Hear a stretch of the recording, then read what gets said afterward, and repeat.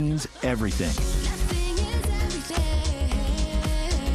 Ask your doctor about Skyrizi, the #1 dermatologist-prescribed biologic in psoriasis. Visit Skyrizi.com or call 1-866-SKYRIZI to learn more.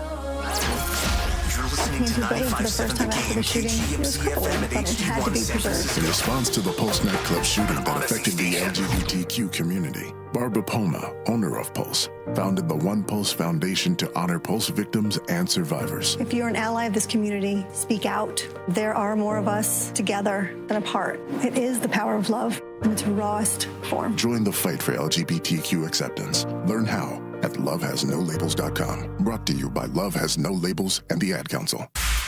You're listening to 95.7 The Game, KGMZ-FM and HD1 San Francisco on Odyssey Sports Station and the home of the Golden State Warriors and Valkyries. Always live on the free Odyssey app and now coming to you live from the Laughing Monk Studios. Hey, it's Willard and Dibs for Safeway. Enjoy these amazing deals for Safeway members. And as always, save up to 20% weekly on hundreds of exclusive offers with For You on the Safeway app. Here we go. USDA Choice Boneless Beef Tri-Tip Roast Untrimmed Twin Pack, just $6.99 per pound. Pairs well with Decoy Cabernet Sauvignon. What doesn't? 750 milliliter bottles for just $15.54 each, or mix and match 6 or more for just $13.99 each, plus CRV. Exclusive digital coupon on a dozen Lucerne cage-free eggs, large grade AA, just $3.97 each, limit 1. Did you say a dozen eggs? I said a dozen eggs. For $3.97? I did. Excellent. Excellent. Another exclusive digital coupon on Lucerne chunk or shredded cheese, 32-ounce selected varieties, just $5.97 each, limit 4. All right. The app is simple to use, makes it easy to save money. Go to Safeway.com for more details, and we'll see you in the aisles. Experience hands-on automotive history at Cars in the Park on Saturday, September 13th at History Park in San Jose. See restored classics that once roared down America's earliest speedways and watch skilled mechanics assemble an authentic Ford Model T right before your eyes. Cars in the Park offers activities for automotive enthusiasts of all ages, and children under 5 attend the event free. Adult tickets start at $5. Visit historysanjose.org for more information. Come into Freeman's Appliance in Pleasant Hill, September 26th through the 28th for their fall clearance sales event. Take advantage of factory direct prices, one-of-a-kind opportunities, special pricing on floor models, and convenient financing. Save on new appliances from trusted brands like Miele, Bosch, Electrolux, LG, and Maytag. Visit Freeman's Appliance in Pleasant Hill for their fall clearance sales event, September 26th through the 28th, for the best time to save on new appliances for your home. For full details, including terms and conditions, visit unlock.com/legal. Call 1-888-780-6854 to speak with a representative today. Actor Portrayal. Terms and conditions apply. Not available in all states. Hey, homeowners, can I get a minute of your time? If you need cash but don't want another loan, I've got the perfect solution. You can access up to $500,000 of your home's equity without monthly payments or interest ever with Unlock. This isn't a loan. It's a home equity agreement. With Unlock, you may qualify for cash today in exchange for a share of your home's future value. No debt, no extra bills, just financial flexibility on your terms. Use the money however you want. Home improvements, paying off debt, investing, or boosting your retirement savings. Unlike HELOCs, home equity loans, or cash out refis, there are no monthly payments. No stress. You've built this equity. Now it's time to use it. Go to unlock.com for more information. Don't wait. Call 888-780-6854 to unlock the equity in your home and get up to $500,000 in cash with no monthly payments and no interest ever. Call 888-780-6854. 888-780-6854 or visit unlock.com. That's unlock.com for more information. Americans pay about $5 billion to control termites and repair their damage every year. Many people underestimate exactly how much damage they do. Call Pacific Coast Termite today at 800-PACIFIC for a free home inspection. Certain restrictions apply. No tenting, though. No double bagging your food. No pet sitting.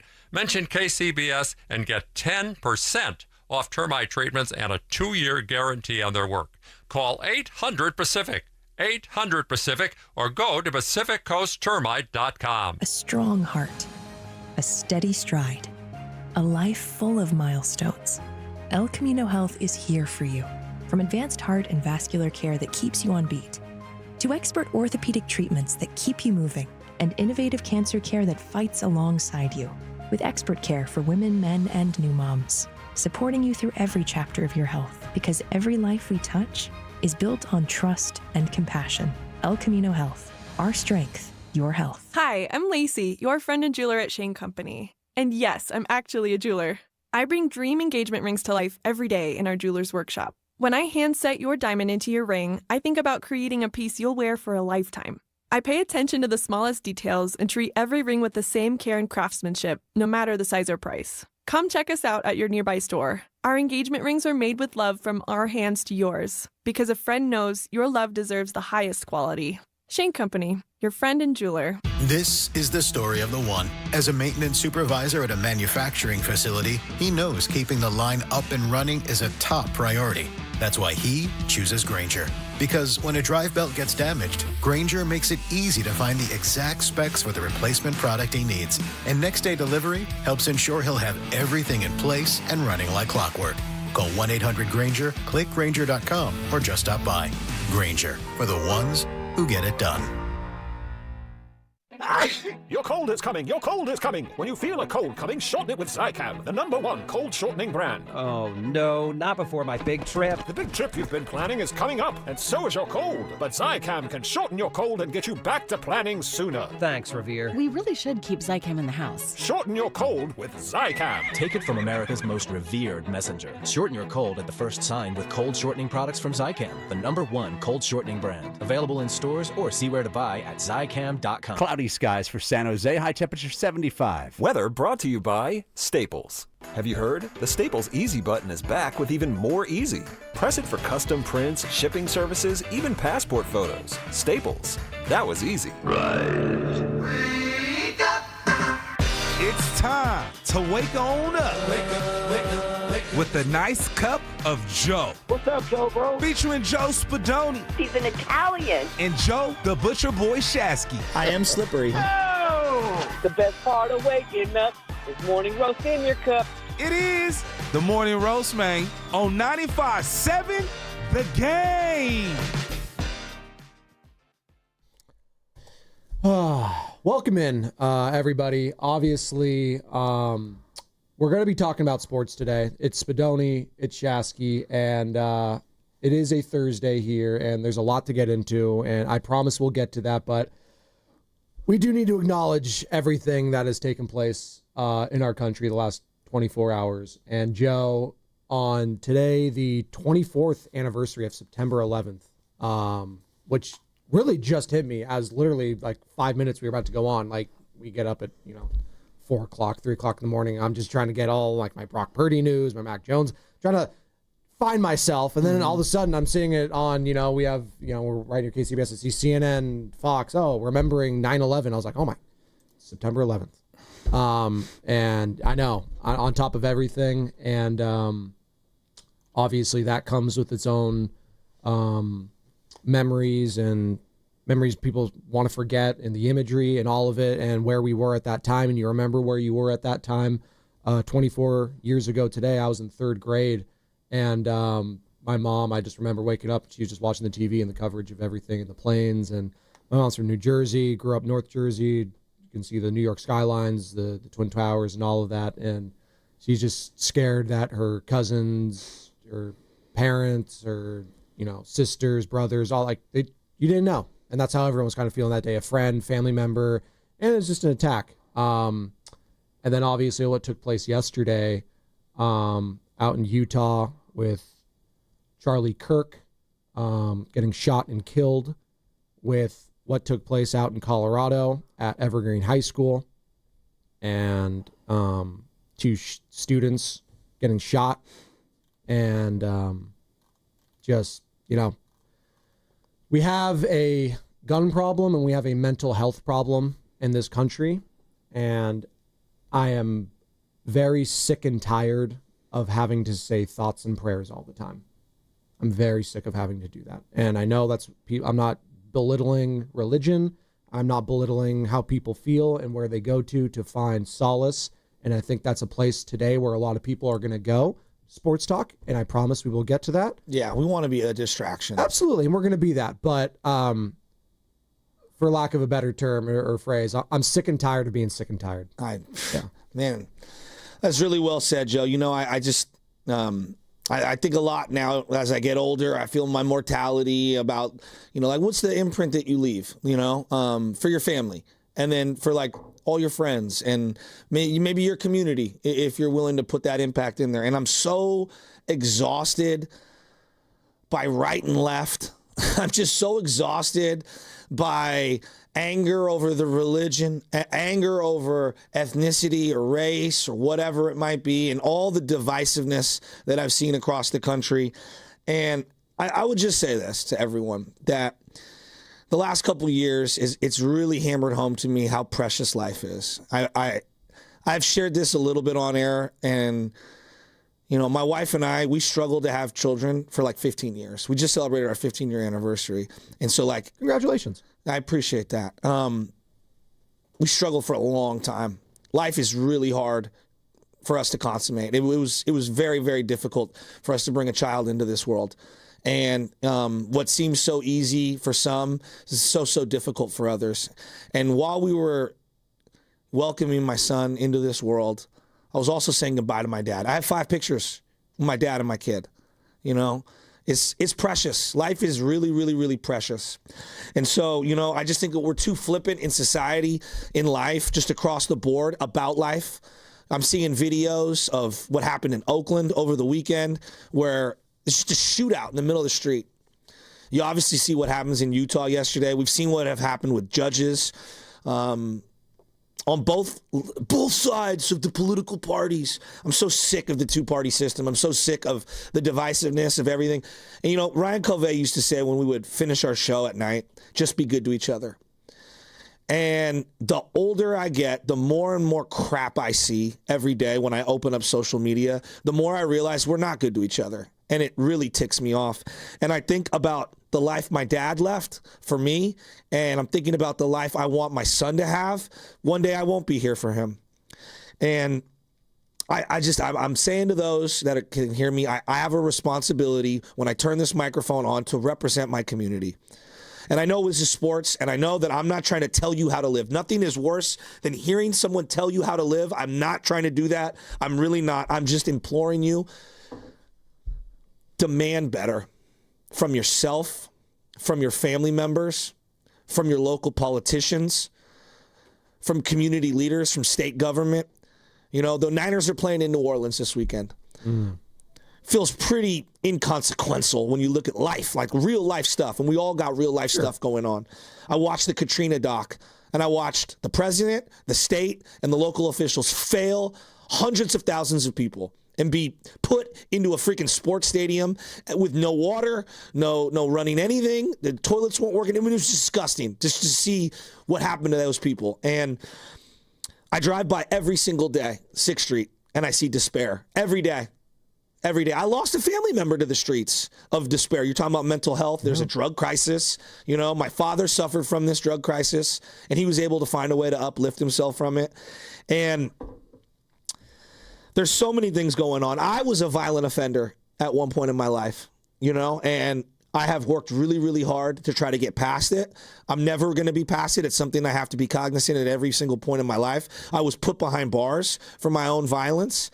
And I go back to my son, and I go back to 2 little kids that don't have their father. And I tell you that, once again, life is extremely precious. I'm not asking you to believe in one thing that I believe in or everything I believe in. I just think we have been arguing on the margins of the extremes for too long, and we're all sick and tired. And when I go out into the world, I coach. Last night I was at a huge fundraiser for our community to try to do something right and try to help the kids.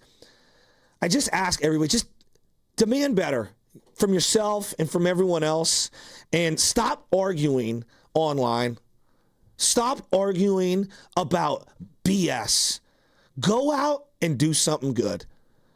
Now, some people have bigger platforms and bigger opportunities to be able to do it. But I just think at the end of the day, when you see how flippant we treat life and you see people that clearly are just disturbed and they're killing people on buses, or yesterday in the Tenderloin, someone got shot.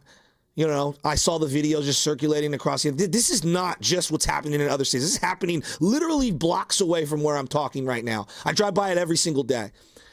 And it makes me sick. And again, I lost a family member in that same exact corridor that I talk about. So we just got to be better. And I try to wake up every day and I'm like, what am I going to do to make it better? And I try to volunteer and I try to get back. And I'm not perfect at all. I'm not. I make a lot of mistakes. I do a lot of terrible things. I've done a lot of terrible things and I try to own up to them and move on beyond them.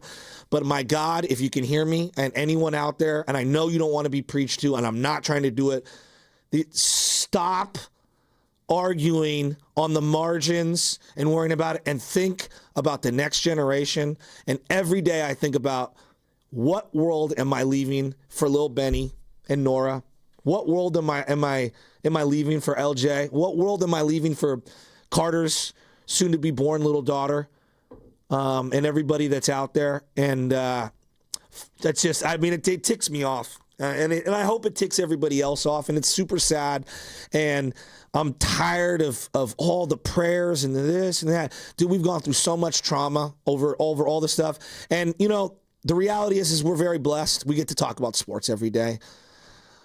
But when real life stuff happens, all the BS we argue about is Shanahan good, and Nick Bosa is throwing the DC under the bus. It feels so inconsequential. Just wait till we get to Brock Purdy's big toe, people. Just wait. But the last thing I say is this, Joe. And again, I'm not perfect. I'm not even educated. I'm not someone who's... I got kicked out of high schools because I was a bad guy, and I try to be better, and I try to repent for those things, and I try to give back. I do. I really do. You got your degree. You get one back. You did it. You finished. Yeah, I know, but I'm just saying, like, I nothing bugged me more, especially during COVID, when people would tell you how to live your life or tell you what you should do or didn't do, and, like, that's up to you to decide, right? And I guess I would say just, like, demand more from yourself. And I think about what the people that frame me, and not everyone has these people in their lives. They don't have positive influences, male, female, older, younger, it doesn't matter. But my Uncle Jeff, my Uncle Jim, my Uncle Matt, there were certain people that were not my dad that we would sit down and we would talk. We would talk, and I would pick their brain, and they would pick my brain, and we would be over the campfire, or maybe we would just be having drinks when I was drinking, and we just talk about life. And we maybe don't agree on everything, but at the end of the day, we would hear somebody out, and maybe we would walk away from the conversation with more perspective. It doesn't mean you have to believe in everything that someone says. And so I know we spent probably more time than people want because this is sports and sports and sports. But I feel an obligation, and I will for the rest of my career.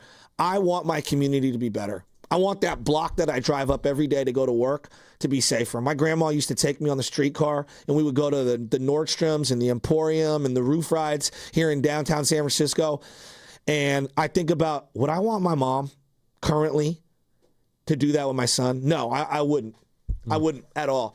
And that's unacceptable. And I think when I get back to everything, the adults in the room, we got to demand better, and we got to lift our standards of what's acceptable in society and stop arguing and start volunteering and helping and doing all the things that we possibly can. And so, look, I don't want to preach to anyone. I just felt like there was an obligation as I wake up my community every day that I love. I truly do love. And I did we were trying to raise money for these kids so they have after-school programs. Hey, how'd that go last night? I saw you and Bonte. You guys had the tuxes on. Was Carter there? Was he wearing a three-piece suit? No, Carter was not there. Oh. Carter was not there. And he was in Tahoe? No.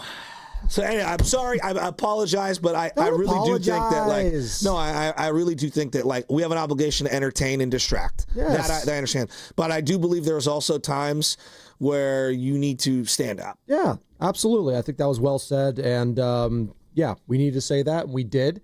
And not that we're just going to move on. All right, Brock Purdy's toe. But, that's what, life, in a way, unfortunately, it sounds cruel. And we've all dealt through tragedies or anything in our life. Life goes on. And that's what we're going to try to do. We're going to try to do our show today as the best as we can and put a smile on people's faces. I didn't know, Carter, you're going to be girl dad? Girl dad over there? Yeah, I'm like Kobe. Dude. Congratulations. That's awesome. Did I break that news? I'm so sorry. I think you might have. I didn't know. Yeah, I think you can.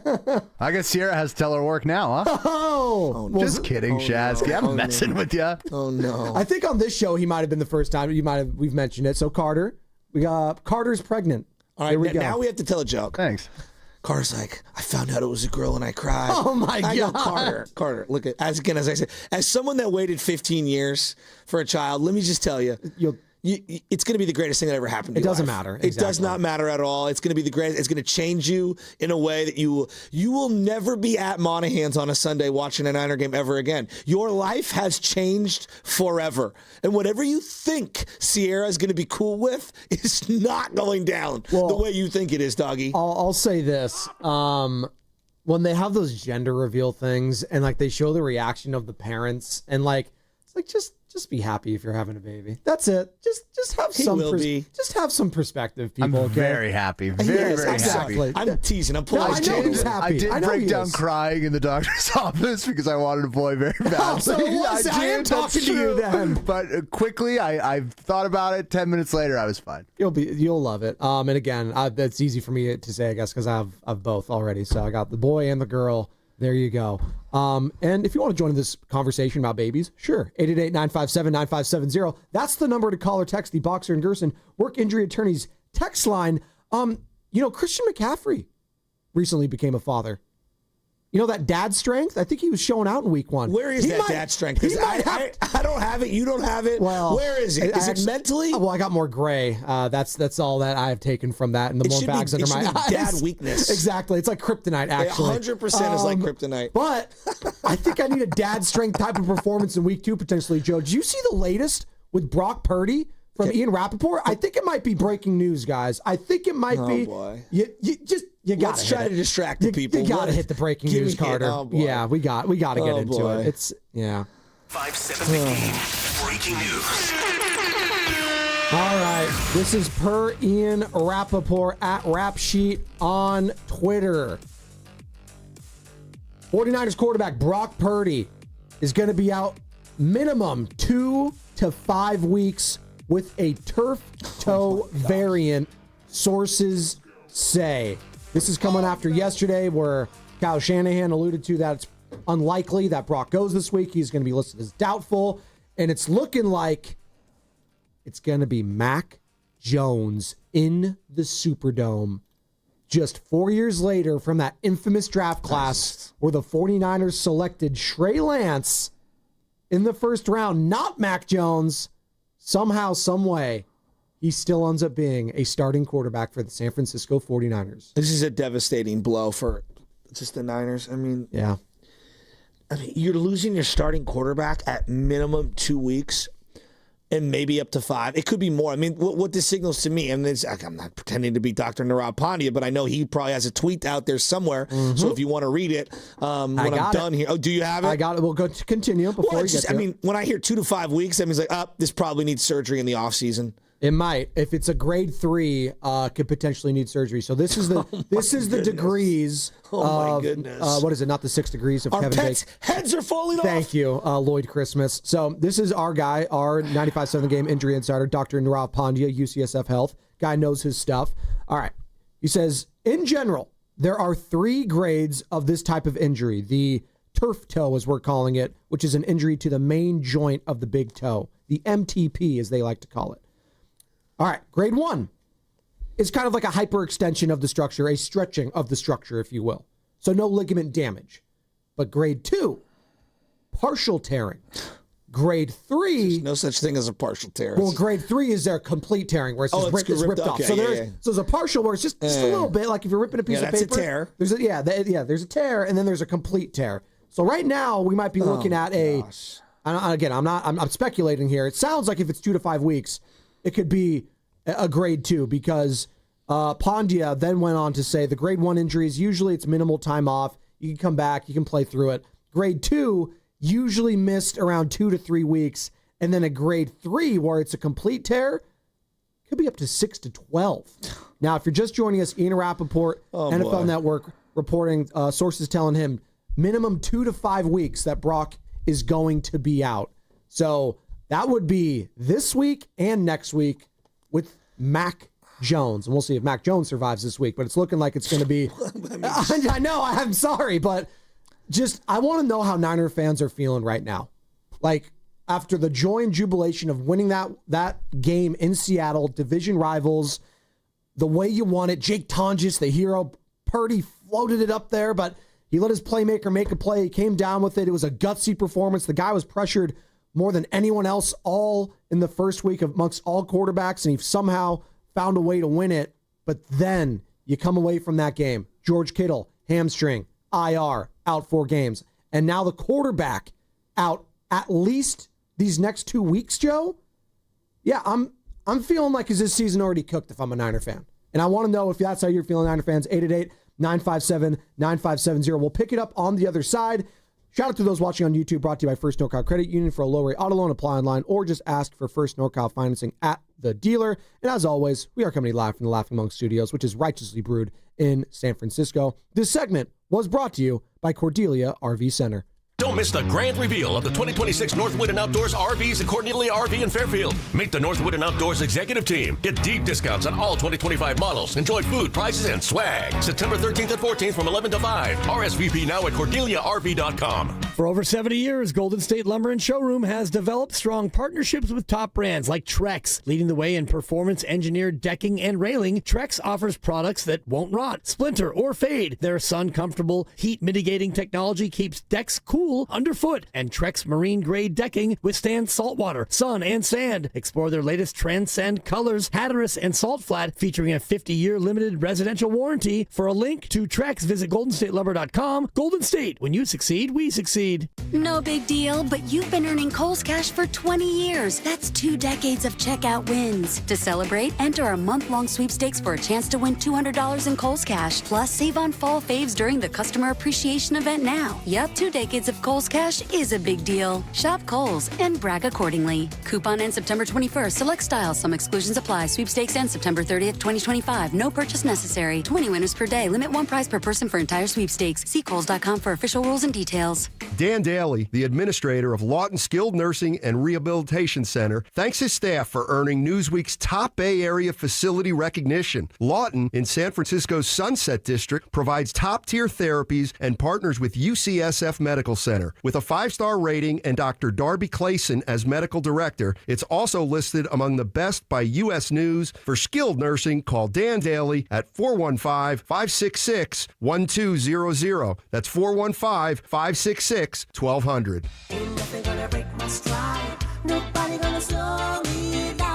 Don't let pneumococcal pneumonia break your stride. If you're 50 or older, you're at increased risk. So be proactive with Capvaxive pneumococcal 21-valent conjugate vaccine to help protect against invasive pneumococcal disease and pneumonia caused by certain types of pneumococcal bacteria. Capvaxive helps protect against the strains of bacteria that cause about 30% more IPD cases than any other pneumococcal conjugate vaccine in adults over 50, according to national-level CDC stats. Regional variations may exist. Don't get Capvaxive if you're allergic to the vaccine or its ingredients. Tell your doctor if you have a weakened immune system. Common side effects include injection site reactions, feeling tired, headache, muscle aches, and fever. Capvaxive does not protect against all strains. For more information, call 1-800-927-8888 or visit capvaxive.com. Ask your doctor or pharmacist about Capvaxive. Need help paying for your Merck vaccine? Visit merckhelps.com. Sponsored by Merck. 1-877 Cars for Kids. KARS Cars for Kids. 1-877 Cars for Kids. Donate your car today. 1-877 Cars for Kids. Donate your car today. Ready to get rid of that old car? Donate it to Cars for Kids. Call 1-877-CARS-FOR-KIDS to reach a friendly live agent. Donation's super easy, and your car can be picked up as soon as tomorrow. Call us now, 1-877-CARS-FOR-KIDS. That's Cars with a K to donate your car today. 1-877 Cars for Kids. KARS Cars for Kids. 1-877 Cars for Kids. Donate your car today. Did you know you can donate real estate too? Go to carsforkids.org. That's carsforkids.org. At Big O Tires, now through September 28th, get $40 to $60 in rebate savings on sets of 4 Michelin tires. Plus, Big O Tires will match up to $60 in instant savings. Installation required, disposal fees extra, not good with other offers. See Big O dealer for details. All guests on 95.7 The Game appear on the River Islands guest line. Warriors head coach Steve Kerr now joining us on the River Islands guest line. Joining us right now on the River Islands guest line, none other than Steph Curry. River Islands in Lathrop is the best-selling master plan community in all of Northern California. With its lakes, parks, trails, and collection of new home neighborhoods, the good life can be your life. Isn't it time for you to discover the islands? Week 1 is in the books as the football season is in full swing. No matchup in Week 2 is bigger than the rematch of the big game from last season. Philadelphia will travel to Kansas City in hopes of proving that they're still atop of the league, while Kansas City hopes to get revenge. Who will come out on top in this rematch to get their season on the right path? It's Your Journey is brought to you by Hyundai. The Hyundai Getaway Sales Event is going on now. Get deals so right, it almost feels wrong. Don't miss out. Visit your local Hyundai dealer today.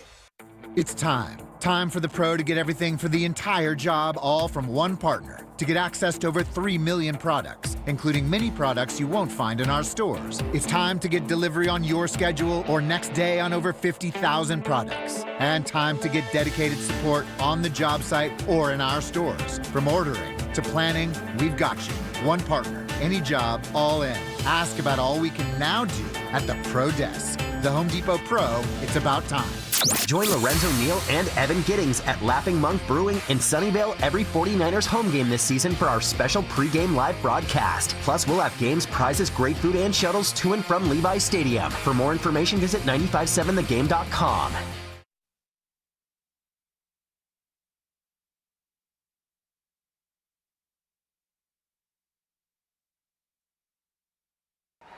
With the 15th pick in the 2021 NFL Draft, the 6-time world champion New England Patriots select Mac Jones. This is Matt Steinmetz, and you're listening to The Morning Show with Spadoni and Shasky. This ought to be good. Something about going from the Mac Jones pick to Steiny really made me laugh this morning. I don't know why. Mr. Vape Pen? Oh, you know how like Jeezy's the snowman? Yeah. Steiny's the vape man. Vape Nation, baby. There we go, right there for the YouTube audience. Vape Nation. You're new Steiny. You smoking weed now. I needed a laugh. We needed a distraction. By the way, we got Mia O'Brien joining us in about 30 minutes. Did you just go Irish on me? I did just a little bit for it. Just for you, Joe. I know that little Irish part of you gets a little excited. Who is Mia O'Brien? Well, she covers the Jaguars down in Florida, and she works for ESPN Radio, so she knows her stuff. And she followed, more importantly, Mac Jones last year when he started a bunch of games for the Jacksonville Jaguars when Trevor Lawrence obviously got hurt, Joe. So we'll get the lay of the land of Mac Jones and how he looked last season, why he is over here now. Obviously, they had a regime change. Doug Peterson no longer there. They had to bring in Liam Cohen, got a new backup. I don't even know who the hell their backup is down in Jacksonville now, nor do I care, but I care about how Mac Jones looked last year in legit regular season action. And it looks like if you're just joining us, according to Ian Rappaport, NFL Network, Brock Purdy going to be out at least 2 to potentially 5 weeks with that turf toe injury. Mac Jones looking like he is starting this week in New Orleans. There are so many more educated individuals who talk on air who have a wide range of vocabulary. But I want to use a word, and I'm not doing because, like, for example, Evan is extremely smart. He likes to use all these words I've never heard of, and then, no, he does. And then, Evan Giddings? And then I have to, like, Google it and, like, figure out what the word is. And it's like, oh, you could have just said pumped or, like, I'm psyched or whatever. You know what I mean? But that's fine. Love you, Ev. One pump wonder. Might be Evan and Guru or Evan and Steiny at 10 to 2. I don't know. It's a mixed bag. We'll find out in 3.5 hours. Here's the word, though. Here's the word. I'm befuddled that we're here in week 2. How? It's a very expensive word. It's a pretty basic word to me. I'll tell you. How are we here? How? It's week 2. You didn't invest in your offensive line. Sorry. Like we all expected Trent Williams, and I did too. And shame on me. Shame on Joe Spadoni for thinking that last year was just, Trent wasn't there for training camp. He had some personal stuff going on, and I just kind of poo-pooed the entire last season as, he'll be fine. That's not Trent Williams. Trent was bad last week. The Hall of Fame left tackle. Listen, He's still a Hall of Famer. But Hall of Famers eventually turn into non-Hall of Fame players. Like Jason Peters is a Hall of Famer, Joe. Yeah. Like Jason Peters when he was 38, 39, 40, 41 years old was not the same guy. No. No, he was a Band-Aid player. Like, hey, you could bring him in if you needed a spot start for a couple weeks. But that can't be the entire season. Like, if that's what is to come going forward, good luck, Mac Jones. We might be going on to, I don't know, Adrian Martinez, who's on the practice squad. Exactly. Now, my third string rant from 3 or 4 weeks ago. Mike White, that's another guy they're working out, I guess. Mike White, yeah. The White Stripes? The White Stripes. Oh, my goodness. No, wait. It's Jack White. Not White Mike, your friend, but Mike White. White Mike thinks he can play corner, can play wide receiver. Might need him to. I'm just so befuddled. Like, we couldn't get through 60 minutes. And we lost our starting quarterback, who we gave $150 million to. And we lost our starting tight end, who we extended. Juwan Jennings got hurt, and you gave him a couple extra million in incentives. I'm befuddled. I'm so at a loss for words on this one. And now I'm asking myself, week 2, and I feel hopeless. How's that even possible? Well, is that how Niner fans are feeling right now? Do you feel like Shasky feels? He feels hopeless about the 49ers injuries situation. 888-957-9570. Listen, I'm not telling you can't feel it. You still have some key players that are healthy. I'm trying to do my best here, guys. I've got Christian McCaffrey. Who knows if it's hanging by a thread when it comes to the legs? Oh, by the way, he needs like the workload this week. Sorry, he does. Like, I know it sounds insane. We need to monitor his workload. No. I need Christian McCaffrey to have like 30 like touches this week. All right? I need it. Sorry. Joe, that would be the final nail in the coffin is CMC. I don't even want to say it. You know what? You know what? Sorry. This is football. We need to lead on our workhorse. Stop it. This is out of control. And now we will get into how many years they've lost their quarterback. It sabotages seasons. You can go a couple weeks with Mac Jones. Maybe you split, right? Maybe you split. 5 weeks? If we got to go 5 weeks, I think we're in big trouble. Mac Jones, let's pump the brakes here. Mac Jones has quarterbacked a team in the regular season to the playoffs. He's a solid backup, okay? No. As a starter, he took a team to the playoffs. I don't scoff at that, Joe. As a rookie, he did that. Now, they protected him. It was Josh McDaniels' New England. It was different. But if we all agree that this is a quote-unquote softer schedule... No. Right? See, I don't have to okay, you don't have to. But I'm saying that, and a lot of other people are saying that. This is a soft schedule. But these are still guys on the other team who drive big cars and live in big houses. I understand that. It's also Spencer Rattler and Kellen Moore, and I'm still taking the 49ers to win this week. Maybe it's the line has shifted, and I'm sure it has. You're not losing this week to Spencer Rattler and Kellen Moore. You're not. Can't happen. Why are you doing this? What? Why are we doing this? Because I've seen Nick Mullins. Other teams. I've seen C.J. Beathard. Shanahan could win this game still. Pro sports, anyone can beat anyone. Yeah, that's how it works. Yeah, I know. I was there for P.J. Walker and the Cleveland Browns. I understand all of that. I understand that, Joe. But this is why you pay Kyle Shanahan the big bucks, to figure this thing out. You're laughing. But you've seen it in the past, whether it's Trey Lance, whether it's C.J. Beathard, whether it's Nick Mullins. He could still win with Mac Jones, who I think is better than all of those other quarterbacks. Can still win is a far cry from they're going to beat the Saints. Would you agree with me at this? They might not, but I still think they're going to. Remove Mac Jones from the equation. And just the Niners heading into the year, we all would agree. Things had to bounce their way to win double-digit games. It wasn't going to be a cruise fest, right? We're not talking about the 94 Niners. We're talking about the 2025 Niners. It could be a roller coaster. Okay. Some ups and downs. So now you lose your franchise quarterback who is pretty freaking mobile, and you're replacing him with a guy who's not mobile, and we have more injuries across the board. You're out your Hall of Fame tight end who you've dubbed the number one wide receiver on the team. I mean, he's a weapon in both the run and pass game. Well, he was the number one receiver on this team last year. All right. Yes. And you're out Juwan Jennings, who had close to 1,000 yards last year. And you're relying on a bunch of guys we've never heard of. Kendrick Bourne, familiar with Mac Jones, back in news. You can scoff. Knows the system, familiar with the quarterback. Continue. Kendrick Bourne last wore a Niner uniform like 7 years ago. Yeah, but he was most recently a Patriot and played with Mac Jones. So that's why they did bring him in for the connection there. So if you need a wide receiver 3 spot start this week. Where was Kendrick Bourne recently? See.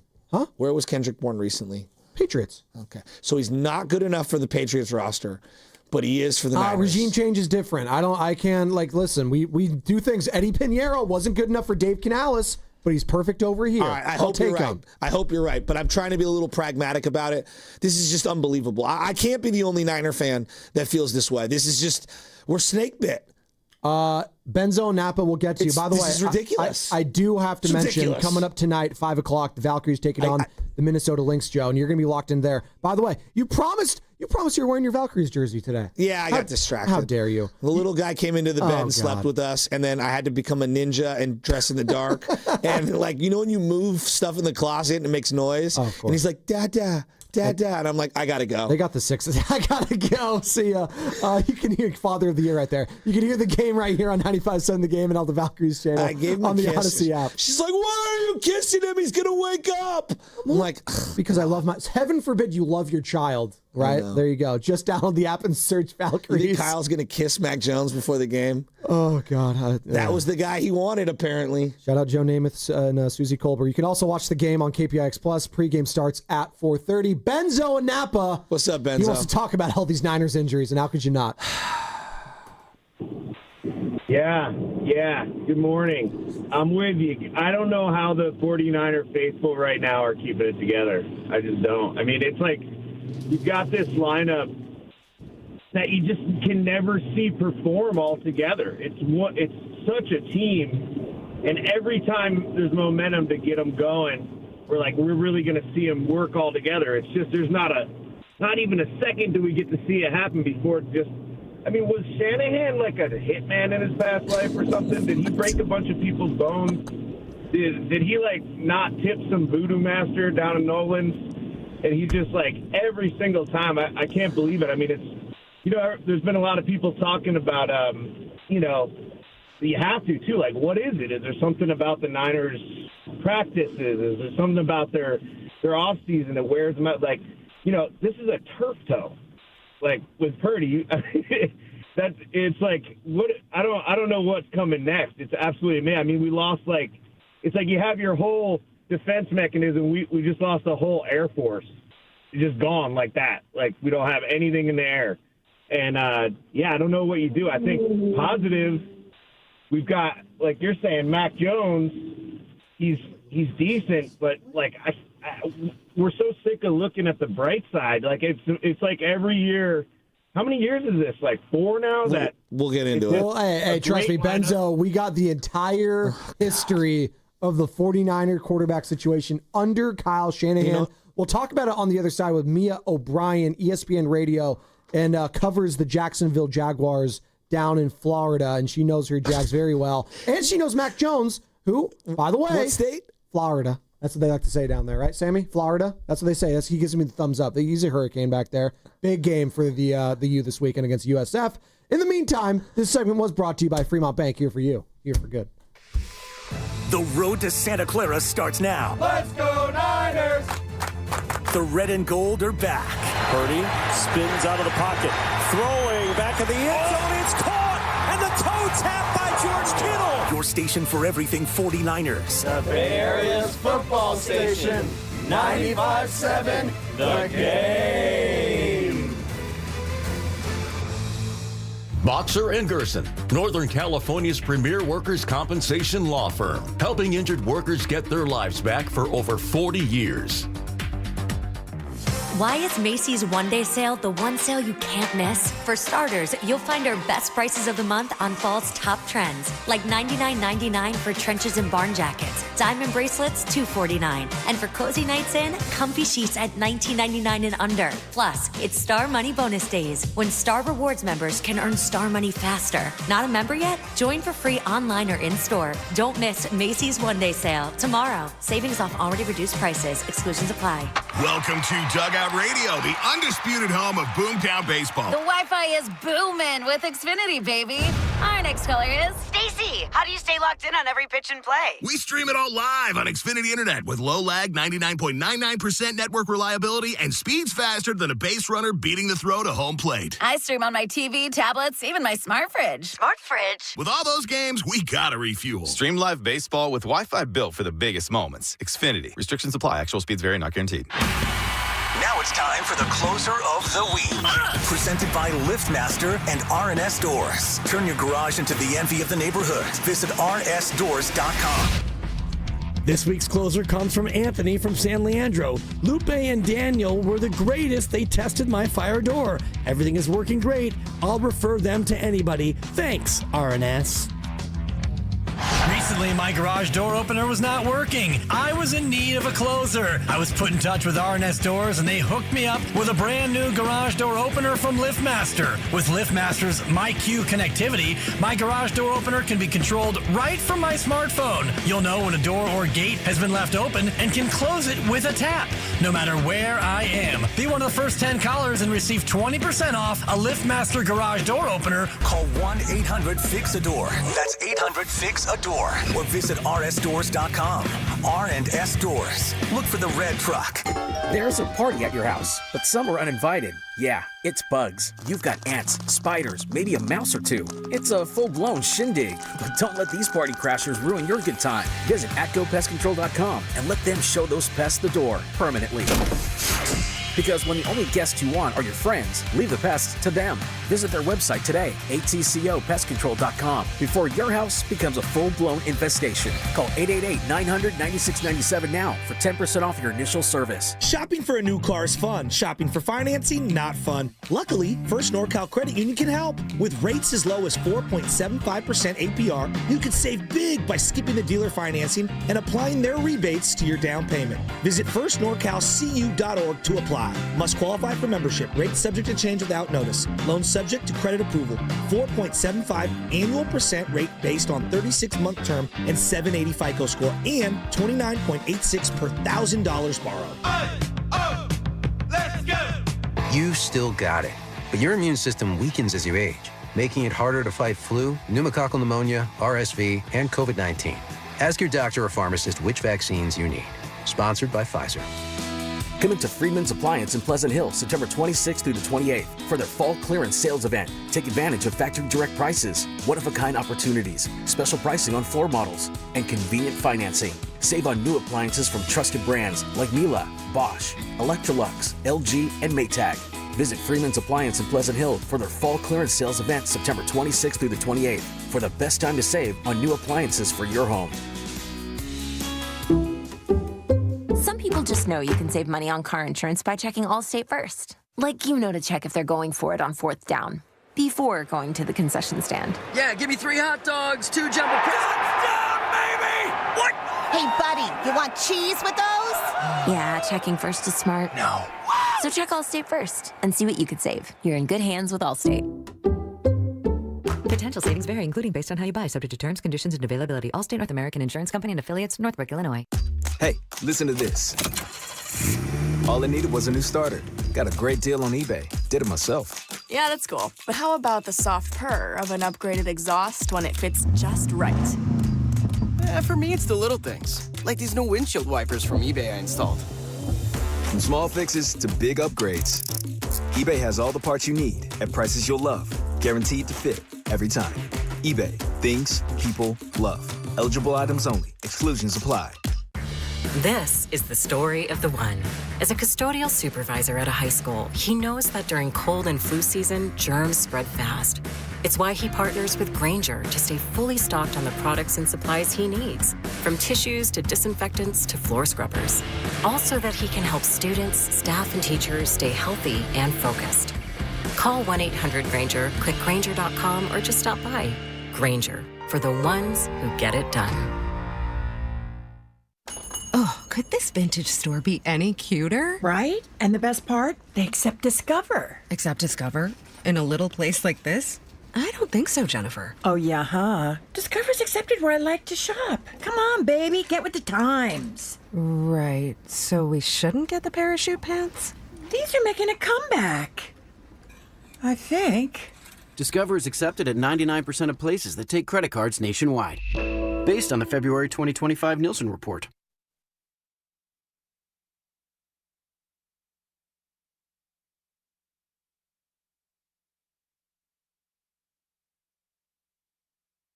I mean, was Shanahan like a hitman in his past life or something? Did he break a bunch of people's bones? Did he, like, not tip some voodoo master down in Nolan? And he just, like, every single time, I can't believe it. Yo, what it do? It's your boy Pilo, and this is the Morning Roast with Joe Spadoshi and the Butcher Boy. Let's go. What's up, Pilo? That's a great call from Benzo and Napa. My dad, Bob Spadoni, always used to say, just under his breath, whenever like something bad would happen to one of his teams, whether it was the Giants all those years, Raiders, whatever, snake bit. He would just say it. Hell, we would pull up and just hit traffic down in the Monterey Peninsula. He'd just say, son, I'm snake bit. I don't know what to tell you. That's what the 49ers feel like right now, and the fans, when it comes to injuries. Brock Purdy, if you're just joining us, the latest from Ian Rappaport, NFL Network, 2 to 5 weeks he is going to be out due to the turf toe injury. And that leads us to Mac Jones, who we'll discuss with Mia O'Brien in about 10 minutes. You're going to be like, well, Mia O'Brien, who's that? Well, she's really freaking good, first of all. We actually talked to her last year, Joe. Remember, after all the Brandon Ayuk stuff was going on and the Jaguars, all these different teams were kind of like sniffing around, and the Jags were potentially one of those teams trying to trade for him, pair him up with Trevor Lawrence. They said, obviously, no, and that didn't happen. But we had Mia O'Brien on to talk about it. We'll have her on again to talk about Mac Jones, who started a handful of games for the Jags last year when Trevor Lawrence went down. So right when you guys came in this morning, you're like, did you see the Ian Rappaport thing? I go, no, I did not. I thought when I saw the report, what was the report exactly from Ian Rappaport? So it's going to be 2 to 5 weeks. You want to hear it? Yeah. I have it right here. Let's play it. Play it. So this is Ian Rappaport this morning, NFL Network, on Brock Purdy's injury. Kyle Shanahan telling reporters yesterday that Brock Purdy is a long shot to play this week. It could be a multiple-week injury. My understanding is that Brock Purdy is out 2 to 5 weeks. 2 to 5 weeks for Brock Purdy with what is essentially a variant of turf toe. It is a ligament injury that affects the bottom of his foot. Call it turf toe if you want. That's basically what Kyle Shanahan has said. But 2 to 5 weeks for Brock Purdy, which would put him out at least the Saints game this week, the Cardinals game next week, and then we'll see. It is swollen. It is irritated. No one knows how it's going to react, but certainly it seems like the 49ers are looking at probably 2 starts for Mac Jones, their backup quarterback, and maybe more. And it's been tough early on for the 49ers, guys. I mean, obviously you had the Christian McCaffrey minor injury to start out. Week 1, he ended up playing. You have George Kittle on IR with a hamstring injury, another battery of injury for the 49ers. A lot of challenges early on. All right, so similar to the way I did the injury with George Kittle, Purdy, if he's out, this game against the Saints, that's 1 week from the injury, which was sustained on Sunday of last week. Correct. The Cards game at home opener, that would be 2 weeks. If he returned for the Jaguar game, he would have to turn around and play 3 days later on Thursday against the Rams. It's a quick turnaround. I know. So, I mean, who knows? You right? putting your tinfoil cap on, trying to think like maybe it's going to be 3, so you can just have him that extra rest a little bit. Thank you. I'm trying to be logical, and I'm thinking to myself, Thank like, you, Spock. Right? Like, if he comes back, you don't want him to re-injure it. If he comes back, you want to make sure he has the prerequisite rest in between starts. Now, look, performance, one way or the other, gives you leeway or no leeway. You know, when Troy Aikman, I know you guys saw the Cowboy doc. I watched it all. Troy Aikman was healthy to come back, but Bernline was playing so well that they didn't want to make the decision to go back to Aikman. Yeah. So, you know, if Mac performs well, maybe that gives them more time, more leeway. If Mac doesn't perform, or heaven forbid he goes down, well, now we're in big trouble. And then I just started thinking, like, there's this whole Shanahan angle to all these quarterback injuries, and I know we'll get into that. There's also a Brock angle. And the reality is, of his last 7 games, he's been injured 4 times. 4? No, that's not me just making stuff up. Just look at the charts. And so it sucks to say it out loud, but the reality is, if the organization, the player, isn't looking at this going, well, I'm getting banged up and I'm missing games.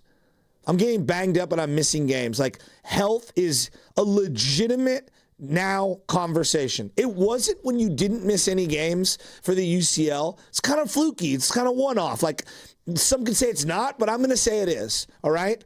But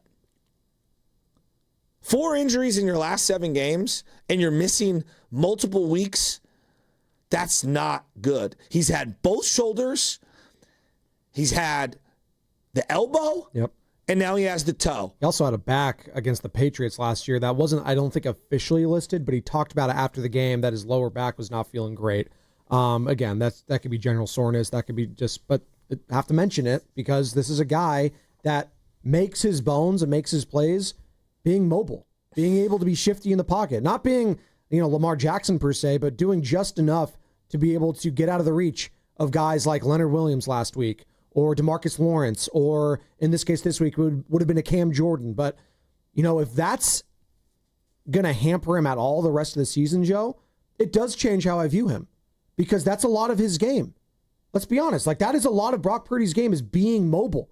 I don't know if he could survive being a 6-foot statue quarterback.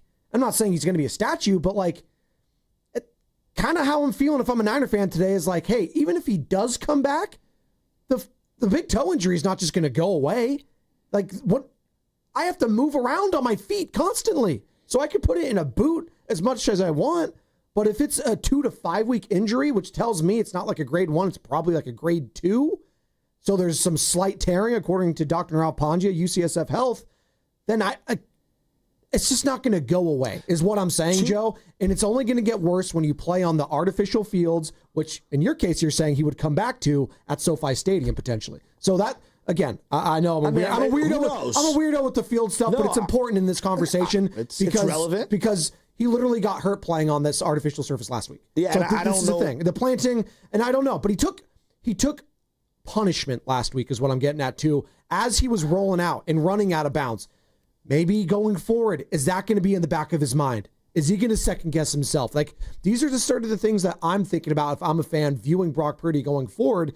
And Brock's going to has to start thinking about his own preservation too. We were talking about with Bonte a couple days ago, Joe, like what made Peyton and Tom so great later on in their careers was their ability, and this is what makes Brock great too, is the cerebrals and identifying early on, oh, this play's blown up. I just need to drop down, throw it in the ground, just not take the punishment. That's why Tom played for 45 years and wasn't able to run at all. It wasn't the TB12 method and the avocado toast people, all right, and the Alex Guerrero method. That wasn't it. It was him being able to identify when and when not to get hurt. That's going to be a big part of Brock Purdy going forward, I think, and knowing when and when not to, take that extra risk and take that extra hit, because I know the guy's gutsy. He wants to put his head down. That's how he made his bones at Iowa State. That's how he got to this position. That's why we love Brock Purdy. But why do you think Patrick Mahomes has kind of tapered it back a little bit at times too? He's been a little bit more like, you know what? We got a great defense. Yeah. I don't need to put myself in harm's way as much going forward. That's why Cam Newton didn't last as long as he did. The guy was so big and he used that to his advantage until it became a disadvantage. He got hurt all the time.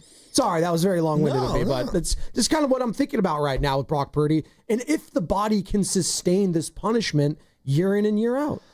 I mean, that's what did in Jeff Garcia. Joe Montana's body gave out on him. Now, very different eras for both those guys.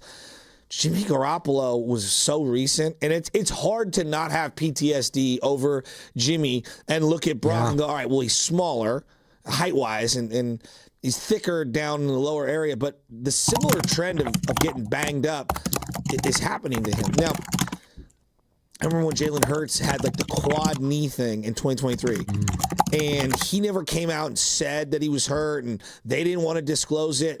It affected his play style. He didn't run as effectively. He's a power runner. I mean, he's an excellent player. But Jalen was not the same player with that injury, and mobility is a huge element of his game. So your point about turf toe and mobility and that being a huge element for Brock Purdy, yeah, and that's a huge separator, is his quick little shuffles to be able to evade a free rusher. And then also just the ability to use your feet to reset him and throw the ball downfield and climb in the pocket or slide in the pocket or drift in the pocket. So this is not good. No. It's not good at all. And we have to start having the realistic conversation, which sucks. We paid another guy, and now he's got a bunch of injury concerns. And we're going to continue to talk about it. By the way, this segment is brought to you by Golden State, serving the Bay Area for 3 generations. When you succeed, we succeed. Visit goldenstatelumber.com. As you're listening to 95.7 The Game, KGMZ FM and HD1 San Francisco, an Odyssey sports station in the home of the Golden State Warriors and Valkyries, always live on the Free Odyssey app, coming to you live from the Laughing Monk Studios. And now we are joined by Mia O'Brien, who's joining us on the River Islands guest line, covers the Jaguars, does a lot of good stuff for ESPN Radio, at Mia O'Brien TV on Twitter. And Mia, good morning. Joe Spadoni alongside Joe Shasky here. And we've been talking about the biggest news of the day, of the last 24 hours, really, in Niner land. It is the Brock Purdy injury, and the latest from Ian Rappaport, he's going to be out 2 to 5 weeks. So that brings us to Mac Jones. And now this is a guy that Niner fans are very familiar with, only because 4 years ago, the Niners made a big trade, Mia, as you know, in the draft with the Dolphins, moving up to the number 3 overall pick in that now infamous quarterback class. And a lot of people, me included, thought, oh, Kyle wants Mac Jones. That's the guy he wants. It's not Trey Lance. It's not Justin Fields. It's Mac Jones. So as I bring you on here, who is Mac Jones now? And how did he look last year filling in for Trevor Lawrence? Let's start with this. Joe number 2, great to meet you. Joe number 1, it's been a hot minute. I don't think I've joined you guys since the Morning Roast got a little bit of a facelift. Shout out to Bonta, though. I think I may have to have him on my pod in a few weeks when the Jaguars and the Niners square off. Although he's covering the Warriors, though. You don't need to do that, Mia. Don't gas up. His head's big enough, Bonte Hill, that you don't need to do that. You're following me on social. I got to give him some love. Oh, is he? Mia, I'm a little offended. I'm number 2, by the way. No, he's number 1. I'm the A chair. Well, Come on. First. He's the butcher boy. He came first. I gotta give it to Jonah. I'm shocked you guys didn't change the name of the show to the Morning Joe. Well, I guess that's copyright, but that's a story. Exactly. Mac Jones. Yeah, great to be on with you boys. Always love hopping on the Morning Roast. Mac Jones. So uniquely equipped to answer that question because, of course, Mac Jones is also from Jacksonville, Florida. Went to the Bowl School, one of the most preeminent private schools in the area and in the state of Florida. Played for Corky Rogers, the all-time winningest high school coach in the state of Florida. Then goes to play for Nick Saban after initially being committed to Kentucky.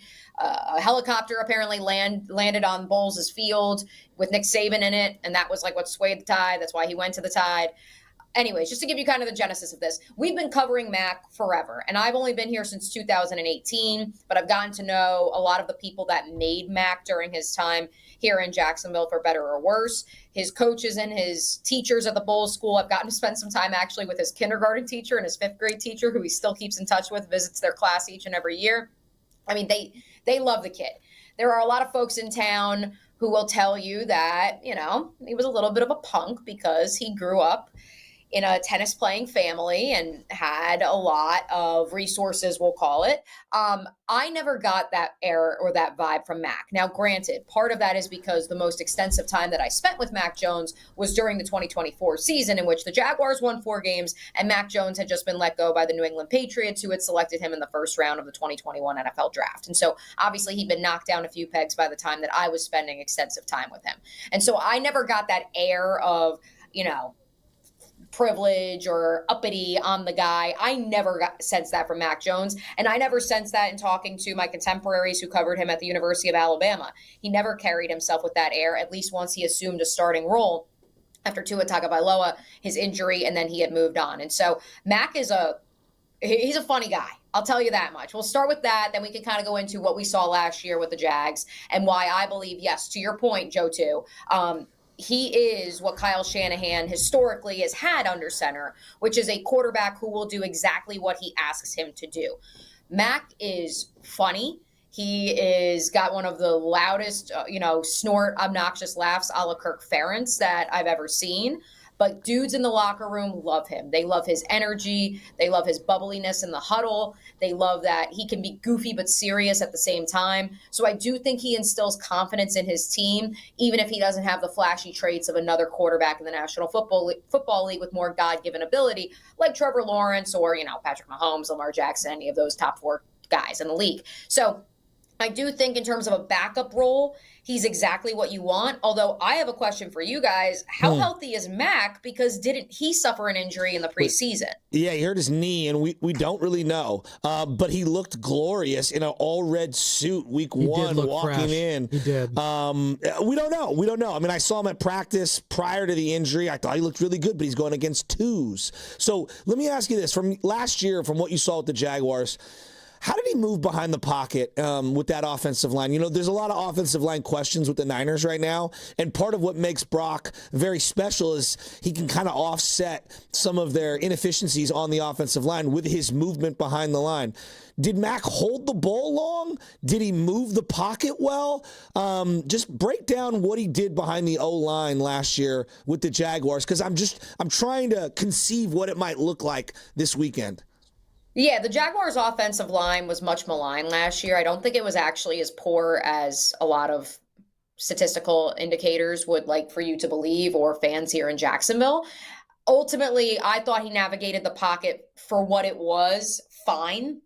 One thing that James Gladstone and Liam Cohen talked extensively about when they got here to Jacksonville was fortifying the inner plate and setting the plate and setting the table of that inner 3 of the offensive line at the center and then the 2 guard positions. Last year for Jacksonville, that was Ezra Cleveland and 2 old heads, and Brandon Scherf and Mitch Morse, both of whom have now retired. And so the Jaguars have fortified that part of their offensive line, and it paid early returns this past week with Robert Hainsey and Patrick McCarry stepping into those 2 spots. With the old heads last year, though, I thought Mac played fine for all intents and purposes. He also, and this is going to be, if I can dangle a little carrot. It's earlier for you guys than me. Good. I should be able to speak right now. That's pretty good. I like that. Dangle a little carrot for Niners fans out there. There's a lot of stats that have people in Jacksonville panicked with regards to the Brian Thomas Jr. success his rookie year, and the fact that 500 plus of his 1,000 plus receiving yards from a year ago came with Mac Jones as the quarterback, not Trevor Lawrence. He really didn't become the focal point of the offense until the midway point, and even then in Trevor Lawrence's 3rd to last game technically against the Philadelphia Eagles, because that was the game he got hurt. I think BTJ had 2 targets total. So it wasn't just because Brian Thomas Jr. hit his stride when Trevor Lawrence had already been hurt and was out for the season. I think it was also because the offensive play calling perhaps didn't recognize that, Brian Thomas Jr. could potentially be a top 5 wide receiver in the National Football League. And so Mac Jones was the beneficiary of that, but to his credit, he made the throws to Brian when he had to.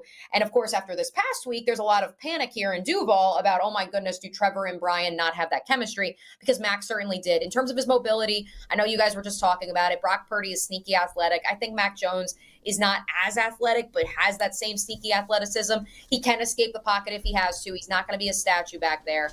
The Jaguars, for all their issues last year, they didn't give up a ton of sacks, and that was something that the previous regime really hung their hat on. And that was also a stat that for the previous 2 seasons, it was this notion of, well, Trevor Lawrence is able to escape pressure, and he's sack-proof, and he helps his offensive line because he doesn't take sacks. But even with Mac under center last year, they still didn't give up a whole heck of a lot of sacks. I don't know, chicken or the egg, if that was because of Mac or because of the line itself. But for all intents and purposes, this team had other issues besides Mac Jones after Trevor Lawrence went down. He was not the problem by any stretch of the imagination. If anything, he gave us a few highlights, and he also gave us some highlights, again, just with his bubbly personality. You should go look up the video of him running the pseudo obstacle course and bouncing a ball at Press Taylor, the former offense coordinator, here's head. That probably was an omen of what was to come. Point being, Mac is one of those guys who's not afraid to call you out on your BS either. And I heard that from multiple people in the building. And I think that matches with the synergy of Kyle Shanahan. Talking with me, O'Brien, here on the Morning Roast.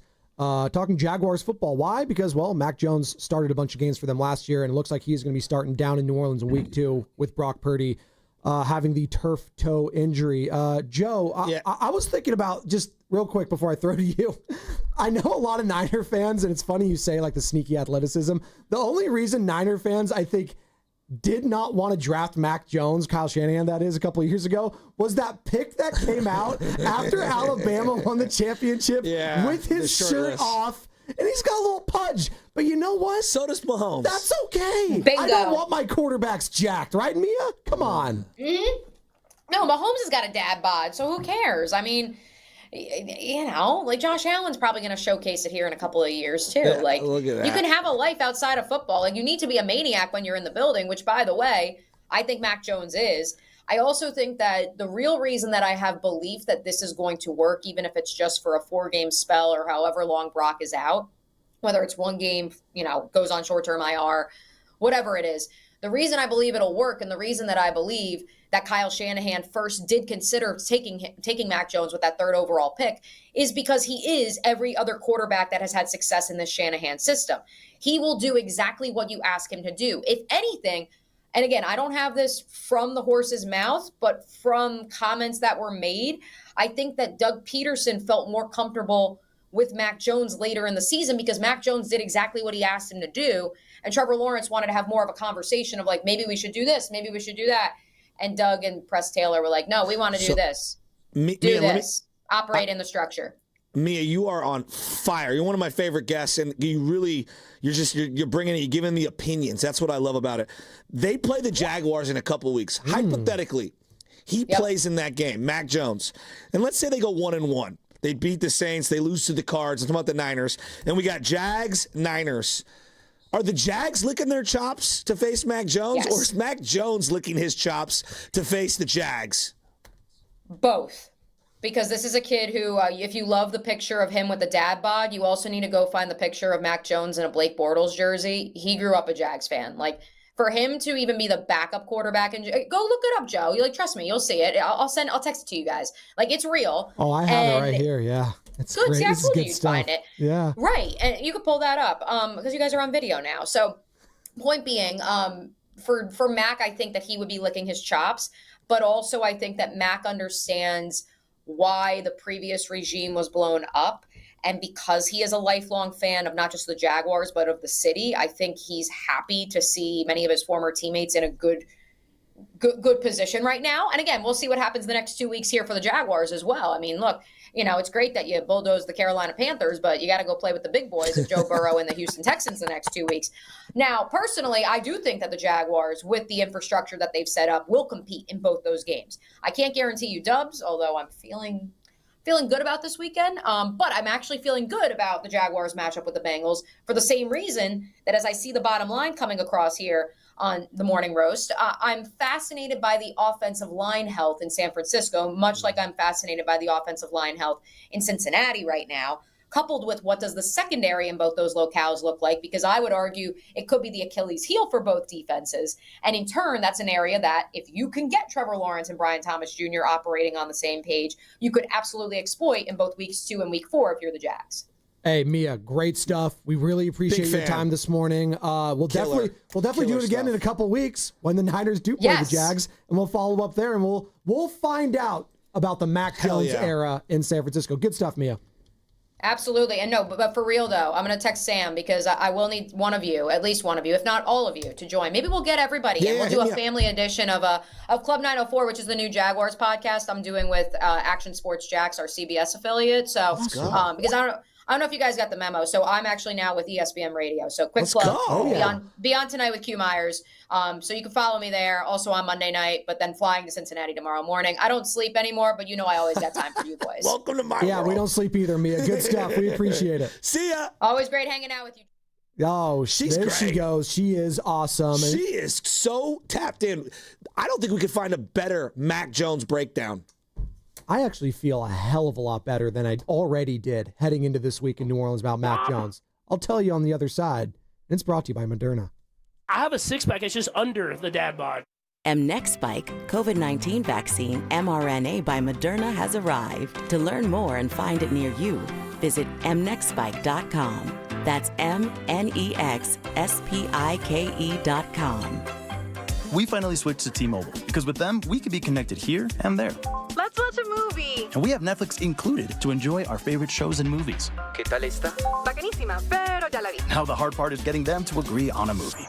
Switch today and get the new Samsung Galaxy S25 Plus with Galaxy AI, all on the best network in the U.S. Visit a store, T-Mobile.com, or call 1-800-T-Mobile. 1-800-T-Mobile. Best mobile network in the U.S. based on analysis by Ookla. Speed Test Intelligence Data 1H 2025. Now at Whole Foods Market, get 20% off air-chilled boneless skinless chicken breast with Prime through September 16th. As always, there are no antibiotics ever. Make a balanced meal with this versatile protein. While supplies last, shop in-store or online. Terms apply. All right, team, it's game time. Blue 42, California Ace scratch right on one. Wait, what play is that? Keep up, man. He said play scratchers for the California Lottery. Oh. With the new Los Angeles Chargers, San Francisco 49ers, and Los Angeles Rams scratchers, it's always a great call. For sure. On one. Ready, set, go! Play the new Game Day Scratchers from the California Lottery. A little play can make your day.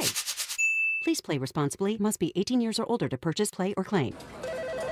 Comcast Business High Five Hotline. What's the state of your excitement? I signed my business up for the 5-year price lock guarantee, and I can't stop high-fiving people. High five! Okay, deep breath. High five. You're in a good place. You signed your business up for 5 years of gig speed internet and advanced security, all on our ultra-reliable network. Gig speeds and advanced security? I'm so stoked. Yep, and you get it at a great rate that's locked in for 5 years. Woo! The high five is just your body's way of saying, I'm winning.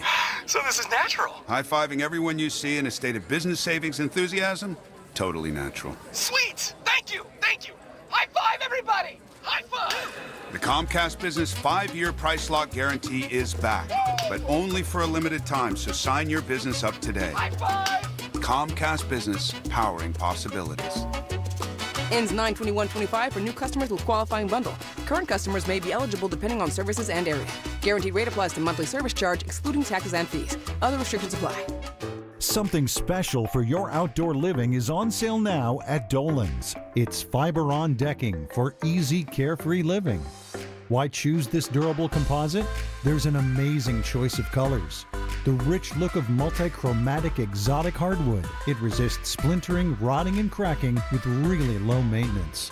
See the colors and learn more at dolanlumber.com. Fiber-on decking. On sale at Dolan's Home Improvement Centers. Okay, Bay Area, I've got a bigger team for you to join. The team that donates blood. Hot Yoga Republic in Mill Valley is teaming up with Vitalent for a blood drive September 25th and 26th. Roll up your sleeves, give blood, save a life.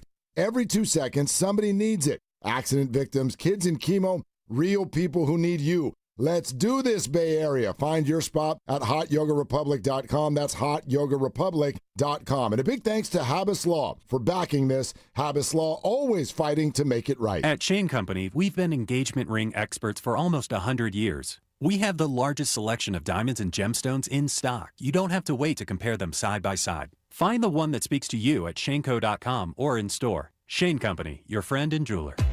If you're 55 or older and into that whole saving money thing, T-Mobile has an exclusive phone and internet bundle just for you. Right now, get 2 unlimited phone lines plus 5G home internet for just $30 each per month with autopay, plus taxes and fees. And with 5G home internet, setup is easy with just 1 cord and no technician needed, which is great if you're also into that whole keeping it simple thing. Switch now and experience the best mobile network in the U.S. Visit your local store to start saving. T-Mobile, it's better over here. Based on analysis by Ookla Speed Test Intelligence Data Q4 2024 to Q1 2025. Ookla trademarks used under license. Unlimited on our network. Customers on voice plan may notice speeds lower than other customers and further reduction if using more than 50 gigs a month due to data prioritization. Video streams and SD on this plan. Home internet pricing after $20 a monthly bill credit plus $5 per line without autopay. Debit or bank account required. See 5G device coverage and access details at T-Mobile.com. You know that expression, put a little spring in your step? Well, whoever said it must have been talking about Glide Step hands-free Skechers slip-ins. Because with Glide Step, you get a pillow-like soft landing, then an explosive takeoff. It makes walking feel effortless. So springy, it's almost like you're floating. And speaking of effortless, have you tried hands-free Skechers slip-ins technology? Just step in, and instantly your shoes are on. No bending down and no touching. Try Glide Step hands-free Skechers slip-ins at a Skechers store, Skechers.com, or wherever stylish footwear is sold.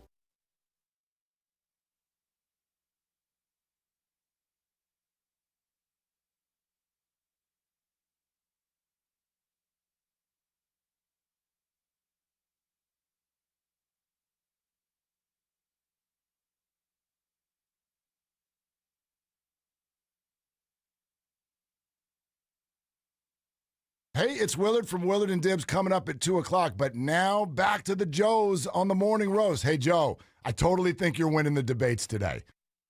Oh, that's funny because he left it open-ended because it could be Joe Shasky or Joe Spadoni.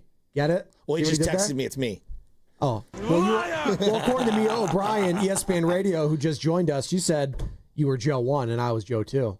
I feel some type of way about that. So if you're just waking up this morning, I feel some type of way. And you flip on the radio, or if for whatever reason you're watching on YouTube and you're like, well, it says Brock Purdy's out 2 to 5 weeks. Well, where did that come from? Oh, I got it. You want to hear it? Ian Rappaport, NFL Network. This morning, right here. Kyle Shanahan telling reporters yesterday that Brock Purdy is a long shot to play this week. It could be a multiple-week injury. My understanding is that Brock Purdy is out 2 to 5 weeks. 2 to 5 weeks for Brock Purdy with what is essentially a variant of turf toe. It is a ligament injury that affects the bottom of his foot.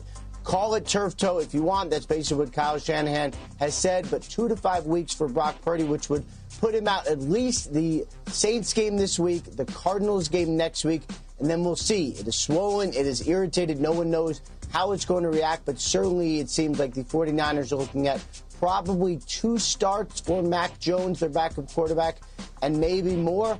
And it's been tough early on for the 49ers, guys. I mean, obviously you had the Christian McCaffrey minor injury to start out week 1. He ended up playing. You have George Kittle on IR with a hamstring injury, another battery of injury for the 49ers. A lot of challenges early on.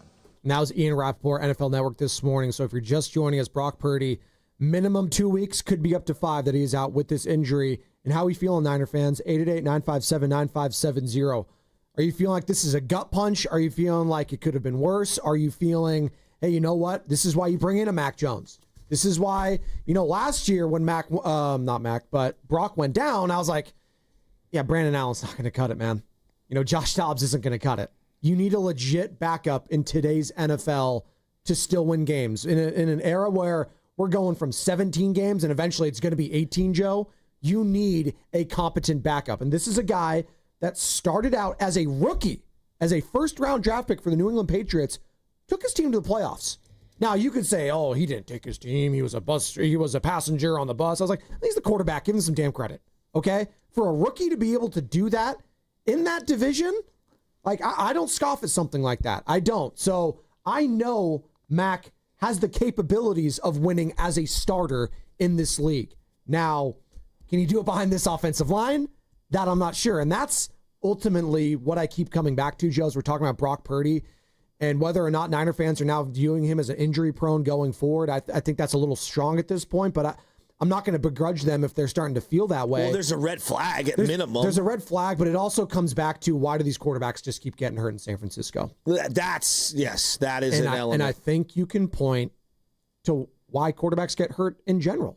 Sometimes it's a fluke. Sometimes it's a Jimmy Garoppolo. He runs out of there and just torn ACL, and that's just kind of a freak play, right? But sometimes, you get a Joe Theismann type of an injury or a Derek Carr kind of an injury where they never recover from them because of a missed block and because offensive line. And I keep coming back to offensive line for this team, Joe, just not being a priority for the head coach. And it hasn't been, and he's spoken about it. And he's almost spoken about it in a way that if I'm a Niner fan, it kind of bothers me. And it's really bothering me this morning. We have some of the comments that he made in years past. We'll grab them with Tim Kawakami, SF Standard, about his whole philosophy about the offensive line and not drafting players in the first or second round. Or, he did. And I know he did with McGlinchey. I know Banks was a high, what was he, second rounder? Banks out of Notre Dame, right? So he's done it in the past, but those guys aren't here. He didn't bring him back.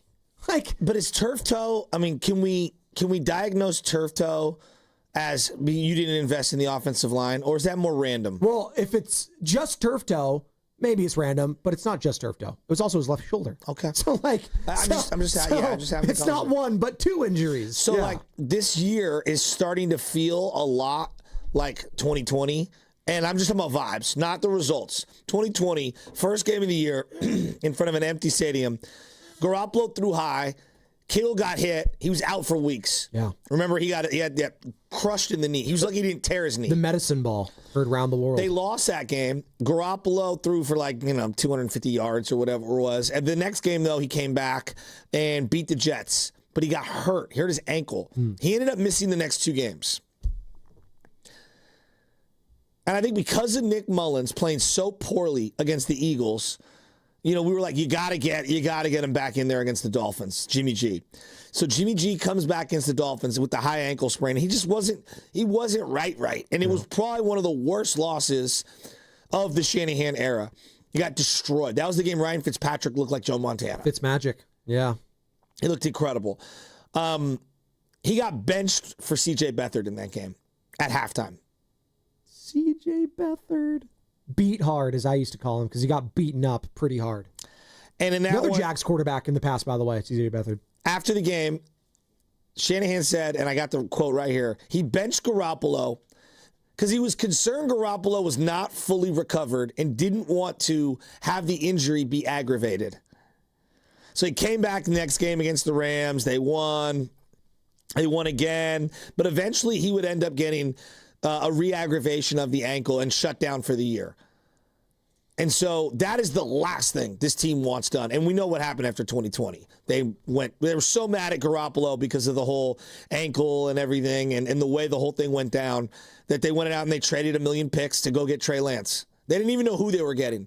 And I thought, could have been Mac Jones. Hell, I have the tweet right here, Joe, as we're talking about it. And it is crazy how life works sometimes. It's insane. That Mac Jones was a guy that maybe the 49ers wanted 4 years ago in that 2021. And I keep calling it the infamous quarterback class because it was dubbed as the greatest ever potentially, and it's turned into a dud. Like, I'm happy for Justin Fields, and we'll see how it goes this year with the Jets. Yeah, but he's bounced around. He's been a journeyman at this point. 14? Something like that. 13? Yeah, like he's bounced around. It didn't work out there in Chicago. And then you've had Zach Wilson, obviously. He's been a bust at this point, being the number 2 overall pick out of BYU. Trevor Lawrence, he's that quarterback class's last hope, if you will. I know Trey Lance is a backup now at the Chargers. We'll see. If he was a fifth rounder like Davis Mills, we would talk about him so differently. Oh, he'd be a backup somewhere. It has not worked out for Trevor Lawrence. I know he's won a playoff game, and I'm high on the upside of him, and I think all of us are tantalized. Yeah. I know you are. He's like 6'3", 6'4". No, he's got movement. He's got a huge arm. He's huge, right? But the guy gets hurt, and he makes boneheaded decisions. Yeah. And I saw him get absolutely crushed against the Niners a couple of years ago. But it's crazy how things work. I got this tweet from Adam Schefter, and I reposted on my Twitter. By the way, you can follow me at Spadoni_Joe. This is Adam Schefter 4 years ago. One of the many reasons why the 49ers traded up to the number 3 spot in this year's NFL draft was their belief that the Patriots could trade up to number 3 and beat them to Alabama quarterback Mac Jones. That's what league sources told ESPN. The Pats didn't, but they still got their man in Mac Jones. That's Adam Schefter. The guy knows his stuff.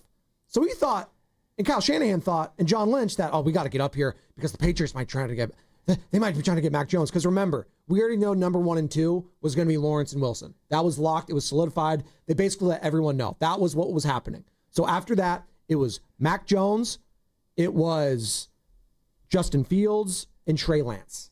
And that was the consensus, those other top 3 guys, and it was whoever you liked. Looking back at it, do you think Schefter might have been doing like a smokescreen for the Niners to get off the hint of Trey? For him to put out that they, going after Mac specifically, I don't remember it that way. So that's interesting. Well, this was September 12th, 2021. So the start of that season, it was the Niners feared Pat's trade up for Jones. After the draft happened. See, it was after the draft that happened. Okay. So your point, Joe, too. Yeah, thank you, Joe, too. What was that? Thing 1, Thing 2, Dr. Seuss, Cat in the Hat? Yeah. Am number 1. Yeah. Where are you at with Brock on this thing? It's unfortunate. We don't know. We're in the middle of it right now. We don't know how long he's going to be out. Could be out a week. Could be out. It sounds like he's going to be out at minimum 2 weeks. That's what it sounds like from all reports. I think this is going to last 3 or 4. I gave you the schedule. I'll go through it again one Joe, more time. I think this is going to last all season. Well, that's the thing I'm really worried about. It's a toe injury. Why do you think I bring up 2020 with Garoppolo? I mean, he just never was right. It's a toe injury, and correct me if I'm wrong, you can't run around very well if your toe's hurting, right? That's all of us. That's life. And this is a guy that most of his game, Joe, is predicated on scrambling and making something out of nothing. And especially with this offensive line, How cautious are you as an organization because you've given him $150 million? Got to be extremely cautious. I mean, this is also why you brought in Mac Jones, right? This is a guy that could win you and keep the spot for a few weeks or potentially up to 5 weeks. I believe that. Like, let's just say it's the worst case. It's going to be 5 weeks for Brock. Okay, that would suck. So 5 weeks would be Saints, Cards, Jags, Rams, Bucks. And then Bucks is the 12th. So he wouldn't come back. So if he misses 5, 1, 2, 3, 4, 5. Wow. I mean, that'd be October 19th. He's coming back, and he's playing the Atlanta Falcons, and that is a Sunday Night Football matchup. Wow. Against Michael Penix and Raheem Morris. So he misses 5 games. We're in big trouble. You could survive with a backup for a couple weeks. Then when teams start game planning, that individual gets more and more exposed, and then the rest of the team's flaws get more and more exposed. The drop-off from Purdy to Mac, I think, is precipitous, considering the specific skill set that Purdy has is the mobility, the movement, the improvisation, the ability to extend plays in a positive way. Mac does not possess those, and I think it's even more important with this O-line. I think it's curious, and I want to throw this out there to the fans. How big is the drop-off from Brock Purdy to Mac Jones? How can we even really know? We haven't really... I've seen Mac Jones, but not at his best. Not in this offense. No, but I've seen him at his best, and he took a team to the playoffs as a rookie quarterback. How big is the drop-off from Brock Purdy to Mac Jones, Niner fans? 888-957-9570 is the number. Let's go to Scott you're in really Fairfield. In on Mac Jones, huh? I'm not hating on you. I'm just saying. Like, I'm higher than most on Mac Jones, but I'm also high on Kyle Shanahan, the quarterback, because he always saw something in Mac Jones. The year he went to the believes playoffs. in him. The year he went to the playoffs. I'm going to read you off his numbers. 67% completion. That's good. 3,800 yards. Okay. That's what. It's a run first offense, by the way, New England. I'm just telling you what Purdy did last year. 3,800 yards, 22 touchdowns, 13 interceptions. I mean, rookie year, obviously. 22 and 13. Nothing to scoff at, but not crazy prolific. 1 fourth quarter comeback, 1 game-winning drive. It's pretty good. Rookie quarterback. I'm just saying, run first offense got taken over after Cam Newton when he flamed out, and Cam was taken over for Tom Brady, and he was supposed to be the next Brady with those expectations his rookie year. He lived up to those expectations. Now, it fell off after that because he lost his offensive coordinator. Bill Belichick flamed out. It was a dumpster fire around him. And maybe I am defending him because he had to deal with some dumpster fires there in New England. It was awful. They put him in a losing position with who they bring in to run the offense?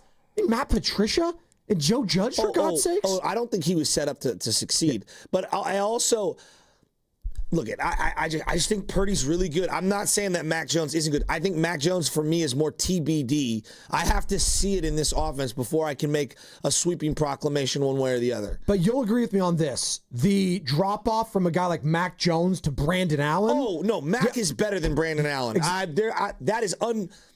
will not debate that at all. I'm taking Mac Jones over Brandon Allen all day. I'm probably taking Mac Jones over Sam Darnold as a backup in this particular equation. Okay. Even though Darnold had a monster year last year, I like Mac as a backup. I think he's perfect as a backup. By the way, we got an awesome guest coming up in about 30 minutes. Daryl Moose Johnston, former Cowboys fullback, Super Bowl champion, obviously does really good stuff with Fox Sports on the broadcast. So we got him coming up in about 28 minutes. We'll get his thoughts on all of this. The Purdy injury, where he's got the 49ers in the NFC. Now Mac Jones taking over.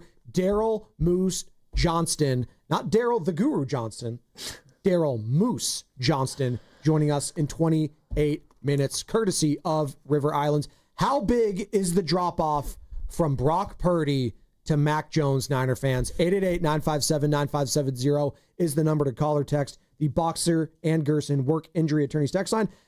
Hey, Kyle Shanahan was asked yesterday, Mac Jones ready to go? Mac knows how to play the position. He can play well in the pocket, distributes the ball well, sees coverage as well, can play fast in there. He's got a lot of good film from the NFL with his experience and obviously college. Tough guy who'll hang in there and deliver the ball where it needs to go. All right, let's start it off. We got a bunch of people on the phone lines that want to go and talk about this. Scott in Fairfield. Hey, we'll Scott. start off with Scotty. Scotty, don't. What's up, Scott? Morning, fellas. Happy Friday, Junior.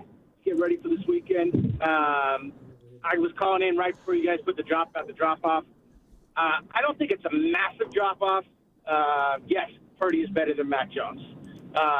But, over these next 2 to 5 weeks, I'm not looking for Mac Jones to come in and lead us to the promised land, scoring 35 points a game.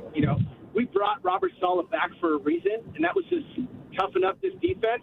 That's what I'm looking for over these next 2 to 5 weeks, is to play some smash-mouth football, to see the blitzes come out, and just our defense really to step up. If we can get Mac Jones to be a serviceable quarterback with Christian McCaffrey still there, we can put up 14 to 17 points. I'm not worried because no one's scoring more than 10 on us in the next 5 weeks. Well, so we have to see some better offenses. Would you agree? I mean, we're going to have to cover Puka Nacua at some point in the next couple of weeks.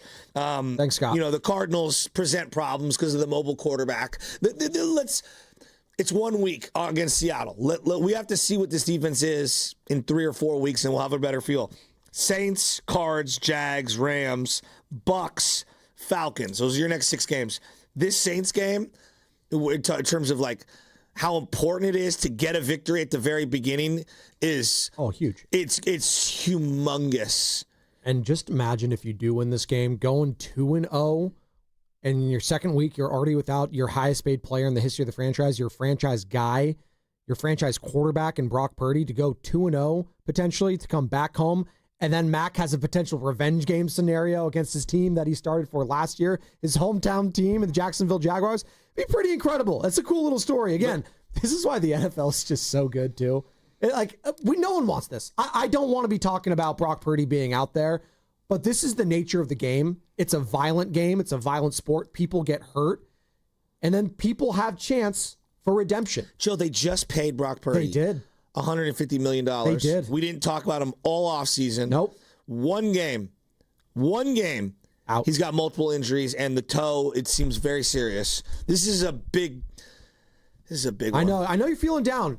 I'm going to tell you, though, I think Mac can right the ship. I really do believe that. I'm not just blowing smoke up your butt, dude. I mean, I'm not. Kyle Shanahan. I think, Joe, Vegas and people that pick might say, 2-3 would be, wow, that'd be incredible. If, let's say, he misses 5 games. Again, Saints, Cards, division game, those are always weird. Jags, who knows? Rams, Bucks. They're still favored by 3 in New Orleans this week, which I think tells you more about New Orleans than San Francisco, that we all think that the Saints might be the worst team in the NFL this year, or one of them. And I hear you. They're going to be at home. The Superdome's going to be loud. It's going to be Mac Jones. Early in the year, they don't know that they're bad yet. Yeah, sure. It takes time. I mean, some teams know they're bad. The Dolphins definitely do. I remember lost seasons with Chip Kelly and with Jim Tomsula. Early on the year, the Niners played inspired football. Carlos Hyde, I remember. Before the bottom fell out. So I'm never going to sleep on an opponent this early in the season. I hear you. 888-957-9570. How big is the drop-off between Brock Purdy to Mac Jones, Niner fans? Let us know. And we'll go out to our guy, TC in Sacramento. Hey, TC. What's up, TC? You're on the roast, bro. Spadoni and Shasky, what's up, bros? What's up, man? Hey, listen, Shasky, don't even. Hey, listen, why are we sounding so down, right? So I'm gonna answer the question first. Because the guy that we paid $150 million is hurt in the first game. I'm a little bummed. I get you, but look at it from this angle, right? The drop off is not even really a drop off. Brock got Mac in the scrambling attribute, right? But other than that, bro, they're damn near the same quarterback. Look how Kyle Shanahan gussed over him. He can make the throws. He got all this. Listen, so there's no excuses for your boy Kyle, right? This is a dude who you really wanted, Kyle. So put him to work, right? If Mac is a guy you wanted, put him under center, and let's move forward. Whatever Brock's out 2 to 5 weeks, then Mac should be able to go 2 to 5-0. This is your guy, Kyle. Period, point blank. So Niner fans. Wait a minute, TC. Did you think Brock was going to go 2 to 5-0 over the next 2 to 5 weeks? And then you're expecting that from Mac Jones? That feels a little unrealistic, especially with no George Kittle. But, Shafty, look at it from this angle, right? You too, Spadoni. This was Kyle's guy. There's no excuses. He wanted Mac, so let's move forward, bro. Period. That's all I got, y'all. All right, that's TC and Sack. Listen, I am higher than most on Mac Jones. Yeah, but I don't think it's his guy. Like, okay, to say it was his guy in the draft a couple of years ago is one thing. It's 2025. Yeah. That was 4 years ago. Yeah. Like, Brock's his guy. Brock's his guy now. He was paid to be the backup guy. Yeah. You know what I mean? Like, those are different conversations. But the fact that he did bring him in and he did make him, that number 2 and solidified number 2 early on, I do think speaks to his confidence in that in Mac going forward. I do. That's a fair assessment. Yeah, I think he is confident that he can get it done. Now, being without Kittle is going to be brutal. Like, that is the one. Had they had George Kittle still these next 4 weeks? And maybe no Jennings this week. And maybe no Jennings. We'll see. But that's why you bring in a Kendrick Bourne, who does have a history with the quarterback. Again, what version of Kendrick Bourne? He hasn't been there for training camp. Joe, I don't just know. Keep asking myself, like, and I'm not trying to rip Kendrick Bourne. He couldn't play for the Patriots, but yet he's perfect on the Niners. I mean, in fairness, the Patriots have been a laughingstock these last couple of years. Like, hence why I'm surprised he can't make their roster. Well, sure, but the Patriots also thought that Jacoby Myers wasn't very good, and he's been a baller the last couple of years with the Raiders. So I don't think they're identifying talent very well. New England. By the way, did you see what happened in Week 1 with them? I got a lot of questions with Drake May too. 888-957-9570. We're talking about the drop off right now from Brock Purdy to Mac Jones, as Brock Purdy's going to be out at least the next 2 weeks, according to Ian Rappaport, NFL Network. That leads the way from Michael McCorkle Jones, a.k.a. Mac Jones. Return of the Mac? Maybe, just maybe. By the way, Mia O'Brien, who watched a lot of Mac Jones last year, covers the Jags down in Jacksonville, ESPN Radio. Hey, she talked to us about 40 minutes ago and said why Mac Jones is going to work. Whatever it is. The reason I believe it'll work, and the reason that I believe that Kyle Shanahan first did consider taking Mac Jones with that 3rd overall pick, is because he is every other quarterback that has had success in this Shanahan system. He will do exactly what you ask him to do. If anything, and again, I don't have this from the horse's mouth, but from comments that were made, I think that Doug Peterson felt more comfortable with Mac Jones later in the season because Mac Jones did exactly what he asked him to do. And Trevor Lawrence wanted to have more of a conversation of like, maybe we should do this, maybe we should do that. And Doug and Press Taylor were like, no, we want to do this. What I also thought was interesting, and this is all for the fantasy junkies out there. If you had Brian Thomas Jr. last year, who's their number 1 wide receiver, he's a stud. He was more productive with Mac Jones, Brian Thomas, than he was with Trevor Lawrence. That tells me whoever's going to be the number 1 guy in San Francisco this week, and it's looking like it's going to be Pearsall. Who I traded for. Oh, you did?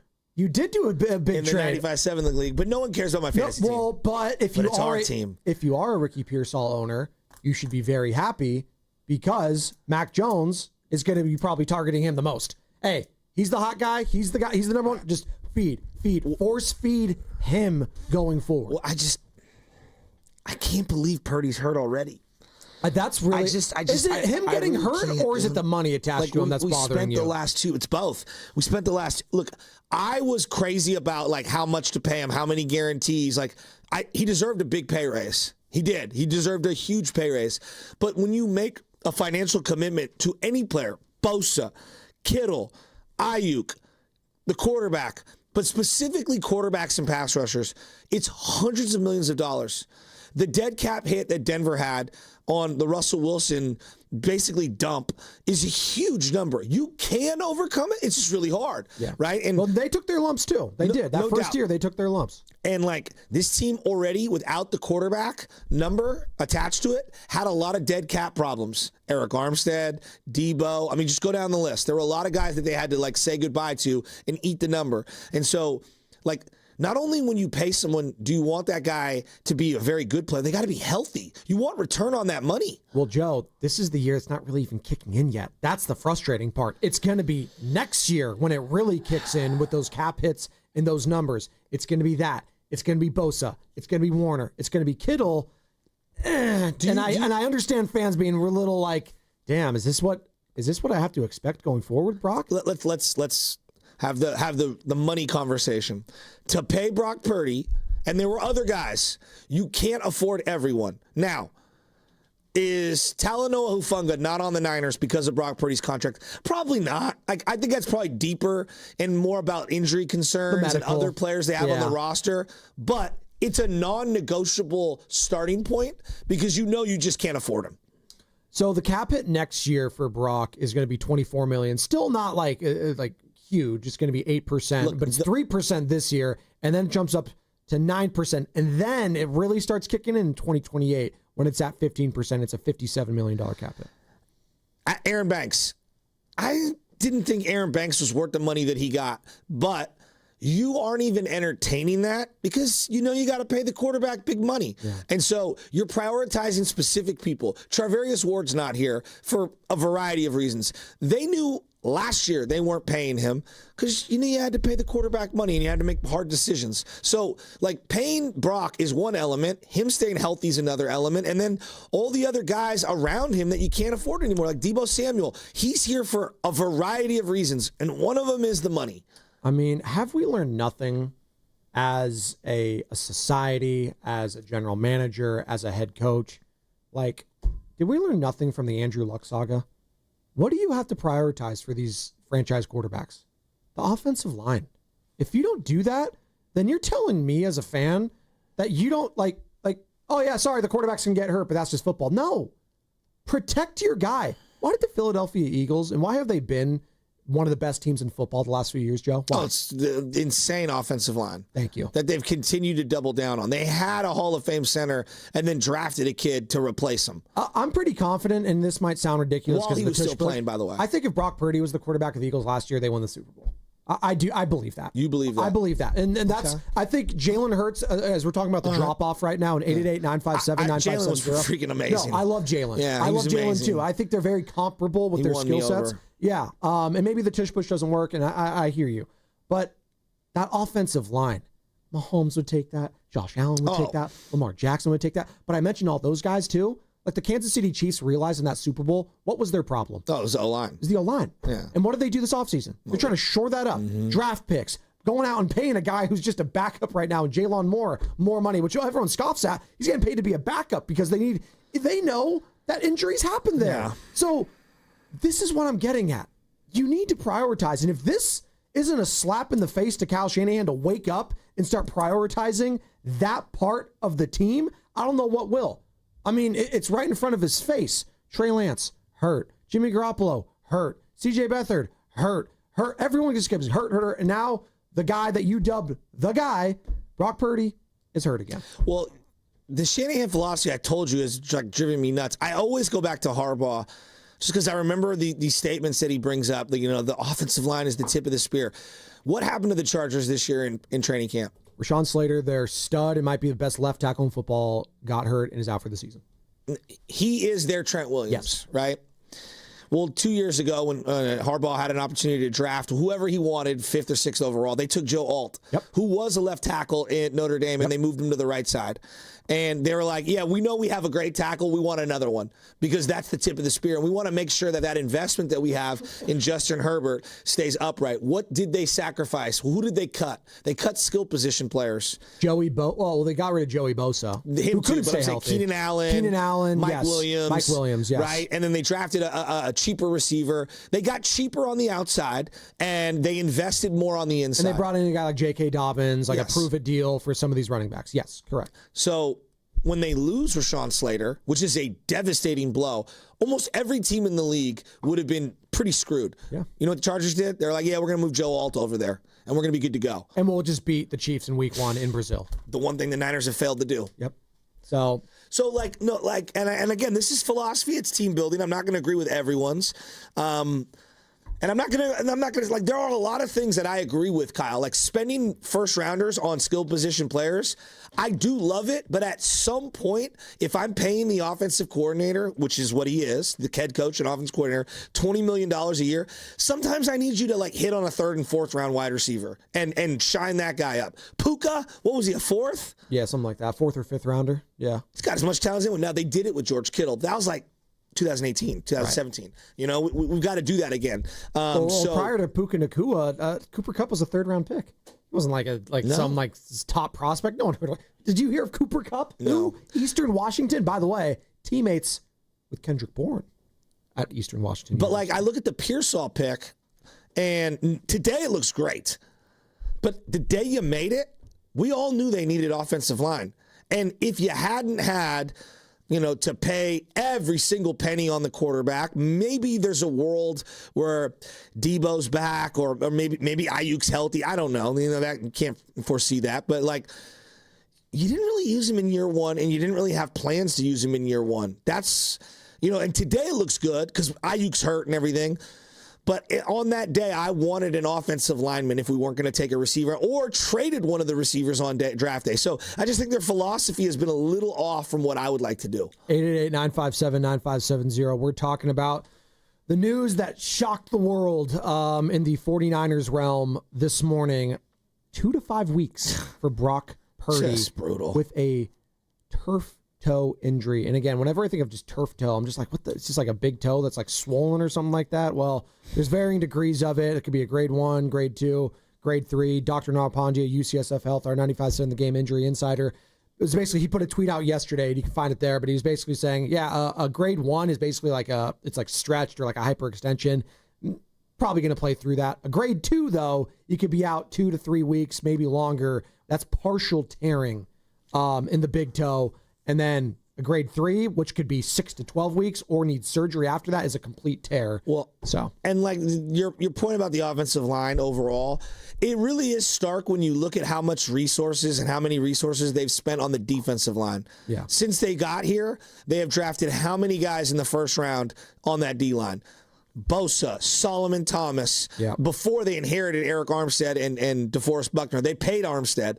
They traded for D Ford. What's that? Kinlaw. Yeah. Javon Kinlaw. Now Michael Williams, Alfred Collins, DJ West. Like, they have invested a lot of high picks, a lot of money, a lot of extensions on the defensive line. It just feels like they haven't done that same. And I'm not saying that every position you invest in, crazy, but like a little bit.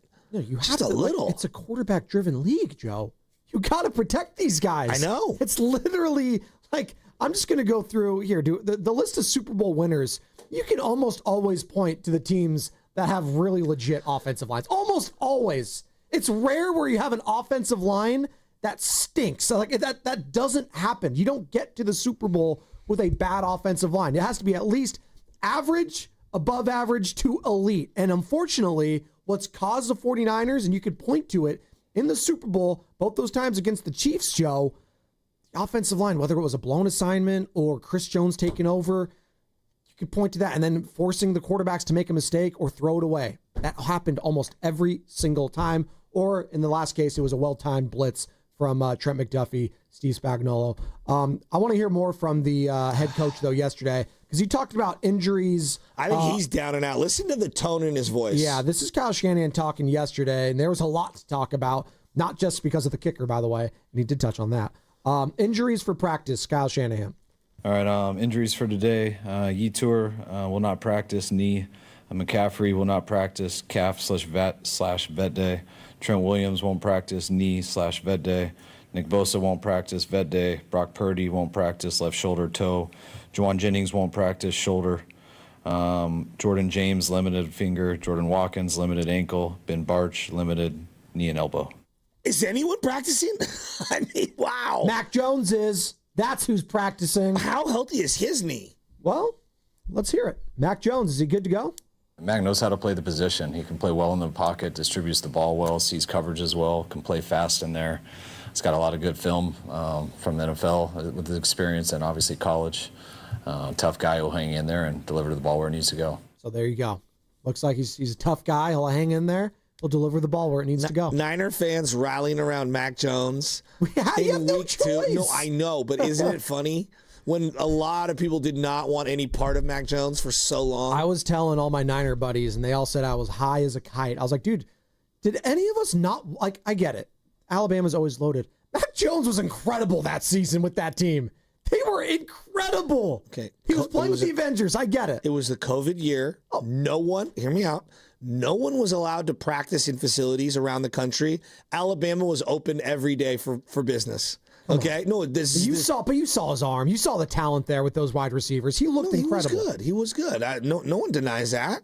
Matt Leinart was also awesome on an all-star team, and I was fading him as an NFL pro. Well, that's fine, but he was also a Heisman Trophy winner. They won multiple national championships. Like Matt Leinart. Yeah, he was awesome. Yeah, but I knew he wasn't going to be good at the next level. Was it because he was a USC quarterback? Was that why? He was just soft. You could just see it. Mac Jones isn't soft, though. He can take some punishments. Now, the one thing with Mac Jones is we're kind of gassing him up here. Me O'Brien was, and we'll talk to Daryl Moose Johnston in about 7 minutes at the top of the hour, courtesy of River Islands, obviously former Dallas Cowboys fullback, and does a lot of good work with Fox Sports on the broadcast. He does make some boneheaded mistakes sometimes. So he does have that knucklehead type throw in him. But again, let's not act like Brock Purdy didn't have 2 of those last week. Let's not act like Jimmy Garoppolo has done in the past. So maybe he'll fit in perfectly with the 49ers quarterbacks when it comes to some of these oh-no throws. I love when we call him oh-no. It should just be Kyle oh-no throws. They just put it on him. Kyle, this is your fault. He's doing this. Offensive oh-no throws. Oh, my God. Oh, that's going to lead us. I wonder who's going to be on the injury report today, Carter. Who can guess? Who knows? Hope it's not Gerard Encarnacion. Let's go, Mac.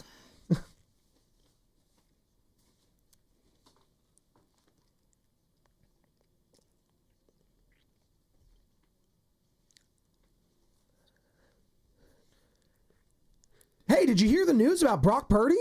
He's expected to be out 2 to 5 weeks now with a turf toe variant. Why were you so happy?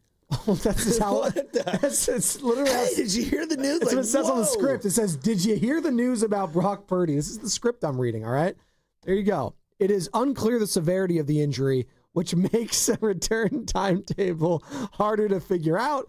His availability, I should say, will be determined by how his rehab goes. The injury report was brought to you by Boxer & Gerson, Northern California's premier workers' compensation law firm, helping injured workers get their lives back for over 40 years. What's coming up the game is brought to you by Fremont Bank, here for you, here for good. All right, Daryl Moose Johnston coming up on the call for Fox this Sunday between the 49ers and New Orleans Saints. It's him and Kevin Kugler, correct? So, and we know we love Kevin Kugler here on the Morning Roast. Daryl Moose Johnston coming up next.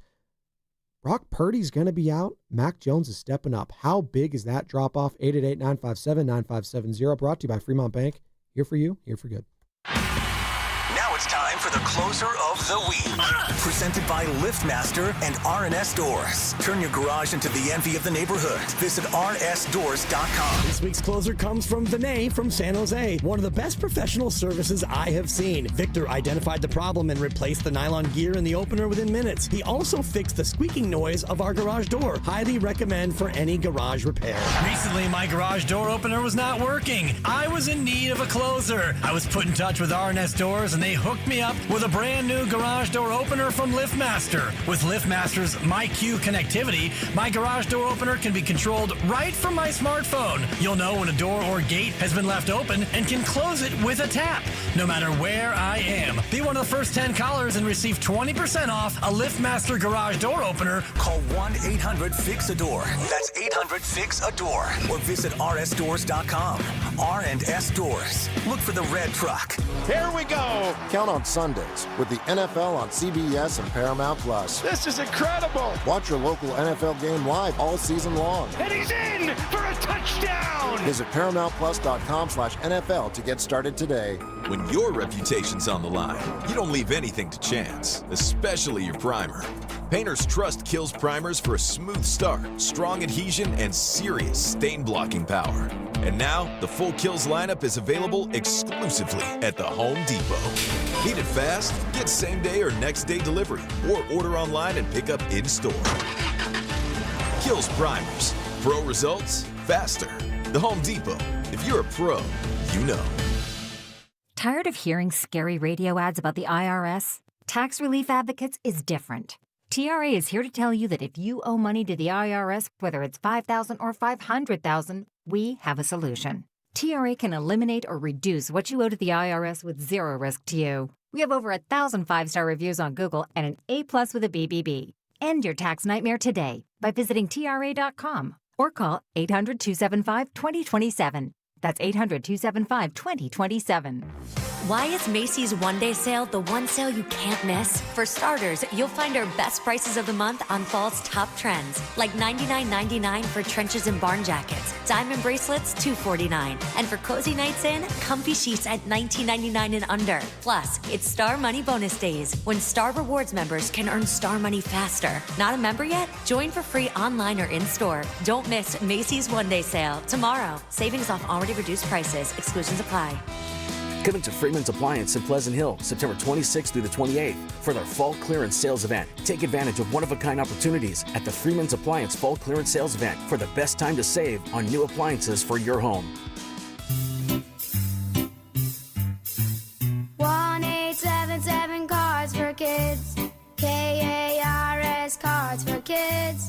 1-877 Cards for Kids. Donate your card today. 1-877 Cars for Kids. KARS Cars for Kids. 1-877 Cars for Kids.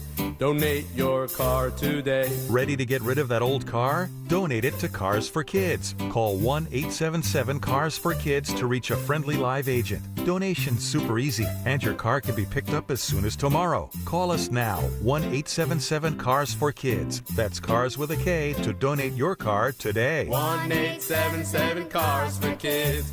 Donate your car today. Did you know you can donate real estate too? Go to carsforkids.org. That's carsforkids.org. Nationwide is so much more than a great insurance company. They're one of America's largest financial services companies.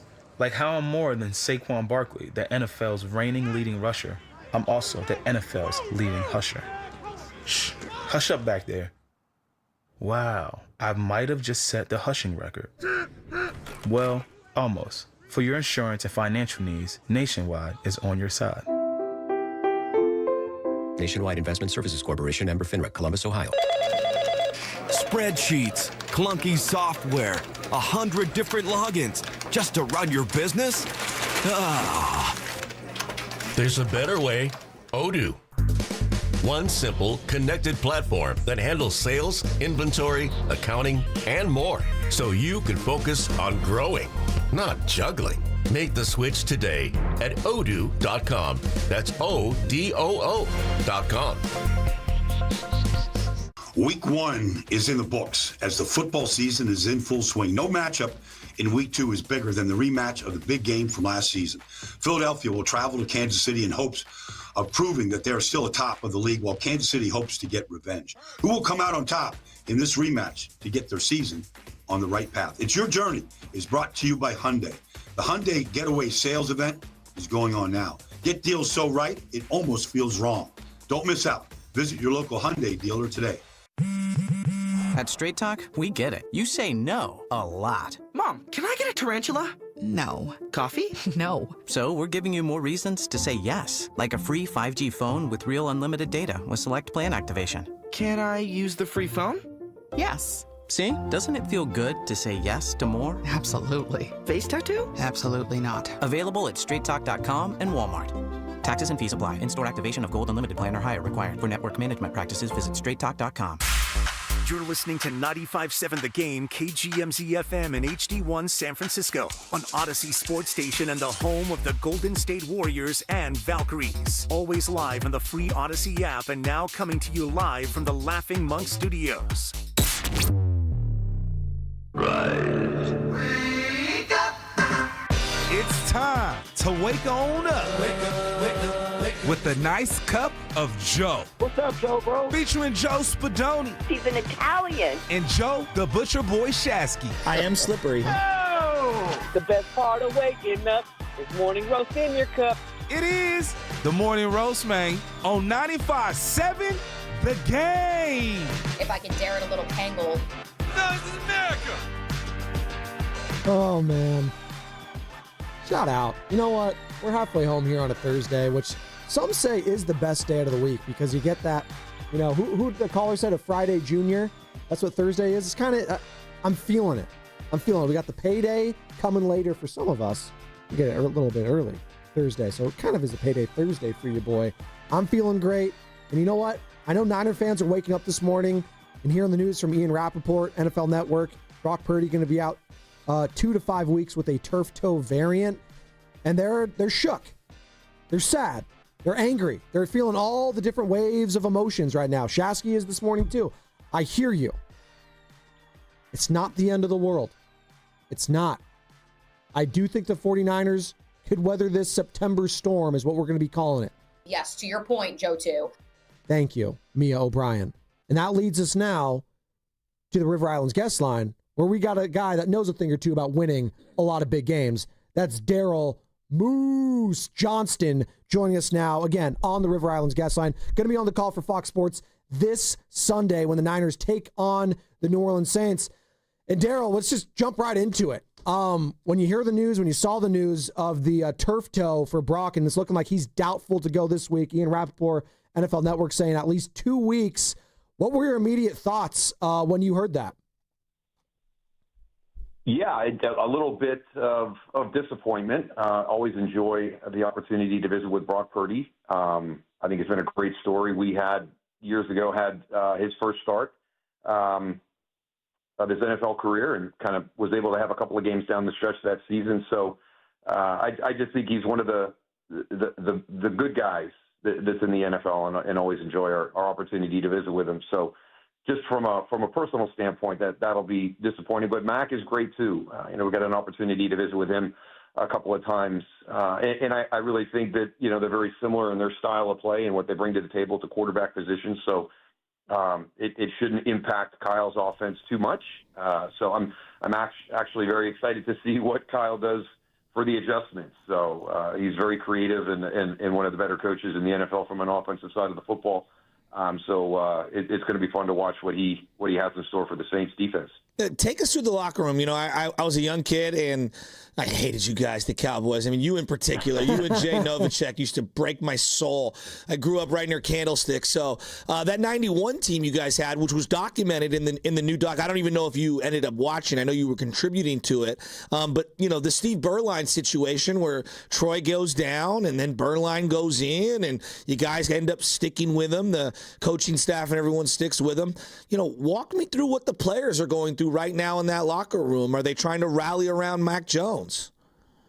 Absolutely. Everybody understands that in the game of football, because it's a collision sport, you're going to have the potential to be without some of your key players. And in the quarterback position, being the big one that you try to protect and make sure it stays as healthy as possible to keep that consistency. But, everybody has had the opportunity to be around Mac. They've seen him in the huddle. I think that was one of the more important things for us.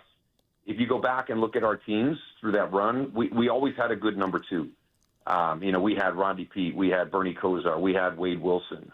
We always had somebody that we believed in. And that's great because it's hard to match Troy Aikman's swagger when he steps into that huddle and the confidence that he has and that he instills in your offense.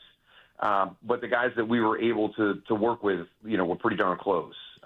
So that's the biggest thing. The guys know him, the guys trust him. So you've been through a lot already. You've been through an off season. You've been through a training camp. Been through a preseason. So they know Mac well. There's going to be a tremendous amount of confidence in that offense when he steps into that huddle that they can execute the game plan that Kyle's going to have. All right, so this is really tough for a play caller. You've got George Kittle out. Jennings might be out. Brock Purdy looking like he's out. They haven't officially announced it, but Kyle basically said so yesterday. I mean, what's he do in a situation like this? Do they stick to their bread and butter and just feed the beast in CMC, who has his own injury stuff going on right now? Yeah. I know that's the tough one because right away you go, well, Kyle's just going to dial up one of those 45-plus carries, during the course of the game on Sunday. But that how is Christian going to do? How much stress does that put on Christian for the rest of the year? But the Brian Robinson addition. It just shows you how valuable that was at that time. I think it's a great pickup. For whatever reason, he fell out of favor, in D.C. But what a great job by John Lynch and his group of getting him out there, because I've always liked Brian, and he's going to be a more physical style of runner as opposed to the dynamic style that Christian has. So I think you kind of expect to see that, and it was actually funny because Greg Olson made the comment during the course of the broadcast. And it used to be my favorite play, and it was that wide zone run out to the perimeter where the tight end and Kyle Juszczyk would kind of do a double team, and then depending on how the defender played it, one would climb, the other one would stay engaged, and that used to be one of my favorite plays. And it was chunk yards like every time they ran it. And it was kind of funny that last week you kind of saw San Francisco getting back into some of the things that they did back when they didn't have that quarterback that they completely trusted to be able to take them through the game and do everything, from a passing standpoint. So when they were leaning heavy on the run, there were some really cool run concepts that Kyle would use, and maybe we go back to some of that as we get ready to play the Saints on Sunday. Talking with Daryl Moose Johnston right here on the Morning Roast, on the call for Fox Sports this Sunday when the Niners head down to New Orleans. And let me just ask point blank, Moose, how big is the drop-off from Brock Purdy to Mac Jones? Well, you just paid him, $265 million. So you have a ton of confidence that he's a guy that can continue to lead you back to Super Bowl opportunities. Mac comes, as a 15th pick overall in his college draft. Sometimes a change of scenery is the most important thing. So to get out of New England, who was going through a really, really tough time at that point, it's tough to take over from the greatest of all time, right? So a lot of pressure there. It's going to be challenging for Mac, to be able to create his own identity and his own style, in New England. I think it was probably beneficial for him, to get down to Jacksonville last year. That's another opportunity, to get around different coaches' styles, to get more information, to see how other people approach, offensive football in the NFL. And now he's with a group that I think he kind of fits well into their skill set that they look for in the quarterback. The one thing about Brock Purdy, and this goes all the way back to the first game that we did with him in the San Francisco-Miami game, he was not afraid to throw into tight windows right out of the gate. I mean, he had a tremendous amount of confidence in what he could do in the passing game. And I think that's one of the things that has allowed him to have the success that he's had. He's fearless when he plays the quarterback position, but it's calculated in a good way. But there was a throw in that game. I remember it was a touchdown pass, and the anticipation and the confidence to fit it into a tight window was really, really impressive for a young guy making his first start in the NFL. So I think that there's some intangibles there with Brock, in his confidence, his faith, the way he leads his life, the way he lives his life, that really transitions onto the field as well. So he's just a unique guy. And those are the people that get those types of quarterback contracts in the NFL. If you look around, those are unique players at that position, whether it's a physical skill set or a mental skill set or a combination of both. Talking to Daryl Johnston, just a legendary fullback and just a thorn in Niner fan sides for so many years.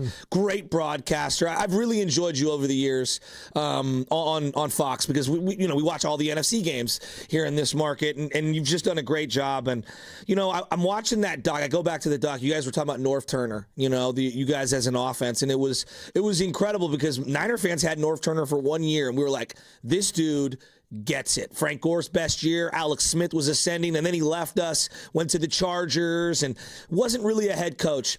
I see Robert Saleh similar for the Niners right now, where he is just a perfect coordinator for these guys. Warner loves him. Bosa loves him. He is just a great, great coordinator. What is it about some of these guys that just click with certain players, certain schemes, certain teams? Because it feels like he was born to be the 49er defensive coordinator. Yeah, it's the ability of that personnel department and John Lynch to find the player that fits the style from a physical standpoint, from a mentality standpoint, that's going to be a perfect fit for what Robert Saleh is doing on the defensive side of the ball. And that's when good things happen is when your coaching staff and your personnel department are in lockstep and They know exactly what, just look at that weak side linebacker position from Azeez Al-Shaair, to Dre Greenlaw, now, you got Diaz Winters is in there, and it's just, it's that same type of guy.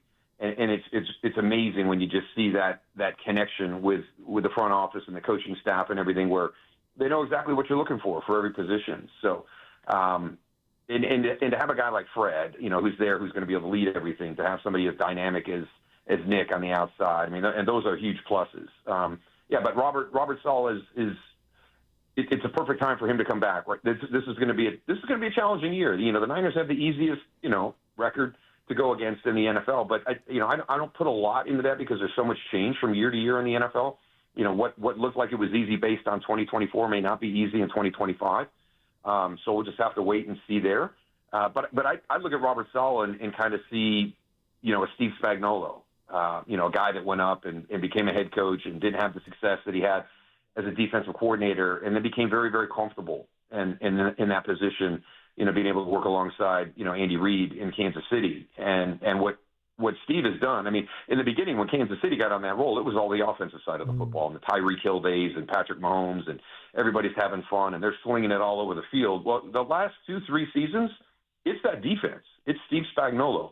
And he continues to get the Super Bowls and to win Super Bowls and, have the opportunity. It's just, you get into that comfort zone and you're just so good at what you're doing, and you have such a great connection with your personnel department. That makes your defense that much stronger, because everybody knows exactly, what are the things we're looking for at every single position across that 11-man front. That's a great point, and that might be the recipe for the Niners this season, is leading on that defense more so than the offense, especially early on here with the backup quarterback. And Moose, I want to ask you about one guy who might have been considered the best player in all of football the last few seasons, but since last year, and then obviously just one game this year, just hasn't looked the same. Trent Williams.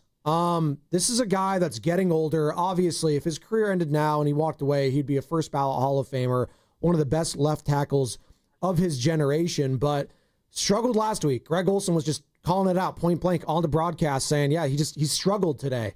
And obviously the quarterback got hurt.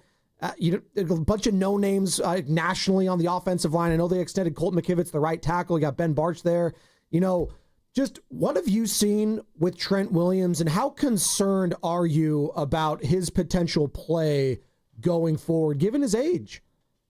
Yeah, it's so hard to play at that level throughout your entire career, in the offensive line position, especially the left tackle. You get a guy like Trent Williams, and you can just anchor that whole left side for as long as he's with you. I worry about the way that the offseason is set up now in the NFL. And I think one of the big things that I saw coming out of week one is how many shoulder injuries there are. And, football it's kind of like you're getting ready for a championship fight and you're going to spar. You put the headgear on and you go in there and you box and you spar, and that headgear starts to taper down, so you can get used to taking a punch. I don't know if we're building the body to the point where it needs to be in the off-season strength and conditioning program. I don't know if we have enough contact during the course of training camp to get the body ready for the collisions that it's going to face over the next 18 weeks, and to go into week one and see these shoulder injuries, because to me, that's the one joint that it never gets a lot of respect. If you do something to your knee, oh my goodness, we got a knee. Hey, we got an elbow. But the shoulder, it's like, hey, you're fine. It's just your shoulder.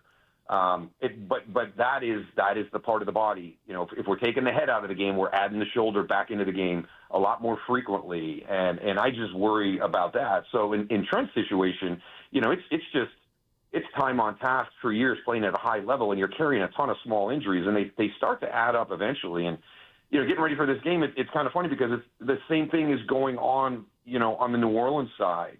Taliesin Fuaga, the right tackle, he's got a knee issue. They've got a couple of guys across their line that are having some issues. I think, Trevor Penning, working with a turf toe that's bothered him all throughout camp. So these little things that add up on a guy who has to not only be able to react to the quickness of the unique defender that they face nowadays, but then also be able to anchor and really kind of set and be able to hold up. You know, they put so much stress on their lower bodies. But, you know, sometimes it's week one, right? And, you know, you come out and you just don't have a good game. You know, every once in a while, you just don't have a good game. I had several in my career where you go into that film room on Monday and you're watching it and you're like, okay, what was wrong with me on game day? And you got to get that sorted out. So hopefully it was something. It was just a bad day at the office for Trent last Sunday, and we'll see the guy that we're used to seeing on the field here this Sunday. Daryl, from time to time, you know, at the beginning of games that you broadcast, they'll show you and whoever your partner is. I know Kevin you had Kugler this week. Yeah, That's right. Our Kugler guy. And Joe Davis at one time. You've had many different partners, but your tie always looks perfect. What knot are you doing on that tie? I know this sounds so crazy, but it's perfect and it's robust, and I can never replicate whatever you're doing with the tie. That's a double Windsor, right? Is it?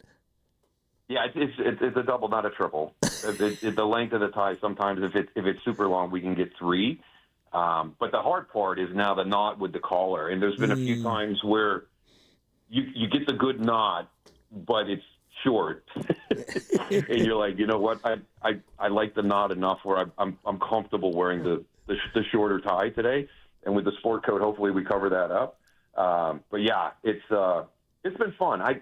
It's funny. I remember talking to Dion one time years ago, and he goes, what a transition you have had. He goes, you were a shorts and t-shirt guy when you were playing, and now you're like sport coats and ties and shoes, and so it's been fun. I've got a great guy that I work with here in the Dallas area named Salvador Martinez, and he's got a really cool flair for men's style. He's a huge fan of Boardwalk Empire. So if you're wondering, you know, what the influence is for me, it kind of comes off of a friend that I work with, who's a big fan of the clothing that was worn in Boardwalk Empire.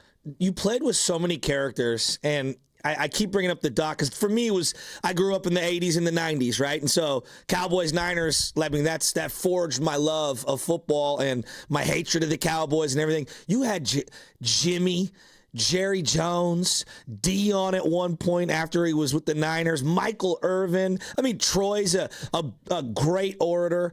Yourself, I bring up Jay Novacek. Alvin Harper was, you know, he taunt people left and right. And Charles Haley. I mean, I'm sure there are many others. Ken Norton for a time. Who was the biggest character on those teams? Because, I mean, it feels like you guys had 15 of them. Yeah. Yeah, how do you manage that locker room with those types of personalities? Everybody had kind of a different thing. I always say that Michael Irvin was the heart and soul of those championship teams. He was our emotional leader, but he was also our hardest worker in the off season.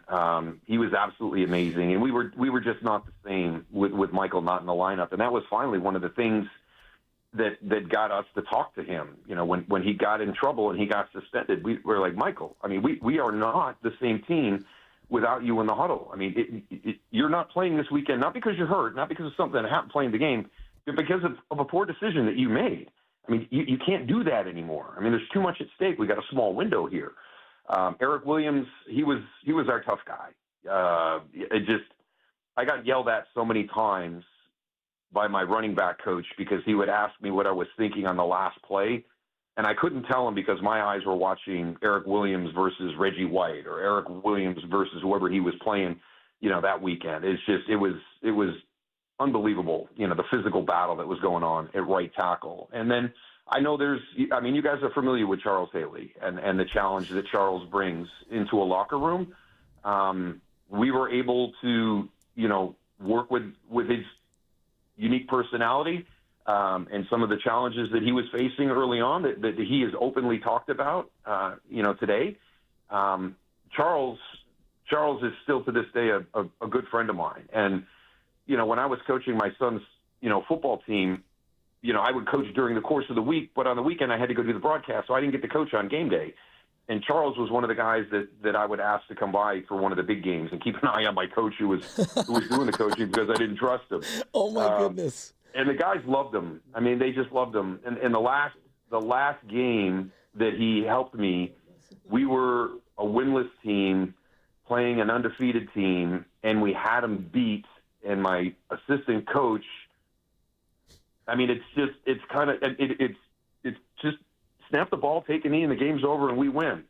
And he snaps. We fumbled the quarterback center exchange, and we ended up losing on a last-second play. But Charles almost coached them to a winless team over an undefeated team. So that what people remember Charles Haley by, he was very different here in Dallas, and he's been a glue guy not only for our team. He was the missing piece, and you watch that documentary and you see Jerry Rice talk about the fact the whole power in the NFC shifted with that trade, and that was true. That was definitely true. And Charles has been the glue of our teams back in the 90s, but he's been the glue of our teammates since we've retired, and he is always trying to help us out. He just recently got something put together where he sent out a text, and it was a cancer screening for all the guys, and he got it complimentary because he goes to the Hall of Fame every year, and he's tired of bumping into somebody and, I just got diagnosed with stage 2 cancer. And he's tired of it, and he doesn't want it to happen anymore. So and that's the type of guy that Charles is. He's a very complicated, unique person. That was very well said.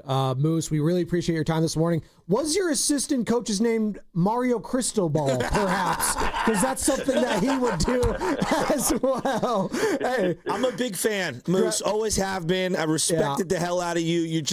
You carry yourself with great class, and even though you were a Cowboy, you're one of the few that we absolutely respect, and we love watching on the broadcast. And Chasky even says it. He hates that he loves you and Troy Aikman so much on these broadcasts going forward. And we'll listen to you on Sunday, Moose. All right. Thank you guys. Thank you guys so much. That means a lot. It really does. I mean, that's my one. The people say, what's the best compliment you can get, and it's to be complimented by opposing fan bases, especially ones that have a deep history, like Philadelphia with us or San Francisco with us. I loved playing the 49ers, and I loved playing at Candlestick Park. Yeah, I miss it too. And we loved having Daryl and Moose Johnston on this morning. Have a good great luck. day. Yeah, have good luck on this Sunday's call. You guys. Thank you. There he goes. A great man. Daryl Moose Johnston. Great job, Sam. Way to get him. I've been watching him for 20 years, and I mean this when I say this. He's a great dude. And everyone thinks they know football. I learn something every time he watches the broadcast. I watch a broadcast with him on it because he's so up to speed and understands. Like, nothing's worse than when you could tell a broadcaster hasn't done all their homework. He always is so thorough and knows your entire roster inside and out, watches the last few games, and gives you nuggy nugs from what he's seen and in real time is adjusting. I'm just a huge Daryl Johnston fan. I don't think people appreciate, the difficulty of being a professional athlete and then the transition to the booth and talking about the game in a way that's digestible for the casual fans. And not being biased. It's very difficult. Yeah. That's why I have a tremendous appreciation for guys that go out there and do that. And it's maybe why I'm not as hard on guys like Tom Brady, where I think Brady's good. I think Brady's good. Fine. Again, thank you. The GOAT, it is a good one though. It's pretty good. But again, I'm going to give him a little bit of grace because everyone wants to crush the guy immediately. It's not as bad as we all think. Joe Montana struggled with that. He tried to do it. Jerry tried to do it. It's not this cut and dry. Just because you're the greatest of all time at that doesn't mean you're the greatest talker of all time. That's why. Look at Shaq. I love Shaq. Well, why do you think people gravitated toward Muhammad Ali so much? I mean, the guy was just incredible. Yeah. He talked the talk and he walked the walk. Yeah. It's not everyone can do that, man. Just and I always bring it up, and people say that's not a real sport. But WWE. There's some with great mic and great inside the ring skills. The Rock's charisma has translated to movies and television. Absolutely. Stone Cold Steve Austin, same thing. Some of these guys can just do it. And we're going to just do it on the other side. We got to take a quick break. Come on back. It was a great interview. It was a great interview. We're going to react to it on the other side. 888-957-9570. We're talking about the drop-off from Brock Purdy to Mac Jones. And Niner fans, what is your confidence level in this team without the starting quarterback, Brock Purdy, going forward? How much confidence do you have in the head coach, Kyle Shanahan, that he can get this thing done? Hey, Freddie in South City, you've been very patient. I promise we'll get to you on the other side. More of your calls, more of your texts, and it's going to be brought to you by the California Office of Traffic Safety and Caltrans. My mom, my papa, my daddy. Where's the Caltrans? On the freeway, right next to speeding cars. Please be careful. Be alert. Be work zone alert. Brought to you by the kids of Caltrans.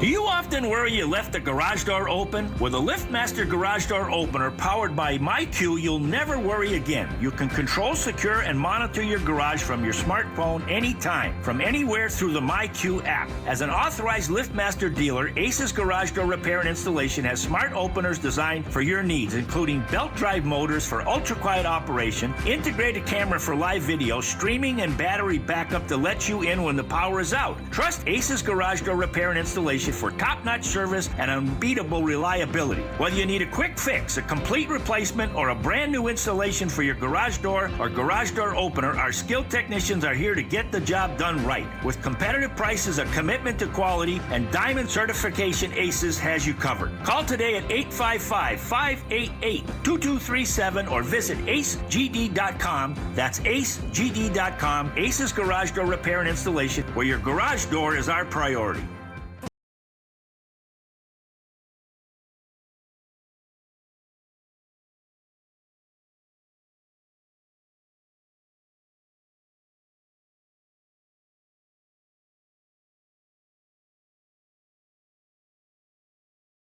Getting directions, texting Janine and shipping, on us.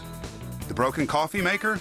That one's still on you, which means you'll save hundreds for your business and get the fastest mobile service with 5G cellular and Wi-Fi hotspots, on us. But hurry, this deal won't last long. Get a mobile plan and free up the budget to maybe, I don't know, fix that coffee maker? Get mobile on us for 1 year, you guessed it, on us. Comcast Business, powering possibilities. Ends 10/9/25. Restrictions apply. New mobile customers only with internet standard service or above. Limited to value of 1 unlimited intro-line apply via 12 monthly internet bill credits. 1 discount per account. Fastest mobile based on mobile, Wi-Fi, and cellular data in service areas. Ookla Speed Test Intelligence 2H24. What time is it? Game time. What time is it? You know what time it is. It's football season, and it's the big fella, Lorenzo Neal. Join me and Evan Giddings every home game for the kickoff show, live at the Laughing Mock Gastropub, Sunnyvale, right around the corner from the stadium. We're talking Niner football and hosting the best game day tailgate in the Bay. Laughing Mock Game Day is faithful's first stop with games, prizes, free parking, and a shuttle straight to the stadium. Righteously brewed in San Francisco and faithfully brewed for the family. Injured at work? Don't wait. Every moment counts. You may be entitled to medical care and financial compensation, but time matters. The attorneys at Boxer & Gerson are here to protect your rights and fight for the treatment and support you need. Boxer & Gerson have helped thousands of people across Northern California who were hurt on the job. Don't wait, don't guess. Get answers. Call Boxer & Gerson today at 510-835-8870 or visit boxerlaw.com for a free consultation. Boxer & Gerson, your life is worth the fight. Don't miss the grand reveal of the 2026 Northwood & Outdoors RVs at Cornelia RV in Fairfield. Meet the Northwood & Outdoors executive team. Get deep discounts on all 2025 models. Enjoy food, prizes, and swag. September 13th and 14th from 11 to 5. RSVP now at CordeliaRV.com. We finally switched to T-Mobile because with them, we can be connected here and there. ¡Listos todos! Estas son las mañanas. Now we just need to harmonize. Switch today. Get 4 Samsung Galaxy S25 phones with Galaxy AI. Plus, get 4 lines for just $25 per line. Visit a store, T-Mobile.com, or call 1-800-T-Mobile. 1-800-T-Mobile. For well-qualified customers with autopay plus taxes and fees and $35 per line connection charge. Minimum 4 lines on plan. Contact us if canceling lines. Plus $5 per line without autopay. Debit or bank account required. Visit T-Mobile.com. Finding great candidates to hire can be like, well, trying to find a needle in a haystack. Sure, you can post your job to some job board, but then all you can do is hope the right person comes along, which is why you should try ZipRecruiter for free at ZipRecruiter.com/free. ZipRecruiter doesn't depend on candidates finding you. Its powerful technology identifies people with the right experience and actively invites them to apply to your job. You get qualified candidates fast. So while other companies might deliver a lot of hay, ZipRecruiter finds you what you're looking for. The needle in the haystack. 4 out of 5 employers who post a job on ZipRecruiter get a quality candidate through the site within the first day. ZipRecruiter, the smartest way to hire. And right now, you can try ZipRecruiter for free. That's right, free. Just go to this exclusive web address, ZipRecruiter.com/free. That's ZipRecruiter.com/free. ZipRecruiter.com/free. Welcome to Dugout Radio, the undisputed home of Boomtown baseball. The Wi-Fi is booming with Xfinity, baby. Our next caller is Stacy easy. How do you stay locked in on every pitch and play? We stream it all live on Xfinity Internet with low lag, 99.99% network reliability, and speeds faster than a base runner beating the throw to home plate. I stream on my TV, tablets, even my smart fridge. Smart fridge? With all those games, we gotta refuel. Stream live baseball with Wi-Fi built for the biggest moments. Xfinity. Restrictions apply. Actual speeds vary, not guaranteed. Join Lorenzo Neal and Evan Giddings at Laughing Monk Brewing in Sunnyvale every 49ers home game this season for our special pregame live broadcast. Plus, we'll have games, prizes, great food, and shuttles to and from Levi's Stadium. For more information, visit 957thegame.com.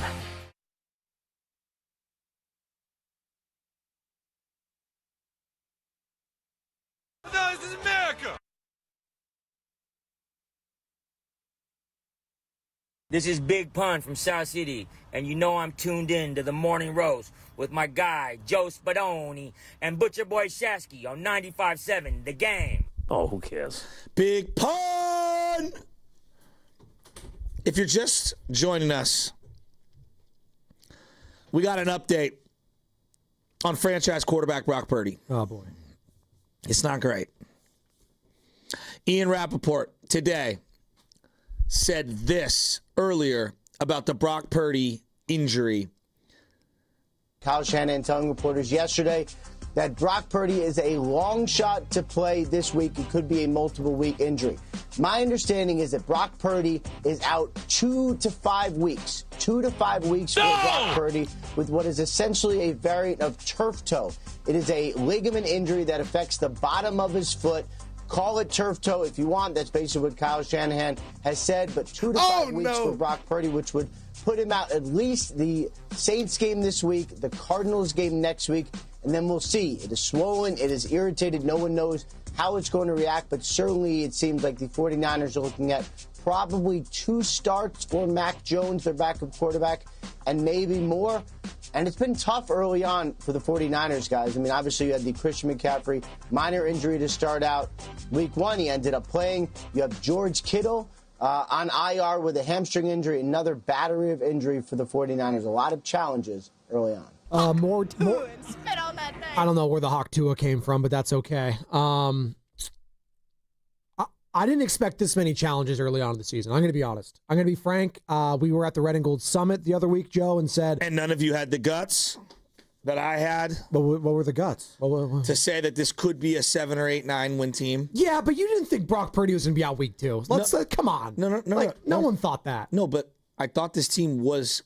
even if they stayed fully healthy, I thought it would be very difficult to get to 10 wins. And I said specifically...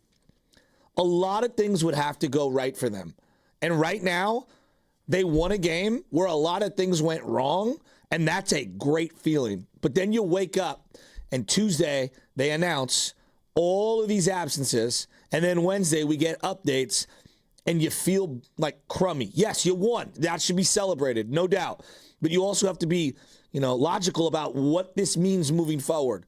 And this is tough. It's tough. And I wonder how Niner fans are feeling right now. They feeling like Shasky, and you're thinking about the contract, you're thinking about everything, you're thinking about, wow, another injured 49er quarterback. It feels like I've heard that every single year for years on end. Yes, you have 2 Super Bowl runs in there, but the reason why Jimmy Garoppolo is no longer the 49ers quarterback, injuries. The reason that Trey Lance never worked out here, why? Injuries. Now, I think a common thread in that comes back to the head coach. And that's where a lot of fans, I think, are going right now. And as I see on the Boxer and Gerson work injury attorneys text line, saying?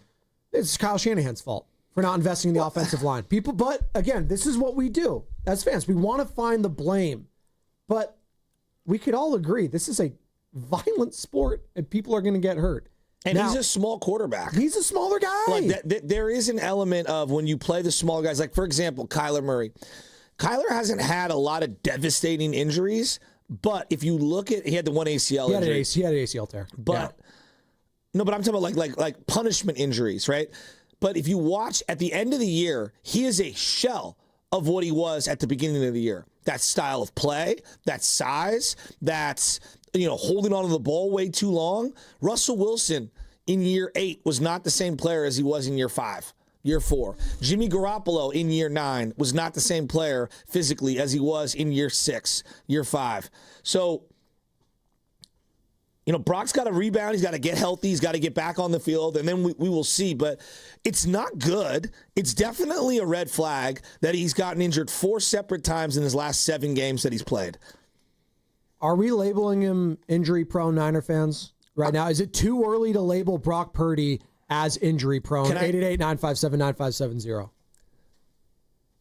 I'm going to reserve judgment till I see how many games he actually misses, and then what he might look like when he returns. I say that because we were all afraid to say it about Jimmy Garoppolo early on, and I get it. It was the ACL, and we wanted to give him some grace to come back from that, and he did. It got through 2019, and then 2020 happened. And then it was the ankle. It was the ankle. Then the shoulder. It was everything. And then it was the fact, it was after all of that, and then it was him ghosting his entire team during the summer, and there was a lot more layers to him. And then it was the relationship between him and the head coach and the miscommunication. So it got toxic pretty quick there. But one thing led to another when it came to Jimmy Garoppolo. And then you moved on from him to go get Trey Lance, and he brought Trey Lance in. And then what happens with Trey Lance immediately almost? Gets hurt. And then it was, okay, now we have to pivot back to Jimmy. Okay, we got Jimmy. Then he gets hurt.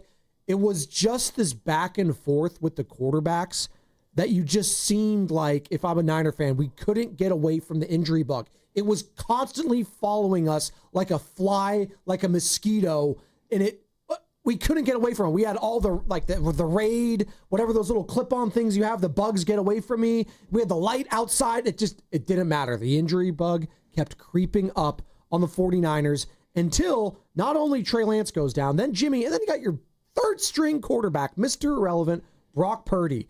Oh, and you go on this miraculous run, and then what happens in the NFC Championship game that you were at in Philadelphia? Oh, devastating elbow injury, out for the game, out for months. It's just incredible, Joe, that this keeps happening to that position. Are they just snake bit? Are they just unlucky? Or is there someone to blame in all this? 888-957-9570. Let's go to Freddie in South City. He's been very patient with us. Fred, what's up? The floor is yours. You're on the Morning Roast. Hey, how's it going? Thanks for getting my call. Hey, I'm excited. You know why? Because I'm going to take a page out of T.O.'s book. Brock Purdy, that's my quarterback, right? But now he's hurt. So guess what? Now it's Mac Jones. Mac Jones, guess what? That's my quarterback. And if something happens to Mac Jones and we go get Joe Schmo from the corner store, that's going to be my quarterback. And if something happens to Joe Schmo, then guess what? We get Sister Sally from the alley. Then that's going to be my quarterback. That's my quarterback. I stand behind whoever is behind center, right? I love the name on the front of the jersey, not the name on the back, because they come and go. I'm 55 years old. I've seen quarterbacks wheeled off on wheelchairs. I've seen them carried off in helicopters. It's just like I said, it's the name of the game. Next man up. Give him a chance. Give Mac a chance. Now, he can throw for 5 million yards this Sunday, or he can throw for negative 5 million yards. Give the guy a chance. I'm excited. I'm just glad that football's back. I'm excited. Freddie in South City's excited. Give Mac a chance. And Niner fans are. No one's, listen, I want to make this clear this morning. No one's saying all of a sudden, oh, well, we got no shot with Mac Jones. No one's saying that. They absolutely have a chance to right the ship. And I'm calling it the Seattle Storm right now. Not the Seattle Storm, the September Storm, excuse me, as the Valkyries just had a heartbreaking loss to the Seattle Storm, by the way. Big game against the Minnesota Lynx tonight. Be locked in for that. KPIX and also the Odyssey app. Go to the Valkyries tab on there. All right. But I'm calling it the September Storm that they're going to have to weather here. So if Mac can win a game or two, great. It's not the end of the world. And we're not saying that. But in week 2, you're already without your franchise quarterback that you made the highest paid player in the history of the franchise. I think that's where Shasky's at. And a lot of fans are starting to scratch their head and saying, did we make a mistake? No, I don't know about did we make a mistake. Did we make a mistake? Meaning, did we just pay a guy that's going to be injury prone like Jimmy Garoppolo was? That's where I think fans' minds go to. Fair or unfair, Joe? That's what we do. That might be way too extreme for me. But people are thinking that. He deserved and earned a giant pay raise. The question has always been, like, how much? And then, you get into, like, the minutia of the guarantees and how they roll it over and what is he actually going to earn and when is it really going to hit their books and all that. Like, he deserves those. It's more like we've invested a lot into him. Forget the exact amount. We've invested a lot into him. And a lot of this season's hopes rested in the fact that he's a hell of a ball player who makes things happen. And if you do have some weaknesses on that O-line, you might be able to offset some of them with some of his movement and his instincts and his feel and his IQ. And the fact that that guy's not on the field week 2, after you just paid him, yeah, it's a bummer, especially with the backdrop of Bosa had a down year after you paid him. And Trent had a down year after you paid him. And Ayuk had a down year and got hurt after you paid him. And CMC got hurt after you paid him. And it's just like this again. Kittle, new extension, got hurt right away. It's deja vu. It's deja vu. And Baldy joined us earlier in the week, and we're talking about the Brock Purdy turf toe variant injury. Ian Rappaport, NFL Network, this morning reporting 2 to 5 weeks, they're calling it, that Brock Purdy is going to be out. And we asked Baldy about the impact of those injuries and what it means to Brock going forward, the toe and the shoulder. Well, I mean, just because it's New Orleans, you don't make any – you put the healthy guys out there. I mean, typically, like if it happened on the last play, like he fell right on his left shoulder as he made that throw. I don't know when it happened. But if it's any kind of a sprain, like it feels terrible right now, 2 days after. I mean, it's just, he can't lift it. He can't get out of bed. It's just going to hurt. It's going to affect him probably in practice. The toe thing, I don't know what level of toe injury there is, but those things, you could play with it for sure. It's just, how much can you practice with it? And right now he's not practicing, and it looks like this is more serious than initially thought with the toe injury. And Kyle Shanahan was asked about the toe injury and when it happened.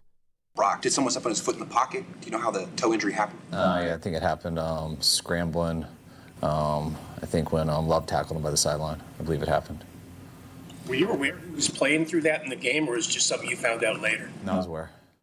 He was aware that it was, but if you watch the replay of what he's talking about when he was scrambling out of bounds and he gets rolled up on his feet, he gets up, runs normal. Like, he wouldn't notice anything, but I'm sure he went to the sideline and said, "Dad, something just happened to my foot. Like, something just happened to my toe."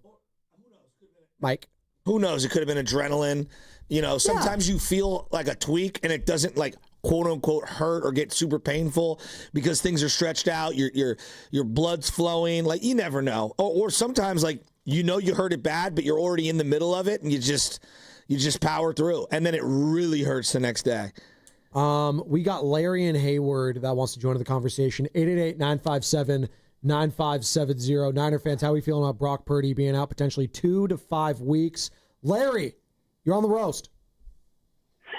So I'll tell you a little tidbit that during that Denver preseason game, I was sitting behind Mac Jones' mom, and she was wearing a hat that says Mac 10. So I think, in the future here, we need to go ahead and play some Mac 10 for Mac Jones. And then also, I even asked her, how does he like, coming to San Francisco? She said he actually fits in great here. He loves it here.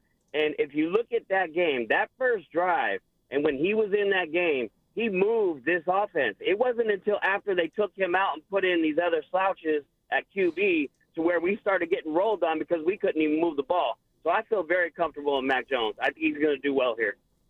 I believe he threw a pick in every game he appeared in, which was the first 2. Last season? No, in the preseason. He's talking about. Yeah. Larry and Hayward there. And again, preseason. I know.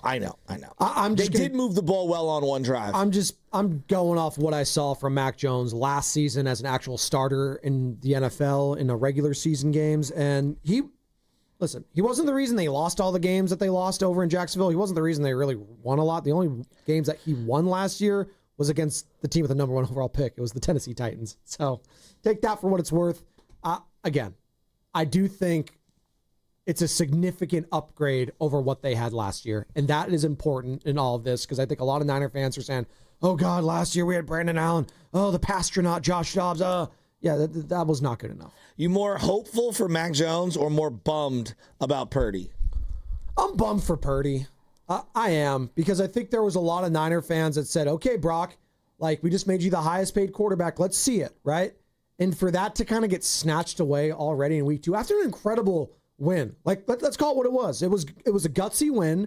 There were some bad throws in there, some bad mistakes, but he overcame it.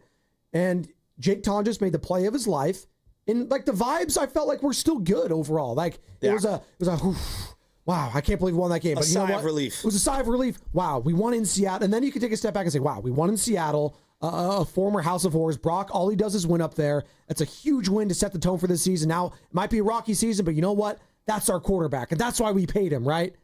And then for that to just get taken away from you as a fan, and now we have to automatically pivot to Mac Jones. I do think fans are still trying to wrap their mind around, Brock being out this week before they get to Mac Jones. And I understand that. And I think that's kind of where you are this morning, too. You're like, all right, God, just again, this is happening. Again, there's more injuries with this team that, again, we talked about Joe, Warren Sharp football. He crunches all the numbers and talked about it. 2024, the Niners, most injured team, number 1. 2023, number 29. But after that, 2022, number 9. 2021, number 3. 2020, number 1. Like, they keep getting hurt more so than 90% of the NFL. If he misses 90%. If Purdy misses 5 games or more, are they in big, big trouble? Yes. Now, you say that, and let's see what Mac Jones looks like. Again, I don't want to, Mac Jones has quarterbacked a team to the playoffs before. So, again, but we're talking about backups. But this team, Joe, we've seen it. When Trey Lance went down, Jimmy G took over, and then they win. And then Jimmy G goes down, Brock Purdy takes over, they win. So can we give Kyle Shanahan some grace when it comes to this stuff, right? Well, that year was a unique one. You had a lot of guys making big money, and the quarterbacks weren't making as much. Yeah. You had a deeper team back then. I Did know. you not? You had a fully 100% healthy CMC. I don't think we're talking enough about the Kittle injury now that this is all happening, but him being on IR, it's all through the prism of missing Kittle and Jennings. It's Kittle, Jennings, and again, it looks like Jennings avoided any serious injury with that shoulder. But again, he might not play this week. They might want to be cautious there. They bring in Kendrick Bourne. Pearsall, thankfully, is unscathed in this one. Where would they be without Ricky Pearsall? Imagine that after week 1. Where would this team be without Ricky Pearsall? Seriously. They have 2 division matchups without Kittle. Yes. And they might have 2 more division matchups without Purdy. They might. And that's a tough blow. It is. And how 49ers feel is how they feel right now. But I'm getting a lot of optimism on Mac Jones. I just am from the callers. Okay. There's a lot of people that believe in Mac Jones. Don't be optimistic with Mac Jones. I just more I said it during the offseason.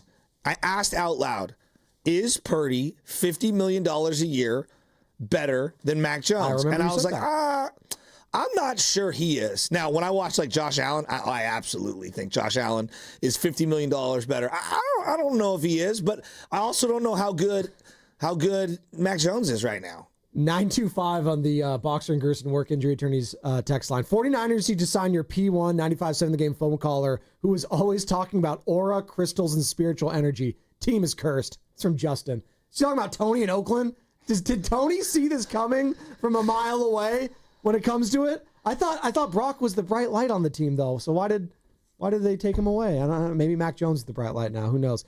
408 on the Boxer and Gerson work injury attorneys text line. I am 1,000% sure Levi's was built on an ancient burial site or something. Everyone's just going to this team's curse. So Pet Sematary? Pet Sematary, great movie, by the way. No pain, no gain. Yeah, you don't want to go down that road. That road's got a history. Such a good movie. Scared the crud out of me. It is scary. Dead animals coming to life. I don't want that to happen. But there is an aspect of this, Joe. I can't fault fans, and that was the first call we got this morning. Who was it? Benzo out in Napa. This team might just be cursed with injuries. Does that feel like that? But that's kind of a cop-out for the coaching staff for not putting together an offensive line. I actually would appreciate Kyle going to the podium, be like, you know what? We're just cursed. He has a rabbit's foot. He has the garlic on. What else is there? What does this team need the most? Got the horseshoes on. I can't catch a break. Yeah, can't catch a break, right? Oh, my God. Yeah, what is the four-leaf clover, right? Shanahan's Irish, right? You got to have that somewhere. You lose on Sunday, and panic. You lose another player? Oh, it's panic.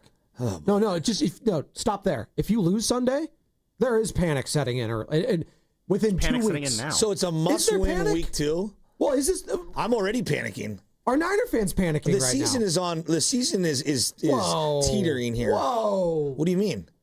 Teetering? You lost your franchise quarterback and your Hall of Fame tight end is out at minimum 4 weeks. Still waiting for your receiver to come back too, and Brandon Ayuk. I mean, like teetering. I'm not optimistic. How many teams in the NFL can overcome their franchise quarterback being out, let's just say 4 or 5 weeks, and a Hall of Fame tight end being out 4 or 5 weeks? It's hard. The margins are thin. I mean, the Rams started out 1 in, let me look at area 1. I know, I've told you this. They started 1 out 1-4. Yeah, I know. Yeah. Was their season, was it over? Frauds. No, they got all the way to the divisional round and were a play or two away from beating the eventual Super Bowl champions in their home yard. Okay, they went 10-7. They did. The Rams went the Seahawks also went 10-7, and they needed the Vikings to beat the Seahawks up in Seattle for them to clinch the division. So, like, all I'm saying is that, like, if you don't think that this thing is very delicate right now, I think you're being obtuse. No, I'm not panicking yet. Let me see what Mac Jones looks like before I panic. Like, we have to see that first. And again, our 49ers, how panicked are you? I know Bonte used to have the panic meter all the time. Is it at a 10? Is it at an 8? 888-957-9570. What's the panic level right now with Brock Purdy being out potentially 5 weeks? It's at minimum 2, according to Ian Rappaport. Carter, thank you. What? Carter gets me here. Name me a team who has a franchise quarterback that they've given $150 million to. What team wouldn't panic if their guy was out 2 to 5 weeks? Dolphins. I'd panic. Are you kidding me? Hold on. They were so bad when they had 2 out. Yeah. What? Hold on. I'd panic right now if it was a season-ending injury. Yeah, it's over. 2 to 5 games? Yeah, no one's saying the season is over. We're saying I've seen Kyle Shanahan work miracles with this team. I've seen it. You've seen it. Yeah, but you guys are giving him no credit. No one's giving him no credit. When it sounds like it. Sounds like you guys have zero faith in your head taking coach. over later in the season is different than like week 2. Like you would acknowledge that, right? Playing Spencer Rattler. Like when the Baltimore Ravens made the playoffs when Lamar was injured, they had built up a nice record before Lamar got hurt, and so they were able to, still find a way to get into the playoffs. It's week 2. That was also before giving Purdy $50 million, which means you had more around him then. Exactly. And, we have this other elephant in the room. His name's Christian McCaffrey's calf. We prefer rat on the table. We're also here. acknowledging that, right? There we go. Brought to you by ACCO. Well, that's what Moose Johnston was telling us, by the way, Daryl Moose Johnston, on the call for Fox this week. You don't think this weekend is filled with urgency? I never said it wasn't urgent. Yes, it's obviously filled with urgency, but I'm clearly more optimistic than some other Niner fans here. No, let's just play this out. I just want to play this out. No, it's not about optimism. It's just this is a highly important game. I'm not you use the word panic. Yeah. I'm not panicking Yeah, this is a must. It's not a must-win game. It is absolutely not a must-win. Cards at home. That's a division opponent that has given you fits for years, and mobile quarterbacks give you fits. Jaguars, I don't know what to make of them. Yeah. I don't know. They're a question mark. Rams. Must-win game in week 2. Rams, McVay. And then, if you're lucky, Kittle's back for the Bucs. Bucs are a good team. Yeah, I know. But what do the Bucs look like then? Again, we're projecting how are these teams going to look. Do you think the New Orleans Saints were prepared to play Mac Jones week 2? No, things change very quickly. I don't even know who the Saints are. So no one does. We know that they're projected to be the worst team in the NFL. But the Niners also don't know what they are. So I think we have to acknowledge this is a 6-11 team from last year with a lot of new parts, and they won a game up in Seattle in an ugly fashion, which was a great win that could have gone either way, and now they're out one of the best players in the league, not just on their team, in the league, and then they're out a franchise quarterback who, they gave him $50 million. By the way, Sports Talk on 95.7 The Game is presented by Paramount Plus. Watch the new season of Tulsa King on Paramount Plus. Sylvester Stallone is back in the original hit series, Tulsa King, streaming September 21st, exclusively on Paramount Plus. 888-957-9570 is the number to call or text. Has panic set in for you, 49ers fans, in regards to the Brock Purdy injury? Whoever said it, this is the word or the term that I would use. Appropriate fear. That's fine. That's different than, why does everything have to be all, you're panicking? No, No, you use the word. That's why I brought it up. I'm not panicking. I'm not. Shout out Joe. 415 on the Boxer and Gerson Work Injury. This is also the guy, I want to make this clear, you were also the guy that did not bat an eye when Jake Moody was shanking things left and right. And then after 1 week, 127-yard miss, came in here and was like, yeah, I'm out on Moody. Well, yeah, because I allowed him to lose the job in the regular season because he had the injury concerns last year. You know what? Him. And I allowed it. Thank you. I allowed it. Thank you, Coach. And he's gone, Really quick, because we're talking about whether we should be panicked about losing the starting quarterback or not. Appropriate fear. Okay, appropriate fear, whatever. When it comes to why you shouldn't be panicked, I'm curious, what about Kyle Shanahan makes you think that he can win with a quarterback that isn't Brock or Jimmy? Because if you think, do you guys know what his record is when those guys are not?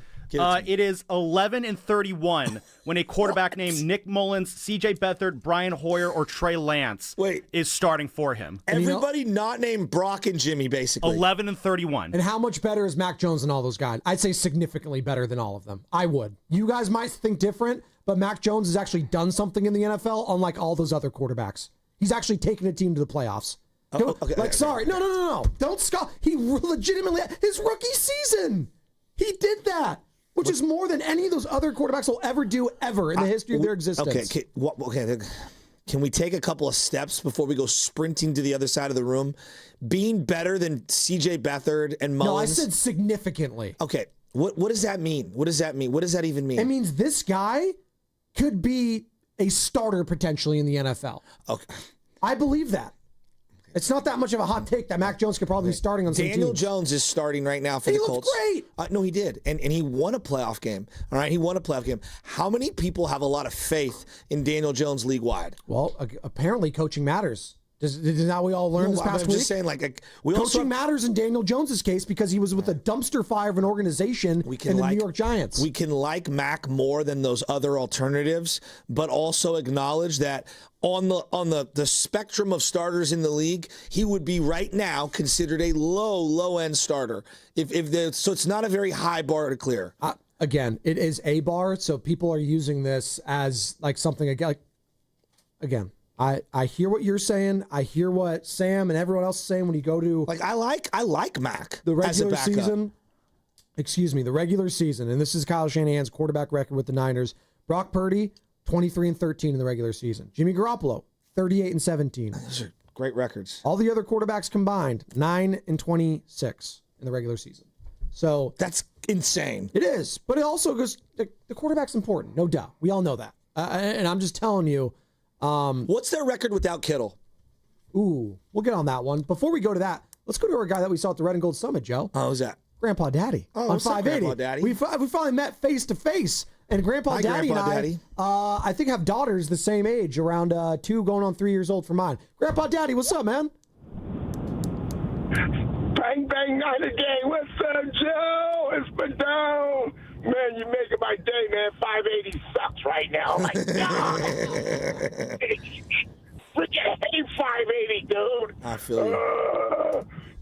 Hey, yeah, we do have daughters. 5 and 3, dog. Let's go. Love you guys. Hell yeah. How we feeling about Brock? How we feeling about Brock, Grandpa? Man, check this out, man. I'm loving this. I have faith in Kyle. Kyle's the man, bro. He's smart, bro. You watch this.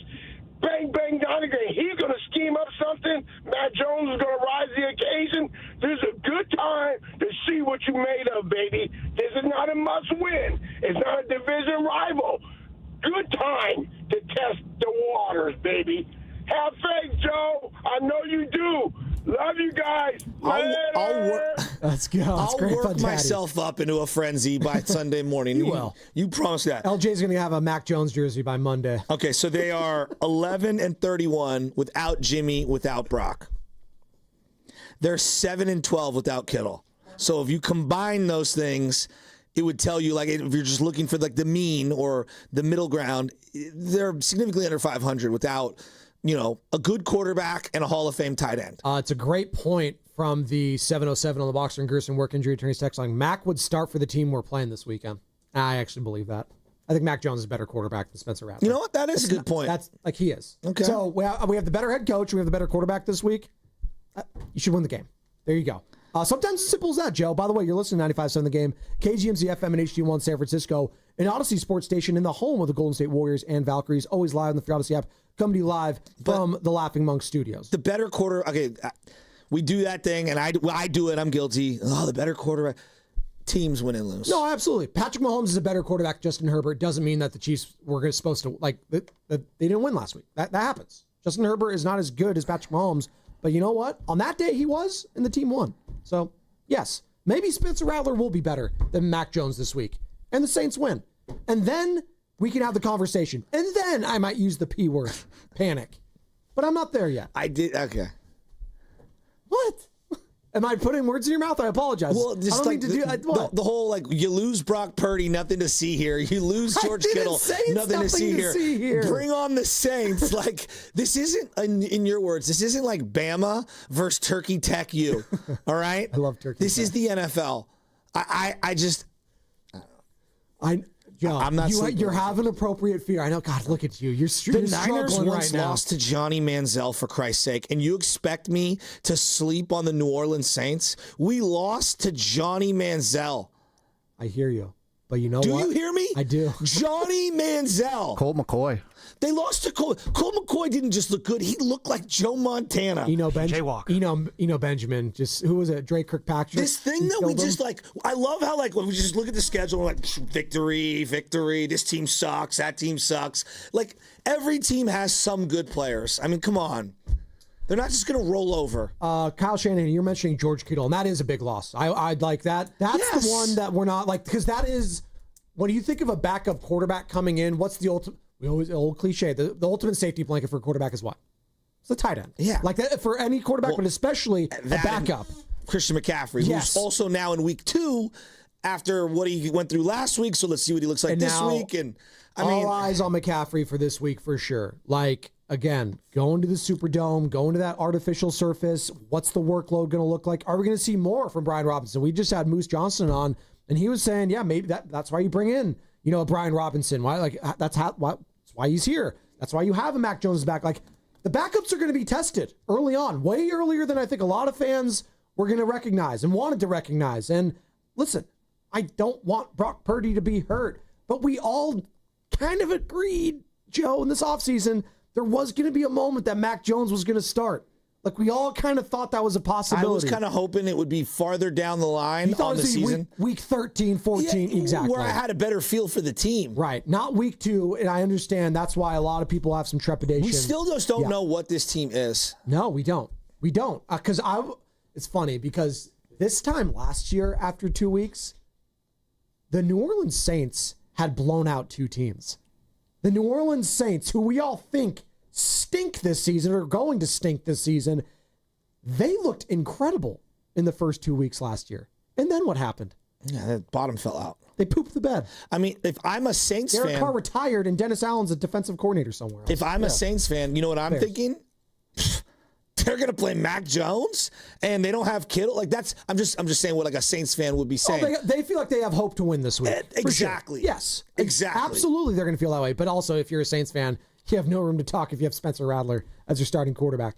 888-957-9570. I kind of liked him in college. I know everybody else hated him. I'm rooting for him. It was more so, I think, the attitude stuff that came out. I agree with. It was weird, his whole video journey dialogue, and he was a jerk to other people. So it was more so that than the actual talent, because clearly he showed at South Carolina that he has the talent for it. By the way, you know why I also feel kind of confident about this team going forward, Joe? It has nothing to do with the offense. And maybe this is a week 1 overreaction. What Robert Saleh did with that defense last week in Seattle gives me so much more faith in this team that they can weather this September storm going forward with a potential backup quarterback and Mac Jones for whether it's 2, 3, 4 weeks. I don't know. But if you keep it close, you got a chance. And I really believe that with the addition of Robert Saleh, the Niners are going to be in all these games. I do, because you still have Fred Warner, agree. Nick Bosa, Lenore, and what I saw them do late in that game yesterday had me very encouraged. Would you agree that even if Brock was in this game, these games are tight. Yes. They're early on. Kyle's not just going to throw the ball around all over the place. That stadium is loud. It is. Historically, it is really giving the Niners fits. Yes. A lot of false starts, a lot of pre-snap infractions.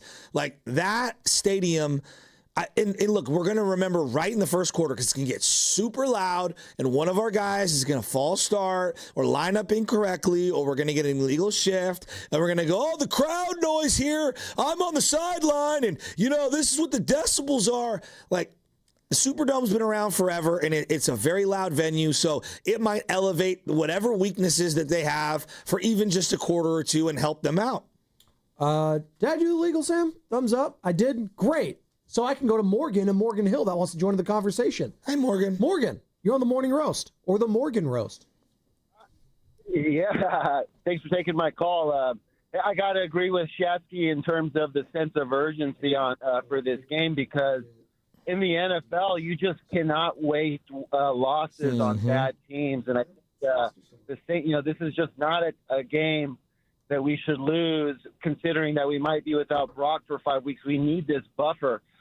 But the silver lining or the optimism that I have with Mac Jones is when I think about quarterbacks in the NFL, the coaches and the play scheme matter just so much. And so, I think about Sam Darnold, who was horrible until he got to the Vikings with their head coach, who seems like a great head coach, and he played so well last year. And then there's Baker Mayfield, who was bad with the Cleveland Browns, but then now with the Tampa Bay Buccaneers, we think he's a good quarterback. So Mac Jones, that situation in New England and then Jacksonville, I don't think anybody thinks those are good situations. So I'm kind of intrigued to see what Kyle Shanahan can do with Mac Jones in this system. And so, but I'll still be watching on pins and needles because we need to get this win, in my opinion. As bummed as I am about Purdy and Kittle, I would be lying to you if I didn't say there wasn't an intrigue in wanting to see Mac Jones. Absolutely. There's a major intrigue. I think there's an intrigue for all of us. 888-957-9570. I see K Bueno, Bob, Sean Paul in Oakland. We'll get to all of you, I promise. But there's so much and so many angles in this game, Joe, that it is actually kind of absurd. First off, you've already had all these injury concerns at quarterback for years now under Kyle Shanahan. You moved off of Trey Lance. You moved off of Jimmy Garoppolo. You paid Brock Purdy to be the guy. He was the last pick in the NFL draft 4 years ago. You almost used the number 3 overall draft pick to draft the guy who is now the backup on your team now in Mac Jones. All of that just sounds insane, but it's crazy how the NFL works sometimes. And, we like to say, oh, God works in mysterious ways. No, the NFL works in mysterious ways. And Mac Jones has a chance to not shock the world is strong, but he has a chance to, kind of do what Sam Darnold did in San Francisco, which was kind of like retool his image. And that's why I am rooting for him. I am rooting for the guy to, be more of the quarterback we saw in New England in that rookie season. Well, and I think he can be still. Steve Young is probably the most extreme example of, a guy off the bench coming in and playing for somebody else in times of crisis or injury or whatever. Right. But the Niners have a long history of this. Yes. John Brody replacing Y.A. Tittle. Obviously DeBerg and Joe Montana early on. You got Garcia going in after searching for different quarterbacks after Steve Young got knocked out. You got the whole Tim Rattay, Dorsey saga. Alex obviously getting hurt out of nowhere, and Kaepernick and him taking his job. And at one time, Sean Hill took Alex Smith's job. J.T. O'Sullivan took his job. You've had this as a history for the Niners for years on end. You just never know when someone gets that start, what might happen and where they run with it, or what they don't do with it. I remember we were like, Alex Smith, boo, get him out of here. We want Carr. Right. And Carr went out there. This is Derek Carr's brother, David, threw one pass, and everyone looked at each other. Kansas City was like, yeah, he sucks too. Yeah, exactly. I remember that. We were chanting, we want Carr. We saw one pass fluttered to the outside. We were like, yeah, we were wrong. I want Derek Carr right here on the River Islands guest line. Somehow, I want to get to it. He was really good on that YouTube TV broadcast last week. He's retired now, and I didn't even know he was going to be on the broadcast. I think everyone was shocked. Like, I don't know what to expect of these YouTube broadcasts. And he was impressive doing the telestrator. Maybe Derek Carr could be one of those rare situations where he was a better broadcaster than he was a quarterback. Now, people are going to poo-poo. He sucked as a quarterback. He was in a pretty bad organization. That's all I'm going to say. Just like Mac Jones has been since that first year with the Patriots, he's had a collection of poo-poo when it comes to offensive coordinators. We'll dive more into this on the other side. Plus, and this is a little tease for you, we got a big announcement for this show on the other side. Really? That you do not want to miss. And it's going to be brought to you by Safeway. Head to Safeway this week for this amazing deal and more for members. USDA Choice Boneless Beef Tri-Tip Roast, untrimmed twin pack, just $6.99 per pound. Visit Safeway.com for more details. See you in the aisles. He sees things others don't see. Purdy just executes what he's asked to execute at a really high level. He spends hours and hours in the film room to find the nuggets. He has way better mobility than people might think, and we've seen that a number of times. But he just knows how to play the position innately. He's Greg Cosell from NFL Films, and he's on every Wednesday with Willard and Dibs. Greg freaking Cosell right there. We are the Bay Area's football station, 95.7. The Game.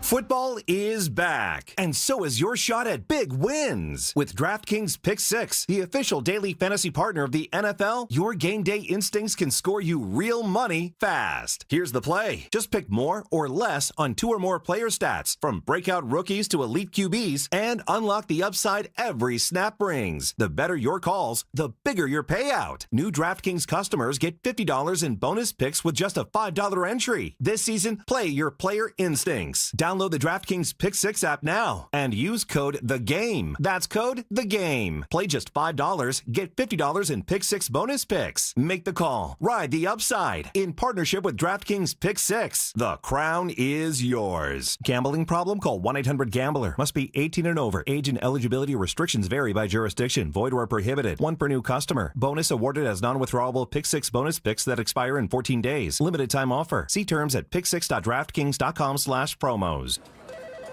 Comcast Business High Five Hotline. What's the state of your excitement? I signed my business up for the 5-year price lock guarantee, and I can't stop high-fiving people. High five! Okay, deep breath.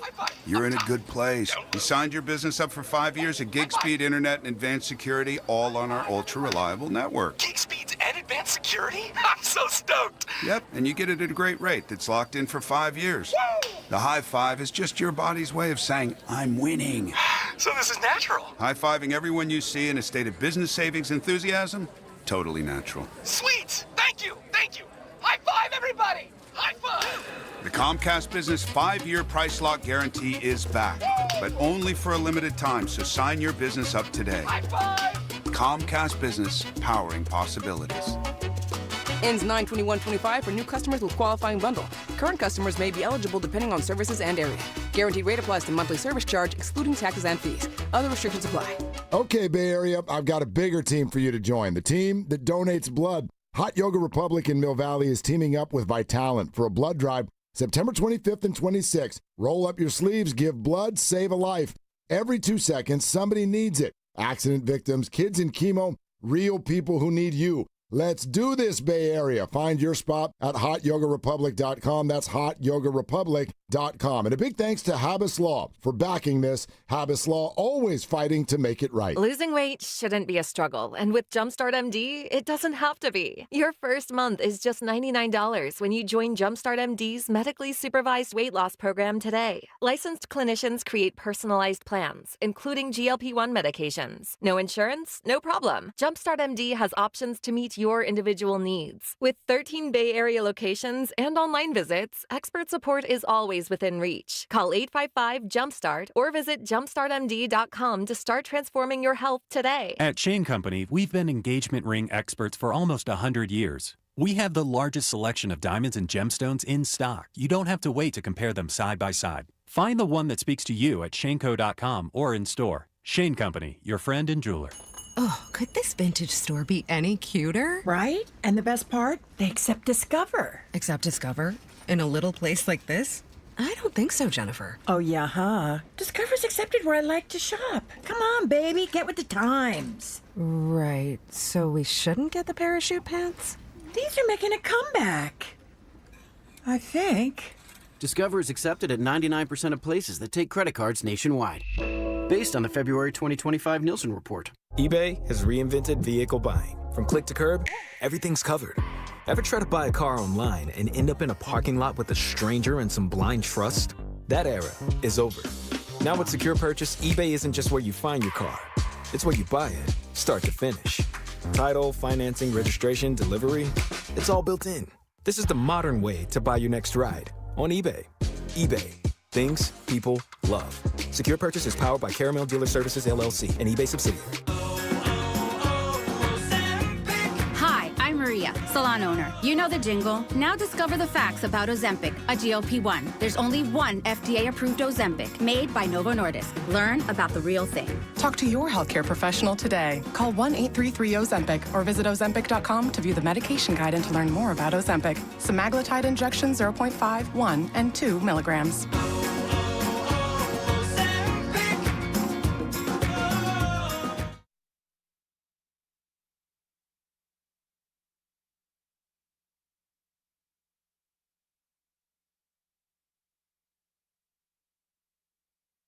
Brock Purdy, that's my quarterback, right? But now he's hurt. So guess what? Now it's Mac Jones. Mac Jones, guess what? That's my quarterback. And if something happens to Mac Jones and we go get Joe Schmo from the corner stove, that's going to be my quarterback. And if something happens to Joe Schmo, then guess what? We get Sister Sally from the alley. Then that's going to be my quarterback. Sister Sally from the alley. Who was that? Guy's incredible.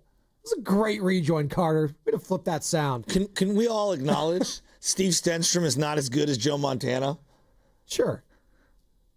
But the drop-off between Brock Purdy and Mac Jones, like, come on. So, yes, to your point, Joe, too. Thank you. See, I actually want to dissect this thing that this point you're making. It's a great point. The feeling that I get elite when you say that, and you could say I'm wrong, when you say, well, the drop-off from Purdy to Mac Jones isn't that precipitous, that tells me you don't have Brock as high. I've always said I think he's a top 10 quarterback. I think Mac Jones in the right system could be a top 15 quarterback. Yeah. Then why is Mac Jones on a 2-year deal for $3 million a year? Because he was given a poo-poo platter after his rookie season. Josh McDaniels left after his offensive coordinator at the time, after an incredible year, became head coach of the Las Vegas Raiders. Bill Belichick does not know what to do with his coaches outside of having Josh McDaniels and Tom Brady. Let's bring in a guy that doesn't know anything about offense and Matt Patricia, a defensive guy. Let's let him help out. Let's bring in Joe Judge, who what was he, a special teams guy? Let's have him do the offense. Yeah, that'll help my young quarterback succeed.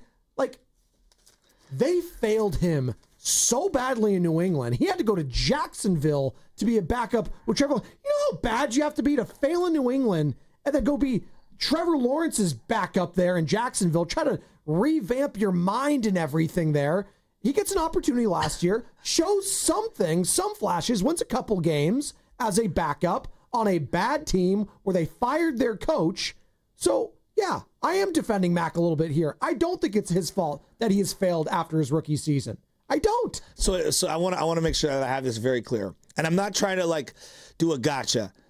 You think he can be a top 15 quarterback or is a top 4? I think he can be in the right situation. Yes. Okay. I truly believe that. Maybe. I don't think it's that insane. He's been given a very tough hand to start out. Kind of like how we give grace to, Alex Smith, who was labeled a bust at one time. And then he kind of jumped himself back into the top 15 quarterback conversation when he was a Kansas City Chief, right? I think we could all agree on that. I never thought that Alex Smith was a top 12 quarterback in the NFL. I didn't say 12. Ever. I said 15. Well, no, I'm going to just say 12, That's in fine. general. I think Alex was always dramatically overrated because he's a nice guy. And why are we talking about Mac Jones? The latest news, if you're just joining us, Brock Purdy, according to Ian Rappaport, NFL Network, expected to be out 2 to 5 weeks with a turf toe variant injury. Are we panicking, Niner fans, about the news of the quarterback going down? 888-957-9570. We'll go to the phone lines shortly, Joseph. Yeah, I don't know where to go with this Mac Jones.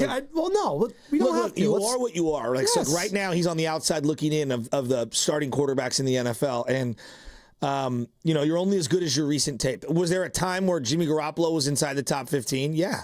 Inside the top 10? Yeah. Do I believe that today? Not a chance in hell. That's fine. Right? And so, today, I don't believe Mac Jones is there. No. Hey, look, 3 weeks from now, they go 3-0, and Max swashbuckling without George Kittle, we're going to have a whole different conversation. I'm just going off what I saw in the preseason where he was staring guys down and throwing picks. And, I mean, that's all I saw, right? I mean, preseason, you're trying out new things. You're trying to do some new stuff. So, it's kind of like spring training for pitchers. Joe, I'm not crushing him. I'm just telling you, this is the last things I've seen. It was him throwing some picks where he stared down some receivers. So, I think it's difficult for me to say he's in the top 15 as a backup quarterback who got a chance to play last year with Jacksonville. No one wanted, and then he got a 2-year, $3 million a year deal. Real quick. That's all. Don't you put words in my mouth. I said in the right situation. Apologies. Mac Jones Apologies. Can be a top 15 quarterback. He showed that in New England in a full season. Kyle Shanahan, your faith in Mac Jones is what? Mac knows how to play the position. He can play well in the pocket, distributes the ball well, sees coverage as well, can play fast in there. He's got a lot of good film from the NFL with his experience and obviously college. Tough guy who'll hang in there and deliver the ball where it needs to go. There you go. That's the head coach. He's got belief in him. Does Bob in San Francisco have belief in them? I mean, I love Kyle. Kyle believed in C.J. Beathard when I didn't. You have to be. You gotta believe it. Hey, Bob. Brian Hoyer. Bob, are you panicking right now with the Purdy injury? Hey, Bob. Not at all. A couple of things. Better to happen now than later in the season. And the other thing is, it worked for Sam Darnold to come here and play backup. How come it can't work for Mac Jones, right? And also, I'm a little intrigued with this Mike White. I think they got him as a third stringer, I hope. I mean, he might be able to resurrect his career here. So basically, there's nothing wrong if you ever played in the NFL. There's nothing wrong with coming back and learning. So we got three top 15 quarterbacks on the roster. Bob, Mike White. Bob, we got Mac Jones. There? Bob, you still there? I love it. Yeah, I'm here. I love it. What career are you referring to with Mike White? That Jets game.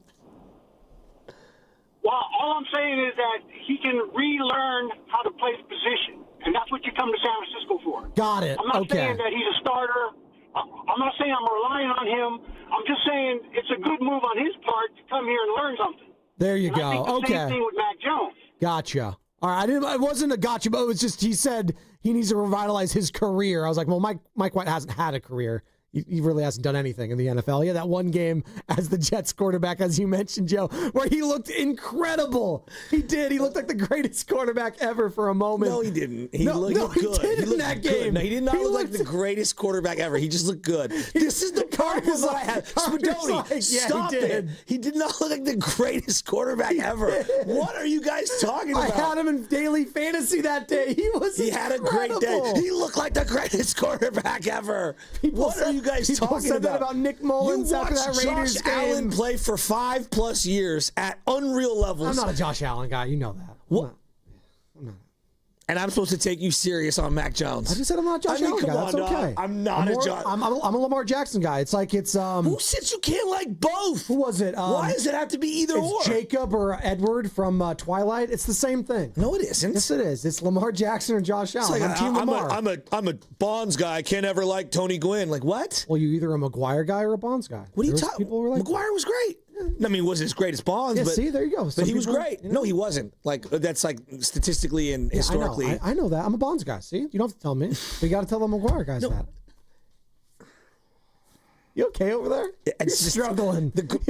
He said Mike White looked like the greatest quarterback who ever played. I'm telling you, in that one game, it's called a great game.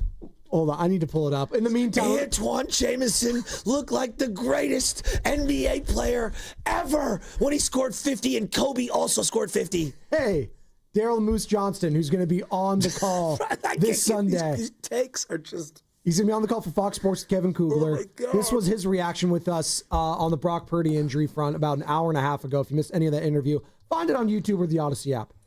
A little bit of disappointment. Always enjoy the opportunity to visit with Brock Purdy. I think it's been a great story. We had, years ago, his first start of his NFL career and kind of was able to have a couple of games down the stretch that season. So I just think he's one of the good guys that's in the NFL and always enjoy our opportunity to visit with him. So just from a personal standpoint, that'll be disappointing. But Mac is great, too. We got an opportunity to visit with him a couple of times. And I really think that, they're very similar in their style of play and what they bring to the table at the quarterback position. So it shouldn't impact Kyle's offense too much. So I'm actually very excited to see what Kyle does for the adjustments. So he's very creative and one of the better coaches in the NFL from an offensive side of the football. So it's going to be fun to watch what he has in store for the Saints defense. I'm kind of like what Moose is saying. I'm excited to see what it looks like with Mac Jones. You got to pivot a little bit here and maybe try to cater to more of his skill sets. I would say he has a better, a stronger arm than Purdy, Joe. I don't think that's that crazy to say. But our 49er fans panicking right now in regards to the Brock Purdy injury news. That's what we're talking about. What? What's so funny? I can't get over the Mike White game. I'm looking at it right here. Did you see it? Okay, 400 yards and 3 touchdowns. That's incredible. His first ever start in the NFL. Norm Van Brocklin threw for almost 600 and 7 touchdowns. Was Mike White even was he undrafted? It was his first ever start. Yeah, that's what I'm saying. But he didn't look like the greatest quarterback ever. He had a great game. It's a 5th-round pick 171. It was, again, in the game he did, in the context of everything. Mike White, if you Google search it, he's also the guy that created the White Lotus series. He's the director and the creator of it. So there you go. This Mike White. Not the same one. Maybe his cousin. What now? You're just... It's just a different... Just because they have the same name doesn't mean they're related. Sam, maybe. What am I working with today? We're having a good time. I'm the one who's supposed to be tired. I had the event last night. I'm not tired at all. I feel great. I feel energized. I feel like Mac Jones feels today. Sean Paul is in Oakland. Sean Paul. What's up, Sean Paul? What's up, guys? Hey. As you were saying, Spadoni, that year that Mac Jones took the Patriots to the playoffs, he actually made the Pro Bowl and had 3,800 yards, 23 touchdowns. And he didn't have good wide receivers. What was his number one receiver? Kendrick Bourne, which, that's probably a good thing with their connection now. But I just think it's going to come down to defense. Having Eddie Pinheiro is going to be great because, if we were running into this game with Jake Moody, it'd be a whole different ballgame. And then the offensive line, whatever quarterback you have, I feel like with Purdy, part of the reason he gets hurt every year is because the offensive line isn't that good. So it's about how they gel this week. And I think Mac Jones is not this slouch that everyone's making out to be. He went to Alabama. No, did he win? I don't think 2 national championships? No one thinks he's a slouch. It's just... Thanks, Sean Paul. Tyler Huntley made the Pro Bowl. Again, guys, we've got to have a little perspective. On. Mac Jones is better than Tyler Huntley. I agree. Come on. I agree, but we just throw things around. Can we just, guys, I know we all want to go to the moon. I know we want to go to the Mars. Can we just stay grounded on Earth every now and then when discussing quarterbacks, the NBA, Major League Baseball? Not everything is the greatest thing I've ever seen because it just happened last night. That's all. I'm just asking to just pump the brakes slightly. Well, as Adam Silver would say, this is a highlight-driven league, okay? So we talk about the highlights when we need to. Later. We will. It was actually one of the most ridiculous things I saw yesterday. We'll get to it at some point. As I call him the worst commissioner of all commissioners right now currently in sports. He's pretty bad. I'm never going to let you, Mike White, the greatest. He looked like the greatest quarterback I've ever seen. His first ever start. Better than Matt Flynn that one time? It was close. Matt Flynn did look pretty good. 400 Better than Nick yards. Foles that one time? The Jets' first and only 400-yard passer since 2000, by the way. That speaks more to the Jets. Was that Chad Pennington back then? Love Chad Pennington was sick, though. Him and Wayne Corbett and Lavernius Coles. There you go. Him and Randy Moss at Marshall, right? Oh, yeah. Chad, there you go. Yeah. More from Daryl the Moose Johnston. The Randy ratio. There you go. Daryl Moose Johnston, who joined us earlier, talking about Mike White, you guys. He expects the Niners now with the hurt quarterback to go back to a heavy run situation this week.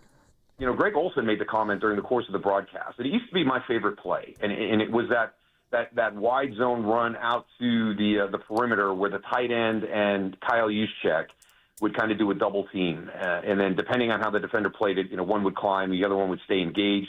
And that used to be one of my favorite plays, and it was just chunk yards, every time they ran it. And it was kind of funny that last week you kind of saw San Francisco getting back into some of the things that they did back when they didn't have that quarterback that they completely trusted to be able to take them through the game and do everything, from a passing standpoint. So when they were leaning heavy on the run, there were some really cool run concepts that Kyle would use, and maybe we go back to some of that as we get ready to play the Saints on Sunday. So Bonte talked about one of them when they ran 8 out of 9 times. The one pass was, and I had talked about it the day before, it was like this screen pass, but it wasn't a screen in the traditional sense where you get the blockers going sideways or whatever. They started going downfield, but it was like an angle route. Yeah. It was like a little Texas angle route. It was really cool. They ran it twice in the game.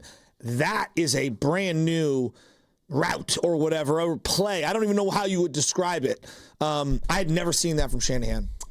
I'm calling it now this week, by the way. Mike White's coming out of retirement and throwing for 500 yards. He's not retired. He's working out for the team. All right. Let's make that abundantly clear. There's going to be a bomb to Marquez Valdez-Scantling or someone in this game. Will he catch it? Well, that's the question. He's going to be open, and Mac Jones is going to hit him in stride. It's whether or not the receiver catches it. That remains to be seen. But there's going to be an arm talent wow from Mac Jones this Sunday. You better believe it, Carter and Shasky. When you see him throw that ball. Brock, you in trouble. Coming up tonight. Spadoni, I was the one that was guilty of getting goofy in the 9 o'clock hour. We're never going to let you live down this Mike White thing. Listen, you guys, I know I'm hung up on it, but God, it's just funny to me. Dude, you didn't watch the game in real time then, is what that tells me. He was incredible. So you were tapped in on Jets Bengals week 8, huh? Got that red zone line. Coming up tonight, 5 o'clock. Scott, go back to that Jets game. The Valkyries take on the Minnesota Lynx. You can hear the game right here on 95.7 The Game and the Valkyries channel via the Odyssey app. Oh, I'm tearing up. Just download the app and search Valkyries. You can also watch the game on KPIX Plus.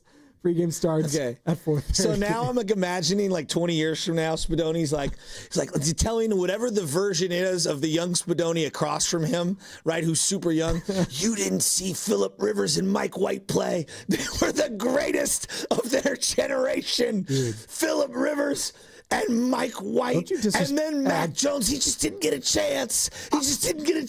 I tell you. Blow it up. That's how you felt about the Giants a couple months ago. I know. Blow it up. I was wrong. By the way, Mike White in that game, 37 of 45, 82% completion percentage, 400 yards. It's still not better than Phil Simms in the Super Bowl. I'd rather be Mike White. Like, Phil Simms did it in the Super Bowl. He's comparing Mike White to Phil Simms. No, but you're talking about great individual performances, and it's like, what about Brady throwing for 200 yards in the fourth quarter against the Legion of Boom? Like, this is what I say, like, can we have a little perspective? Just a little. You know who's got great perspective on things? And we saw him at the Red and Gold Summit. Looked incredible in that jersey. It's Leroy in Oakland. Oh, what's up, Leroy? Leroy's got perspective. And I know Leroy in Oakland. I have beef, though, with Leroy. Hold on, real quick. He says his wife doesn't like me, and now I'm like, I'm mad. I want to be liked. I was also third from last in that one. Makes me sad. I listened to the whole ranking system. What did I do? Leroy, you're not panicking, right? I am not panicking, but for different reasons. Good morning, guys. Man, you guys are always killing it as usual. So, look, you guys know I have killed Shanahan for years and years. I thought he should have been gone a long time ago, but I am coming around by default. The pundits, everybody around the league, coaches, they tell me how great Shanahan is, how much he's respected. They got my arm behind my back and they're and I'm like, okay, all right, I get it. Fine, okay. Shanahan's the 49ers coach. I'm a 49ers fan. Okay, I get it from everybody that loves Kyle Shanahan. I'm coming around. Okay. So why I am not fearful is because Kyle Shanahan is not injured. He is healthy. And so since he runs his team the way he wants to run it, as long as he's healthy, we have a chance. But I'm just going to wait and see. I'm going to stop talking about my coach. I'm going to stop getting on him. I'm just going to wait this season and try to enjoy this season. And I'm going to watch Kyle Shanahan to see how he navigates this because, hey, he's got a big task ahead of him. He's got a big task ahead of him with all these injuries and all this stuff going on. So, I'm going to get off my coach kind of by default and I'm just going to watch and see if he can navigate this, period. Now, Shasky, I pressed my wife the other day. Shasky said, why don't you like him? He wants to know why. Yeah, I feel bad. She took about 3 minutes of waffling and stuttering, and she said, he just doesn't seem set in his opinions, like his opinions can be swayed. I said, babe, you got the wrong guy. He is the last guy that opinion can be swayed. And she went, I'm going to listen. I'm going to start listening. So she's listening right now. Oh, Jack. tell her thank Said, you. okay, I'm going to start listening. You know what, Leroy? This is you, growth of society. She's giving me a chance. There you go. I appreciate that. Thank you very much. Hey, look, my wife hated me when she first met me in grammar school. Took me about 20 years to win her over. Still, I think you're still trying to. Well, another 20 years, and, it'll be a little more even relationship. We are 15 years in. You know what's great? I'm an acquired taste. You know what? It's like coffee. It's not going to take long for Niner fans to, come around on Mac Jones. Leroy. It's gonna come in week. Oh, he throws one touchdown. 2. We're going to be like, McCorkle! I'm telling you, he's going to... Should have been the number 3 pick. Remember this, guys. He's going to throw a bomb. It's going to be a long touchdown, and people are going to be like, oh, my God. And Sam, he kind of made the joke. But can I ask you a question? We love the long ball, Joe. Of course and we we're do. going to be like, I don't know if Brock can do that. I promise you that's... Dude, did it to Pearsall. But not the way that the way that Mac throws the ball. He has a better arm. He does. He has a stronger arm. Okay, but okay, whatever. Can I ask you this? I want you to be as sincere as possible. Yeah, I'm always sincere. If you believed so much... Sincere McCormick. If you believed so much in Mac, why did you feel it necessary to break off Brock so much money? Well, what Purdy means to this team is way different than what Mac Jones means to this team. Like Brock Purdy has the pelts on the wall. But from a team-building aspect, knowing how much it costs, I'm just asking, fundamentally. I'm not holding because you it would to be a horrible look, Joe. What? Are you saying why not just pay Purdy nothing? I just if you were building a team, would you rather have the quarterback making $3 million? I think everyone would. Yes. As opposed to the quarterback making $150. But that's not reality. Okay. Reality is you have to pay the quarterback when he performs. That's what today's society is. I'm not going to keep putting him on whatever is the franchise tag. You don't do that. It's bad business. And it signifies to the rest of the people around the league, kind of like what people are thinking about the Cowboys right now, they come off as cheap. Okay, but they did that to Juwan Jennings. They kind of did that to Juwan Jennings. Juwan Jennings is a wide receiver. No, I understand that. Or a wide it's receiver different. 2. It's totally different. You don't treat the secretary the same way as the CFO. Correct. I understand that. I'm just asking, because I was very... hey, you got to be careful how much you pay him. He deserves a pay raise. He's earned it. I'd keep him, but the amount of money you give him, because there are some red flags. Not that you don't want him, you do want him, but you need to insulate yourself with some opt-outs, and you need to spread the money out accordingly. And then he got the deal, and everyone was like, oh, it's good. We're not even going to dissect it. When everyone around the league was like, yeah, you gave him too much. Well, that's what we do. Niner fans just didn't want to hear it. People laughed when Jared Goff made all that money. When you think of he overpaid, we overpaid. We'll see. No, we do that to other teams, but we refuse to do it from within. That's what we do. I thought Leroy in Oakland had a good point, though, when it came to Kyle Shanahan. It was measured. It was hey, listen, I'm going to back off a little bit. We're going to see with this number 2 quarterback, and we're going to see if he can weather this September storm of potentially 5 weeks. Remember, Ian Rappaport, NFL Network's reporting, at minimum, Brock's going to be out the next 2 weeks, and it could be up to 5. So we'll see there. And if Mac Jones, they go 2-2, they go 2-1, 1-2, I'm very curious to see the reaction from the fans when it comes to the head coach because he is so polarizing. What's up? What do you see? Well, Schefter's talking about Mac Jones right now on the Pat McAfee show. So if we can pull some of that audio, I'd appreciate it, boys. I'm producing on air because I'm so multi-talented. Oh, wow. It's a joke. That was a joke. That was Kendrick Lamar of you. That was very humble. Adam Schefter tweeted this 4 years ago after the draft took place in 2021 where Trey Lance went to the Niners and Mac Jones went to the Patriots. This was Adam Schefter 4 years ago.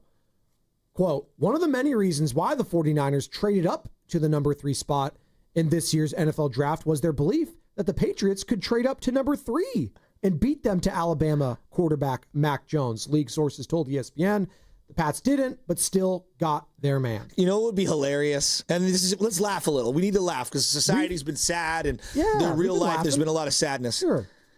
Before the game, Mac Jones is warming up, and Kyle walks over and does the Harbaugh thing to him and starts banging the shoulder pads, and they're finger gunning each other. And then after a touchdown pass, they jump up and hug. We would have been all right, it was Mac Jones all along, right? If that happened. Moose Johnston thinks that Mac could benefit from a change of scenery. You want to listen to what Moose had to tell us? I agree with him. There you Jacksonville stinks. Mac comes, as a 15th pick overall in his college draft. Sometimes a change of scenery is the most important thing. So to get out of New England, who was going through a really, really tough time at that point, it's tough to take over from the greatest of all time, right? So a lot of pressure there. It's going to be challenging for Mac to be able to create his own identity and his own style, in New England. I think it was probably beneficial for him, to get down to Jacksonville last year. That's another opportunity to get around different coaches' styles, to get more information, to see how other people approach, offensive football in the NFL. And now he's with a group that I think he kind of fits well into their skill set that they look for in the quarterback. Change of scenery is important. That's what we're talking about with, that's what 49er fans are at. Maybe they don't care. But maybe Jake Moody, maybe gets another chance and a change of scenery. It helps him somewhere. Eddie Pinheiro, I don't think needed a change of scenery. He was doing just fine as a kicker with the Carolina Panthers. They just had a new regime, and now he's coming over here, and hopefully it's going to be the same of what he was doing in Carolina. Change of scenery is important with any position, but especially the quarterback. Sam Darnold had to get out of those toxic situations. Christian McCaffrey had to get out of those situations, right?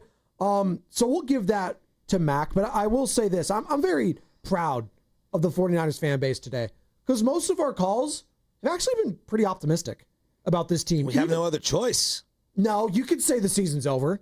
Some people might feel that. No one will concede in week 2.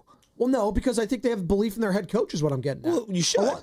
Thank you. They should have belief in Kyle But you can Shanahan. also understand that the road ahead is difficult. It is. Whether you're fully healthy or not. But there are few coaches more equipped than Kyle Shanahan to weather this type of storm. Could you agree on that? I don't know if there's other... Yeah, there's 6. Right? There's probably he's one of them. Reed, O'Connell. Exactly. He's one of those 5 or 6 guys who was okay, thank God we have Kyle Shanahan. Because if, let's say this happens to Todd Bowles. Yeah, he's in trouble. Yeah, he's in trouble. Exactly. That's what I'm getting at. He's a defensive coordinator. Well, that's what I'm saying. This is why he's viewed this way. To be fair, they lost a lot of players last year, Tampa Bay, and they found a way to make the playoffs. But they did keep their guy. Baker Mayfield's no doubt. The quarterback. So. But they did miss, they were missing everyone. If they have one extra player, they might have beat the Niners. The judo chop game. By the way, we did mention it. I mentioned the name. I do have to hear Kyle Shanahan's thoughts on the decision. And I'm not going LeBron James, but the decision to waive Jake Moody. Kyle Shanahan. I think by where it got to, there wasn't that much of a decision. It's always tough with that, especially when you have a talented guy. I have some experience with that in my past. I remember when I was in Washington, I didn't have that experience, and our kicker lost us a game. And I remember how adamant I was when I went into the head coach's office and said, you need to make a change. What are we doing? He snapped at me and said, you don't know kickers. This guy's really talented. We got to give him some time. I'm not going to watch him go be a Pro Bowler for someone else. Then 2 weeks later, he missed a kick and lost us the game. So I felt validated. I was like, told you. Which I was right for a day, because then the next year he went on to be a Pro Bowler and the highest paid kicker in the league for the next 3 years for another team. So there's things that you kind of think about. It's tough with a kicker. I think Jake's got a chance to have a hell of a future. He is that talented. But when it gets to that spot where it is, we all know how last year ended. We know how everyone was looking at him. And obviously when it gets to that point, you can see it affecting him from a mental game. Then you don't have much choice. You got to move on, and hopefully Eddie will come in here and do the job. He's talking about his dad as the coach. No, his dad is. And Graham Gano as the kicker.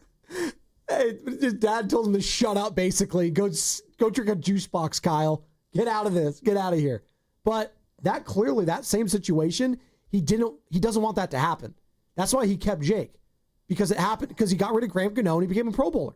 He's afraid that Jake's now going to go on to be a Pro Bowler. He didn't want to have to do that. He didn't, but change of scenery is important. Maybe Jake is a Pro Bowler down the line somewhere.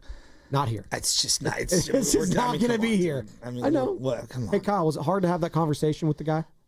I don't think it's that hard to have because I think it is what it is. I mean, I think he knows he wouldn't disagree with us. I mean, he lost his he'd have to say why, but it looked like he lost his confidence and he wasn't kicking the ball well enough and it was way too inconsistent. So once that happens and when your stroke in golf is changing all the time and you're trying to fix things, trying not to miss, it's very hard to succeed at this level that way. And there wasn't anything I had to beat around the bush on. He knew that, and to a degree, I think this will give him a chance to move on and hopefully find a place where he can get his swag back in that way. It wasn't that hard. See ya. Deuces. How do you think that conversation went? Yeah, Jake, I know that you didn't want it to be this way, and I'm sorry you missed those kicks, but we have to let you go. You see how I deflected all the blame? I didn't take any accountability. I said it's all your fault. But he said it in a nice way. Brent Boyer wants you out of here. You don't think he took any accountability there? This is all Brent Boyer. I mean, it would. I remember the old school coaches. The Bill Parcells. You're cut. You're fired. You're gone. See ya.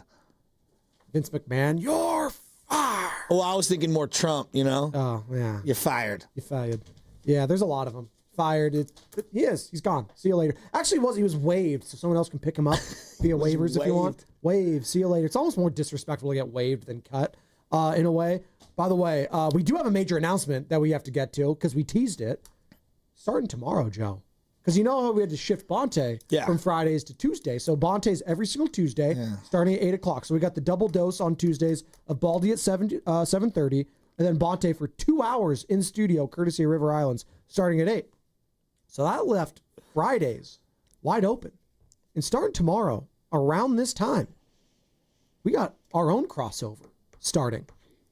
With who? With Matt Steinmetz and Daryl the Guru Johnston. That's right.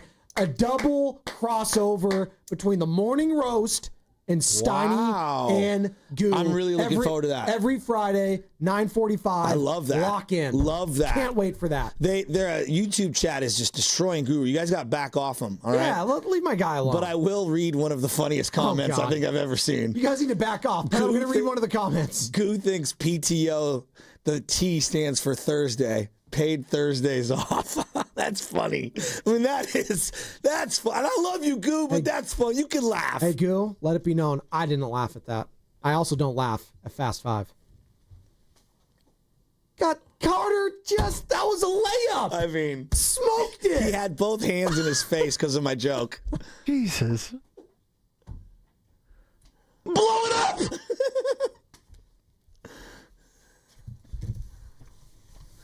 Oh, yeah. I'll lead this off. Please. My final thought is I want to say happy birthday to my niece, Megan. And she's just sweetheart's my what's that? How old? 18 or 19? Nice. I think it's 19 today. God. Let me double check. I know we're getting old. No, that must be nice. I'm going to give it to you right now. Yeah. Sorry, you really threw me on the spot. It doesn't say. I'm really just butchering this. Sorry. I know. Well, I just want to say happy birthday to Megan, Michelle's goddaughter. We love her dearly. She's a sweetheart. She's at Marquette right now, and she's just been an angel to my little guy and a very important member of the family that we all love. And birthdays as you get older don't mean as much, but when you're that age, just be careful, have fun. I also want to give a shout out birthday to Davon, my other cousin, and being born on 9/11 at a young age sucks. There's just no other way around it for him. It's a day of remembrance, obviously. Love you, Day Day, and that brings me to 9/11. I remember exactly where I was. A lot of people lost their lives. A lot of people valiantly demonstrated courage and what you would want from someone in a time of crisis, showcasing that hero aspect, going in without hesitating to try to save others. I think that it's not necessarily just about the incident itself and all the blowout. It's about the individual acts and the community coming together and connecting. That is what makes society special and a community special. And as we open the show today with a lot of deep thoughts and everything, I'm going to steal this one from Ryan Covey. Ryan, I miss you. I love you. Just be good to each other. That's what makes a good community for the next generation. I love everybody. My final thought is I'm very proud of, and that was well said, the 49ers fan base. I'm very proud of them today. No panic. open-minded. You know you got your head coach. Mac Jones is a capable backup. Yes, it sucks for Brock, and you paid him all this money, and we're going to monitor this. Because, Joe, as you mentioned, if it does get to like 5 games, no, there's going to be major question marks about his future on this team already. Which that's insane. Well, it sounds insane until like the proof is in the pudding. Like you miss basically like a third or half your year if it comes on to that. Like if he needs surgery, I don't know. There's major question marks right now, and hopefully it's just 2 weeks. He's back. Looks like the same old Brock. That would be awesome. That's what we're all hoping for. But in the meantime, we got Michael McCorkle Jones starting this week in Nolens. And everyone's freaking out about the noise, the crowd noise. The guy played in the SEC. All right? The guy's played in some loud environments. I get it. You're going to tell me, oh, the COVID year. I'm not. But he's played in some incredibly loud environments in his time. I think he's going to be just fine. Hey, he's played in Buffalo when it's like as like a snowstorm. Right? The guy's more than capable, Carter. Yeah, my final thought of the day is it's just incredible how this team has not managed to get one person to have a successful season after they've paid him big money. I cannot come up with one. I mean, can you guys? Well, successful is, they did get to the Super Bowl after they paid Nick Bosa. But successful meaning that they've had as good year. or better year prior. Raheem Mostert got an extension and was immediately not the same. Yeah, it hasn't happened with anybody. I mean, the answer might be for this team, just give out 1-year contracts. Actually, you know what? 2 years after the extension, Jimmy had his best year ever. Yeah. There you go. Okay. There you go. He did tear his ACL, though, like weeks after signing that deal. Kansas City. So he didn't. Kansas City. Never forget. They were coming back in that game, too, remember? They're coming back in that Kansas City game. They were not coming back. They were getting destroyed. He was leading the team down the field to start a comeback, Sam. You remember that well. I was at the Hooters when it happened. That's a drop. My final thought is, man, Carson Seymour's got to stop giving up home runs. Tough loss yesterday for the Giants. And doubles. And just singles. hits in general. He should do what he did against the Cardinals and just not give up hits. I really like that strategy for him in his next start. I'm glad the Giants didn't blow it up because they showed some fight yesterday. I'll say this. A month ago, yesterday would have been a 5-0 loss. But they showed some fight late and almost maybe sort of kind of made the Diamondbacks sweat a little bit in the 9th inning. But alas, shout out the Phillies doing the Lord's work, beating the Mets last night. Giants still 2 games back. And, oh, man, big one this weekend. And they've been overtaken in the standings. They're technically tied, but the Cincinnati Reds with a big win over the Padres. As Fleming was telling us yesterday, Sammy, that we should have actually, if you're a Giants fan, root for the Padres over the Reds. Red Hot Reds. Red Hots, by the way. That was an unfun fly in the ointment. Red right Hots suck as a candy. Hot tamales are okay, but I'm not really a huge fan of either of those. That was Fast 5, brought to you by Xfinity. Introducing the 5-year price guarantee. One consistent internet price for the next 5 years. Guaranteed. Goo coming up. I just saw him. He's barging in here. He's got all the takes in the world. I'm sure he's nervous about the Purdy injury. Steiny's going to be like, the 49ers are fine. They got Mac Jones. Steiny's super happy right now. He's locked in. Steiny and Goo next. Brought to you by Fremont Bank. Here for you. Here for good.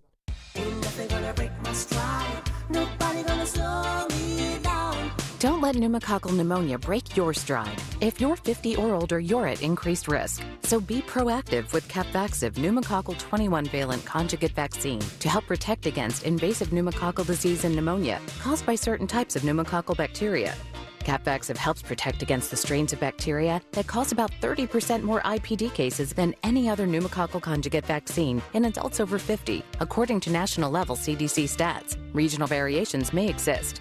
Don't get Capvaxive if you're allergic to the vaccine or its ingredients. Tell your doctor if you have a weakened immune system. Common side effects include injection site reactions, feeling tired, headache, muscle aches, and fever. Capvaxive does not protect against all strains. For more information, call 1-800-927-8888 or visit capvaxive.com. Ask your doctor or pharmacist about Capvaxive. Need help paying for your Merck vaccine? Visit merckhelps.com. Sponsored by Merck. Change is always happening. It's part of life.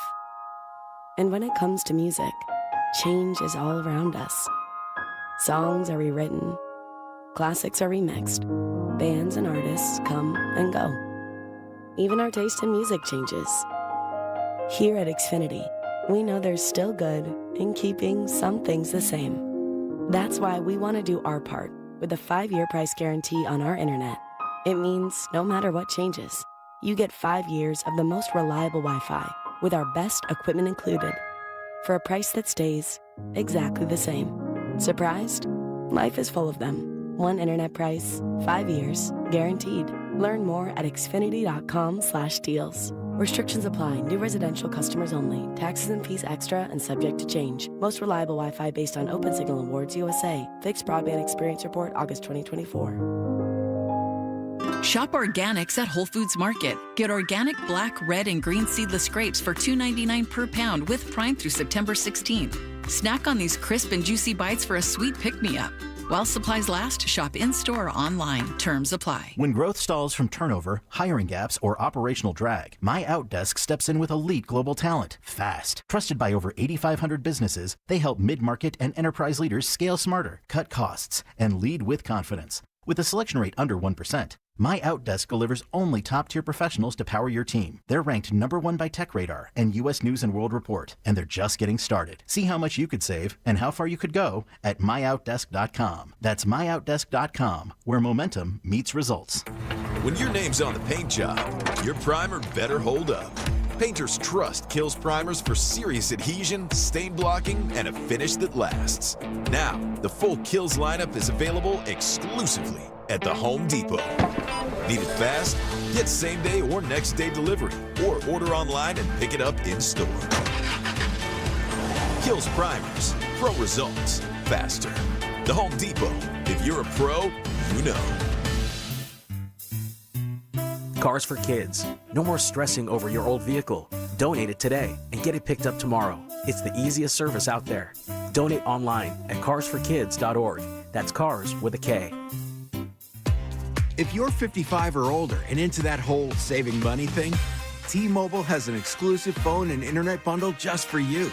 Right now, get 2 unlimited phone lines plus 5G home internet for just $30 each per month with autopay, plus taxes and fees. And with 5G home internet, setup is easy with just 1 cord and no technician needed, which is great if you're also into that whole keeping it simple thing. Switch now and experience the best mobile network in the U.S. Visit your local store to start saving. T-Mobile, it's better over here. Based on analysis by Ookla of speed test intelligence data Q4 2024 to Q1 2025. Ookla trademarks used under license. Unlimited on our network. Customers on voice plan may notice speeds lower than other customers and further reduction if using more than 50 gigs a month due to data prioritization. Video streams and SD on this plan. Home internet pricing after $20 a monthly bill credit plus $5 per line without autopay. Debit or bank account required. See 5G device coverage and access details at T-Mobile.com. Do you have a dark curiosity? Heart Starts Pounding, Horrors, Hauntings, and Mysteries is a weekly podcast hosted by me, Kaylin Moore. Each week, I'll take you on a dark journey through terrifying true urban legends, bizarre true crime cases, chilling tales of backwoods horror, and more. So if you're looking to join a passionate community of the darkly curious, check out Heart Starts Pounding on the free Odyssey app or wherever you get your podcasts. And remember, stay curious. Oh, no. Ah, that's the sound of someone who's misplaced my debit card. Their debit card. Where'd I leave that thing? Not at the gas pump, or the checkout counter, or the roof of your car. Now, if he has the Chase mobile app, he can use Card Lock. Wait, I could just lock my card. Yep, just a few tippy taps on his phone, and that sound, that's peace of mind from Chase. Chase mobile app is available for select mobile devices. Message and data rates may apply. JP Morgan Chase Bank N.A., member FDIC. Another app for inventory, one for CRM. Oh, don't forget accounting. Wait, which login was that? Or you could use Odoo, one fully integrated system that does it all without the hassle. Ditch the app overload. Get everything your business needs on one platform. Try Odoo free today at odoo.com. That's ODOO.com. You're listening to 95.7 The Game, KGMZ-FM and HD1 San Francisco on Odyssey Sports Station and the home of the Golden State Warriors and Valkyries. Always live on the free Odyssey app and now coming to you live from the Laughing Monk Studios. He brings the passion. For what? I want to know now. I'm mentally invested. Don't tell me to pray and you don't say what for. He brings the perspective. Yeah, I think they both have great points. Get off me, text line.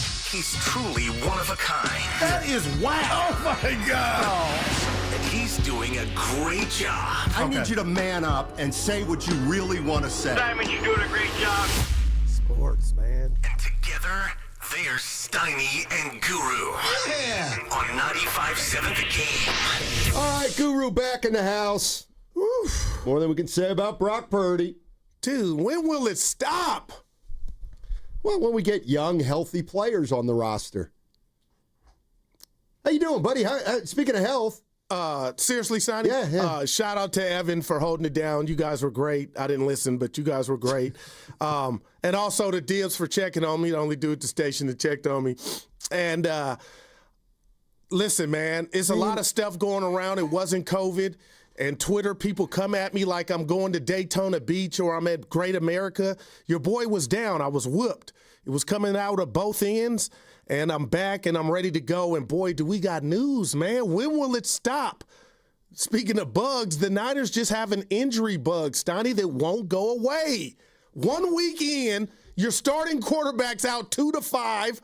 And then Kittle, we saw in Seattle, has got a hammy. 2 dudes that got paid in this offseason.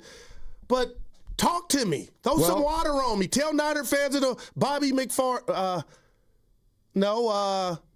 I know it. Who's the reggae guy? McFerrin. No. Bob Marley. Everything going to be all right. I thought you meant just be. At 2:46 on Tuesday, how are you feeling? Oh, you did check. Yeah, you did. My check. bad. I was asleep, man. No more later, but for some bug. Hey, that's enough. 5 p.m. Get well soon, brother. Keep me in the loop. We got it, Steiny. We got it. We got it. My man. I was thinking about, check on me, man. I was thinking about this coming in today. And this is where today's the kind of, I know a lot of people, think over the course of show after show, I'm certain, some kind of way, but it's days like this where you need me. Okay. You guys need me, and you know what? I'm here for you. All right. What you got? Mr. Perspective is in the house. I'll tell you what, I'm watching the show on YouTube. The previous show was Spinoni and Shasky, and I'm reading the comments, and I'm seeing people say, oh, my God, what's wrong with Joe? He's miserable. He's despondent. He's a downer to the injuries. He's Which one? And that's a Shasky. Okay. And just being real. I just realized this is when I come through. This is what I'm all about. People. Talk to me, Steiny. We're all right. We're all right. Well, we're all right. We're 1-0. It's bigger than the record. No, I don't think it is. Your starting quarterback is out with turf toe. Just real quick, do you know what ruined? Let's pack it in. No, I'm not saying that. We're okay. Do you and know I'm what not hearing ruined any the great different. Deion Sanders' career? Turf toe. So this thing is not just, you got a sprained ankle, you'll be back. I'm just saying, Steiny, this is serious after one game. And what did you say Monday morning? You know what Brock's I'm paraphrasing. One of his best attributes is his ability to escape pressure. And you're right. His legs. I'm not going to be worried about it this weekend. Well, you don't have that with Mac Jones, who I'm a fan of. And this will be the easiest football he's played in his career, I believe, because Kyle's conducting the offense. But man, Steiny, am I off base by saying if Mac Jones played that Seattle game, he would have been on his back 4 times? Like little things like that. And I know the schedule game is on our side. I'm not coming in here faking. I'm just telling you I'm concerned because what robbed the Niners of a playoff berth last year was injuries. And here we are again. Your tight end couldn't even finish the game. And now, out of nowhere, I'm in sick bay in the bed, and it's 2 to 5, and I didn't even see him get hurt. I don't know if you guys talked about it or you saw it. But apparently on the tackle or the scramble, Love tackled him from Seattle, and now he's out 2 to 5. That changes everything for me. Okay, how so? Because I don't know what to expect. Okay, but how does it change everything? You still think you predicted they were going to win 7? They were 10-7, going to fight for the division. Why has everything changed? Because you lost your captain, the guy that.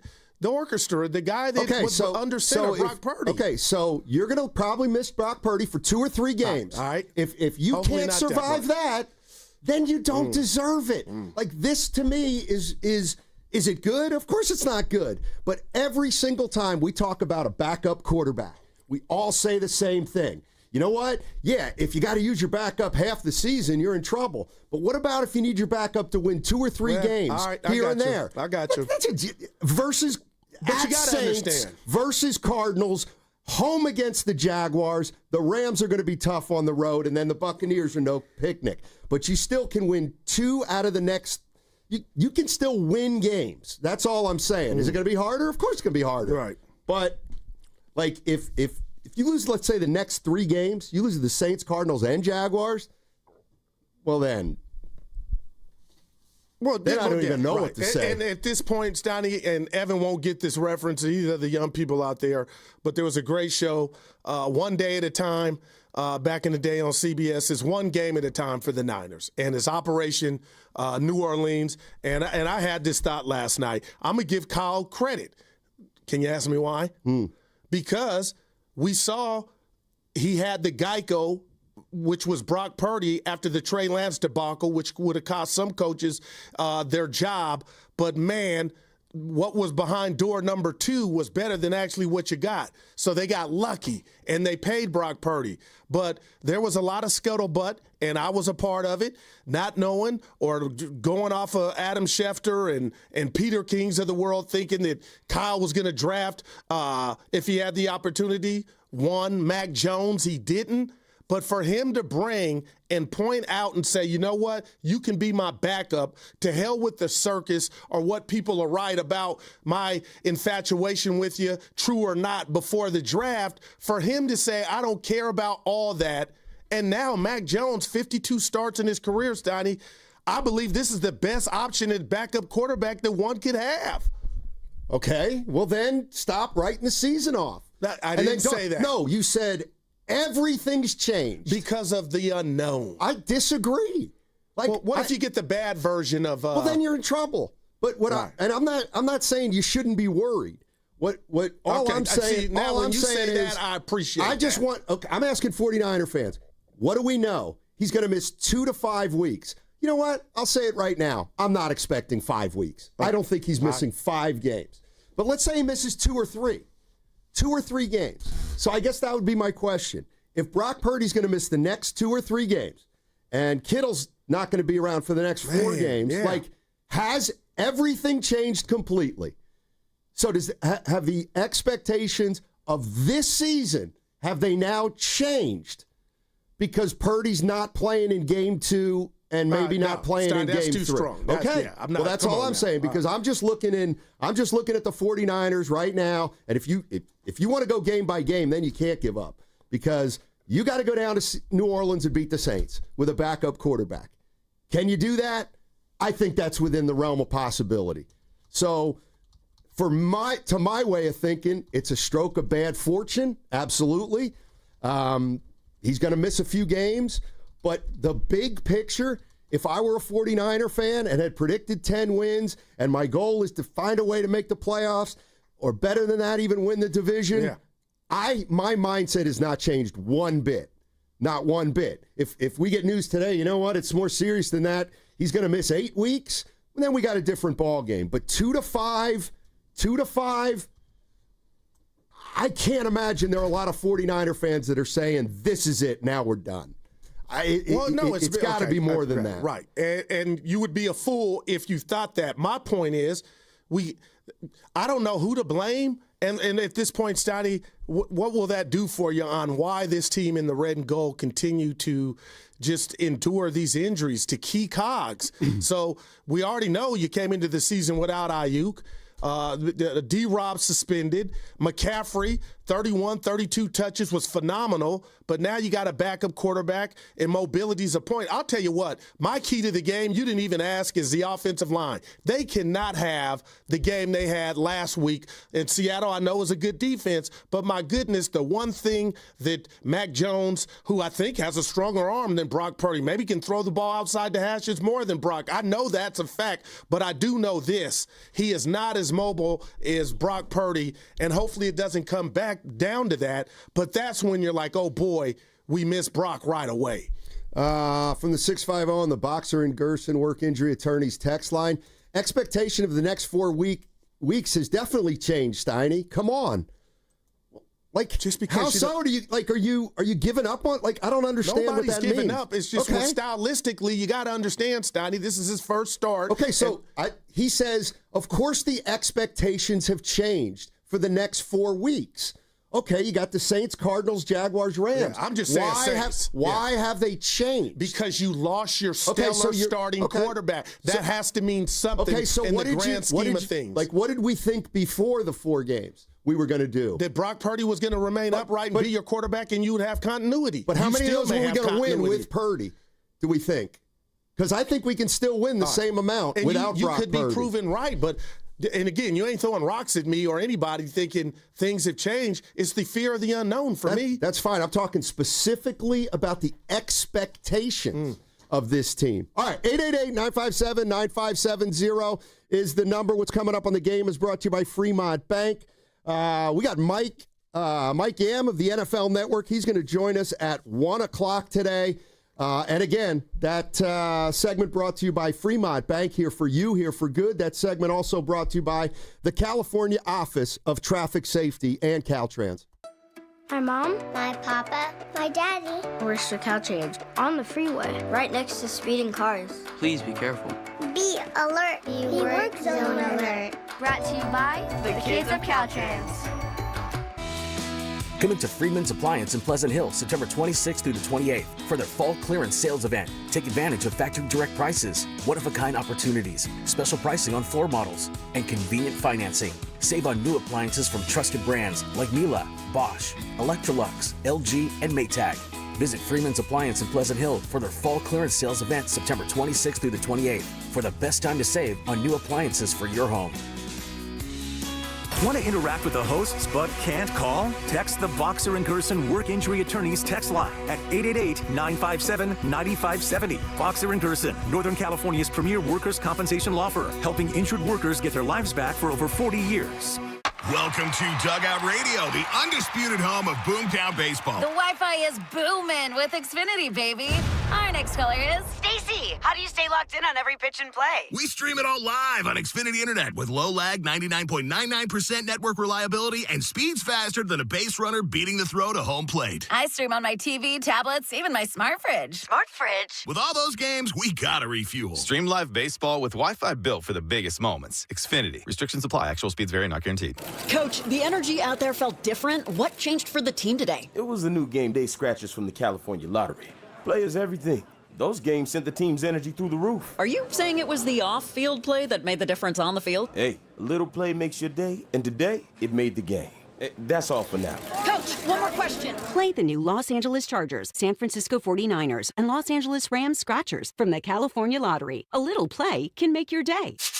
Please play responsibly. Must be 18 years or older to purchase, play, or claim. From Carriage House to glass aluminum doors, R&S Doors has a full line of commercial and residential garage doors and gates to suit anyone's taste and budget. Visit rsdoors.com. R&S Doors. Look for the red truck. HEAs offered in certain states by Unlock Home Equity Solutions, Inc. NMLS 2657081. See NMLSconsumeraccess.org for full details, including terms and conditions. Visit unlock.com/legal. Actor portrayal. Lisa, thanks for having me over. Your new kitchen is gorgeous. How'd you find the money to do it? We worked with this great company, Unlock. They help you unlock the future value of your home to get the cash you need today. So it's a home equity loan? No, it's not a loan at all. There's no monthly payments and no interest charges ever. And you can use the money however you want. We were able to redo our kitchen and pay off our credit card debt. Wow, Jack and I could really use this to finally pay off our old student loan debt. How do I get started? It's easy. Just give him a call or go to unlock.com. Call 1-888-780-6854 to unlock the value in your home and get up to $500,000 in cash with no monthly payments and no interest ever. Use the money for home improvements, to pay off debt, or to add to your retirement fund. It's up to you. Visit unlock.com. That's unlock.com. Or call 1-888-780-6854 now to get started. Hi, I'm Dallas, your friend and jeweler at Shane Company. You know she loves her Shane Company engagement ring, but you also want to surprise her for her birthday, anniversary, or just because she deserves it. Why not get her a bigger diamond with our Easy Trade-Up program? We'll give you the full credit of your original natural diamond purchase toward a new one. Her new diamond only has to be $1 more. You only pay the difference. How's that for an easy trade-up? Visit us in-store or at shaneco.com. Because a friend wants you to win the gifting game. Shane Company, your friend and jeweler. As a mom, comforting my family is what I do best. Vicks Vapor Stick provides soothing, non-medicated Vicks vapors in an easy-to-apply stick, and it dries fast, so there's no mess. I use it to comfort myself and my family. Thanks, Mom. Vicks Vapo Stick, soothing comfort for the whole family. And try Vicks Vapo Shower Max for steamy Vicks vapors when you need more comfort for yourself. Use as directed. Too many tools, too much stress, and way too many bills. Odoo replaces it all. One connected platform for every part of your business, so you can work faster, smarter, and for less. Odoo, the only software you'll ever need. Try it free today at odoo.com. That's ODOO.com. Oh, could this vintage store be any cuter? Right? And the best part? They accept Discover. Accept Discover? In a little place like this? I don't think so, Jennifer. Oh, yeah, huh? Discover's accepted where I like to shop. Come on, baby, get with the times. Right, so we shouldn't get the parachute pants? These are making a comeback. I think. Discover is accepted at 99% of places that take credit cards nationwide. Based on the February 2025 Nielsen report. Let's go! You're still glowing, flirting, grooving. You still got it. But your immune system weakens as you age, making it harder to fight flu, pneumococcal pneumonia, RSV, and COVID-19. Vaccines are a key part of any health routine and help strengthen your immune response. Ask your doctor or pharmacist which vaccines you need. Schedule in minutes at vaxassist.com. Sponsored by Pfizer. Keeping your family safe starts with making an emergency plan. Visit safetyactioncenter.pge.com to get started today. And listen to all the interviews from this year's Ember Stop Wildfire Preparedness event, sponsored by PG&E, and how to stay ready in case of an emergency at 957thegame.com. Trent Brown still out. Purdy still in at the tackle. There is a block and touchdown pass. Aguilar from the rookie Matt Jones. His first NFL touchdown pass. Now, back to Steiny and Guru on 95.7 The Game. All right, that was Kevin Harlan, CBS Sports, on the call. Mac Jones' first career NFL touchdown, and he'll be starting for the 49ers on Sunday against the New Orleans Saints. Yeah.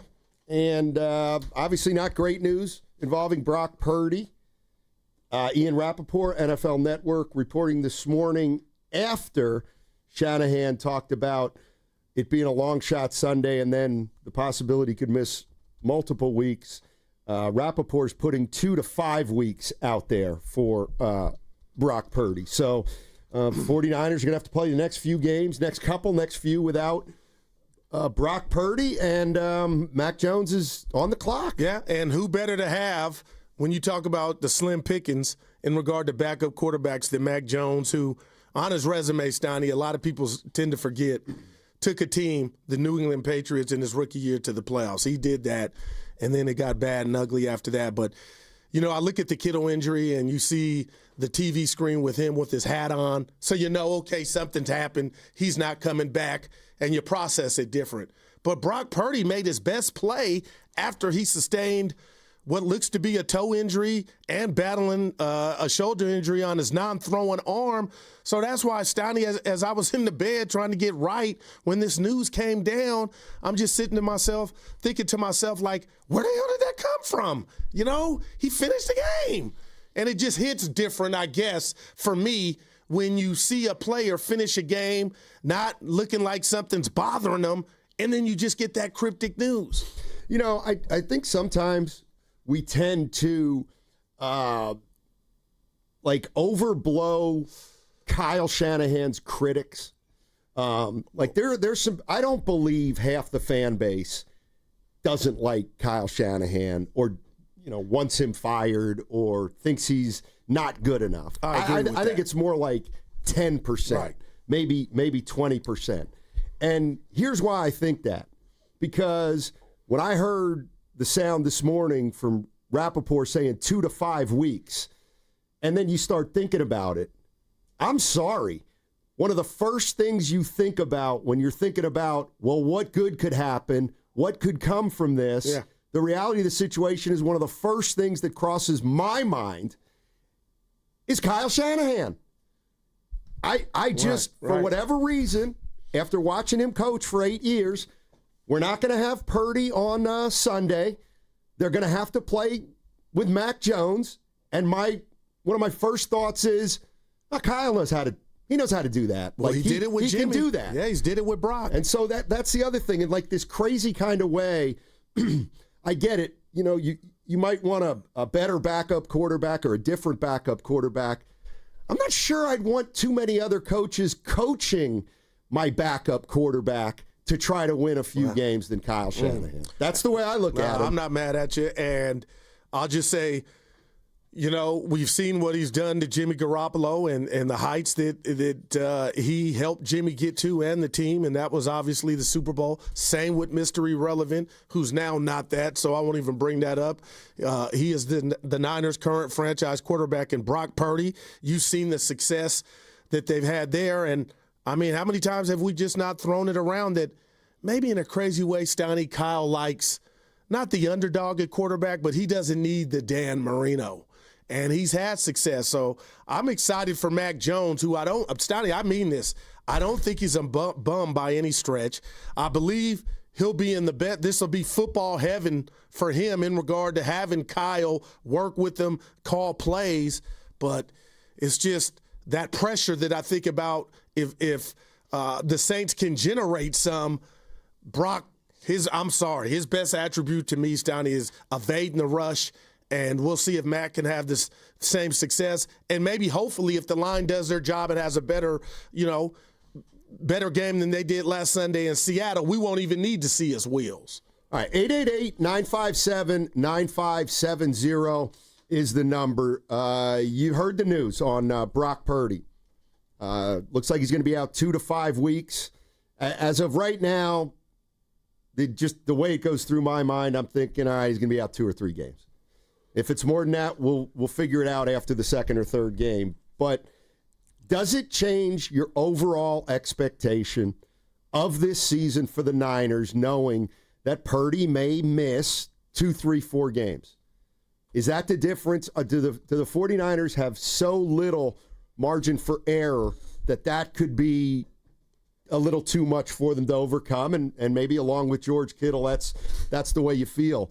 Or do you still have the same expectations? Doesn't mean you might not feel as confident. Maybe you don't feel as confident, but have your expectations changed since they got this injury news on Brock Purdy? 888-957-9570. My bad, Steiny. What would you say to me saying, you know what, partner, I need to wait till after Sunday's game? That's fair. Would you give me that? Could you understand? Because, sure. Again, it's a new chef in the kitchen. But is it really? Because you talk about Kyle. Kyle's a constant. So who better, outside of him, Andy Reid and Ben Johnson, guys like that got that offensive reputation. Steiny, the thing that just has me just bouncing off walls is this continuation of injuries with this team to their money guys. And you're right. They might be able to go 4-0, 3-0, what have you. But I don't know how, if you did a case study, and we talked about it before these two guys were hurt, after one game, this team is losing their marquee guys. It's just crazy. Well, and if Trent's getting older right before our eyes, or I did hear Willard Dibs yesterday, the great Greg Cosell was on, and he was talking about, and it was a point, you tell me what you think, hey, Trent didn't get any work this offseason, so technically, and I'm paraphrasing, maybe week 1 was his preseason game.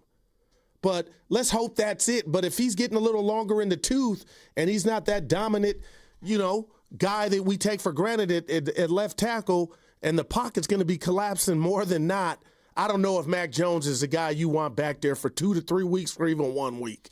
Well, with kind of the wait-and-see attitude, I understand that, because you got to allow – I'll allow for the fact that, Mac Jones could go down in New Orleans as the starter, and it just looked terrible.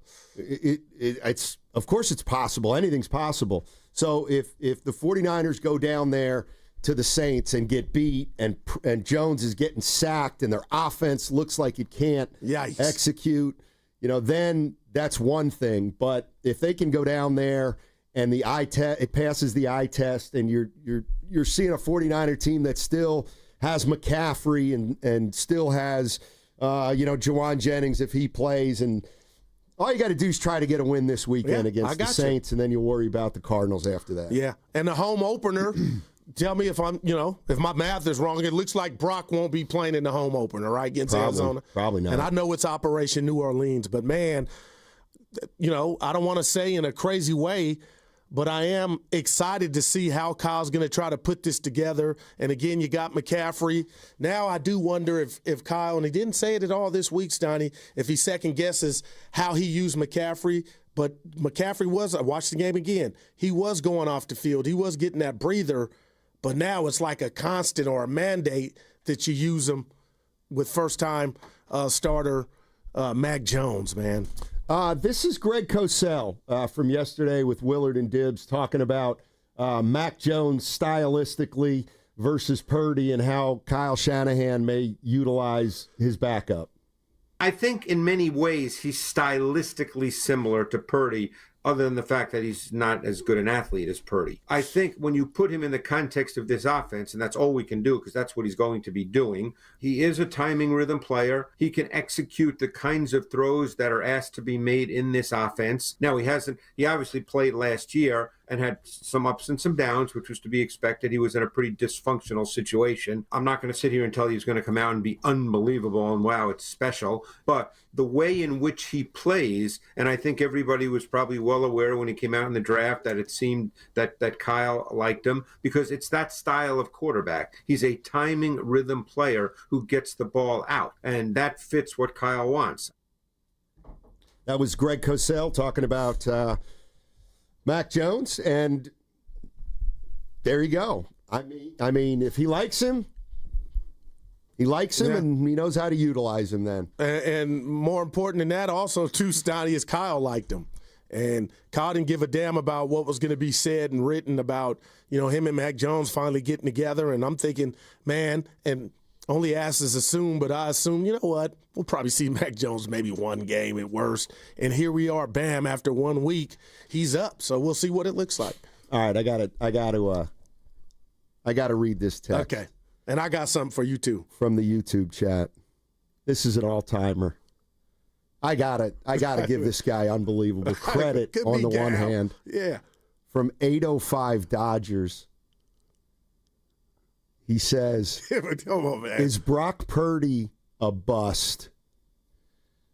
You can't be a bust if you're the last player picked in the draft. And you quarterbacked your team to a Super Bowl and multiple NFC championship games. 805. You should be banned. Yeah. You should be banned like Kramer at the fruit stand. Oh, look at you. You really should be. Is Brock Purdy a bust? I also don't understand the people who are saying, the guy's injury prone. Really?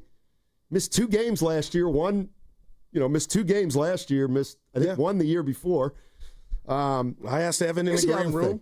He gave it to me. His Carfax report, very minimal. I got news for you, too. If you're playing the last game of the year and you get a shoulder injury and you get knocked out of the last game of the year, and then in the summer you rehab and you're ready for the opener the following year, that's not injury prone.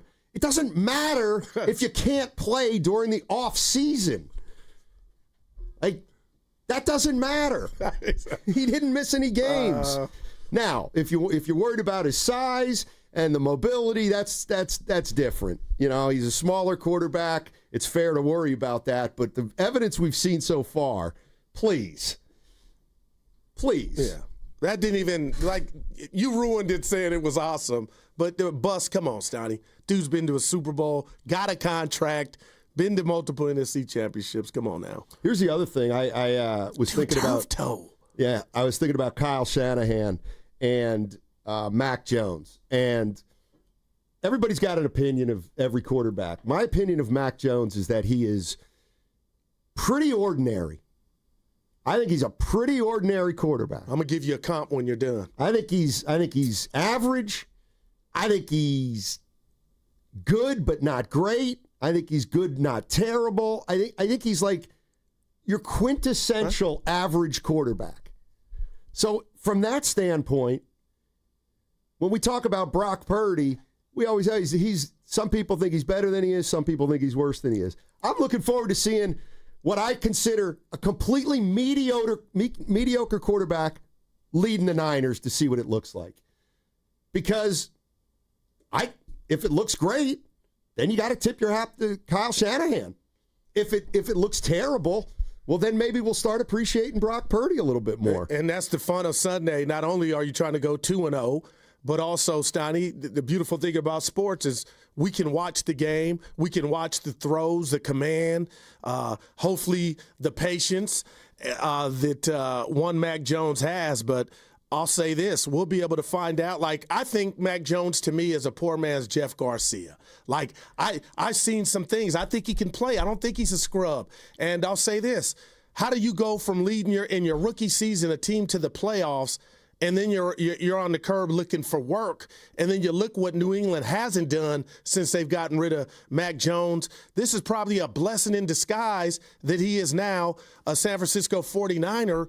But I'll tell you what, if I'm a backup in the NFL or I'm a second, third string player, guess where I want to play, Steiny? I want to play for the San Francisco 49ers because that means guys are going to get hurt more likely than not sooner than later, and my chance is going to be right up, just like Mac Jones.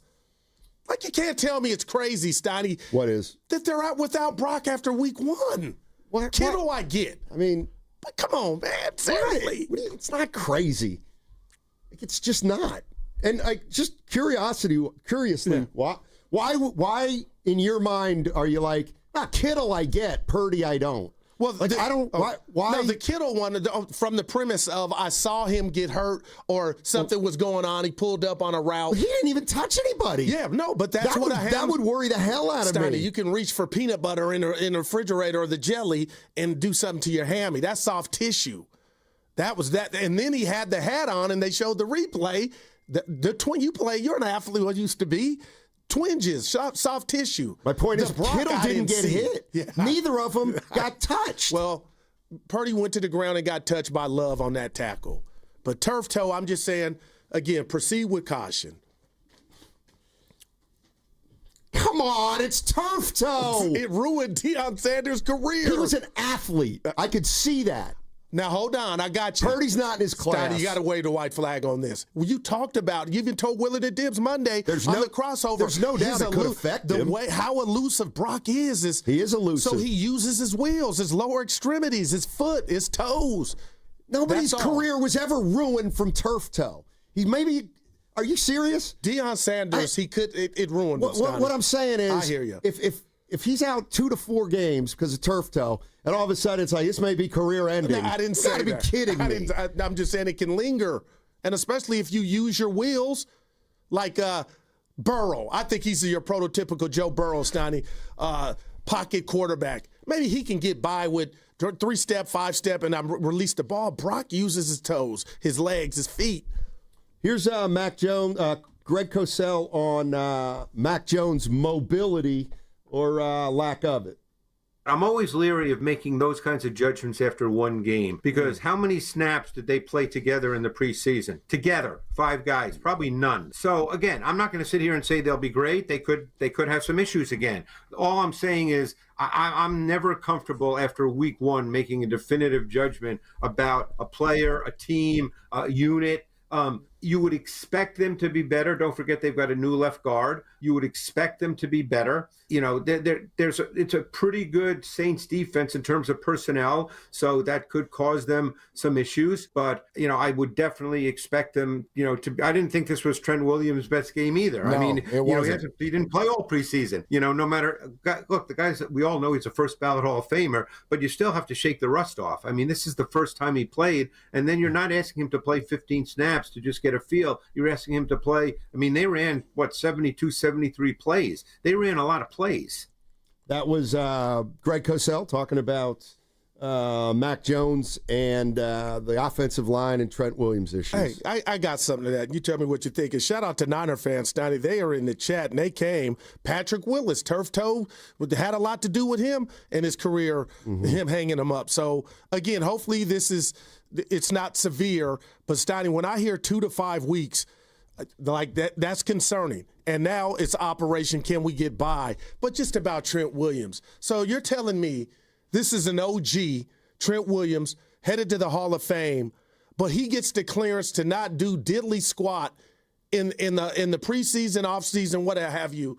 But now you're going to use the regular season, but we're going to see the bad Trent Williams. Like, I don't like that. You don't like that. I don't like that. You don't like that. If that's the sole reason, and hopefully it is. But he's the greatest left tackle of all time. Well, we can't argue with that. But my point is, you got to get your ass out there. Not if you're the greatest. Because we don't got time, because things happen, and they're happening now, for you to use week 1, 2, and 3 to get back into shape or what have you. Well, if he just a thought. That's what he's got to do. I mean, he's old. He didn't practice yesterday either. Neither did McCaffrey. A lot of these guys didn't practice yesterday because it's a Veterans Day off. So 888-957-9570 is the number. Brock Purdy's going to miss Sunday's game against the New Orleans Saints. And the question I'm asking 49er fans is, does it change your overall expectations of the season? I mean, obviously it hurts. Mac Jones is going to start. Kyle Shanahan, this is one of those times where I always say, for 8 years, we say, Kyle Shanahan, he'll scheme guys open. Oh, he's great at scheming guys. He's scheming guys. Right. Scheming. Well, if that's his greatest attribute, then we should see Mac Jones at least be effective on Sunday. Right. Are we concerned about Brock Purdy's long-term durability with this turf toe? And lastly, Juwan Jennings, we still got to figure out if he's going to play or not. Man, obviously at this point you want him out there, right? But you just got me thinking about Kyle Shanahan and the magic that he was able to produce with Jimmy and make him the best version of himself. It's always been the lower-tier quarterbacks that Kyle struck out on, like Brandon Allen. I know he didn't get much of a chance, but they're pretty much, from talent perspective, I don't think there was nothing to work with. But Mac Jones can play, to me, and you are right. I'm up here barking, but I'm barking at just when will it stop as far as the injuries. And now the one thing that Niners had going for them, and you tell me what you think, is the schedule game, even after you only won 6 games last year, but that was due to injury. But do you feel confident? Yeah. And I'm asking you about, anything could pop off. You talked about what if it went ugly or what if it went bad. And I know that could happen to any team any Sunday, but I just don't like, from a continuity standpoint, you're without your starting QB and George Kittle, as great as he is in the passing and run game, in 1 week. Here's the other thing, and you might not like to hear it, and maybe this is where the schedule comes in. Sorry, this is where the schedule comes in. Nobody's saying these are gimme games. Nobody's saying they're automatic. But this is where the schedule comes in. Right. You get to play the Saints. I got to. Without Brock Purdy. Right. You're not playing a great team. And on balance, over the course of the season, you've got games like the Saints and like other teams where you're not an automatic loss just because you don't have Brock Purdy and George Kittle. So, to me, that's another a big silver lining with this schedule, especially because you got 2 out of the next 3 weeks are teams that you can beat, and I'm not even throwing the Cardinals in there, and I'm not even saying and you're not going to beat the Cardinals, but they still have a competent coach. Yeah. They still have Christian McCaffrey, who had 31 touches. They still got Bosa. They got Warner. They got a lot of big names there. So 888-957-9570 is the number. On the other side, we'll get to a lot of your calls. The 49ers are going to start Sunday with Mac Jones under center. And Brock Purdy's going to miss 2 to 5 weeks. Have the 49ers put out an official designation for Purdy? Is he just injured? He's just injured and out of practice, right? Yeah. So I guess what I'm getting at is Kyle Shanahan says it's a long shot to play Sunday. Right. Then he says it's possible he could miss multiple weeks. And then Rappaport said he's hearing 2 to 5. Right. So there's still a big gray area here as far as I'm concerned. So you say he might be back for the home opener? I don't know. I mean, I don't know. No. He will be out for at least 2 weeks. Who said that? Ian Rappaport. Right. Ian Rappaport said that. He will miss the home opener. According to Ian Rappaport. Which is coming from the 49ers. It is? How do you know that? Do you want to bet on it? No, I'm asking how you know it.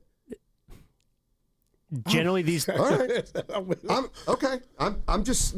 I'm not. He's a reporter. You're thinking he got it from the team. That's what Evan was kind of. Okay. I just. It's safe to assume that Brock Purdy will miss the next 2 weeks, and from there he's going to be evaluated. That's what the report is. All right. That segment was brought to you by Cache Creek Casino Resort. Celebrating 40 years of extraordinary rewards. Join us as we celebrate 4 decades of excellence. Cash in at Cache Creek Casino Resort. For over 70 years, Golden State Lumber and Showroom has developed strong partnerships with top brands like Trex. Leading the way in performance-engineered decking and railing, Trex offers products that won't rot, splinter, or fade. Their sun-comfortable, heat-mitigating technology keeps decks cool underfoot, and Trex marine-grade decking withstands saltwater, sun, and sand. Explore their latest Transcend colors, Hatteras, and Salt Flat, featuring a 50-year limited residential warranty. For a link to Trex, visit GoldenStateLumber.com. Golden State, when you succeed, we succeed. Change is always happening. It's part of life. And when it comes to music, change is all around us. Songs are rewritten, classics are remixed, bands and artists come and go. Even our taste in music changes. Here at Xfinity, we know there's still good in keeping some things the same. That's why we want to do our part with a 5-year price guarantee on our internet. It means no matter what changes, you get 5 years of the most reliable Wi-Fi with our best equipment included for a price that stays exactly the same. Surprised? Life is full of them. One internet price, 5 years, guaranteed. Learn more at xfinity.com/deals. Restrictions apply. New residential customers only. Taxes and fees extra and subject to change. Most reliable Wi-Fi based on Open Signal Awards USA. Fixed Broadband Experience Report, August 2024. When it comes to affordable term life insurance, everyone's whistling the Big Lou tune. If you're over 50, maybe a bit porky, or have type 2 diabetes, $1 million of term insurance may only cost about $200 a month. Even if you're not in perfect health, call Big Lou, because he specializes in finding big chunks of affordable term life insurance for just about everyone. Don't let diabetes or other health glitches keep you from owning $500,000 to $1 million or more of term life insurance. For affordable term life insurance, call Big Lou. Don't hesitate. Call 800-700-6898, 800-700-6898, or visit biglou.com. Call Big Lou, don't hesitate, 800-700-6898. Call Big Lou, don't hesitate, 800-700-6898. Visit biglou.com. Losing weight shouldn't be a struggle, and with Jumpstart MD, it doesn't have to be. Your first month is just $99 when you join Jumpstart MD's medically supervised weight loss program today. Licensed clinicians create personalized plans, including GLP-1 medications. No insurance? No problem. Jumpstart MD has options to meet your individual needs. With 13 Bay Area locations and online visits, expert support is always within reach. Call 855-JUMPSTART or visit jumpstartmd.com to start transforming your health today. Okay, Bay Area, I've got a bigger team for you to join. The team that donates blood. Hot Yoga Republic in Mill Valley is teaming up with Vitalent for a blood drive September 25th and 26th. Roll up your sleeves, give blood, save a life. Every 2 seconds, somebody needs it. Accident victims, kids in chemo, Real people who need you. Let's do this, Bay Area. Find your spot at hotyogarepublic.com. That's hotyogarepublic.com. And a big thanks to Habas Law for backing this. Habas Law, always fighting to make it right. Game day just got an upgrade. Whether you're gearing up or winding down, Westfield Valley Fair is your go-to spot. Hit the latest gear at Shoe Palace, grab bold bites at Shake Shack and Eataly, and catch the action on big screens at King's Fish House. From premium shopping to epic eats and entertainment, make every football Sunday legendary.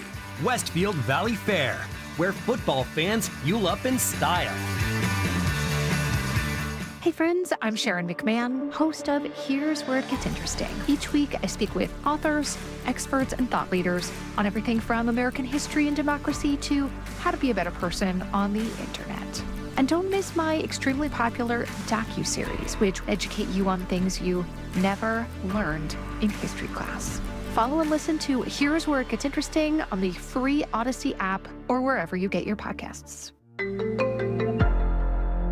Today, we're constantly taking photos and videos to remember our favorite moments. But what about those captured before the smartphone? What about the memories tucked away on aging VHS tapes, film reels, or in fading photos? These cherished memories are fading away with time, vulnerable to threats like heat, moisture, and mold. But fear not, there's a solution to safeguard your legacy. Hi, I'm Adam. And I'm Nick. Together we founded Legacy Box over a decade ago with one mission, to bring your memories into the 21st century. It's time to bid farewell to old tapes you can't watch and faded photos. Legacy Box transforms them into digital treasures, ready to share with a click. Just like magic, your shoebox of memories is now safely stored in the cloud or on a thumb drive. Over 1 million families have trusted Legacy Box, so you can rest assured your priceless moments are in good hands. Don't let your childhood fade away on old tapes. It's time to digitize those priceless moments. Fast forward into the digital age. Visit legacybox.com/value and unlock 50% off your order. That's legacybox.com/value. Join Lorenzo Neal and Evan Giddings at Laughing Monk Brewing in Sunnyvale every 49ers home game this season for our special pregame live broadcast. Plus, we'll have games, prizes, great food, and shuttles to and from Levi Stadium. For more information, visit 957thegame.com.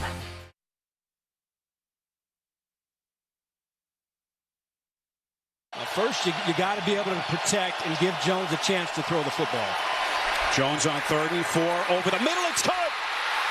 Kendrick Bourne, and he strolls in. Touchdown. Now, back to Steiny and Guru on 95.7 The Game. It was Spiro Dietis of CBS.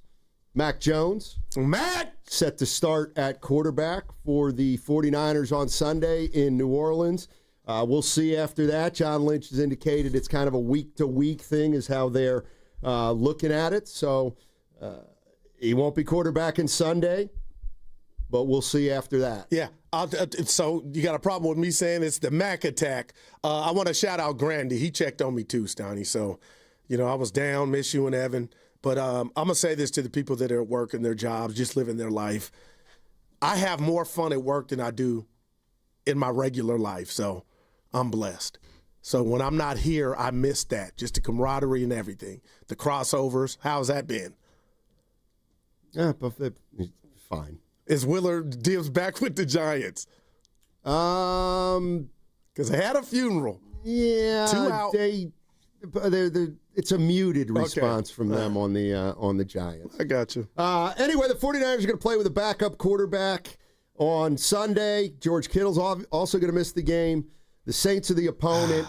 And my question to 49er fans, we're going to jump into it now, is okay, it's a week-to-week thing with Purdy. That's all we know. Could be 2 weeks, could be 5 weeks, could be something 1, 2, 3, 4, 5. Does that change your expectations for the season, for the whole season for the San Francisco 49ers? Let's start out with Scott. Scott's in Pleasanton.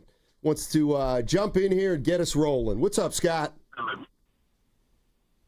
Hey, Steiny Guru, thanks for having me on. Sure. I think I'm with you on this one, Steiny. I think when you went out and got Mac Jones, you knew at some time during the season, maybe this is a little earlier than we expected, that we going to need a backup. And a backup that could actually scheme with Kyle's strategy. I think what Kyle needs to do is make sure that he doesn't make any major mistakes. If he throws 2 INTs, you're going to have a hard time winning. Okay, the other temperature check that I haven't heard much of is two things, actually. Is one, the defense. The defense, can they hold the Saints to 10 or less, putting less pressure on the offense to produce? The answer would be yes. Okay, so this is going to be a very defensive game, scheme heavy. Kyle making sure that maybe he goes east to west before he goes north to south, using Robinson Jr. Maybe in the slot like he did Debo, mixing things up, being a little bit more conservative, making sure that mistakes aren't made, and making sure they come away with a win, whether it's 3 points, 6 points, 7 points, or a point, come away with the win. I think down the road what you have to worry about is the mileage you put on McCaffrey due to these circumstances. One, with the receivers out, having to be run heavy to set up the pass, and two, just the wear and tear he's going to have being highly dependent on him now that he's healthy. When you get to the Arizona game, I think when you get down the road, even though the schedule's light, I think that's where the concerns needs to be. But I think they've tightened up the defense compared to last year. So the dependency on the quarterback being the dominant guy, having to put up 20, 30 points a game, I don't think is dependent this year that it was in previous years. Thanks for taking my call, guys. Yeah, thank you, Scott. Yeah. Appreciate the call. And I said that the first words out of my mouth is I'm giving Kyle credit for upgrading, shout out Apple, the backup quarterback position for the 49ers. Imagine what Niner fans and you yourself and myself would feel like if Brandon Allen was quarterback in this game. And I'm not throwing stones at him, but that Buffalo game last year, Sunday night in the snow, I know Mother Nature was acting up, but the bottom line is, man, your confidence meter would probably be on a 1 out of a scale of 1 to 10. Now, who's to know if this dude doesn't, is playing for a job, Mac Jones, to show everybody what I can do in a competent offense with a competent offensive coordinator. I mean, in times like these, you always look for a silver lining. And I think the 49ers have one in a big way. And it is the stereotypical way that we talk about backup quarterbacks and what you need them to do. And that's keep you alive, have you survive when the starting quarterback's out. John Lynch is calling this a week-to-week thing. We've heard a different set of numbers. We don't know now how long he's going to be out. But here is the way I look at it. Okay, you've lost Brock Purdy for how long? 2 or 3 games. All right. Let's just say 2 or 3 games right now. Gotcha. Okay, well, let's look at these 3 games. At the Saints versus the Cardinals versus the Jaguars.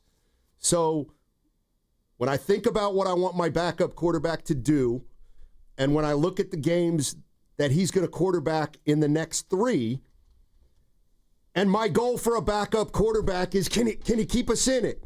Can you win a couple games when Purdy's gone? Like, that's all still there for him. Like, it's not like they're playing the Packers, Eagles, and Chargers. I mean, they got to beat them. Yeah. But they're playing the Saints, Cardinals, and Jaguars. And you got Mac Jones quarterback. And can he win one of them? Could he win 2? Like, that's now where you're at until Brock Purdy comes back. Now, we know the NFL it's a car wreck. It's a car accident every Sunday. Am I being too pessimistic because of the ramifications of losing your starting quarterback and you got Mac Jones? Steiny, things happen. They happen in this league fast. And if you watch one game of the San Francisco 49ers and see who's not playing right now, that's Exhibit A. But they're one hit away. And every team. But what if something were to happen to Mac Jones? Then they're done. Seriously. See, that's where you go. I mean, then they're in big trouble. I'm looking at Martinez, Kansas State. I mean, that's how fickle this thing is, though, partner. And we can't control that. Right, and that's why I don't worry about the things you can't control. If Mac Jones gets hurt, right, then you're playing a third-string quarterback, and you're in trouble. I mean, there's just no way around that. Speaking of a third quarterback, here's what Kyle Shanahan had to say about one. I mean, we'd love to have 3 guys in the building ready to go. We obviously still got Brock, but he's not going right now. But got some roster issues where we just can't bring one in right away.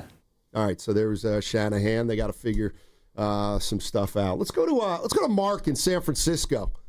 Hey, Mark, how you doing? Hey, good morning. Good morning, gentlemen. Yeah. Listen, if this was a playoff game versus the Cowboys, Guru, I think Purdy would play. Don't you think? Tell me what let me ask you this real quick. When we hear 2-5, I'm just asking you because he finished the game, but what's making you think that? That in itself, he finished the game. No one even knew he had turf toe. He played that game out, and matter of fact, he won the game with the turf toe. And so he could play if it was a playoff game. If it was a serious game, he would play. Now the Cardinals, if they had Steve Wilkes, I'd be concerned with them, but he's gone now, right? He's no longer there. Kyle couldn't beat Steve Wilkes. I don't know if you remember that. Yeah, he couldn't beat Steve Wilkes. Right. Okay. Now, Jacksonville, those Florida boys, that's going to be a tough game because of the quarterback and just the fact that we don't really see them that often. That's going to be a tough game. I guarantee it will be. But we can beat them. Purdy may play. He may not. But it's good that we do have Mac Jones because he has to play. Don't you want to see him play? I know I do. I want to see him play. I kind of do. I kind of do. I'd like to, if I'd be a Niner fan, I'd want him to make the playoffs, and I'd like to see Mac Jones play 2 or 3 games right here. Right. Remember when Montana and Young were together? I wanted to see Steve Young play too. And you did. Yeah, I remember that. I remember those days. And he did. And he won a Super Bowl. So we're not worried, man. At least I'm not. Thanks, Mark. Appreciate it. Interesting, Matt. He said if it were a playoff game, Purdy could go. And a lot of that is he's basing it off of him finishing the game and not one soul. Kyle, I believe I heard him speak, said he was aware of the toe injury during the game, but Brock John Wayne'd it out. But we'll see moving forward. Now, you said it, but I'm going to use a different word. Steiny, it is lightweight enticing to see if Kyle gets his hands on Mac Jones, which he does, how good Mac or bad Mac Jones will look. It's funny because somebody on the YouTube chat said, "Excuse me, what if Mac Jones looks great? Great. Then you got a backup quarterback who's better than you think." Well, but there's nothing popping off here because of the bag that Purdy has earned and has. So we know what that's my CNN, Steiny. The politics of it is follow the money, and there's no way Mac Jones could supersede Brock Purdy. Don't forget, even though the 49ers don't have Brock Purdy, they'll have a nice little thumper in their backfield, Christian McCaffrey. Here's what Greg Cosell said about his 31-touch performance. I thought McCaffrey looked fine. I thought that the Seahawks did a really good job of controlling and filling gaps. So therefore, there was just not a lot of space. But I thought he ran hard. I mean, just look, this was a pass play, but look at that first play of the second half where he caught the little screen pass. Well, I think it was actually a check down type play. And then he ran for 25 yards. I mean, he looked perfectly fine. Wouldn't you guys agree? You looked perfectly fine on that play. So I didn't think there was anything wrong with him. I didn't think there was a lot of space, but I thought he ran hard. The only issue with McCaffrey is the nature of his injuries are such that, and maybe it's just me, maybe you guys feel the same way, but every time he carries, I just hope he doesn't get injured. Right. It's just one of those things now where I just hope that doesn't happen. No, that's it. And that's how I'm going to watch Steph Curry this year with the Warriors, Steiny. That sounds like a lot of fun. No, it's just PTSD. If that something happens, hey. So it's not fun watching it like that. What do you do it for then? No, it's just you can't control it. I know. So you go into a game. I'm just trying to get the mindset of fans. I can help you. Okay, like me, Matt Steinmetz. Here's Sunday at 1:00. Or is it 10 a.m.? 10. All right, we got 10 a.m. game. All right, 49ers. I love it. Okay, let's go. And then you start watching. You guys go in and be like, oh, God. Oh, no, we got this. What if McCaffrey gets hurt? Oh, no. Every play, are you biting your fingernails? Yes. That doesn't sound like fun to me. Did you see McCaffrey called and come out the game? Every time, I'm watching was that natural? He just needs a couple minutes or something going on with the transmission. Steiny, I don't think you ever escaped that with McCaffrey's type of injury history. I'm just saying it doesn't sound fun to watch a 49er game. No, I get if that's the way you're looking at every carry from McCaffrey. And what do you say from the PTSD that I have with Steph Curry? I'm watching that hammy all year long. Okay, that doesn't sound like fun. That's all I'm saying. Watching a game and waiting for a guy to get hurt. I mean, I'm just saying. I hope it doesn't take the fun out for you. No, you got to watch, man. You just do. You're listening to 95.7 The Game, KGMZ FM and HD1 San Francisco. An Odyssey sports station in the home of the Warriors, and Valkyrie's always live on the free Odyssey app. Coming to you live from the Laughing Monk Studios. Laughing Monk, righteously brewed in the city. And how we feeling, 49er fans? No Brock Purdy on Sunday. Let me ask you this. Who would you want as your starting quarterback? Mac Jones or Spencer Rattler? Mac Jones. Yeah. All right, so we still got an advantage. And I'm hating on at Rattler, the quarterback position. They gave Arizona, they had a chance, an opportunity, but I think Mac Jones, 52 games started in this league, and you just wonder, had he had the toolage, he didn't, but had he had the blessing to be under a guy like Kyle after getting drafted, what his career would be like. So it will be interesting and fun just to see how he performs. Now, he had a couple drives in the preseason. They went down and scored. I believe it was against the Chargers. So, I mean, Steiny, this is not your, typical rookie dude that hadn't had. This dude has started 52 games. He started the playoff game. I'm like that's on his resume. It is on his resume, and so's all the struggles he's had since then, and I think he's 20 and 29 as a starter. Maybe he's the quintessential quarterback where if he's your starter, you're not very good, but if he's your backup, that means you got a pretty good starter and you'll be all right. But I'm interested in how 49er fans are not only now looking at the Saints game, but looking at the next month of the season and what this who was the caller? Our main man who said we're all right, we're going to be fine. Yeah, right. Said Brock could play if this were a playoff game. He could finish. So I'm always curious in how fans view a certain situation. Obviously, I know if I had to be a 49er fan, I'd be bummed that Brock Purdy's not playing, but I would still be. I would absolutely be hopeful that we can still win some games while he's injured. I'm not. You got to be hopeful that you can hang in there right now. No doubt. That's how you got to feel, right, if you're a Niner fan? And that's why, again, I keep saying it's like the third time, Steiny, but I'll say it and I mean it. I got to give Kyle credit for taking the flyer on Mac Jones. It's just kind of funny in life how it comes full circle. Allegedly, if he was really interested in Mac Jones on draft night or right before and something happened upstairs with the bosses, it didn't happen, but now he took a flyer on him, and Brock Purdy controls how long we are going to, or this injury, how long we're going to see Mac Jones. But, Steiny, what if we're talking about, let's just say 3 weeks, and Mac Jones is playing probably for a job somewhere else if he looks like wow, look at him with the tuxedo on and the patent leather shoes given by Kyle Shanahan.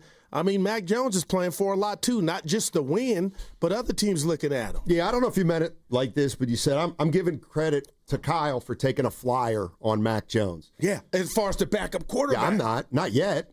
What if he stinks? I mean, what if he is absolutely ineffective? But wouldn't you say before we find that out, and I get where you're going, he's better than what you have? I don't know. He's better than Brett. Oh, I have no idea. I have no idea. I would hope he'd be better than him. And it's funny that you said that. If you're telling me, if Mac Jones comes in here and plays 3 games and is absolute trash, gotcha. Well, then then Kyle. You wanted Trey Lance and this guy? See, but what were you watching? Okay, why isn't it going to happen? Because I believe Mac Jones has the same capability and skill set as Jimmy Garoppolo on a good day, Brock Purdy on a good day in this offense, and I just don't see the then we shouldn't be worried. Then we shouldn't be worried. You're right, and maybe come Monday when we get together again, it is the Saints, but man, Steiny, we can't underestimate the fact that, or undersell the fact that Mac Jones has started 52 games. He's seen everything under the sun as far as what defenses are trying to do to him. And once you're a product of your environment, that's just what it is, and you get the blunt of the brain. You get, a big part of the blame, and that's what happened. But this dude, you can look at me right now with your Harry Carey glasses and say he's not a stiff. Mac Jones. I don't nothing he's done matters. That's kind of different than, he led the team to the playoffs for rookie year. That means nothing to me. It probably means even less to 49er fans. Like 49er fans right now don't care what Mac Jones has done. But Kyle saw something in it. Well, we'll see. He saw something in Trey Lance, too. Yeah. Like, I'm not giving him credit for a guy who I haven't seen play yet. That's different, though. What do you mean? He was unknown. At least you got footage of Mac Jones coming out of college, playing big-time college football, and what he's done. Well, what if his assessment of Mac Jones is about as accurate as it was for Trey Lance? Then you got a problem. Yeah. So but yeah, as of right now, I'm working under the assumption that Mac Jones can come in here and help you win a couple games while Brock Purdy is gone. But I also realize he is a backup quarterback. But, and again, this is where Kyle Shanahan earns his money. And this is why so many people around the NFL think that Kyle Shanahan is a great coach, because this is where the 49ers, this is the way I look at it. Or this is the way I think the people that love Kyle Shanahan think of it, is the 49ers are going to play on Sunday. They're probably going to win, and they're still going to look kind of like they've always looked with their backup quarterback. And then everybody will say, see, that's why Kyle Shanahan's the man. Totally. And I'll say this as far as what I've written down mentally that kind of stinks about Brock Purdy being out this early. Steiny, I saw it in the Raider game. I won't run from it. But he and Ricky Pearsall had some telepathy going. 4 for 108. We saw the big throw, 45-yarder, to win the game, to help set you up to win the game. And now you got to come in with a new quarterback to see, and maybe Mac Jones picks up right where Brock left off. But that kind of stinks to me, because I wanted to see this Pearsall-Brock Purdy connection. But you know else that's continue, and I will if you tell me, Guru, he'll be back in 4 weeks, but that's called the pause button. Like, that was a thing, and we got it right out to shoot, and now we got to see if, it won't be Kittle, I can tell you that, with him being on IR. I'd need to look at how long was Bourne in New England? There you go. Right. Mac Jones may have a better connection with Kendrick Bourne than Purdy does with Pearsall. So you expect Bourne to be active? I don't know, but you could be on to something. They definitely played. I mean, I think that, and maybe it hinges something on Juwan Jennings and his status. But do you know what that is? Because I left here Monday. Questionable day-to-day. I got you. Questionable or day-to-day. Anybody out there worried about Brock Purdy's long-term health because of this?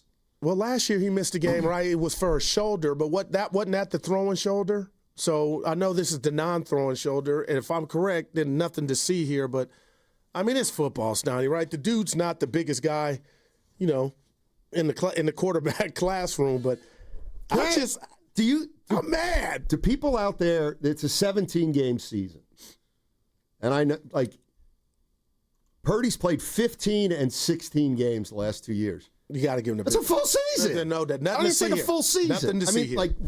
If a guy, you got to allow a guy. Yeah. Here's my thing. Okay, let's have a little fun here. There's 17 NFL games.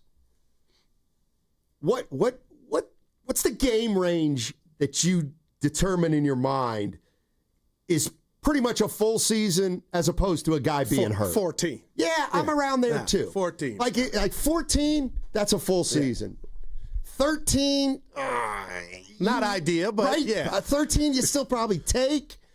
To me, 12 is now, and I feel like that's why Jimmy Garoppolo, yeah. That's what killed Jimmy Garoppolo. They couldn't count on him, and then if you got the bad version of his play, that Kyle just couldn't live that way. Right, like now in the NBA, what's a full season? 60, well. Like 66? I was going to say 65. I mean, if somebody plays 65, 66 games, it's like, you're like, that's great. Well, what an Iron Man. So he's still playing consistently, even though he's been banged up a little bit. All right, here we go.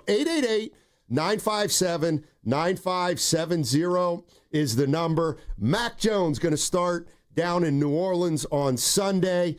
Does it change your expectation of the game at all? I got to believe you felt like this was a game the 49ers can win. You still feel that way. What about the season in general as we, go to week 2, week 3, week 4? General Manager John Lynch said they are considering the Brock Purdy injury as a week-to-week situation, and he won't play this weekend, obviously. And I guess we'll find out about the game against the Cardinals, but that doesn't look too good either at this point. We'll see if things change or not. But yes, that is that's obviously the home opener. But 888-957-9570 is the number.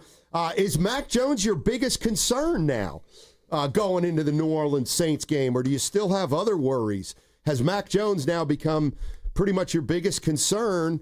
Or do the 49ers still have other issues that you saw in week 1 that you would want to be addressed? 888-957-9570 is the number. That segment was brought to you by the California Office of Traffic Safety and Caltrans.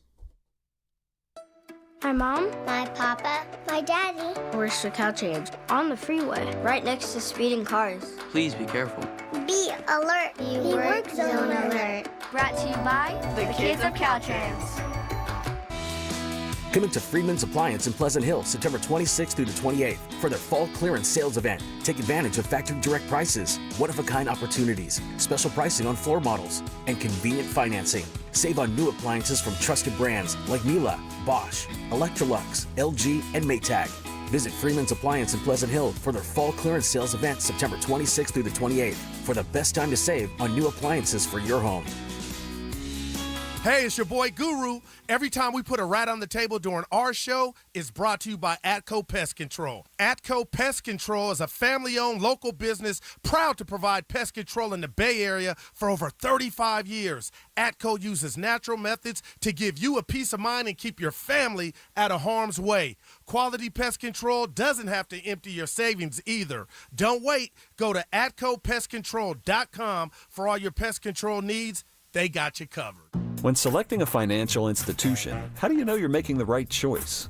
As Bay Area bank customers find themselves at a crossroads, maybe it's good to consider if you want your bank to be community-oriented or corporate-minded.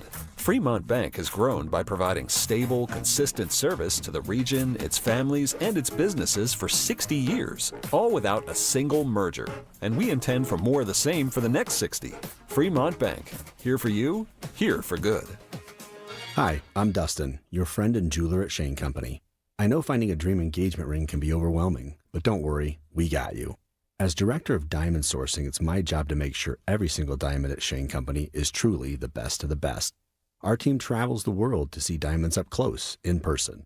We handpick each one for its unique fire, brilliance, and scintillation. Diamond buying is an art. Of course, we look at cut, color, clarity, and carat, known as the 4 C's, but that's not all. We also look at how each diamond looks on a hand, where it will be worn, how it makes you feel, and if it's worthy of a Shane Company customer. That type of expertise only comes from working for a company that's been a family business since 1929. We also think about your budget. We only pick the best in each grade in all shapes and sizes. Your diamond is guaranteed to be the most beautiful because a friend wants you to pick from only the best. Drop by your store or shaneco.com and see for yourself. Shane Company, your friend and jeweler. Some things can steal your sunshine. Ugh, I just got my hair done. Sorry, the cooler's broken. Anyone see my flip-flops? Anyone? But COVID-19 can steal a lot more. I just took a COVID test. Ugh. Prescription medications for COVID exist. If you test positive this summer, ask your doctor if they're right for you. Visit PfizerForAll.com/COVID-19 to learn more. Sponsored by Pfizer. This is McGruff the Crime Dog, and I need you to help me take a bite out of crime. Another teenager, victim to fake pills bought from social media. This doesn't seem like a drug deal, but it definitely is. Should buying prescription pills be that easy? Many fake pills contain fentanyl, and an amount small enough to fit on the tip of a pencil can be lethal. So listen, before buying pills from social media, think again. Learn more at mcgruffpsa.org and go for real. Brought to you by USPTO and the National Crime Prevention Council. This is the story of the one. As a maintenance supervisor at a manufacturing facility, he knows keeping the line up and running is a top priority. That's why he chooses Grainger. Because when a drive belt gets damaged, Grainger makes it easy to find the exact specs for the replacement product he needs. And next day delivery helps ensure he'll have everything in place and running like clockwork. Call 1-800-GRAINGER, click Grainger.com, or just stop by. Grainger, for the ones who get it done. Some people just know you can save money on car insurance by checking Allstate first. Like you know to check the weather first, before wearing face paint to the game. Bro, your Go Cats is dripping into your nachos. Oh, and now paint is in my eyes. Interception! Did you see that? No! Yeah, checking first is smart. So check Allstate first and see what you could save. You're in good hands with Allstate. Potential savings vary, including based on how you buy, subject to terms, conditions, and availability. Allstate North American Insurance Company and affiliates, Northbrook, Illinois.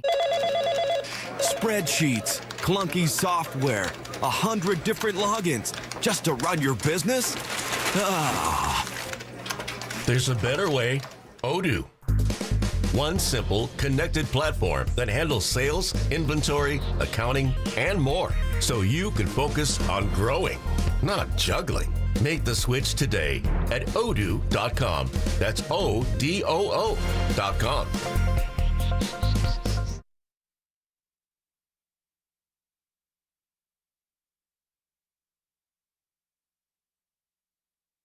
Got to be delicate with those calves.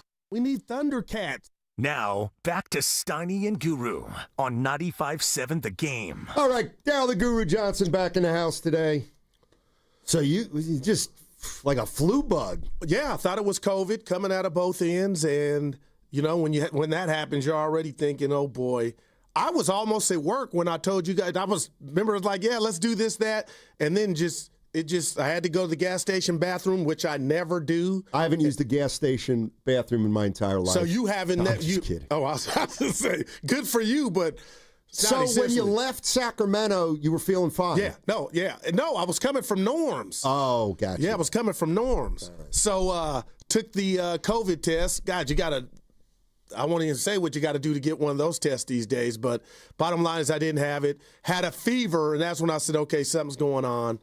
And then I saw you and Evan working. I felt bad, but then I got mad at Evan. He don't know. No!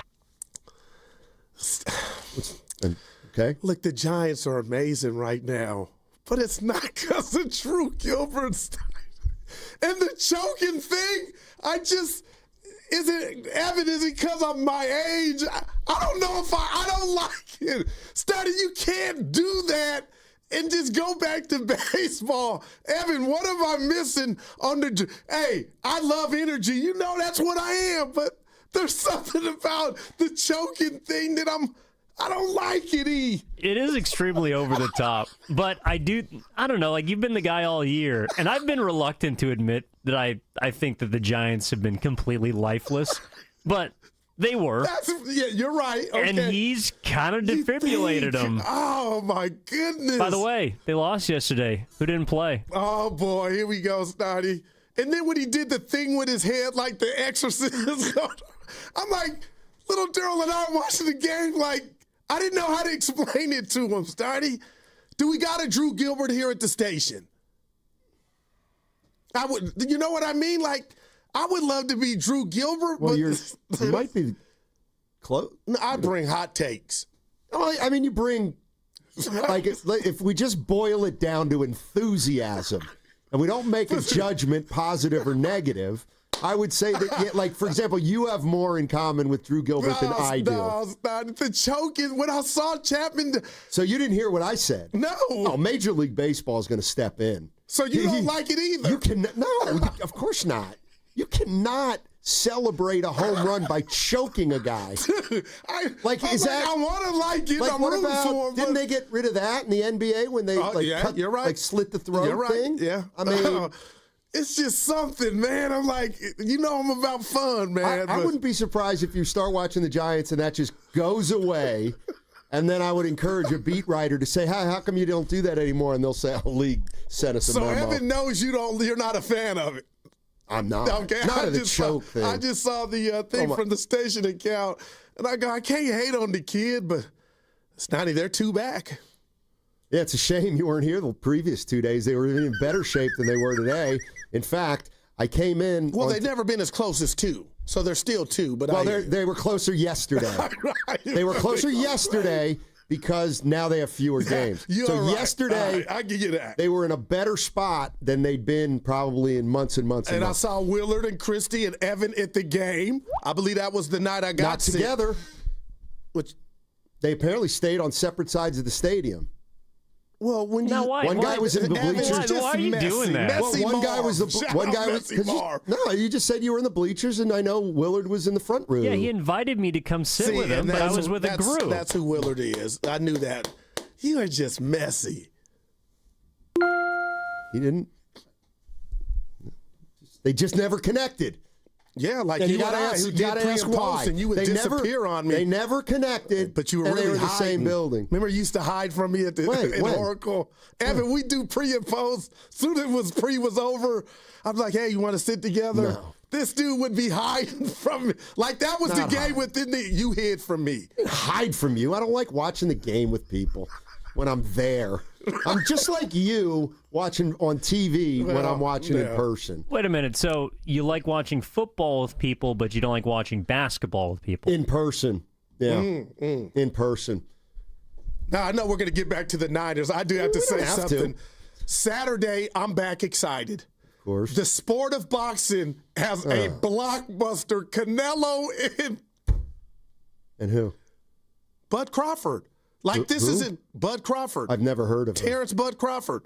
Anyway, Steiny, this is... Is it boxing? Yeah. Okay. But then Evan goes, boxing's still Canelo's around? 80. He's older, and you kind of ruined it, But Steiny, boxing at its best is a beautiful scientific sport. Well, it hasn't been at its best in 6 decades, so I don't really know what you're talking about. This is a big one. Evan Canelo's up there. You know why it's a big one? It is. Because apparently you can get it for free, I heard. I was ready to pay. It's on Netflix. Evan told me that. All right. Shout out Adam Silver. What a loser. We're on the James Joyce segment of the show.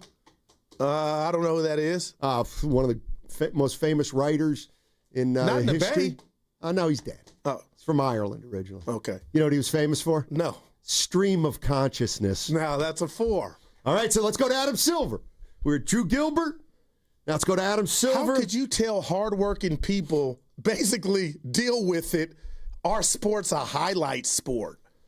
No, your sport is one of nuance, one of athleticism. It's not just highlights. I didn't like it, and it just sounded worse. How about that? If you don't know what Guru's talking about, Adam Silver met with the media yesterday after the Board of Governors meetings, and they asked him about the high price of watching the NBA on TV now that you need multiple subscriptions. And what Adam Silver said is there is plenty of free content out there. In other words, the more platforms that you get people to pay for, then the more highlights they'll put out free of charge. Just stop. I didn't like that coming from him. I thought I knew him. But that was like, when I was single, I used to date a young girl. She didn't call back after the first date. I told her where I worked, and she goes, I didn't call back. I appreciated the honesty. You don't make 6 digits. So I didn't make enough for her. So that hurt, but, that's what Adam was telling people that can't afford all these streaming services. Like, when did it get there, man? We just are selling our soul and everything behind it for $1. What about, and this is, everybody don't have it these days. What about, so you're famous for saying, but the highlights. Okay. That comes after during the game. Hey, no, don't do that. You You're don't do that changing. after 2 days off. No. I've been inundated I was here. sick. You are famous. You have a drop. Yes. Okay, so I'm just thinking, can you clarify? Hey, highlights are they're produced from the game. Right. But I love the game. Then you get to the highlight. Yeah. But don't tell me I'm going to get the nuance of the game just from the highlight. That's ghetto as hell. Well, and Adam, just say it's all about the dollar. You know what he should have said? Get a job. See, You can watch the game. Now, I don't think that went over well, especially with everything that's going on in the world today. Make some more money if you want to watch the game. I'm mad at you. That didn't hit. I didn't like that. I mean, I didn't like it either. I'm just messing around. I got to tell you, Silver's not doing it for me anymore. That is wow. He just. But we got a new NBA format in the All-Star game. It's going to be like the Ryder Cup. Oh, what about this? Oh, this made me jump up and I had chicken noodle soup, which is very underrated.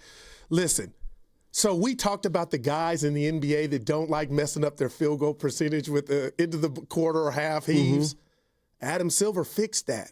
That will not go on the individual's ledger, but yet it'll go on the team's field goal percentage. I kind of like it, so get ready for more heaves. Because remember, we used to point out guys that wouldn't do it. Carmelo wouldn't do it. Thank you, Gil. Yeah, Jordan Poole wouldn't do it. Thank you. I love it. So what happens if you make one? But it's Does so that go to the individual? No, it goes. It shouldn't. Right. So it goes to the team. That I don't know. You think if Steph Curry makes a 70-footer, it ain't going on his? BS. If you make it, you'll get credit for it. If you miss it, you won't. I guarantee you that's the way they do it. They want to encourage more heaves. Yeah, that's what I was doing while I was out. But anyway, wow. That's a pretty good one to me. Yeah, just another small piece of cosmetic crap that now this falls under the umbrella of we're making the game better, meaning we're making the game worse. That is great. Let's tilt the game more so that we can appease individual player statistics. We want everybody to shoot a great percentage. And while we're at it, you know what? We're not going to, you know what's coming next? We're not going to keep, I guarantee you, we're not going to keep track of individual turnovers anymore. Could you imagine? I'm telling you, that's what we're going to. It's not there. We're just going to go team turnovers. You know how many dudes would benefit from that? Oh man, Adam Silver. We're one thing we're working on is we're removing the free throw percentage from player statistics because we just think it's really unfair that when people go to Basketball Reference, they can see that Shaquille O'Neal wasn't a great free throw shooter, and we don't want any negativity associated with our league. So we're gonna stop doing field goal and free throw percentage don't mean anything either. That is pretty lame. Pretty good. NBA, man. Slipping. It's fantastic. You want to tell slipping. Goose, Steiny, how things used to be? I can. Can you be more specific? About a heave. Our generation didn't. Yeah. Oh, yeah. So I'm excited. This is why there's everything that's wrong with this. And Evan and I have a disagreement with this. Shocker. But for the sake of this, he'll acknowledge you for this small. I'm right. Players did used to take 60-footers back in the day, and yes, they got credit for a shot that they missed. And you know what? You know what happened back then? What? If you were a guy who didn't take a 60-footer, in order to protect your percentage, you would get policed in the locker room by your teammates. Oh, no, I love that. That's what cloth I'm from. I'm on a team, and I'm playing with my teammate Gary Swavely, and we're down 2 at the end of the third quarter. I love it. And he's dribbling up from 60, and he's like, I'm not going to shoot it. Yeah, those are selfish. You know That's what? Right. Yeah, I like that. Swavely would have shot it, though. Yeah, but I love that. Okay, do you want to tell him the other part now? Reality. Which is, so Steiny says this to me, that back in the day they would take heaves because they didn't care about their field goal percentage because, they're soft nowadays. So I went back to multiple 1986. I did some more research last night. No, you didn't. 1986 Boston Celtics games, Oh, a this is finals great. game and a regular season game. Both times there was an opportunity in those games for a player to take a half court or three-quarters court heave. They did exactly what the players do nowadays, which is take one dribble with 1 second left and then shoot it specifically after the horn hit zero, so it doesn't count. No, it's human nature. No, I get it, no, man. it's not. Thank you, Evan. Here's what he's wrong about on this. You guys are no different than us. So he shows me this play of Ralph Sampson getting a rebound. It was Akeem without the H. Was it? It was Olajuwon. All right, so Olajuwon gets a rebound right under the basket. There's like 3 seconds left, okay? He rebounds it. He turns. He's literally going to take a 75-footer. He's going to take an attempt under the other basket and just throw it the length of the court. It. As he starts to do it, there's a guy who's trying to rebound also, like jumps up to block it. So he pulls it back. Yeah. And he takes a dribble away from the guy, then shoots it, and he's like late by a quarter second.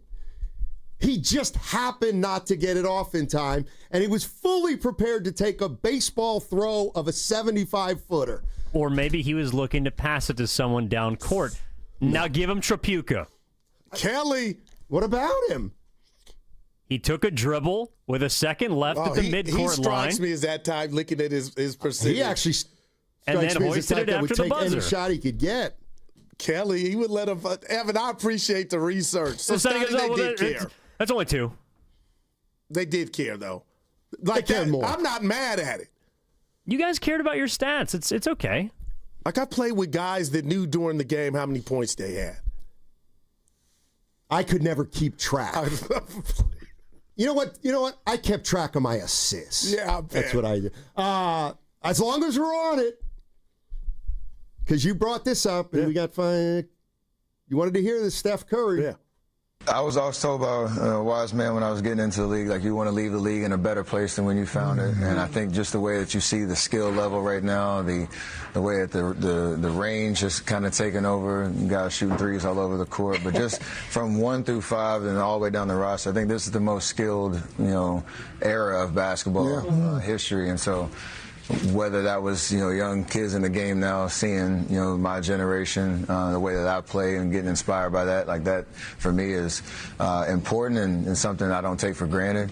And then also being able to extend your prime. Like I'm going into year 17 and really have this belief that I, can be at the top of my game again and win at the highest level. So I'm just trying to get every, squeeze the most out of it. That's the word. Until it's all over. All right, that dude is incredible. Let me man. set this up for you. Damn. And why is that incredible? Because he sounded like the basketball version of Oppenheimer. Everything that he said, I disagree with one thing. He squeezed the most out. No, this dude is incredible. 17 years, did you and not they hear still him? got action. It's not about what he's done; it's what's ahead. But did you even hear it? Yeah, Were you that listening? was the part that got me excited. I'm just like, give him flowers for what he's already done. So yesterday, Evan hears that, and he says, Steiny, Curry thinks this is the greatest year of skill in NBA. And I was like, I didn't respond right away. And I said to myself, you know what? Evan might be right. I don't. He's not. Hold on. Okay. And I said, and I basically I said to him, you know what? I don't feel like talking about that today because I don't. He might be right. Evan might be right. But that Curry's right. And Curry's not. Okay. Yeah. So what I'll say is, and I'm not just doing this. I should let you and Evan talk about this because I really don't have a strong opinion about whether or not this is the best basketball skill-wise that's ever been played of all time. I'm not. You know what? I'm not in this one. But you know this. This is the most one-dimensional basketball we've ever seen. Evan, guys like Curry's put in his work, Kyrie, the bronze of the world, but guys don't know how to play without the ball. Back in the day, you had to do that just to get a shot off. So the post is dead. Guys don't even know what to do. They have no movement with on the block, except Luka and the good ones.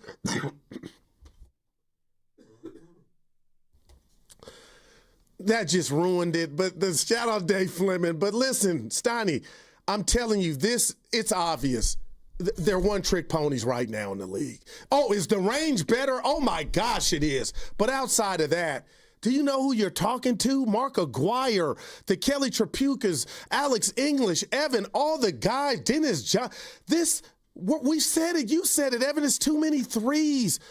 Where's the skill outside of the dribbling? I'll give you the handle. Okay. That's two. Well, no, but I'm talking about the big. I'm sorry. I should have jumped in. Evan, your thoughts? I know I'm babbling. Well, I think that there's certainly less skill inside the three-point line. All right, but because 1 through 5 on most teams are able to shoot threes, I think his point is you need more skill because there's more space on the court. Yeah.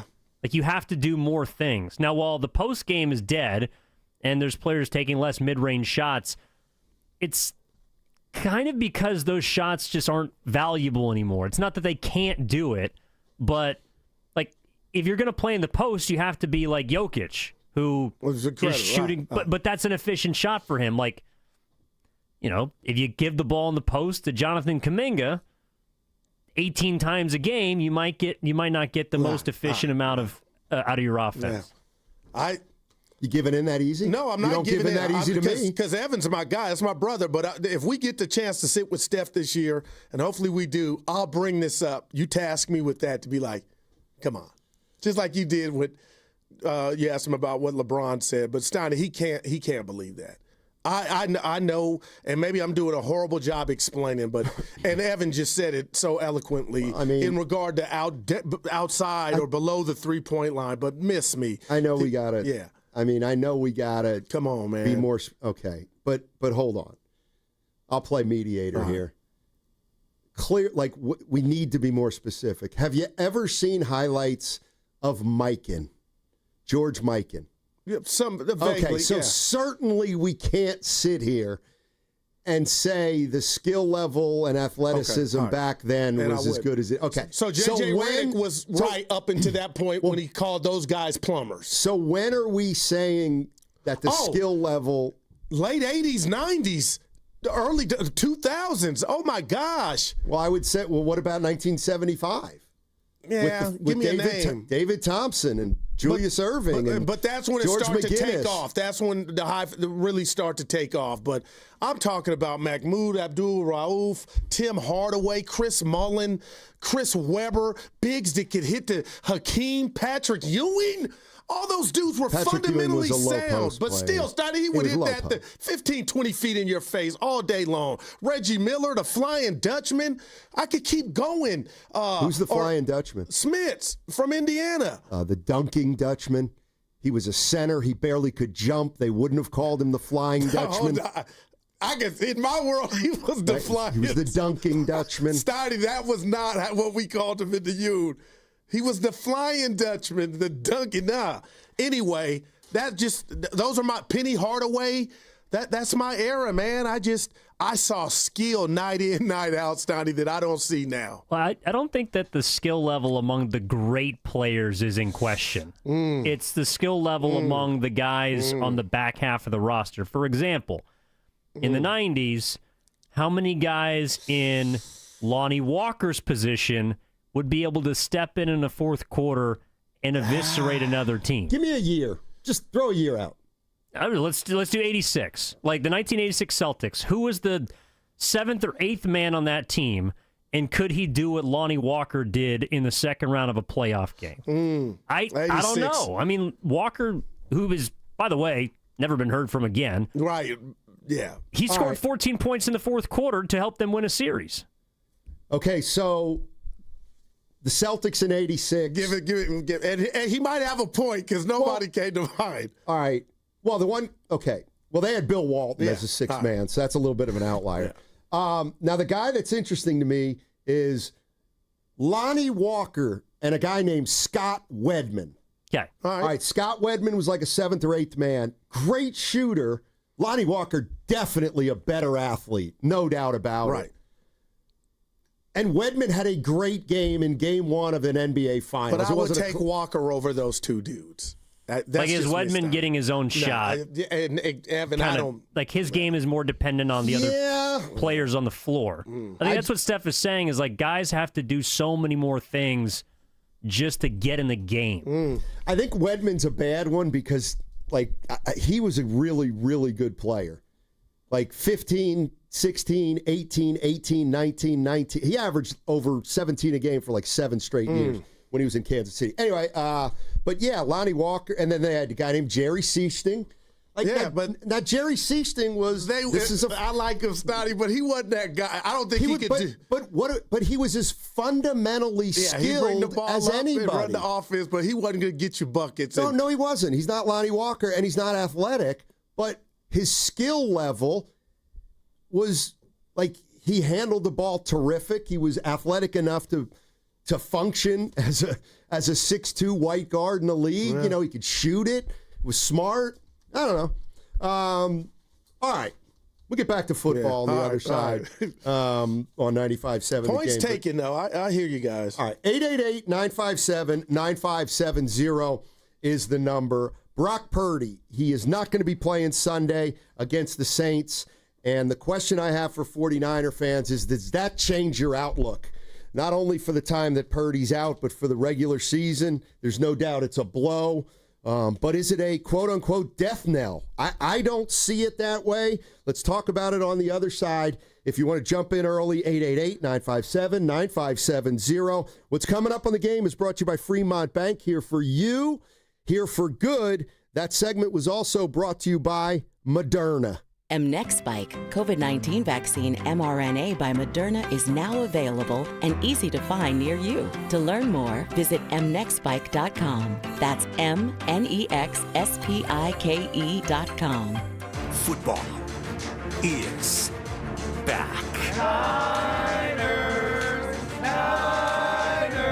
The road to Santa Clara starts now. I want to go back to the playoffs, and the road to Levi's starts now. Your station for the best football talk in the Bay. I love football. Is 95.7 The Game. Okay, Bay Area, I've got a bigger team for you to join. The team that donates blood. Hot Yoga Republic in Mill Valley is teaming up with Vitalent for a blood drive September 25th and 26th. Roll up your sleeves, give blood, save a life. Every 2 seconds, somebody needs it. Accident victims, kids in chemo, real people who need you. Let's do this, Bay Area. Find your spot at hotyogarepublic.com. That's hotyogarepublic.com. And a big thanks to Habas Law for backing this. Habas Law, always fighting to make it right. Do you often worry you left the garage door open? With a LiftMaster garage door opener powered by MyQ, you'll never worry again. You can control, secure, and monitor your garage from your smartphone anytime, from anywhere through the MyQ app. As an authorized LiftMaster dealer, Ace's Garage Door Repair and Installation has smart openers designed for your needs, including belt drive motors for ultra-quiet operation, integrated camera for live video, streaming and battery backup to let you in when the power is out. Trust Ace's Garage Door Repair and Installation for top-notch service and unbeatable reliability. Whether you need a quick fix, a complete replacement, or a brand new installation for your garage door or garage door opener, our skilled technicians are here to get the job done right. With competitive prices, a commitment to quality, and diamond certification, Aces has you covered. Call today at 855-588-2237 or visit acegd.com. That's acegd.com. Ace's Garage Door Repair and Installation, where your garage door is our priority. Game day just got an upgrade. Whether you're gearing up or winding down, Westfield Valley Fair is your go-to spot. Hit the latest gear at Shoe Palace. Grab bold bites at Shake Shack and Eataly. And catch the action on big screens at King's Fish House. From premium shopping to epic eats and entertainment, make every football Sunday legendary. Westfield Valley Fair, where football fans fuel up in style.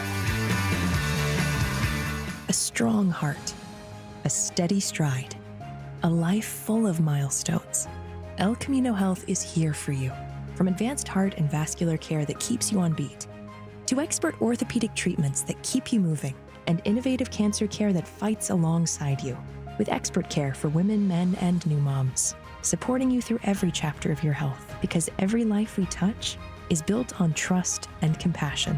El Camino Health, our strength, your health. At Big O Tires, now through September 28th, get $40 to $60 in rebate savings on sets of 4 Michelin tires. Plus, Big O Tires will match up to $60 in instant savings. Installation required, disposal fees extra, not good with other offers. See Big O dealer for details. It's NorCal versus SoCal in the ultimate rivalry showdown. The San Jose Earthquakes take on LAFC September 13th at Levi's Stadium. This match could be the key to the Quakes' playoff push, and the action doesn't stop at the final whistle. Catch a live halftime performance by Edgardo Nunez. And before the game, don't miss Fan Fest with Blue Demon Jr. in a live wrestling match. Plus meet and greets with world champion boxer Eric Morales and L3 legend Moises Munoz. Get your tickets now at SJEarthquakes.com and be there when NorCal brings the heat.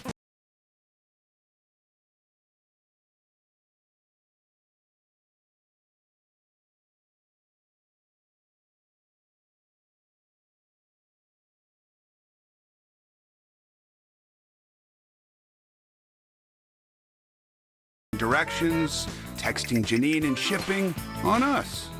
The broken coffee maker? That one's still on you, which means you'll save hundreds for your business and get the fastest mobile service with 5G cellular and Wi-Fi hotspots, on us. But hurry, this deal won't last long.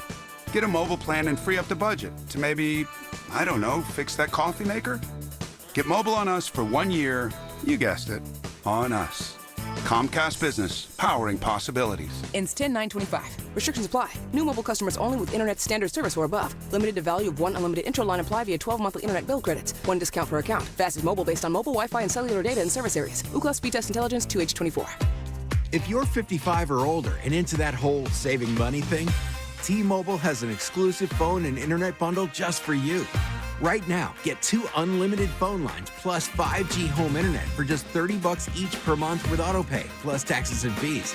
And with 5G home internet, setup is easy with just 1 cord and no technician needed, which is great if you're also into that whole keeping it simple thing. Switch now and experience the best mobile network in the U.S. Visit your local store to start saving. T-Mobile, it's better over here. Based on analysis by Ookla of Speed Test Intelligence data Q4 2024 to Q1 2025. Ookla trademarks used under license. Unlimited on our network. Customers on voice plan may notice speeds lower than other customers and further reduction if using more than 50 gigs a month due to data prioritization. Video streams and SD on this plan. Home internet pricing after $20 in monthly bill credit plus $5 per line without autopay. Debit or bank account required. See 5G device coverage and access details at T-Mobile.com. Cloudy skies for San Francisco with a high temperature of 71. Weather brought to you by Robert Half. Our recruiters' expertise and award-winning AI will find you the skilled candidates you want. At Robert Half, we know talent. Visit roberthalf.com/talent today. Keeping your family safe starts with making an emergency plan. Visit safetyactioncenter.pge.com to get started today. And listen to all the interviews from this year's Ember Stop Wildfire Preparedness event, sponsored by PG&E, and how to stay ready in case of an emergency at 957thegame.com.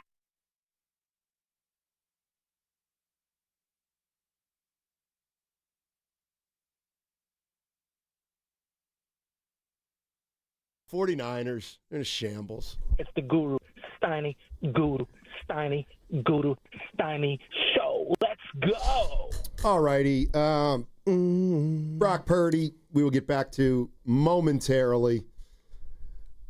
Just to finish up this debate on Steph Curry talking about this being the most skilled era of NBA basketball. I think it's impossible to really figure out because the words are important. Like when you say skilled, then somebody can write something like this, and it's a valid point. Today's players don't have the 4 years of college that older players had. Players come into the league better prepared than now. Kuminga is a prime example. Like, he's unbelievably talented, but is he skilled? Well, he's unbelievably athletic. Right. But is he skilled? Skilled.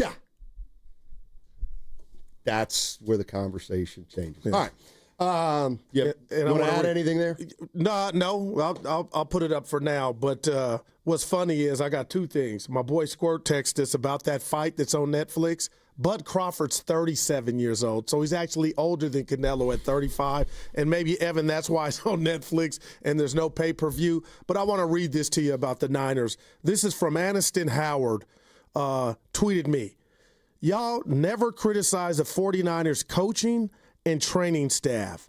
At what point do you media guys say this isn't normal? And my heart sunk. Aniston, we say it all day, every day.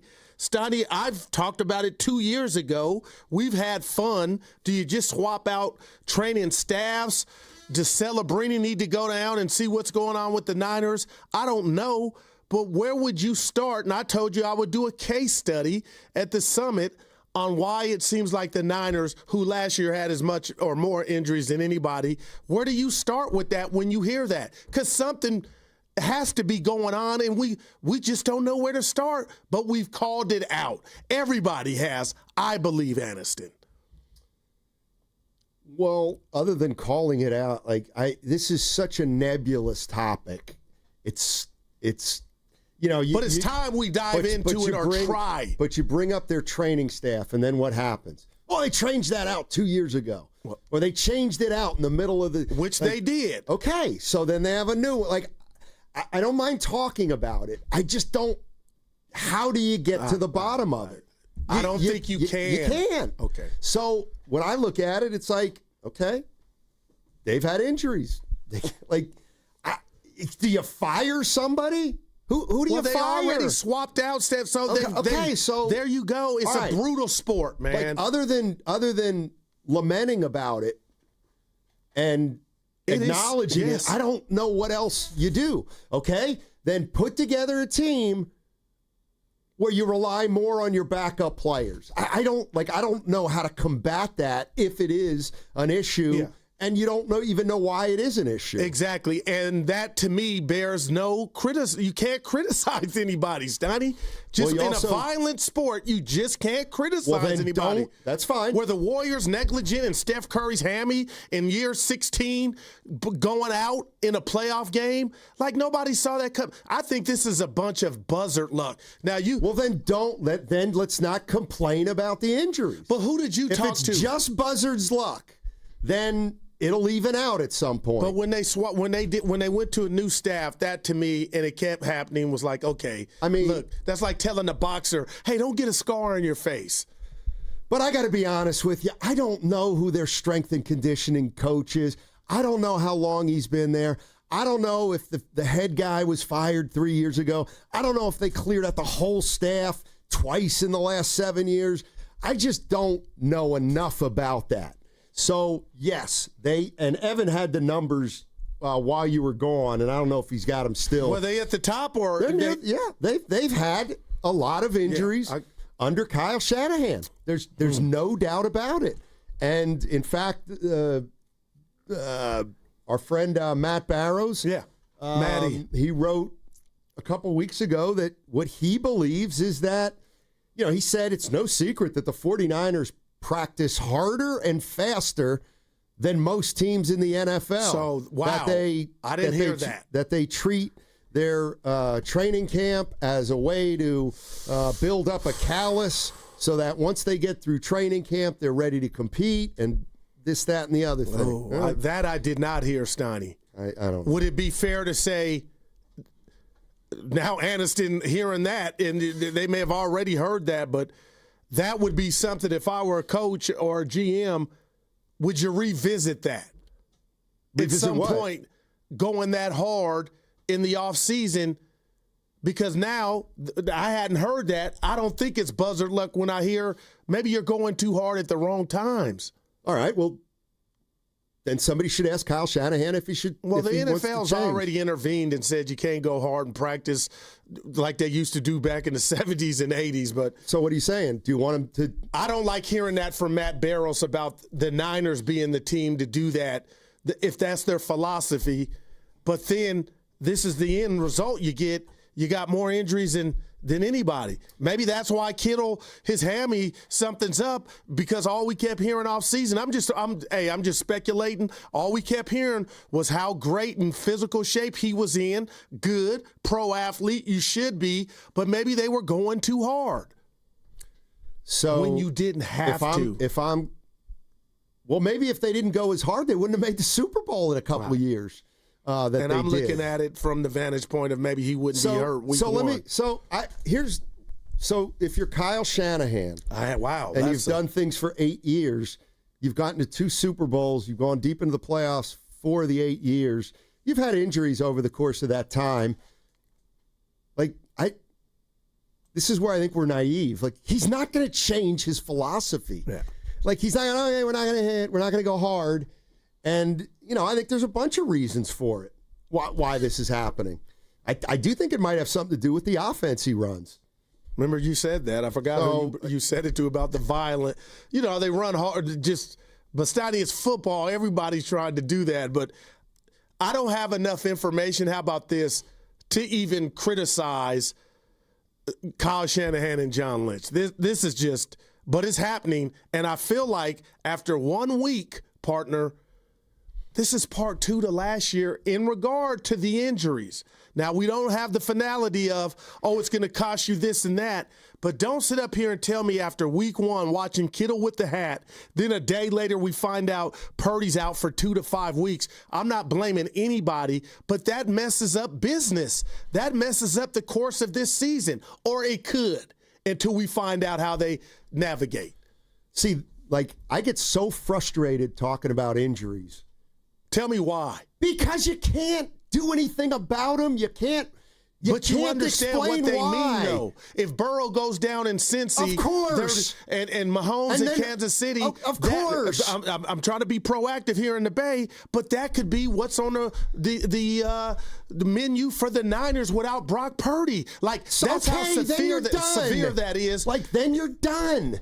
You're done if you can't keep your quarterback healthy in this league. Well, they're not, because now here I go, not going against myself, Steiny, but the other side of this is that's why I'm whispering sweet nothings to Kyle for getting a starting quarterback who is now your backup, has 52 games under his belt as a starter, played big-time college football. This dude's still a puppy. You know what? That's a big signing. Let's stop complaining about the injuries and start saying we need to expect it, apparently.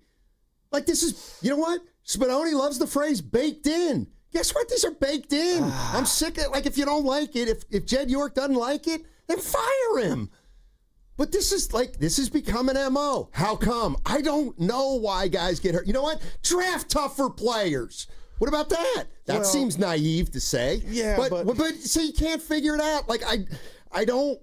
Yes, they're going to have to play without Brock Purdy. So go win a couple games without Brock Purdy. And for right now, and George Kittle, and nobody knows how long. And I'm just saying this to you. We always throw around, and I agree with it. There's one guy that's undefeated, or gal. His father's a guy. Father Time. You know who else is undefeated and have robbed seasons from athletes and coaches trying to get that hardware? Injuries. Injuries is right behind it. Injuries is a part of the game. And guess what? They haven't fared in that aspect of the game well at all. So why don't we just get used to it, apparently? And I'm not making excuses. Or change something. Change something. I don't know. But that something is it's mysterious. Okay, okay, so what are you going to do about it? What do we do about it? Bolster as much as you can and much as the cap allows you, and the draft. Depth. Right. So I think right now, if you ask me who the best backup quarterback in the league is, Mac Jones is at the top of my list. I would not. I have That's no how idea. I feel. Okay. I could be proven wrong. Let me see him play before I say he's the best backup in football. Let's go to Spencer in Oakland. Hey, Spencer, what's going on, man? Quarterback.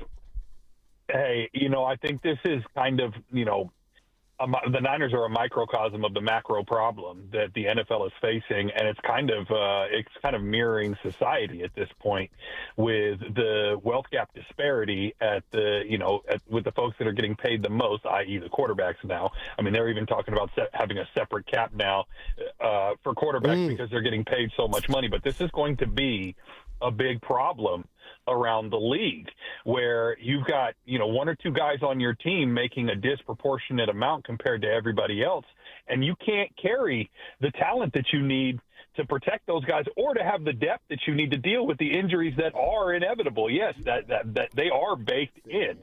And when you're the 49ers right now and you've let, some offensive line talent leave, I understand you got the best left tackle in the game, but beyond that, he can't block everybody. And you've got some holes, in my opinion, on that offensive line that, makes me a little nervous when I'm paying Brock Purdy X amount of dollars over X number of years. I'm not saying that the offensive line is why he got hurt this time. But, I mean, this is what NFL teams are dealing with. It's like you got to protect your number one asset by far now. And when it comes to the 49ers, I mean, I'm going to take it back to a very old school saying, you play to win the game. What do you do when all these folks are in? You play to win the game, and you lean on your strengths. And the strength of this team right now is the run game and Christian McCaffrey. And I would not let this backup quarterback throw more than 15 times on Sunday. I'm going to run the ball. I'm going to lean on my defense, the strength of my team. I'm going to say Nick Bosa. I'm going to say Fred Warner. Go get it. And come back with a victory, and that's all you can do. Luckily, it's the Saints, and it's not the Rams or somebody. But I think this is a major problem that people are dealing with. Appreciate it, Spencer. Thanks for the call. But Steiny, 50, and go ahead. No, go. No, I was just going to say 15 times you become one-dimensional, and the Saints aren't chopped liver, man. They got some guys that can make some plays, and if they know or not Darren or the Niners passing game is malfunctioning, I mean, my gosh, they can pin their ears back and go for broke. So you got to run the ball more than 50 times. My thing is, it's just funny to me how when you talk about offensive linemen, how some grade out in regard to run blocking and then pass blocking. And there's a variance, man, and some are good at one and not that good in the other. But he is right in the sense that if you're telling me Trent Williams is not getting old or looking like his age, back to Greg Cosell on with Willard Dibs yesterday, and it was just a byproduct of him not playing or being active, then I feel better. But if we see New Orleans push him around and, the mobility from Mac Jones, who I like, is not that of Purdy, then there could be all kind of chaos. You're listening to 95.7 The Game, KGMZ FM and HD1 San Francisco and Odyssey Sports Station, and the home of the Golden State Warriors and Valkyries, always live on the free Odyssey app, coming to you live from Laughing Monk Studios, Laughing Monk, righteously brewed in San Francisco. So Brock Purdy out Sunday, George Kittle out Sunday, and the 49ers are going to have to figure out a way. And Jawan Jennings questionable. Yeah. Evan, so Evan was in the last 2 days. I don't know if he's listening now. So, okay. So, the last 6 – go ahead, Evan, because he has the 49ers injury rankings at his fingertips. I can't wait to hear. This was from Warren Sharp, and this is based on games lost due to injury. Wow. So, last year, the Niners were number 1. In 2023, they were 29th. So, they were fortunate when they made the Super Bowl. 2022, they were number 9. And they still made the NFC Championship game. And then 2021, they were third most, still made the NFC Championship game. In 2020, they were first in injuries. 2019, they were 6th, still made the Super Bowl. And 2018, they were 4th. So all but 1 year, they were in the top 10 in total games missed due to injury for the last 7 seasons. Wow. So, Evan, I say to that's very heavy. And they've shown – hey, we can endure injuries and still get to the promised land. But is last year an indication? I'm asking both of you, maybe their depth is not what it was in the past, and that's why we saw 6-11. Is that fair? I mean, in 2020, they were also first, and that was the year that, of course, they missed the playoffs. I thought Ross brought up something interesting a couple days ago, which was the 2 years that they've been the most injured team in football followed the year they made the Super Bowl. So they played more games than obviously all but one team, and it took its toll. And last year would dispel that because I thought, Steiny, the positive was they didn't have a long run in the postseason, so they would come back like Wonder Bread, fresh. I mean, in fairness, they've suffered 2 injuries, right? Just 2 as of now. Are you talking Ayuk? Jawan. Yeah, okay, Jawan. But he may play. He may play. But what I'm getting at is, as of right now, they've got 2 guys, important guys, who look like they're going to miss a few games. I'm not saying what nobody said today to you, me being gone 2 days, that the season's over. I'm just telling you, wow, are you kidding me? After last year's shenanigans, as far as injuries and how much you weigh that as to why, as a collective, they went 6-11. It's a continuance after one game.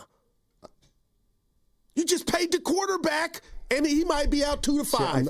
I'm just not ready to say it's a continuance after one game. What would you call it with the bad luck? With your tight end and receiver and quarterback? All in one game are going to miss multiple. Kittle's on the IR. Not saying it's going to sink you, but Steiny, he got hurt and he wasn't even touched.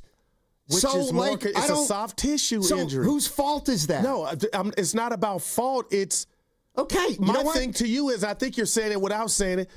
Are you kidding me? That's all I'm saying. Are you kidding me? I am. I think a lot of 49er fans are. If you rank in, they're top 10. So what do you do about it? Well, you go try to win the game, next man up. And you know what? The reality of the situation is, if I'm John Lynch and I'm Kyle Shanahan and I have this and I'm like 1, 2, 3, 4, 5, 6, 1, 2, 3 of the last 7 years, okay? In the last 7 years, we've been in the top 10 in injuries 6 of 7 years. Right. You know what? That becomes part of who we are as a team. But you're now not deep enough as you were. Then that's your fault. That's your fault because you get hurt every single year. So it's like, build a team somehow better if you know your guys are going to get hurt. And to that point, I am robbing this year's team of showing that they could do that. So when you say build it, maybe it's already built. And, the messed up thing about this whole scenario is you don't want to have to test it, but Steiny is being tested in week 2. And it sounds like just from all the reports, obviously we know Kittle comes back at week 5. But, man, it's a quarterback league now. And Brock Purdy will not be here. And maybe Kyle Shanahan had the off move of the season by getting Mac Jones to keep this team afloat while Purdy heals. I don't know where you Are you blaming injuries? No, and it's fair. I mean, all I'm saying is I want them to stop. They're too hurt. They can't win if they're going to be this hurt. Nobody's saying that. Nobody's saying that. No, I'm not being a jerk. They're true. If they get hurt, they continue to get hurt, then they're going to stink. They just are, right? I mean, if they continue to get hurt like this, they're out. Then I don't think they're going to be very good. Yeah. That's kind of the way I look at it. They're without 2 guys as of right now. Their quarterback and their tight end. Who are they playing? The Saints. Okay. Well, that stinks. That sucks. But you know what? I think we can go down and win that game in LA. Yeah. It's New Orleans. So if they don't win that game, does that leave Bosa and Warner and McCaffrey and Trent Williams and Juszczyk kind of off the hook? No, but you got to tell me what's on the hook. Because if you're trying to, write a story or talk about one's play, if this keeps up, I think it would be unfair but I don't look to at it come like down that. anybody's road when you know the ramifications for not having a guy or certain guys is going to impact everything. So if something were to happen to Trent Williams, the offensive line is going to be an Achilles heel the whole year. And I just know that. I know, but right now they're missing 2. But is that taking Barch off the hook? I don't believe in, they're snake, but what if Trent Williams? Well, if Trent Williams gets hurt, you know why he's going to get hurt? Because he's old. Not because they're snake bitten. It's going to be because he's an older player. And that's all I'm saying. I mean, right now, are they going to be favored in New Orleans? Yeah, I think it was 7, Evan. Okay. I think it's 3.5 now, 4. That's all I need to know. So if they lose to the Saints, if people want to blame it on injury, they can.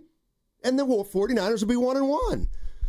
And if you think you should have beaten them even without Purdy or without Kittle, you're still going to be 1-1.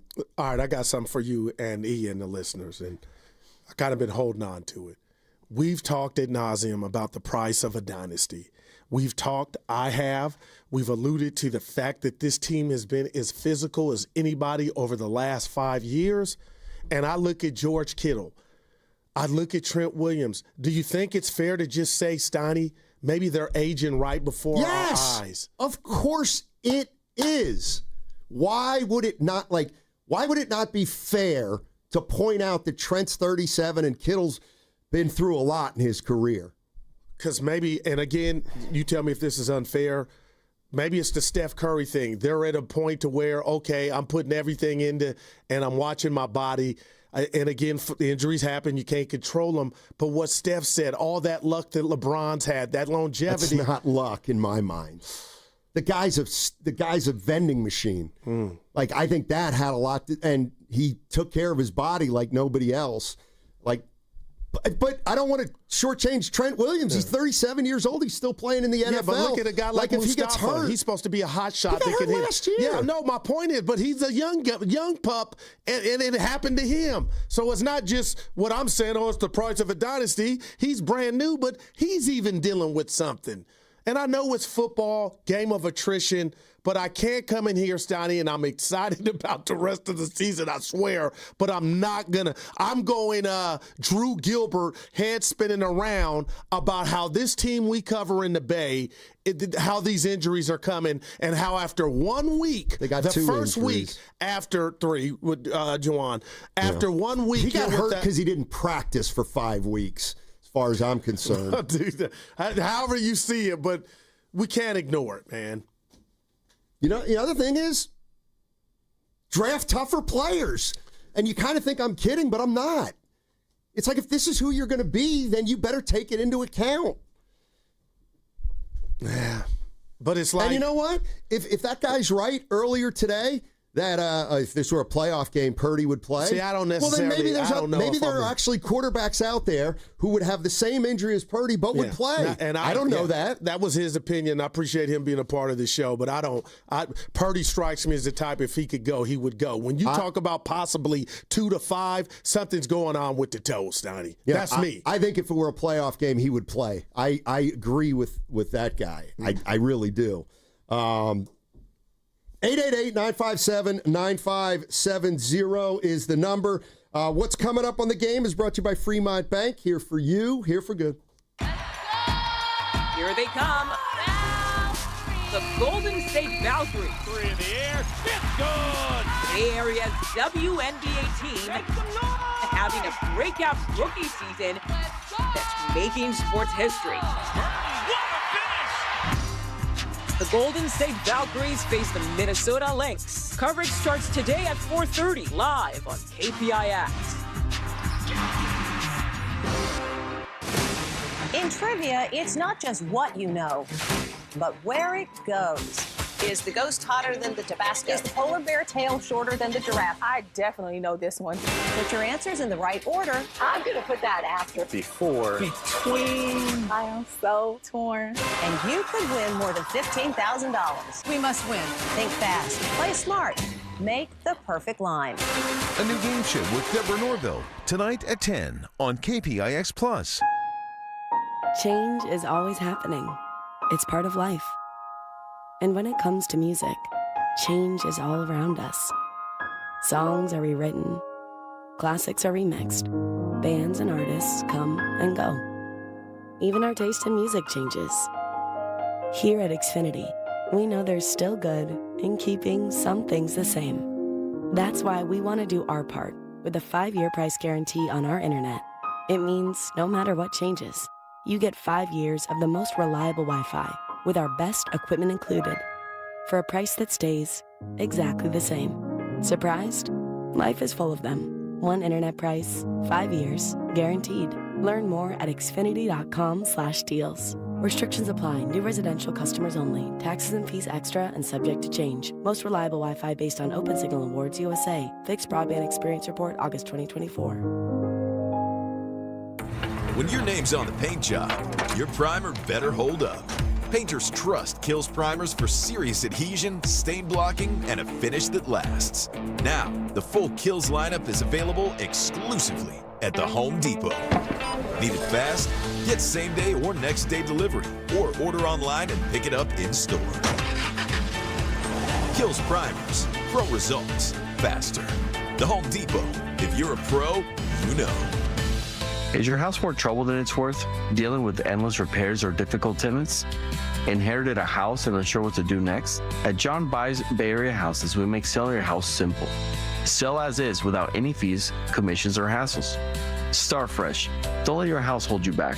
Call 510-800-JOHN or search online for John Buys Bay Area Houses to get a fair cash offer today. Start fresh with John Buys Bay Area Houses. Injured at work? Don't wait. Every day you delay can mean lost wages, delayed medical care, and more stress for your family. At Boxer & Gerson, we fight for people just like you. Construction workers, delivery drivers, factory workers, restaurant staff, hardworking folks who get hurt just trying to earn a living. We won't back down. We get results. You work hard, you deserve real help. Call Boxer & Gerson now at 510-835-8870 or visit boxerlaw.com. The consultation is free, but waiting could cost you. Boxer & Gerson. Justice for workers. Celebrating 40 years with extraordinary rewards. Since our humble beginnings, we've believed in setting the standard for luxury, entertainment, and hospitality. This year, we invite you to be part of a defining moment in our story. Join us as we celebrate 4 decades of excellence and experience the unparalleled luxury that has made us a legend. Indulge in the extraordinary. Be part of our legacy. Cash in at Cache Creek Casino Resort. Don't miss the grand reveal of the 2026 Northwood & Outdoors RVs at Cornelia RV in Fairfield. Meet the Northwood & Outdoors executive team. Get deep discounts on all 2025 models. Enjoy food, prizes, and swag. September 13th and 14th from 11 to 5. RSVP now at CordeliaRV.com. It's time. Time for the pro to get everything for the job delivered. Large orders of lumber, doors, windows, paint, plumbing, anything the job needs, all from one partner. Get it today with same-day delivery. Get it tomorrow with next-day delivery on 50,000 plus products. Or get it on your timeline with scheduled delivery on everything from framing to flooring. It's time to get your whole job, all your jobs delivered. Ask about all our new delivery options at the Pro Desk. The Home Depot Pro, it's about time. Presenting a Gain Flings love story. Dear love of my life, we were on the 12B bus this morning when I caught a whiff. A scent so fresh, so life-changing, I had to find its source. Alas, I didn't know if you were the woman in the pink freshly washed cardigan or the retired mailman next to me, but I knew one of you was my soulmate. Ah, the scent of Gain Flings. Try Gain Flings with OxyBoost and Febreze. Life insurance. Why are you putting it off? Can't afford it? Too much hassle? Think you don't need it? There's lots of excuses for putting off life insurance. But if you weren't there, who would pay the mortgage and other bills? With Ethos, you could be covered in 10 minutes and boom, family protected. Ethos, fast and easy online term life insurance. Up to $2 million in coverage with no medical exam. Some policies as low as $1 a day. Answer a few health questions and get your free quote at ethos.com/radio. That's ethos.com/radio. Your home equity could vanish almost overnight, stolen by scammers who forge a deed and transfer it out of your name. The FBI calls it house stealing, and the worst part is you may not know it until it's too late. Find out if you're already a victim now at HomeTitleLock.com. Use promo code RADIO for a 30-day free trial, a title scan, and access to a title specialist, a $250 value. Go to HomeTitleLock.com now. Promo code RADIO.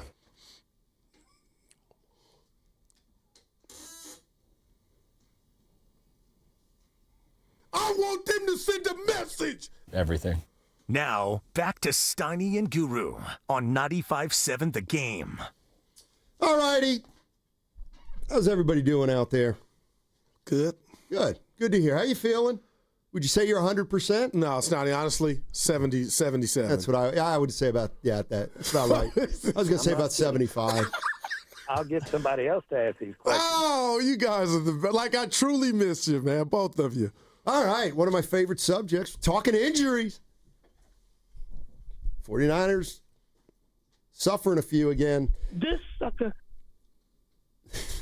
We got to get Freeze back. So here's the way I look at certain injuries. I believe that Steph Curry got hurt mainly because he was playing too many minutes in a short period of time. If you remember when Curry got hurt, they had game, day off, game, day off, game, day off, game, day off, game, day off, game, day off, game. And that was the game he got hurt. So he was in the middle of about, and by the way, the Warriors, they had like 21 games in 11 days. Right. At that they could have controlled that, though, as I butt in. Okay, well, then you took care of Houston, that hammy would have been rested. My point is, let's not scratch our heads as to why Curry got hurt. That's probably why he got hurt. But, Steiny, if you look at his career outside after the ankle injury, it would go against that. No, it wouldn't. He was always that never happened. He's being right, but he's been load managed over the last few years, and that's a stretch where he had to play 7 games in 13 days, and I think there's some kind of connection there. I just do. And maybe if it were the regular season, he might have sat out. He might have been able to sit a game, and they'd manage him like that, but they couldn't afford to do in the playoffs. Like Trent Williams. He's old, man. Like, he's going to get hurt, don't you think? Well, So, like, when people say, what's up? Why are the 49ers this? Well, one reason's because they employ a 37-year-old left tackle. And he got hurt last year, but also, and it's real because we love family, some things were going on off the field. But he missed games because of injury. And that's so I think now, Steiny, because I'm petrified for Niner fans and this team in the sense that you allow him to police himself to get ready for the season, but I keep bringing up Coast Termite with Willard and Dibs yesterday.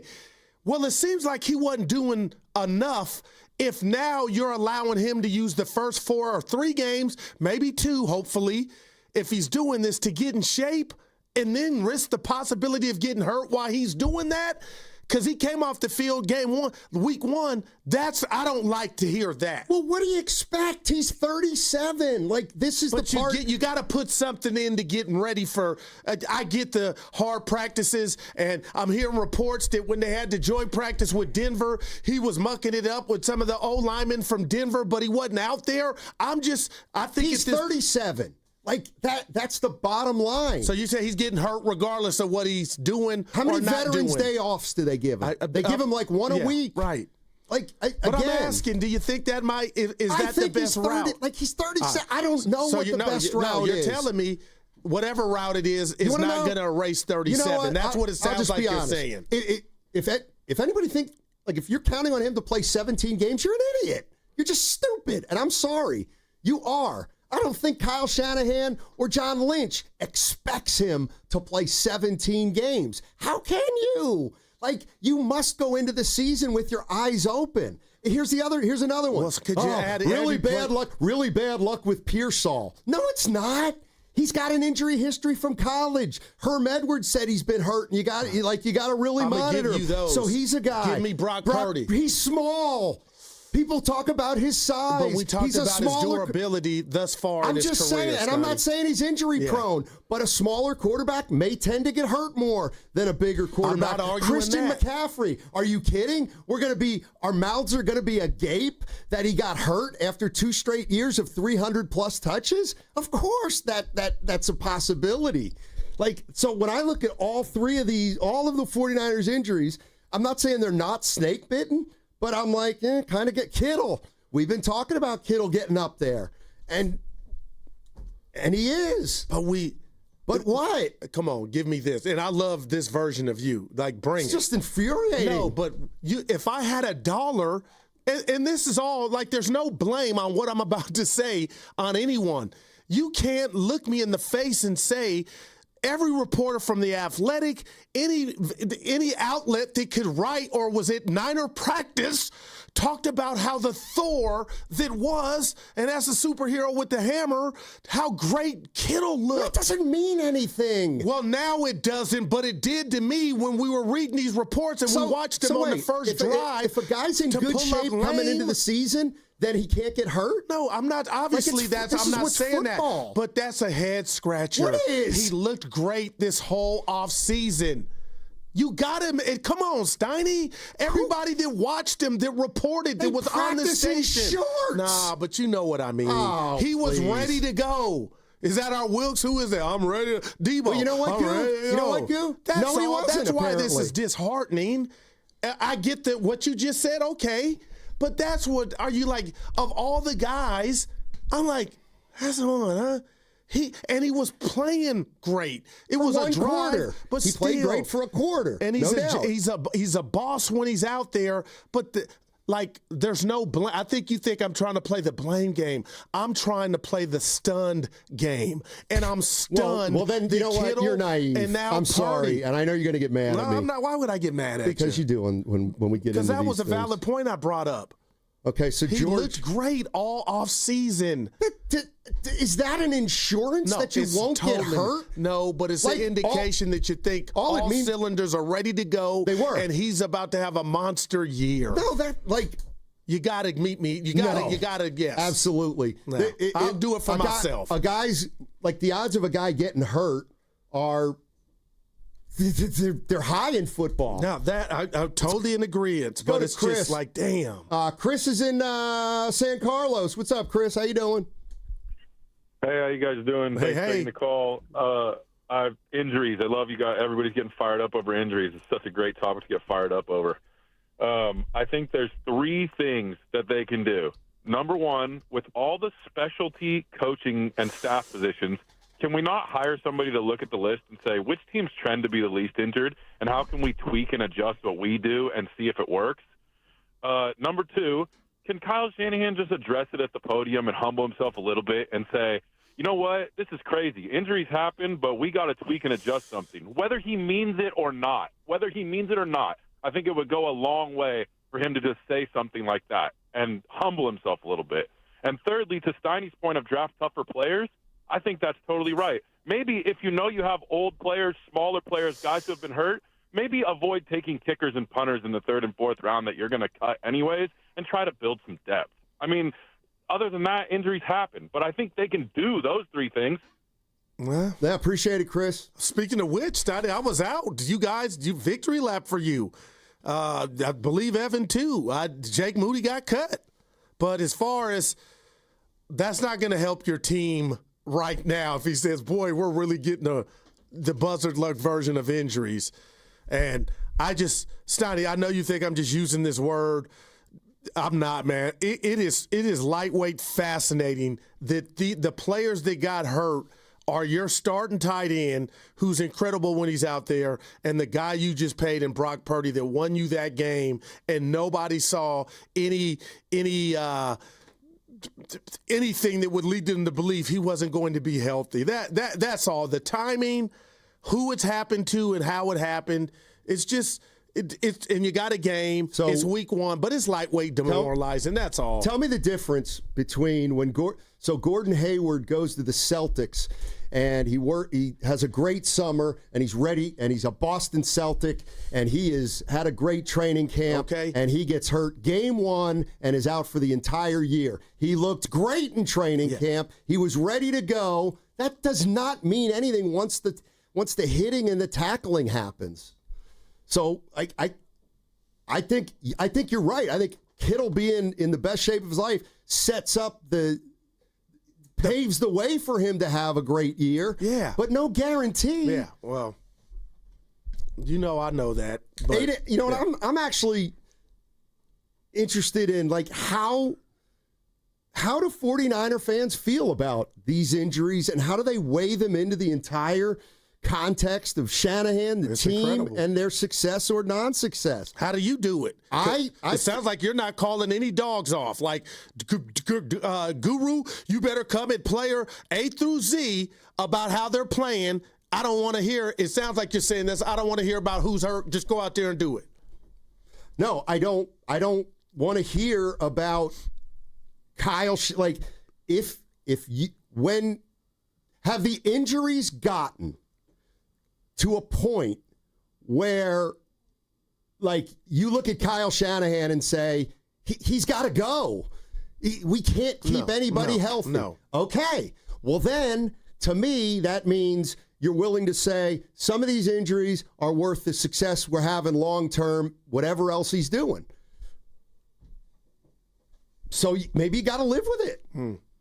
Maybe you got to live with it. But the injuries to me that they've suffered in the recent past, while you can call Ayuk's a fluke injury. What about McCaffrey? Was it? No. McCaffrey is a wear and tear injury. A guy who led the league in touches 2 consecutive years. That's what I think. What do you think? I don't think Kyle Shanahan, other than using McCaffrey the way he used him, I don't think Shanahan, like in his off-season regimen, is what got him hurt. I'm not saying that. I'm coming from the premise of the timing of it. And McCaffrey, after signing that deal and listening to his words, felt like, and I believe him, he was ready to go last year. Maybe he wasn't. And that one particular injury, I believe, just changed the outlook for the season. And we watched it happen, and then it just spread like an infection to other parts of the team, and then you live that 6-11. So you come back, and as worried as I was, and I'll say the station or just all football fans thinking McCaffrey tweaked something last Thursday, goes out and makes us look all stupid. I don't feel stupid because he was incredible with his workload. But then that game that he looks incredible, you come out of it without your starting quarterback and your tight end for, get this, Steiny, I think you'll sign off on this, nobody knows when. Kittle 4 weeks right now, and 2 to 5 is the prognosis for Purdy. Okay, so what are you saying? That's just a bad hand you've been dealt with after week 1. Okay. That's all. Well, then you know what? I didn't say they can't win. Fine, they've been dealt a bad hand. What does it mean? We're going to find out. It means you got your excuse. Clearly. No, good. I don't. Here's the one thing. I hate that you come to that. Evan, you know what's always bothered me about your favorite team, the Chargers? It's bothered the hell out of me. I've never heard I this. hate when people use this because I think it's lazy. It's as lazy as it gets. It's as dumb as it gets. It's as shallow as it gets. Oh, Chargers lost a tough one. And they go, Chargers got a Charger. Oh, the Chargers are going to Charger. You know what? You know the what that 49ers means. are going to get hurt. So shut up and deal with it. It's who they are. I'm done with it. The Chargers are going to Charger, and the 49ers regime, I don't and care. they got rid of that Don't care. coach. Staley is no longer 49ers get hurt.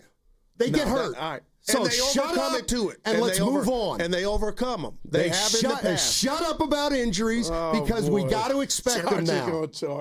Chargers going to charge. Under Staley. 49ers going to get hurt. It's that simple. It goes back a lot further than Brandon Staley, but well, it goes 8 years for Shanahan. That's pretty long. Yeah, tried the entire existence of a franchise. Don't throw that at Coryell. No. Hey, let me throw this to you two. No, Fouts. Dan Fouts. Yeah, he was really good in the Ice Bowl. Dude, I hated that. I watched that game with Norm. We were rooting for the Chargers. Something for you and Evan? What's the stake for Mac Jones? He's a backup, and he's hoping to do well. And he's got to try to win that game. What do you mean, what's at stake? The bigger picture. If he had the quarterback 4 games and was superlative, if he was just excellent. Well, then he'll be like Sam Darnold, where he'll play a year with the Niners, and then maybe he'll get a nice contract. That's usually the goal of backups. But Sam never balled out to get that. That was just, I get it. Right. And maybe he's this year Sam Darnold if somehow Purdy's out for more than what we think. Let's go to Flea in Oakland. Our man. Hey, Flea. Hey, Steiny. Yeah. Steiny and Goo. Steiny, I'm happy you're back. I think you was gone for a little time. I love hearing you and Goo. Go at it, man. Y'all liven it up. Y'all the best. Y'all probably one of the best tandems I listen to. Hey, right on. Hey, and I was the one out. Yeah, Steiny was here. I was sick, Flea, but go ahead. Oh, you was gone, Goo. Oh yeah, okay. But listen, I want to ask you guys this. Matt Jones was almost Rookie of the Year his first season. Oh man. And I believe he went to the Pro Bowl. And I believe he had a better offensive coordinator before he fell off. Fact. That's one. Right. Number two, when he got that, I forgot, was Matt Patricia. He was a garbage offensive coordinator. Yeah, I believe that was him.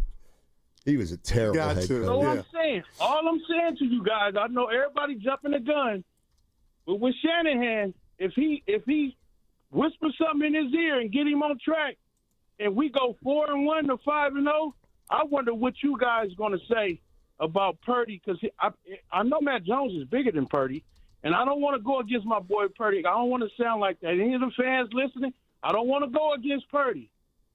But Matt Jones is a little bit bigger and sturdier than Purdy.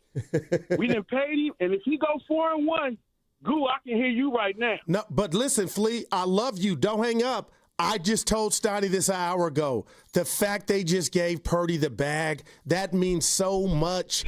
And there's just nothing I don't believe Mac Jones could do to put that in jeopardy. Right, Steiny? You just paid your guy. Hey, don't you think that would be the coldest thing this year if Mac Jones come in, because the Niners was thinking about getting, he come in and start 5-0, the fans want to keep him, and they don't put Purdy back. They do the same thing like they did Brady and what's his name? Castle? Bledsoe. Bledsoe. Yeah. All right, appreciate it, Flea. Thanks for. I get Flea. He's being honest, but Steiny, it's not that. You just paid that contract. Ain't even start. Yeah. We're not there. No, we're not. Why can't? What if he goes 5-0? But see, to Evan, Evan, I love you, man. What if I said, I'm turning into Steiny? They win 5-0, not him.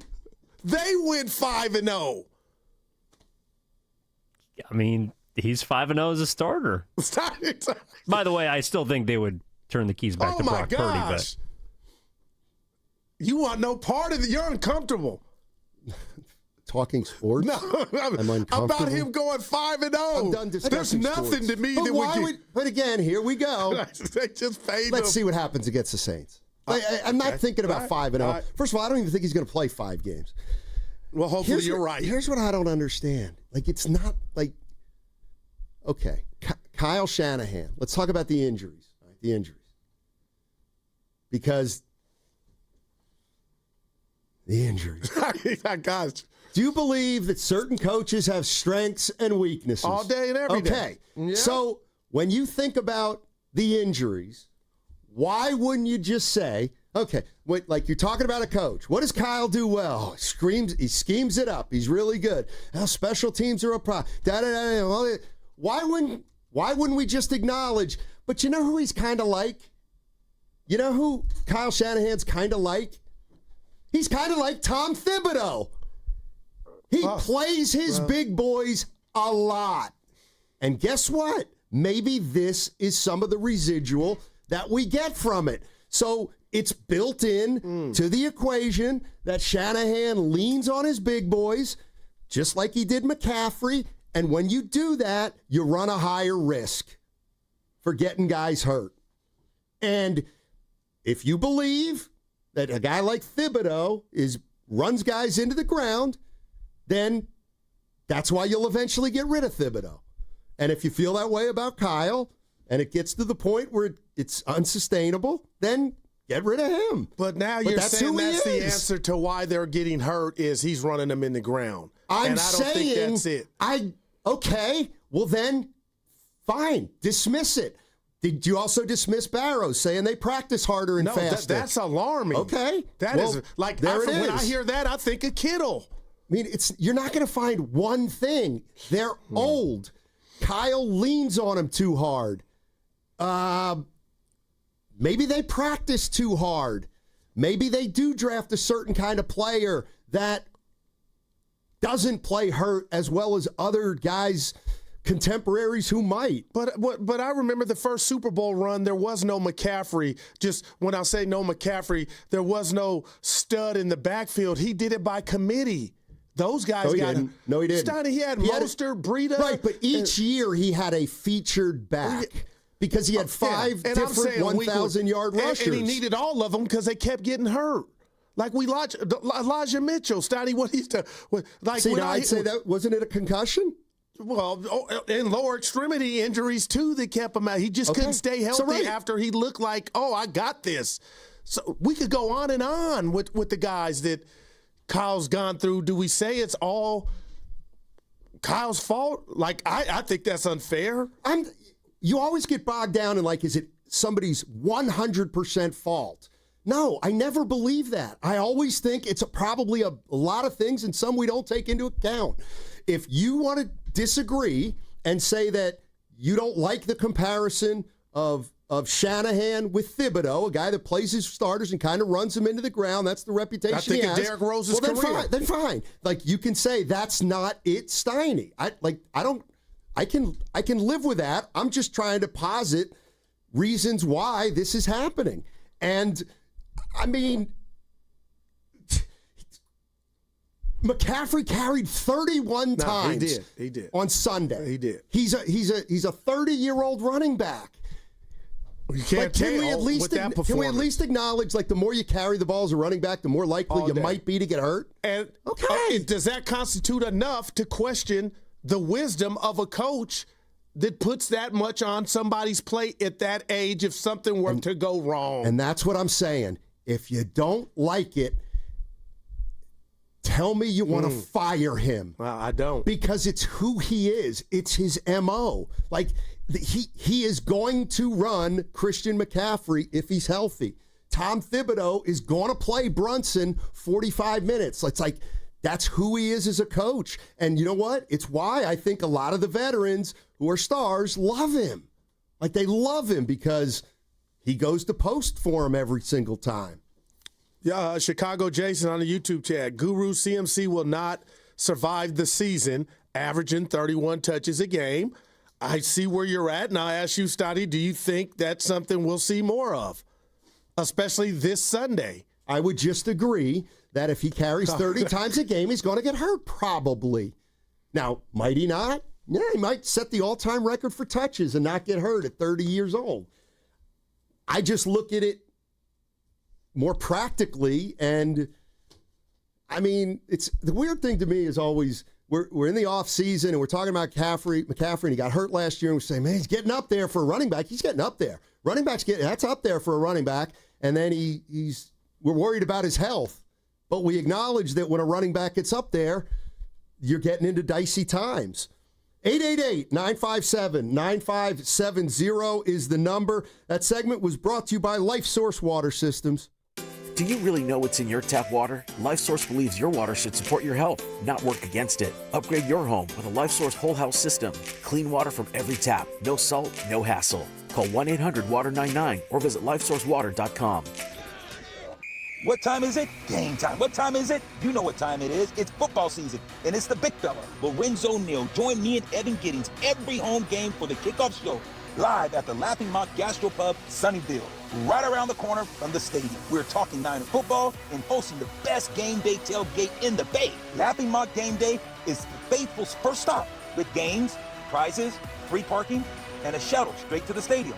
Righteously brewed in San Francisco and faithfully brewed for the fans. Football is back, and so is your shot at big wins. With DraftKings Pick 6, the official daily fantasy partner of the NFL, your game day instincts can score you real money fast. Here's the play. Just pick more or less on 2 or more player stats, from breakout rookies to elite QBs, and unlock the upside every snap brings. The better your calls, the bigger your payout. New DraftKings customers get $50 in bonus picks with just a $5 entry. This season, play your player instincts. Download the DraftKings Pick 6 app now and use code THEGAME. That's code THEGAME. Play just $5, get $50 in Pick 6 bonus picks. Make the call. Ride the upside. In partnership with DraftKings Pick 6. The crown is yours. Gambling problem? Call 1-800-GAMBLER. Must be 18 and over. Age and eligibility restrictions vary by jurisdiction. Void where prohibited. 1 per new customer. Bonus awarded as non-withdrawable Pick 6 bonus picks that expire in 14 days. Limited time offer. See terms at pick6.draftkings.com/promos. Come into Freeman's Appliance in Pleasant Hill, September 26th through the 28th for their fall clearance sales event. Take advantage of factory direct prices, one-of-a-kind opportunities, special pricing on floor models, and convenient financing. Save on new appliances from trusted brands like Miele, Bosch, Electrolux, LG, and Maytag. Visit Freeman's Appliance in Pleasant Hill for their fall clearance sales event September 26th through the 28th for the best time to save on new appliances for your home. $5,000. That's the average amount of money people in the U.S. are now spending on gas in a year. $5,000. That's crazy. If you drive, you have to download Upside, the free app that gives you cash back every time you get gas. That's right. You can earn real cash back with Upside just by buying the gas you're already buying. You can literally start earning cash back today. I use Upside every time I fill up, and I've already made around $300. You're putting gas in your car anyway. Why not get real cash back? If you like free money, download Upside. I'm saving the cash I earn from using Upside to help pay for a vacation later this year. Download the free Upside app now to earn cash back every time you buy gas. Use promo code CODE to get an extra 35 cents per gallon on your first tank. You can cash out anytime right to your bank, PayPal, or a gift card for Amazon and other brands. Just download the free Upside app and use promo code CODE for a 35 cents per gallon bonus on your first tank. That's code CODE for a 35 cents per gallon bonus. A strong heart, a steady stride, a life full of milestones. El Camino Health is here for you. From advanced heart and vascular care that keeps you on beat, to expert orthopedic treatments that keep you moving, and innovative cancer care that fights alongside you, with expert care for women, men, and new moms, supporting you through every chapter of your health, because every life we touch is built on trust and compassion. El Camino Health, our strength, your health. Oh, could this vintage store be any cuter? Right? And the best part? They accept Discover. Accept Discover? In a little place like this? I don't think so, Jennifer. Oh, yeah, huh? Discover's accepted where I like to shop. Come on, baby, get with the times. Right, so we shouldn't get the parachute pants? These are making a comeback. I think. Discover is accepted at 99% of places that take credit cards nationwide.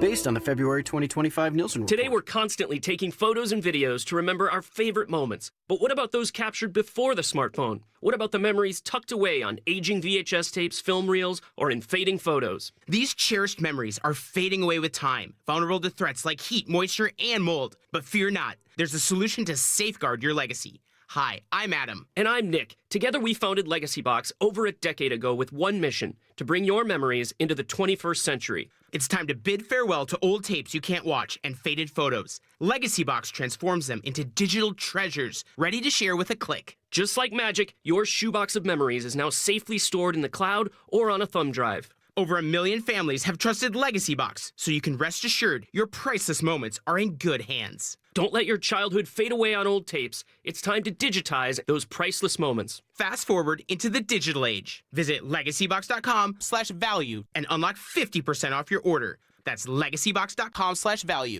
Join Lorenzo Neal and Evan Giddings at Laughing Monk Brewing in Sunnyvale every 49ers home game this season for our special pregame live broadcast. Plus, we'll have games, prizes, great food, and shuttles to and from Levi's Stadium. For more information, visit 957thegame.com.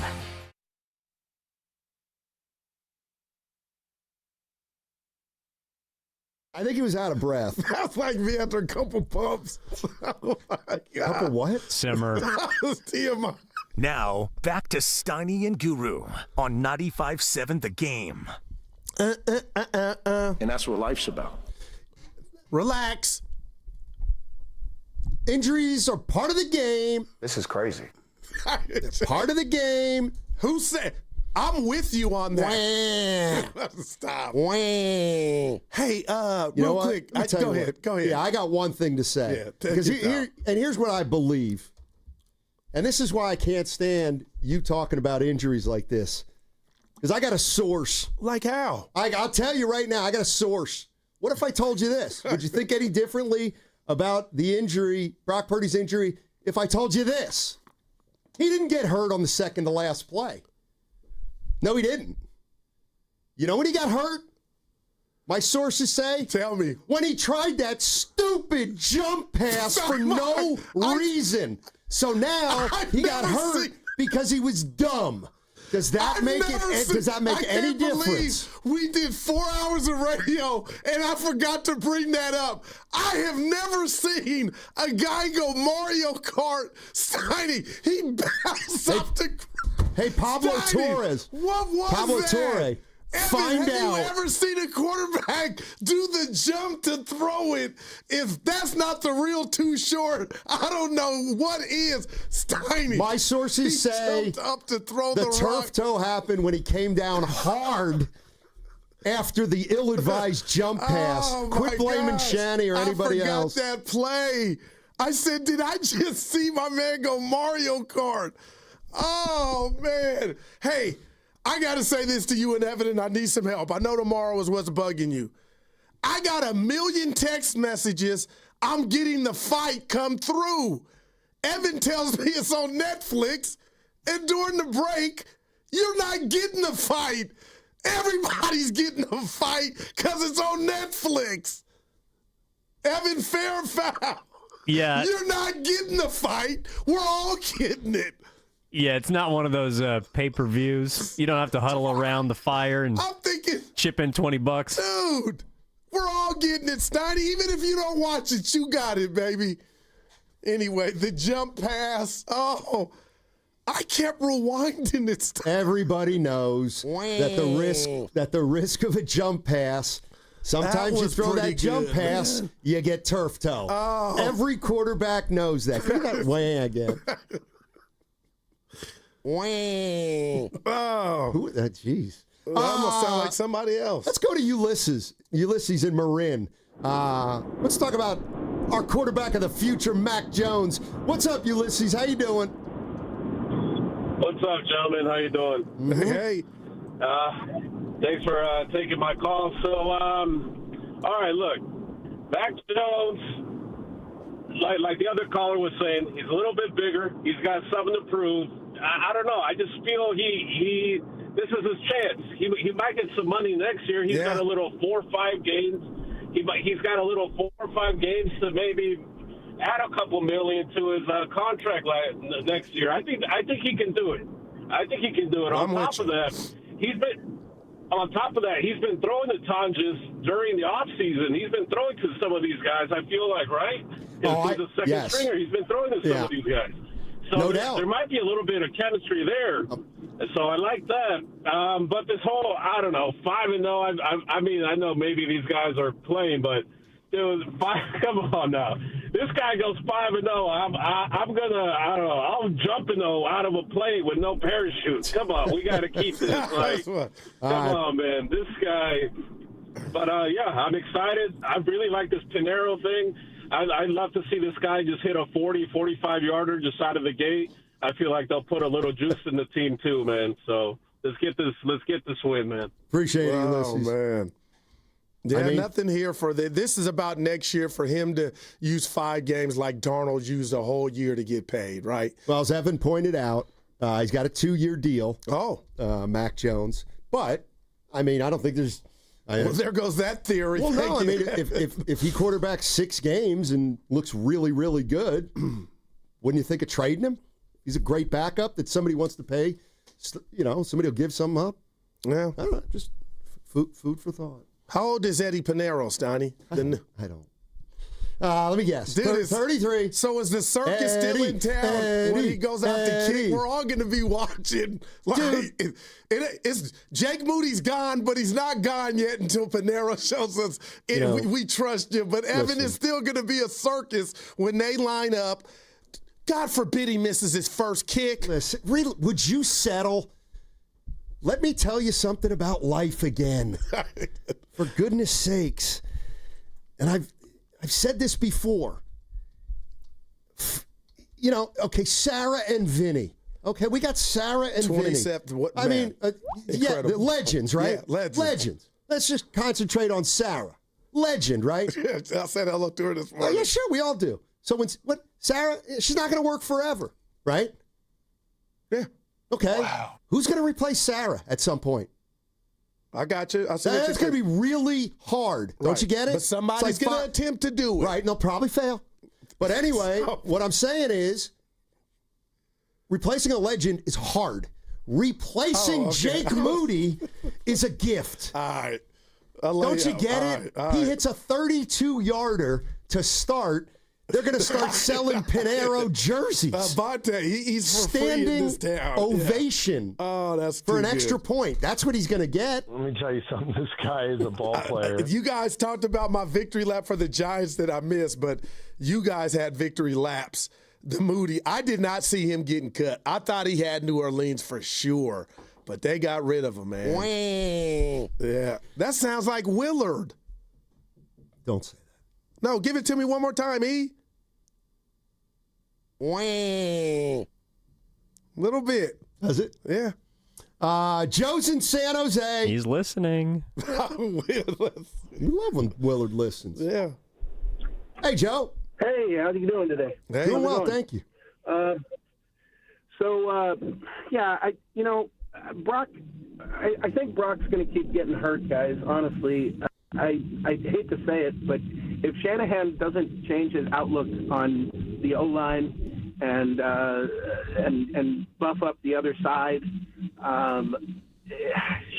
Purdy's just he's small. His stature's smaller. He's not as big as the other guys in the league, and he's going to keep taking those hits, and he's eventually going to keep getting hurt. And you're going to have to change his name to Brock Purdy, and I don't want to see that. I really don't, because I don't think we've seen the best of Purdy yet, and I think that we could if Shanahan would just surround him and protect him a little better.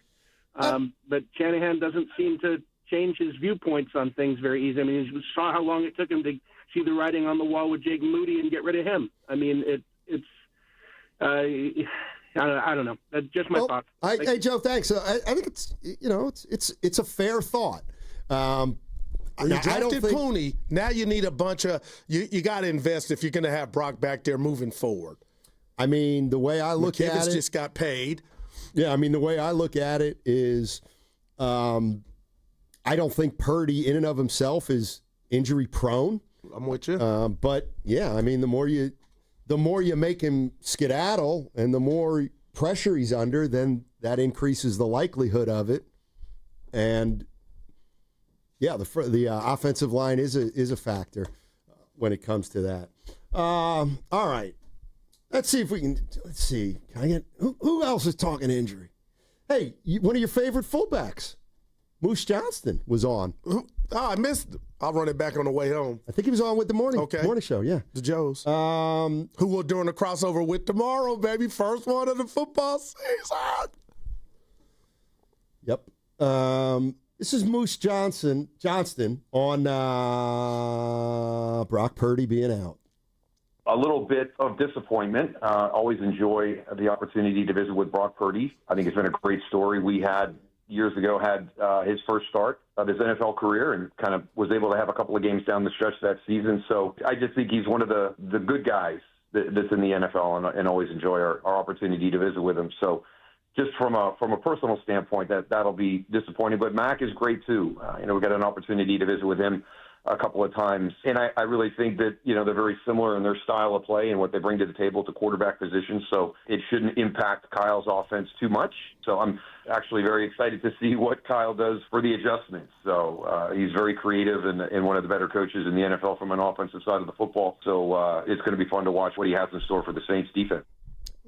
It almost feels to me like some people think Mac Jones is Brock Purdy just with less mobility. Well, during the break, I grabbed the phone, see what's going on Twitter, and the boss tweets, way to go out on a limb too, boss. I think Mac Jones will play pretty well Sunday. I'm like, well, join the club. He's got Kyle out there, and he's got some weapons at his disposal. So, again, Steiny, it's about what they're going to ask him to do. He's done it. He's seen a lot of different defenses in his time. I'm talking about Mac Jones. I'm not ready to say the dude's a bum. I don't feel that. I'm being real with you. And just imagine if Brandon Allen was quarterback in this game, how Niner fans would feel and the confidence level on the floor, because I don't think it would be high at all, as opposed to what you heard Moose just say it, and hopefully, you got to put some respect on Purdy's name. I'm not doing that, Steiny, but hope somehow they don't skip a beat. And now you bring up this Kendrick Bourne element. I don't know how much what about of the game. Tonjes? He's been throwing to Tonjes all summer. Or is it Farrell? That's how you got to go with Tonjes. Well, if he got that catch. Man. It's a great catch for Tonjes. He cannot be that guy. He wasn't.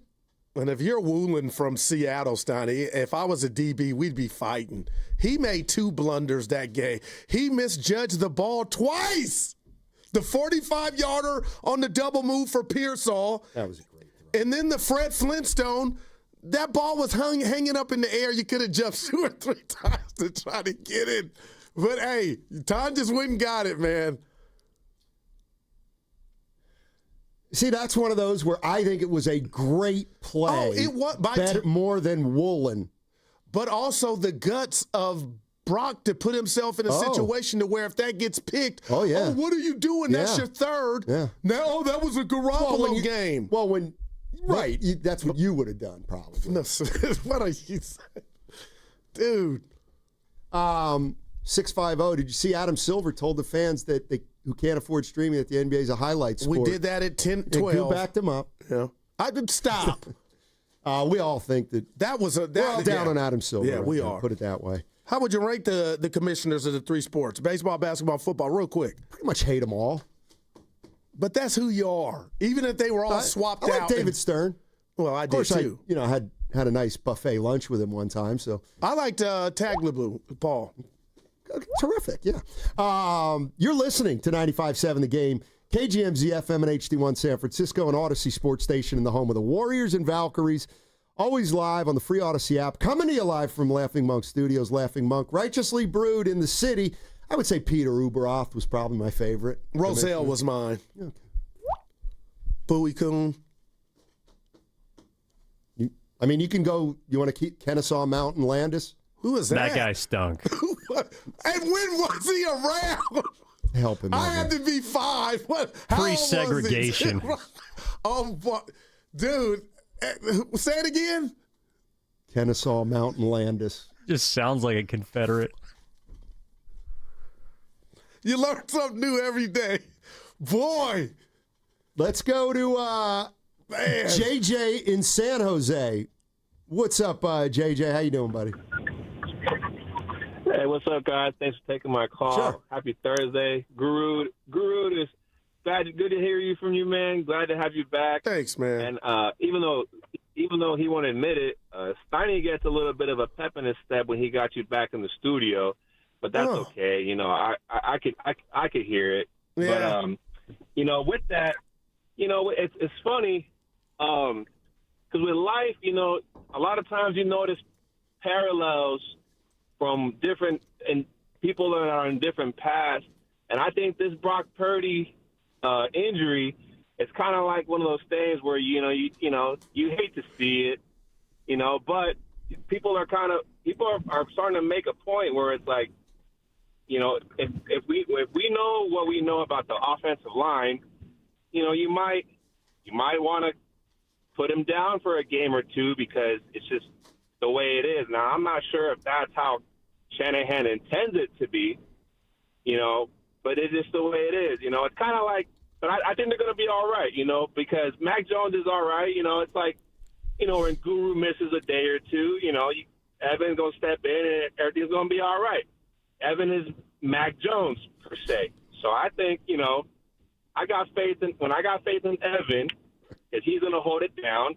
I got faith in Mac Jones because Mac Jones is going to hold it down, and then Purdy's going to come back, and then, maybe they'll make some noise. But a couple of games, it should be no problem. There it is. Appreciate it, JJ. And I've heard Evan. I've heard you. I'm like, I got to get back fast. That boy is bad. Okay, Steiny Mojo on SF. Goo just yells. Are you all right? No, Goo just yells so much. Steiny has to yell louder to be heard. No, you're on this. You've had something in your Wheaties about this injury stuff. You've been letting it off your chest. Ain't got nothing to do with me. Well, it does because you provoke. Please. With your wah. Hey, stream your local NFL game all season long, starting at just $30 for your first year. That's like $250 a month. Visit ParamountPlus.com/NFL to get started today. Hey, it's Willard and Dibs for Safeway. Hey, what's up? Hey,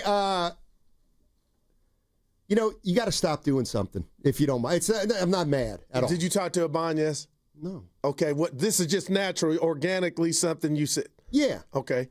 You got to stop asking me, hey, where are you watching the game? I was just we got I have one. And no did you idea what game you're talking about. And that's why you got to be better. You got to be better at your job. Are you talking about Green Bay, Washington? That's a big deal. Week 2 kickoff. And Valkyries. I like watching two teams, the 49ers and the Eagles. But then you don't like football. No, I'll watch high school. I know you will.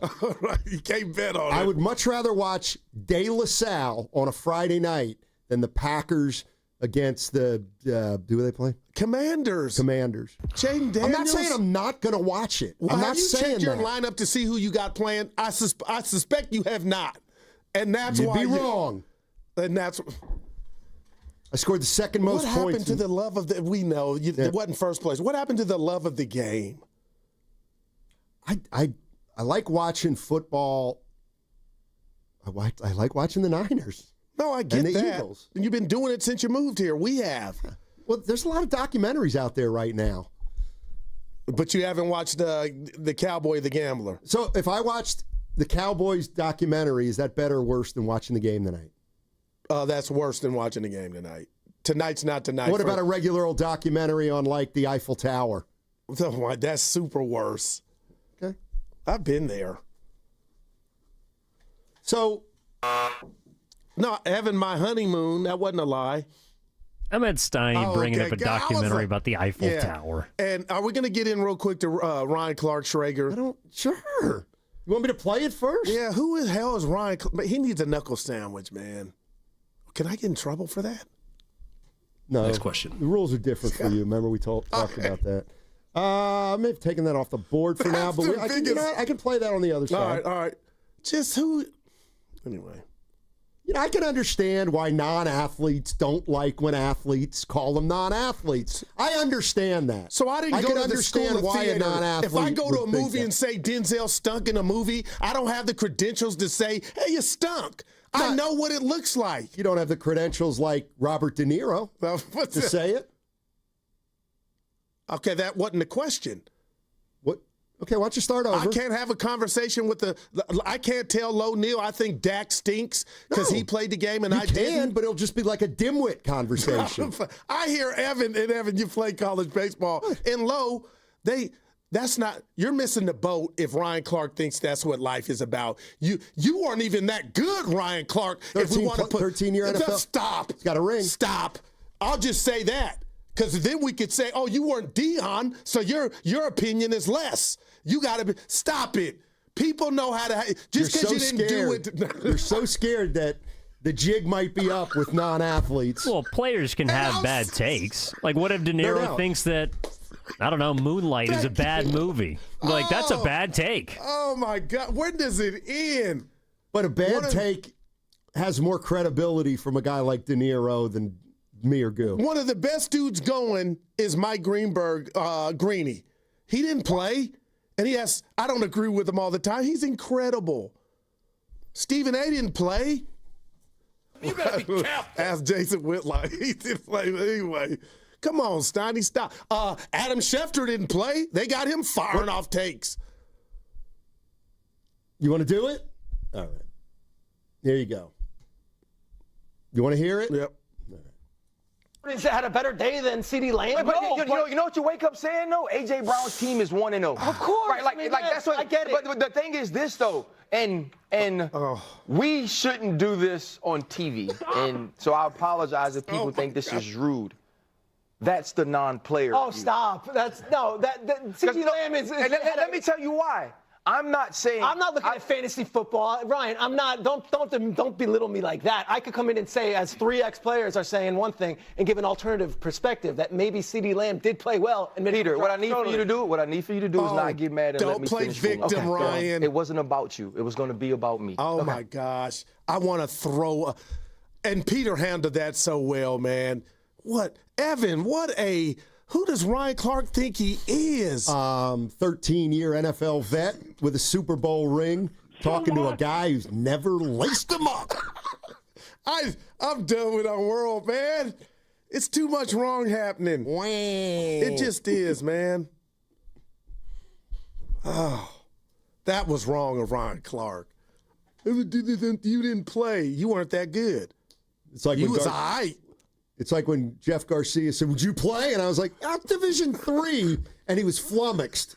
Like he was like, "Well, okay." Oh boy, I see. That's not the pros, but we're good with him. I saw him. Dick Sporting good. Remember we did a event. Now, did you bring up what happened? Oh, I had to. My wife was concerned, like, hey, don't tell him. And he had a security with him, some big dudes. I was like, oh, this could go left, but, not him. He goes, Steiny, he told me, like, that was nothing on his radar. We ran with it, so did the New York Times. But to him, it was nothing. Yeah. From the 640, the Boxer and Gershon work injury attorneys text line. Steinmetz, you never played in the NBA, so you shouldn't be allowed to give takes about it. Where would the world be if those were the rules? Then we would have ex-athletes, ex-pro players in the media. And good luck with that. Okay, 640, I'm going to beg. But does it mean anything, 640? Because you're right. I never played in the NBA. What about, like, if you're a writer who covers the team every day and you're kind of in the locker room? She still never Now, you didn't play in the NBA, but I still got to be in that locker room weaseling around, sniffing around for information, being a little sneaky, checking into the weight room, seeing who's on the training table. Does that mean anything? Man. That's curious. All right. You're not allowed in the trainer's room. I know. That's why I'd peek in. You just peek in. Guru, you ain't a real one, cuz CUZ. You don't stand on business with your take. That's all I do. And Evan clips him. Yeah. You guys are the best. All right. We got a minute left. We can talk. Here's what we get. I'll give you some choices here because I have them written down. I love choices. Do you want? Where's my? We got the 25 most influential media people of the 2000s. We can talk about that. Shout out Simmons. I had a couple other things written down here that I can't see. Soldier Field. We talked about that yesterday. Going away. All right. 888-957-9570 is the number. We got the crossover coming up in a half hour with Willard and Dibs. Brock Purdy not going to play Sunday for sure against the Saints. We'll see if he doesn't play multiple games. George Kittle is going to be out for the next 4 games. So the San Francisco 49ers undermanned as they head down to New Orleans. And Mac Jones is going to be the starter. 888-957-9570. You want to jump in? What's coming up on the game is brought to you by Fremont Bank. Here for you, here for good.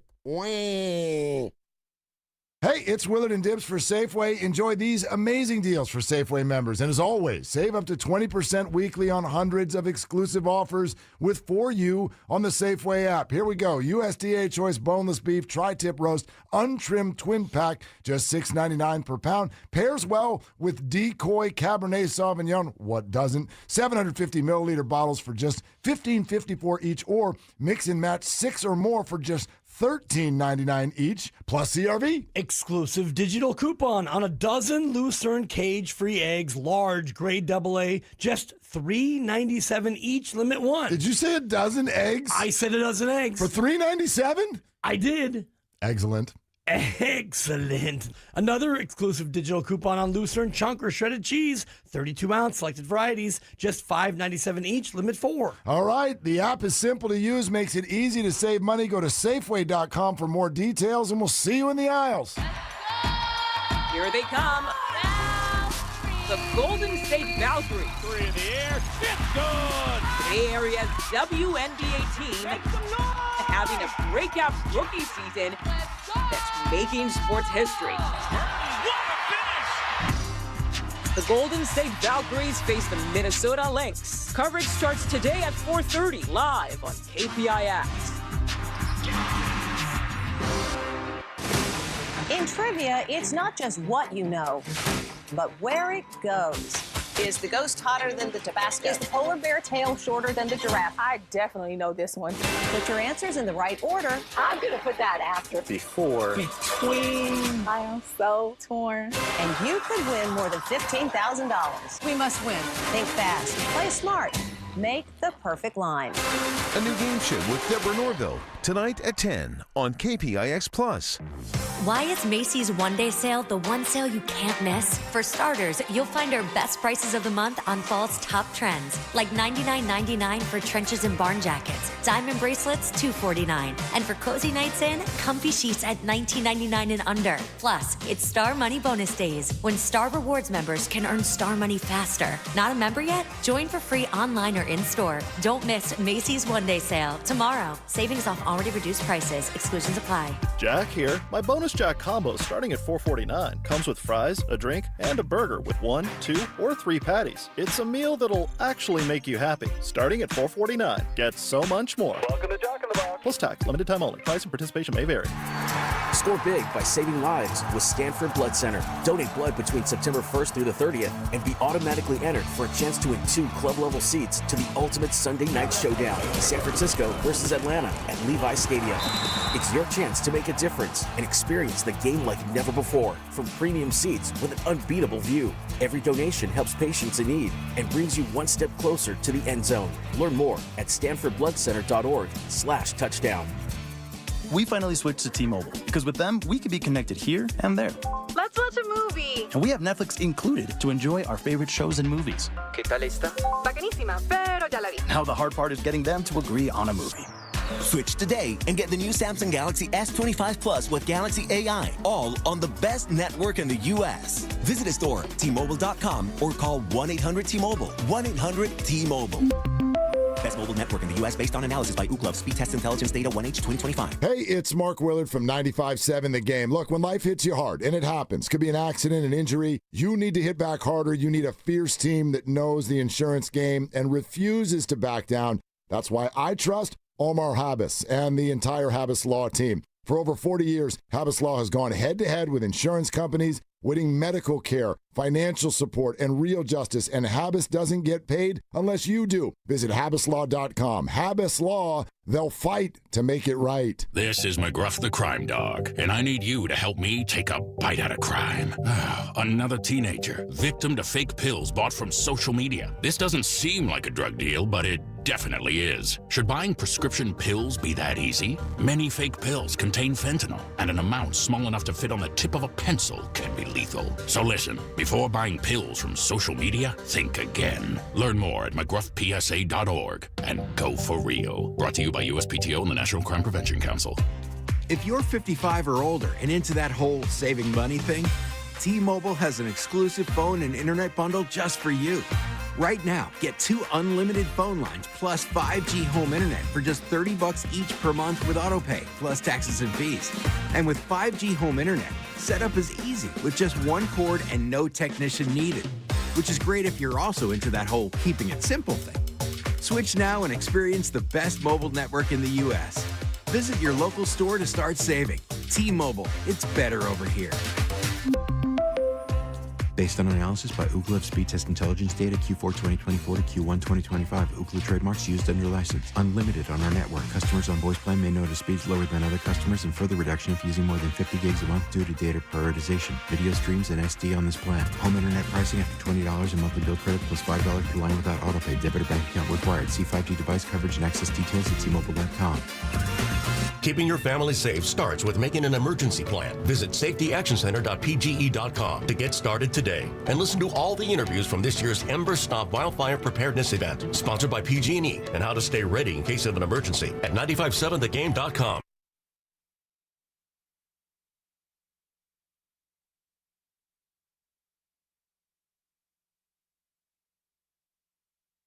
I was just a pig in heaven.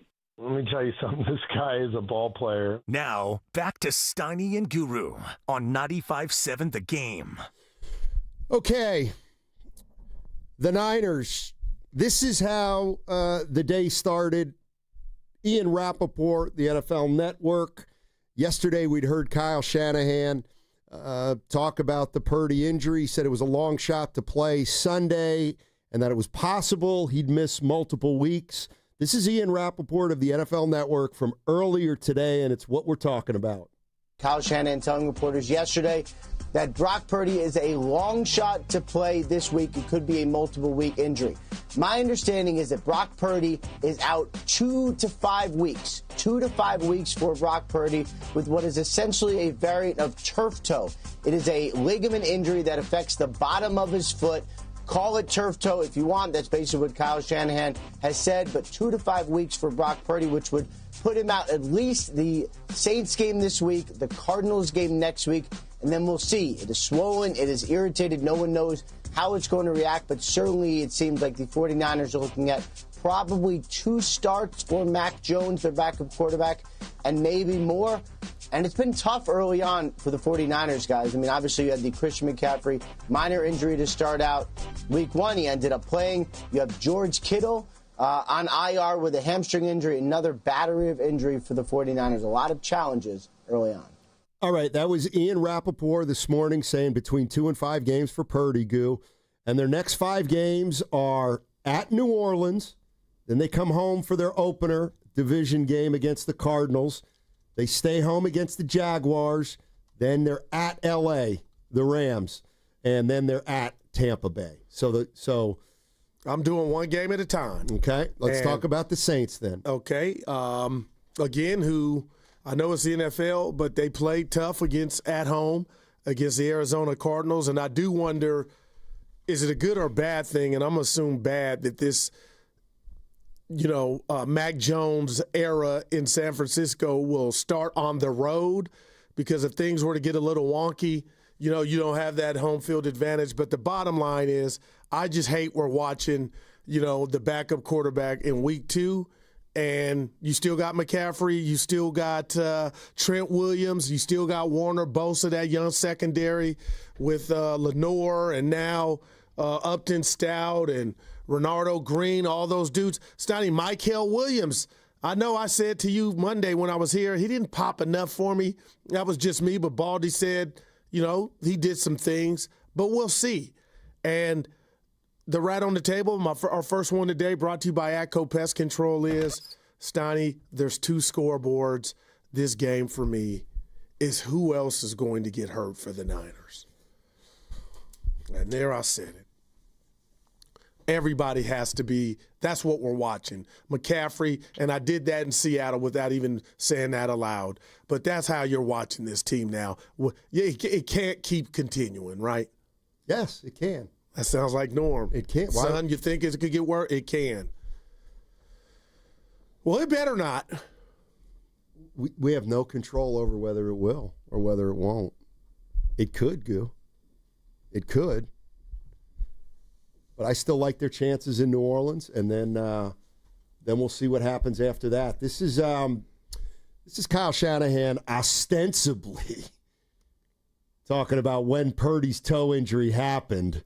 Brock, did someone step on his foot in the pocket? Do you know how the toe injury happened? Yeah, I think it happened scrambling.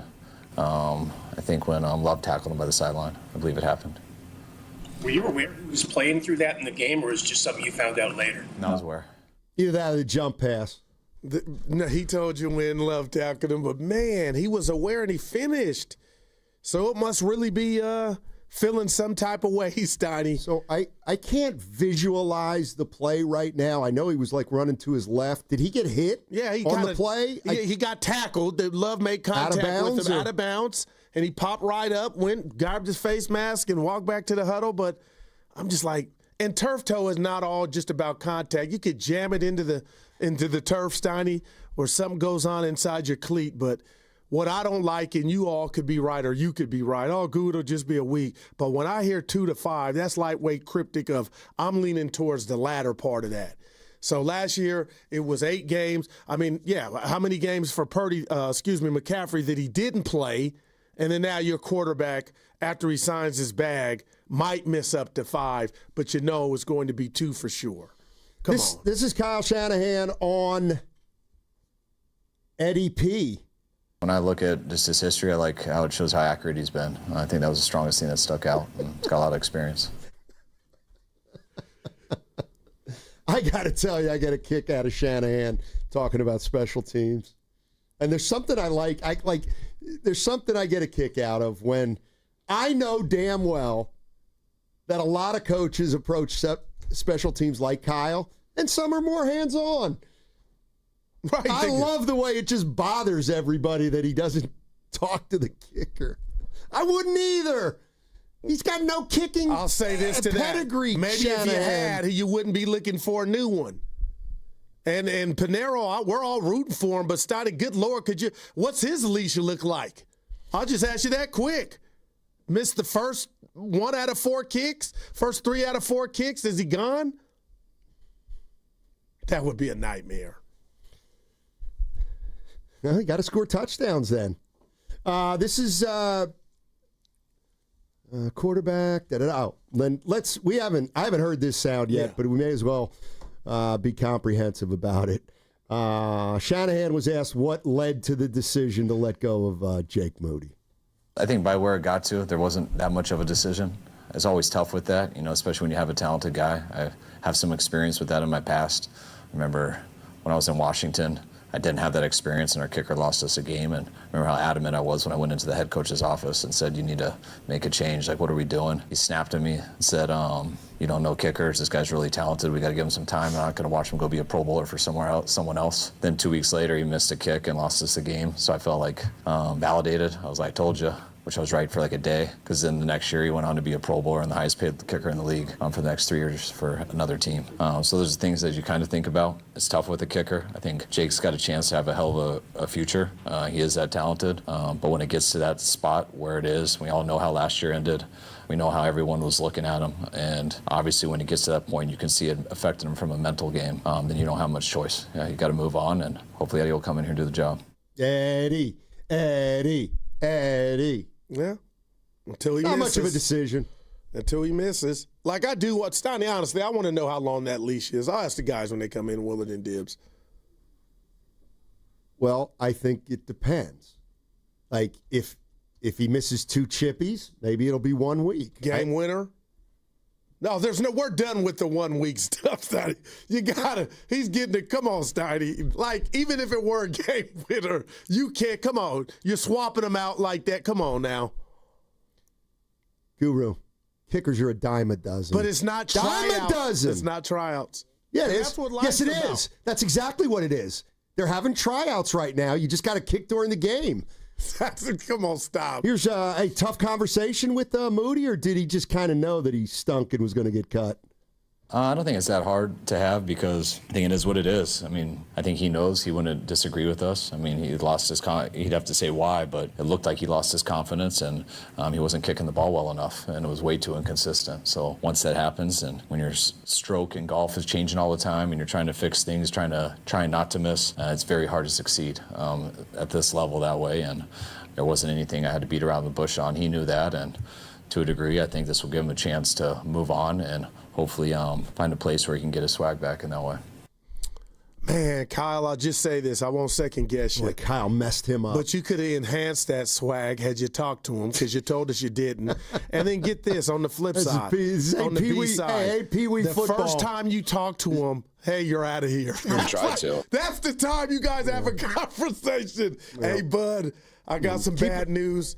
These things happen. Sometimes Kyle finesse it. If you see a guy's lost his confidence, that don't mean he's shot. He's got the leg. Yeah. Just talk to him. One of the things Season 3 drops tonight of Beauty in Black on Netflix. Watch a show with him. Call him over.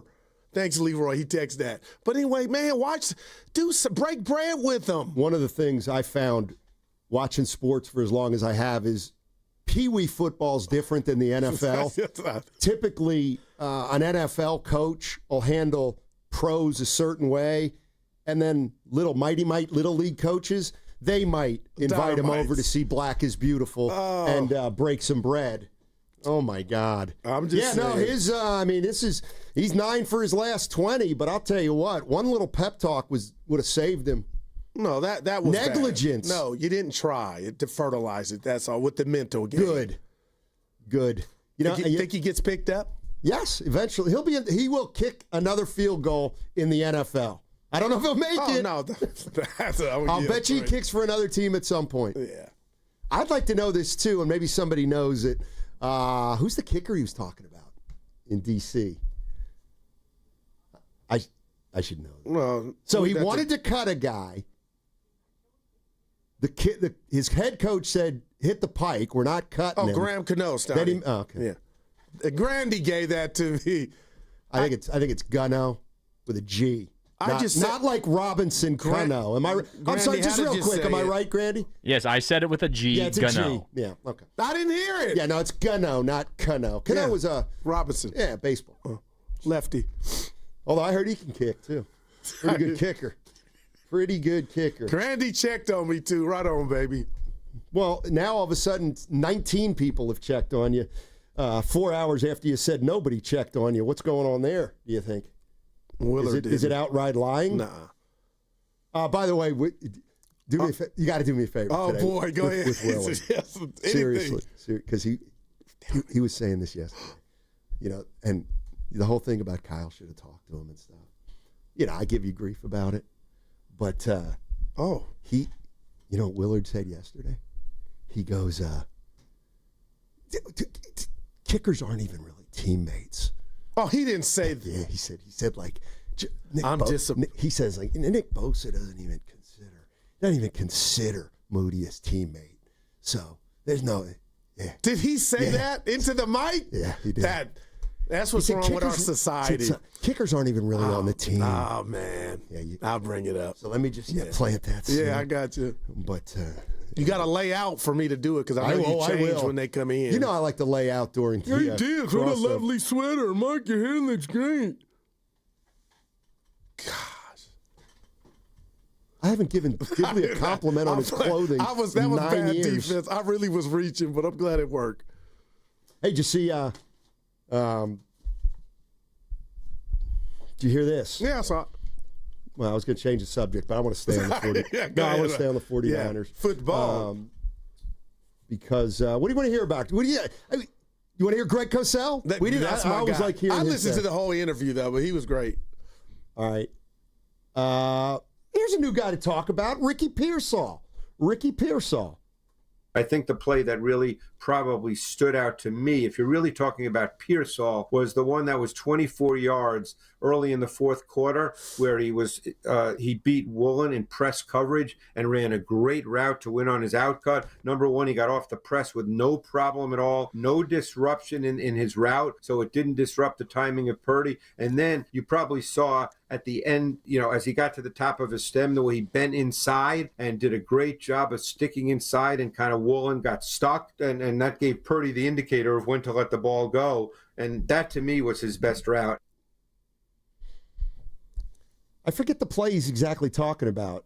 He went across the middle? Yeah, I expected him to talk about the 45. He had one across the middle on the first. That first drive was so, I know you don't care, reminiscent of the Raider preseason game. That's scripted. What do you expect? Well, it was aided, and this is why I hate the NFL, Steiny. The only thing, that wasn't a roughing the passer on Purdy. That might change the whole course of the game. They only had 7 in the first half, and, hey, they took advantage, but miss me. Three dudes over there like the bottom line is hunting hyenas. Come on, man. Flag, revving the Panther. Have you been watching the NFL the last few years? Yeah, I'm sick. I don't like the flags. Well, then it shouldn't surprise you. Hey, real quick, what about this new kickoff rule? Steiny, they're getting the ball at the 40. I know. I love it. Did you say I know? I love it. Dude, you are so... Evan and I got into it last night. Go ahead. Or yesterday. Go take it up with Evan. No, Steiny hates the rule, but because you said you don't like it, now he's saying that he likes it. No, I don't like it either, that should be studied. Take it out on Evan. I don't like it either. I'm with you. What's the what? Help me. Why do you want the field condensed? That's less action for one. What are we? I'm just getting too old, man. I seriously. If Mars is taking applications, I'm filling one out. I am so sick of y'all. I'm ready to dip out, man. There's some stuff happened in the world yesterday. To cheer me up. We can't touch on it, but boy, we could do 4 hours. When are you dipping? Just give me a little, give me a little heads up here. before you retire. Yeah, we'll see. We're not there People yet. coming up asking That's going to be pretty quick. I can't laugh. I don't feel well. Oh, you came in sick? No, don't tell Dibs because he'll write a letter to management. You should wear a mask. No, seriously, I'm not to that. You should wear a mask when Dibs come in. I'm fine. You know how Dibs is. Actually, that's going to be a big part of the crossover. No, the boss called me, asked how I was doing. Could I come in? No, and I thought about the others. So did he. You know how Dibley is. How is he? He's like a boy in a bubble sometimes with his germs. I hope you're healthy. Go to shake his hand when he comes in. I try to give him a hug. He might sock me. Go up and give him a big hug. All right. Kyle, can you go into detail on the Purdy injury? Can you say he has turf toe?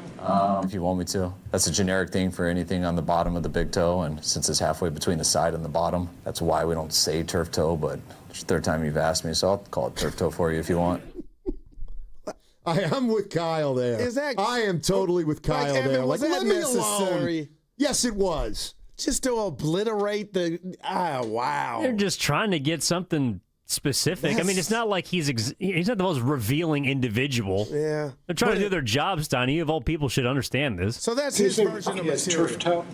If you want me to. That's a generic thing for anything on the bottom of the big toe, and since it's halfway between the side and the bottom, that's why we don't say turf toe, but it's the third time you've asked me, so I'll call it turf toe for you if you want. I got no problem with that. What a D. Yeah, I was explaining to him the situation. Don't Ryan Clark as Kyle. No, Wow, Kyle, man. you were fine there. Then he went doctor on us and said if it's under the dude, boy. Well, why didn't he just call it turf toe in the first place then? I guess he's in a bad mood. I actually didn't know.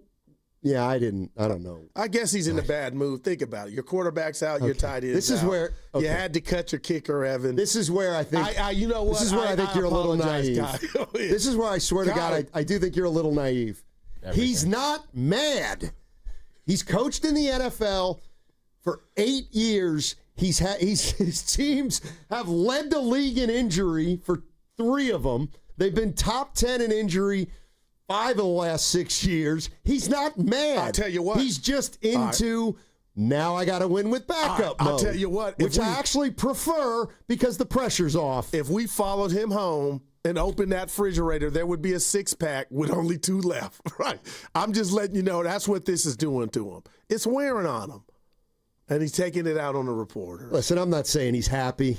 Have you looked at the picture of him from his introductory press conference in 2017 to now, that's 2025? 8 years, Evan. 8 years. It's been a long 8 years. He's done 2 terms. I look at us. We look heavier 8 years ago. So, all I'm saying is, like, it's if pro football coaches, okay, if pro football coaches got mad every time there was an injury, they couldn't coach. Yeah, now you're taking it too. Yeah. Well, that's what you said. No, but Kyle's irritated. mad. No, he's irritated. I don't think he is. I got to put in the game plan. No, Brian. Speculation. What's up with Juwan? I don't know yet, Coach. I think there's a part of Kyle that loves this. How about that? And I'm not kidding. Well, then that would call that he would be Don Nelson then. No. Don Nelson loved to look at me. What if there's nothing wrong with Kyle Shanahan if he's saying, you know what, of course I'd rather have Purdy, but I got to tell you, I love the challenge of trying to win with a backup. What's wrong with that? I can see him saying that. You just don't prefer it. You made it seem like he preferred it. Well, we'll see after this game. Who saw him get hurt, though? I'm talking about Purdy. No, I watched that game. Okay. Steiny, it's going on 3-4 times now that I've been in the bed. You are so... what? You're so lost. You should be on that show, Lost. I didn't like it. You're wandering around in a wilderness trying to look for a take that sticks to a wall. I was talking about the Lost in Space. Yeah, I don't know what you were talking about, but... Yeah, Mac Jones, the Kendrick born. You're right. Who could have ever expected a quarterback to get hurt in the NFL? I mean, this is an anomaly any. You were surprised when that news dropped. Were you guys on air when it dropped? Which time? Time it was one game, or the time it was 5 games? 2 to 5. Oh, it varied. I didn't know. No, somebody hit the breaking news sounder, if I remember correctly. I can't remember who. But, yeah, who would have thought it? Brock Purdy. Evan going 8 years ago, I didn't like it. With what? How a person looks then and now. I'm probably a little heavier now. No, Steiny, I looked at you. I told you you were packing. Remember you called the refrigerator? You said your head looked like a refrigerator. Mine was a washer. It's like, dude, it's less now. All right. We got crossover coming up next with Willard and Dibs, and we haven't had one of those in a couple days. Well, you guys had some without me. Well, maybe if you would have let me finish the sentence and say we haven't had one of those in the last 2 days with Guru. Well, you know you do the pregnant pause, and sometimes it throws me off. Then lay out. Oh. So after 8 years of a pregnant pause, you still haven't learned. Okay. I got you. Steiny, you're off, bro. Way off. We got 2 minutes. Giants. Tough loss for them yesterday, 5-3. But the Mets are the story here. They are in shambles, Steiny, and they're trying to give it away. But now the Giants got company. That's the Cincinnati Reds. But what do you expect out of this weekend series with the Dodgers, who have just, I don't know what they're doing. The Giants, not expect, but, I mean, obviously you got to try to win 2 out of 3, but that's going to be really hard. You see who's pitching? It's not even that. It's Glasnow Sunday. Look, Tyler, I believe Ray and Webb are out of gas. Not that they're ineffective, but you could just tell, like, boy, they're at the end. And as opposed to Seymour, who's really getting stronger. That's where I get worried for the Giants after Webb and Ray, man. I do. But the Mets are free fall. Yeah. I mean, Tom Petty, the one thing I noticed is, boy, Melvin for 2 weeks has been managing great, and then last night he just slips up. He just didn't manage a good game. Something Evan said that really bothered me. They lost 5-3, so Melvin obviously Gilbert pushed no good lineup. Buttons. That is a nuggy nug. If you're into that's why they're winning, he didn't play. Well, he's a lefty. I'm just saying. And he didn't play. The Giants have never hit well against lefties this year. Dude, Adames is about to break the 30-homer barrier. No, he's got 28. No, I have 2 by Sunday. And you know what? And that's the kind of fan you are. There it is, right there. I swear to God, this is what it's all about for guys like Guru, Grandy, and Evan. It's more important, and it's better to track whether Adames can get to 30 or whether the Giants can make up 2 games and win the division or be a wild card team. It's a silver lining. Can we get to 30? Please. Oh, he'll be the first one since Bonds. Great. You're 500. Evan gives a rat's behind. There you go. Hey, hold on. No. Do I owe Evan a pop for Devers 30 homers if only half of them were here with the Giants? Oh, yeah, because he bet you that he did 30 with the Giants. It wasn't 30 overall. It was that he would hit 15. Evan, don't even do it, Evan. You're right. You're in the right. It gets closer to Friday. I might be onto something. Might hit 40. Dude. Don't do it, Goo. What? You said lay out. You lost the bet with Devers. That segment brought to you by Crossover next. That segment brought to you by the California Office of Traffic Safety and Caltrans. Do you really know what's in your tap water? LifeSource believes your water should support your health, not work against it. Upgrade your home with a LifeSource whole house system. Clean water from every tap. No salt, no hassle. Call 1-800-WATER-99 or visit lifesourcewater.com.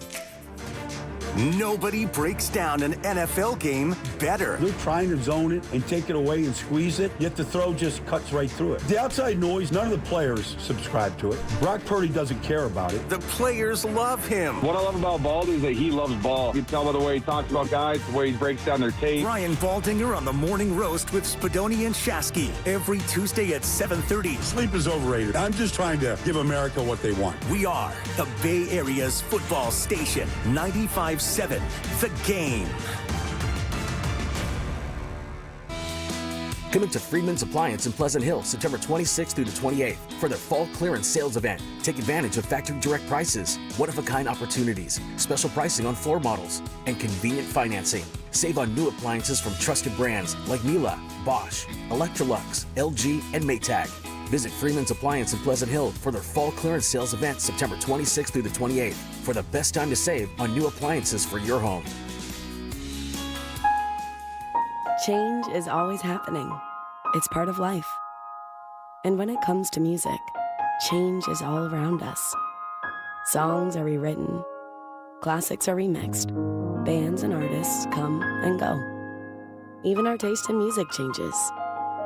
Here at Xfinity, we know there's still good in keeping some things the same. That's why we want to do our part with a 5-year price guarantee on our internet. It means no matter what changes, you get 5 years of the most reliable Wi-Fi with our best equipment included for a price that stays exactly the same. Surprised?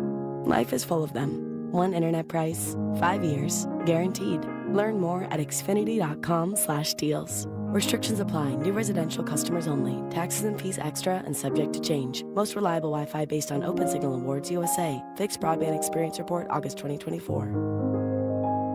The following is an attorney advertisement. If you get sidelined by your workplace injury, the workers' compensation attorneys at Boxer and Gerson can help you get back in the game. Our team of skilled attorneys will fight by your side for the treatment and compensation you deserve. We care about justice for injured workers. That's what makes us Northern California's premier workers' comp law firm. Call Boxer and Gerson at 510-835-8870 or visit boxerlaw.com for a free consultation. Boxer and Gerson, your life is worth the fight.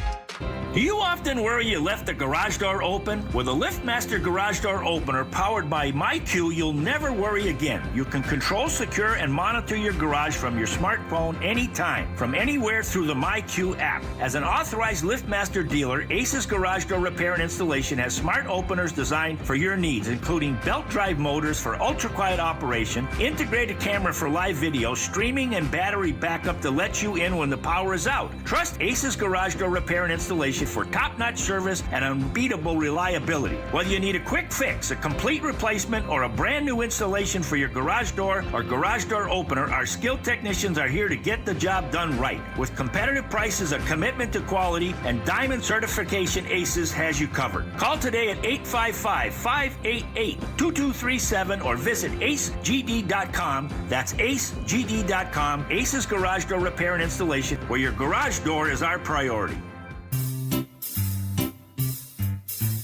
1-877 Cards for Kids. KARS Cards for Kids. 1-877 Cards for Kids. Donate your card today. 1-877 Cars for Kids. KARS Cars for Kids. 1-877 Cars for Kids. Donate your car today. Ready to get rid of that old car? Donate it to Cars for Kids. Call 1-877-CARS-FOR-KIDS to reach a friendly live agent. Donation's super easy, and your car can be picked up as soon as tomorrow. Call us now, 1-877-CARS-FOR-KIDS. That's Cars with a K to donate your car today. 1-877 Cars for Kids. Donate your car today. Did you know you can donate real estate too? Go to carsforkids.org. That's carsforkids.org. Straight Talk presents The Math of More. Here's how it works. When you say yes to more with Straight Talk, you're left with more for all the other good stuff. So getting an unlimited plan starting at just $25 a month equals more savings for your family's weekend adventures. And with a network covered by Verizon, you can share more from wherever you go. It's simple math, really. More equals more with Straight Talk. Available at straighttalk.com and Walmart. Taxes and fees apply. The $25 plan requires a compatible unlocked device and a new line of service. Additional terms apply. Honey, that flu keeping you up? Did you take NyQuil Intense Flu? Nah, I got this. Okay, I don't got this. Yeah, you need NyQuil Intense Flu. Undo your flu with NyQuil Intense Flu. NyQuil Intense Flu provides powerful relief of your flu symptoms so you can sleep. You do got this. NyQuil Intense Flu. The nighttime sniffling, aching fever. Best sleep with the flu medicine. Use as directed. Keep out of reach of children. Huge savings on Dell AI PCs with Intel Core Ultra processors are here, and they're newly designed to help you do more faster. They can generate code, edit images, multitask without lag, draft emails, summarize documents, create live translations, and even extend your battery life. That's the power of Dell AI with Intel inside. Upgrade today by visiting Dell.com/deals. That's Dell.com/deals.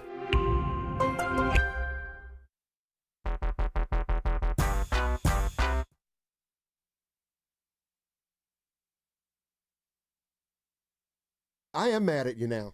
I don't care. No, you will. Wah. Now, back to Steiny and Guru on 95.7 The Game. Willard and Dibs. Yep. Crossover. My man. 95.7 The And Game. Dibs, thanks for checking on me, man. Yeah, I got you. You and Grandy. There you go, Willard. Get ready. Do you want to know what I was waiting on? Just me and Grandy? And Evan and Steiny sent a text, but it was work related. Like, I get another day without you? I walked the dog this morning. I walked the dog, and I'm not kidding. I swear on my mom, I'm like, I better text Guru or else he's going to get mad whenever he comes back that I didn't text him. It's all, I'm not that guy. I know, but I just knew. I'm like, I'm either going to be on the list or I'm not going to be on the list. And it's up to me. Do I want to be on the list or do I not want to be on the list? And then my dog pooped and I forgot. And you had your bag, right? Always. Okay, that's great. Always. Right. If I ever run out of bags, I literally mark the spot come back. All right. I won't leave my dog's poop out in the world. Yeah, I just wanted to shout out my guys. Go ahead, No Dibs. problem. If a coworker takes a Tuesday, Wednesday, or Thursday off, like out of nowhere, without me knowing about it, I'm going to try to reach out because it's usually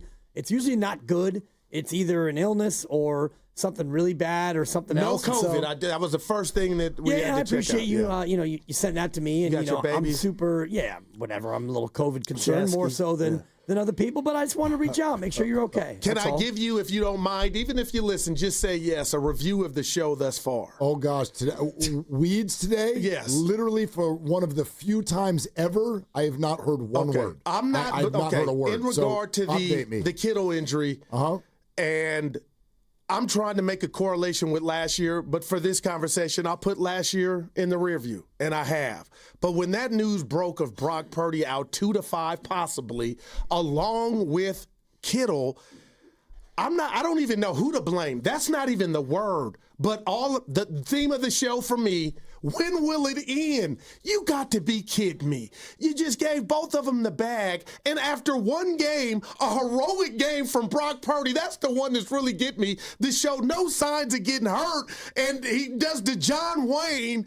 He's out 2 to 5. I'm like, Dibs, I'm not looking for blood. It's just make it stop.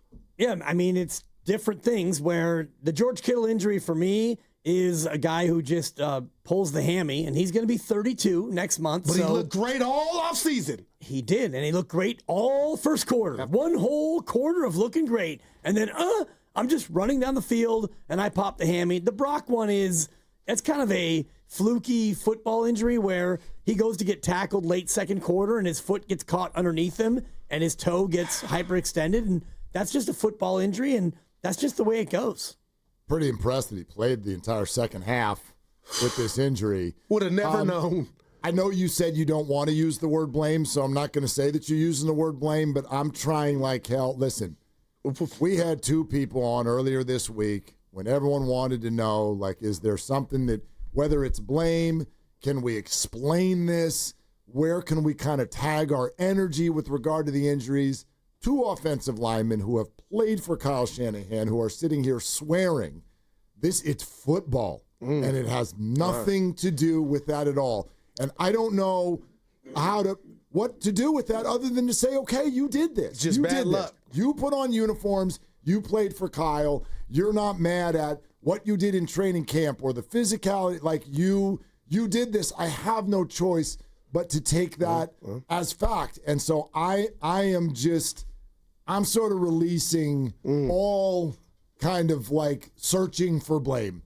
But it's maddening that we got to watch Mac Jones, who I think is a godsend in regard to what you could have. I don't know that yet, but yeah. Yeah, it's just. No, I think this is brutal. And Steiny, before you go, the one thing that I'm going to miss, because it was sold to me by everybody at The Athletic, was the connection between Pearsall and Purdy. And then we see it on display week 1, that first drive against the Raiders. That was preseason. It don't matter, but it does.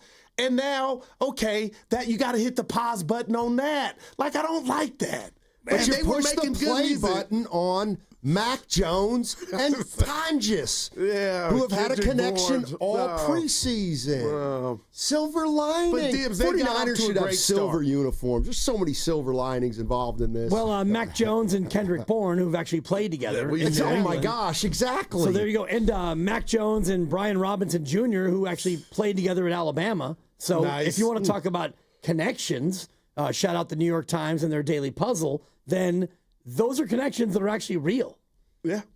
I'm sorry. Was Mac Jones the 8 games that he played for Jacksonville last year? Was it the last 8 games?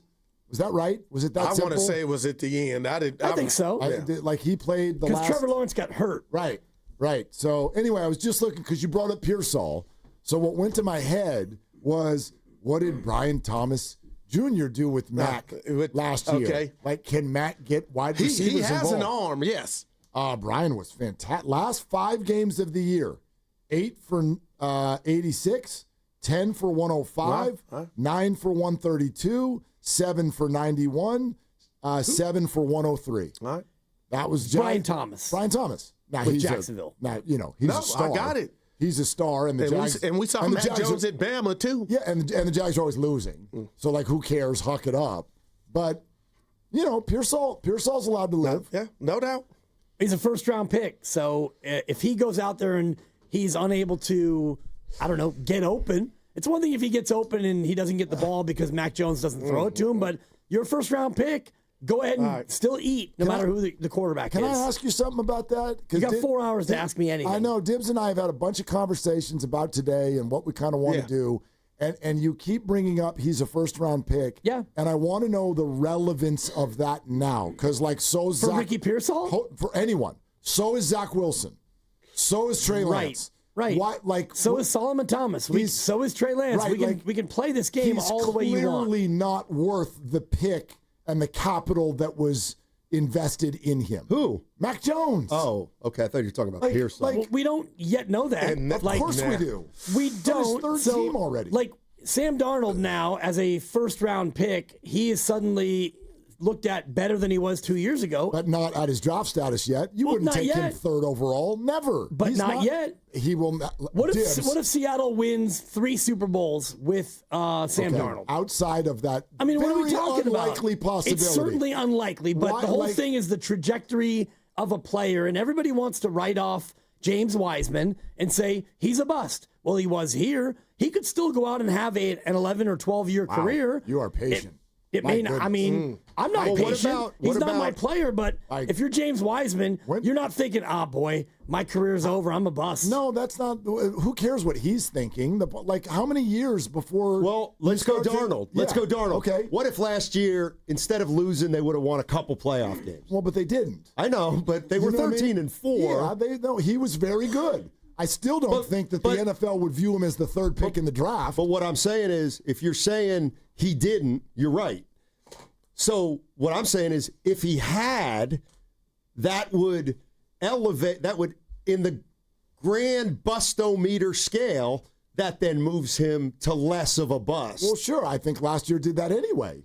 And I think making a playoff run might have done more of it. Sam Darnold is not someone that I would say is a great example of the word bust. No, I don't think he was 2 years ago. Yeah, well, he was seeing ghosts. Right. Exactly. Again, I'm going to meet you halfway. The fact that Mac is now playing for Kyle Shanahan, yes, he's allowed to play well. He might play well. They might win. There's all these might. But we do have 52 game appearances, 49 starts, 4 years.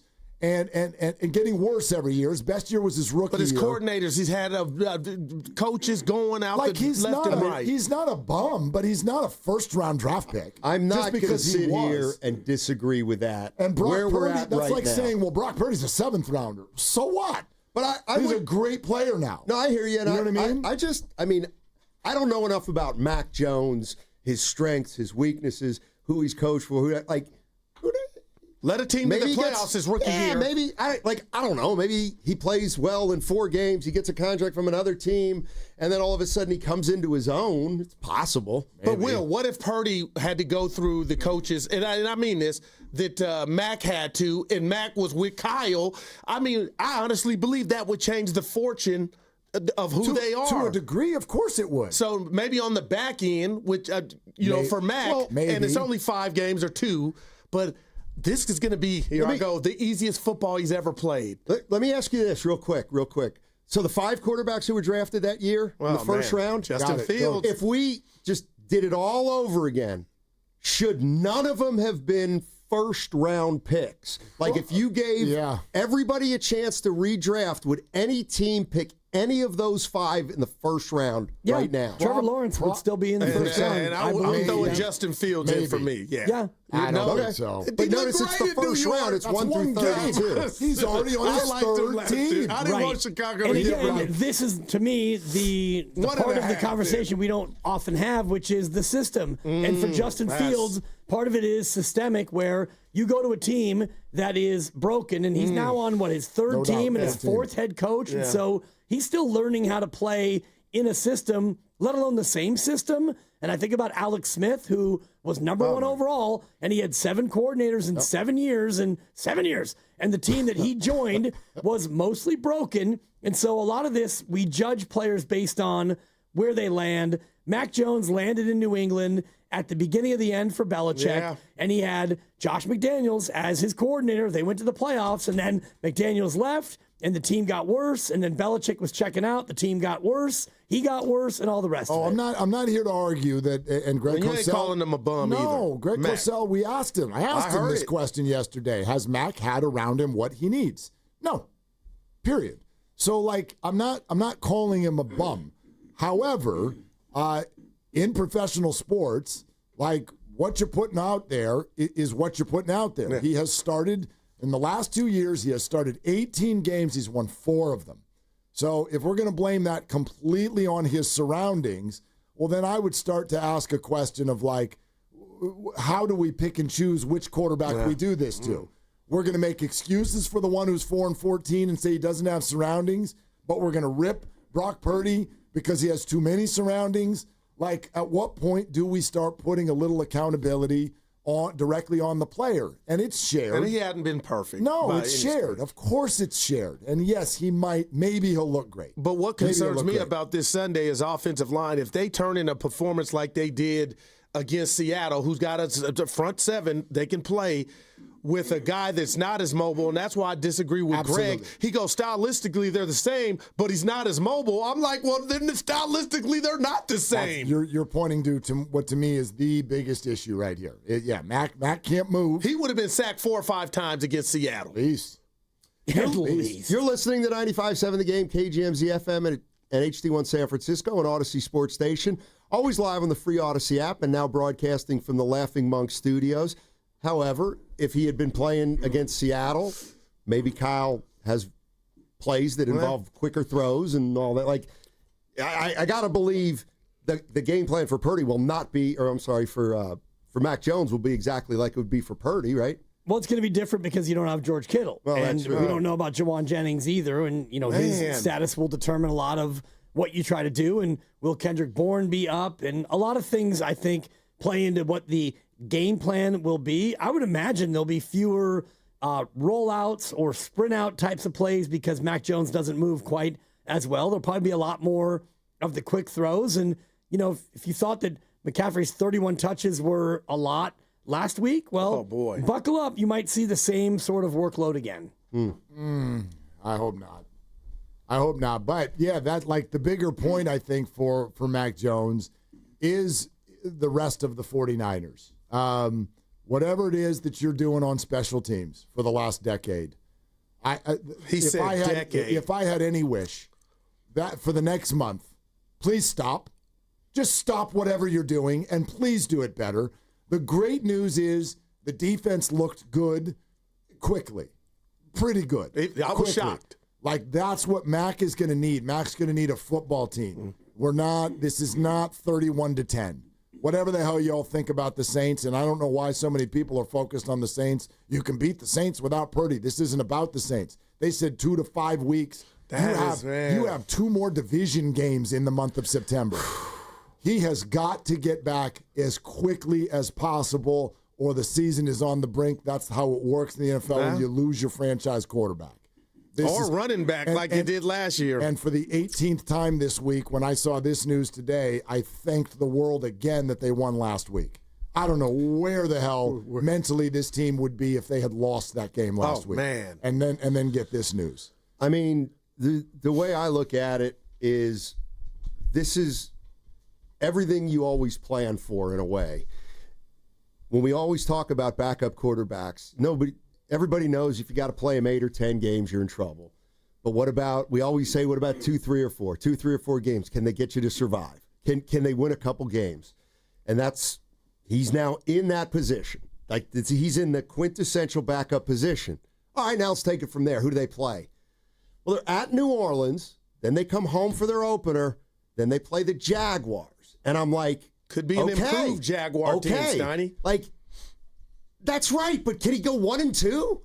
He goes 1-2, you're 2-2, and now you're getting we're not asking him to we're not asking him they go 1-2. Exactly. But when we look at it in the context of a backup quarterback, we always say, can he, help us win a couple games? He's got to win 1 or obviously 2 would be gravy, but like we all knew this was a possibility. Games. He's quarterbacked 52 games in the league, Dibs. Yeah, 49 starts. I'm sorry. Mark is highlighting his 4-14 record the last 2 years. The teams on which he played the last 2 years when he didn't play were 4-12. So they're not good teams. He was basically as bad as the teams on which he Product played. of his environment. So would you take 1-2 right now if he misses 3 games? No. I wouldn't either. Absolutely I'm with Dibs. Not. I get what the way you're asking that is sort of like, are we expecting it? Would I take it? Nah, it's kind of like anti-fan to say that I would take 1-2. Would it surprise me? Hell no. Like when people go, what are your expectations? I have none. Wow, Will. None. I don't know how. So you ain't saying this Sunday's a gimme? No, of course not. Well, they're a 3-point favorite on the road. Why would that be Why would that be like the guys on the other team are in the NFL? We do this. We're like, but Spencer Rattler, right? And we got Mac Jones. Like, what is this? There's no Kittle. There's no I don't even know who's starting at receiver. I don't even know. Like, why would you think this is a given? I can't stand that. Anybody who's watched football for more than 5 minutes knows that there's no such thing as a given. It isn't. It's not there. Nothing real quick, Steiny, why did you play the schedule game and say, it's going to be da-da-da-da-da? Because it still is the New Orleans Saints, which gives you a better opportunity to win the game on its own merit rather than if you were playing the Eagles, the Chiefs, the Bills, the Bank, 20 other teams. So that's where we're starting. That's all I'm saying. And it's the 49ers. And this is also where Kyle Shanahan comes in. Because if you don't like Kyle Shanahan, that's fine. But when I think of Kyle Shanahan, yes, I do think, you know what, though?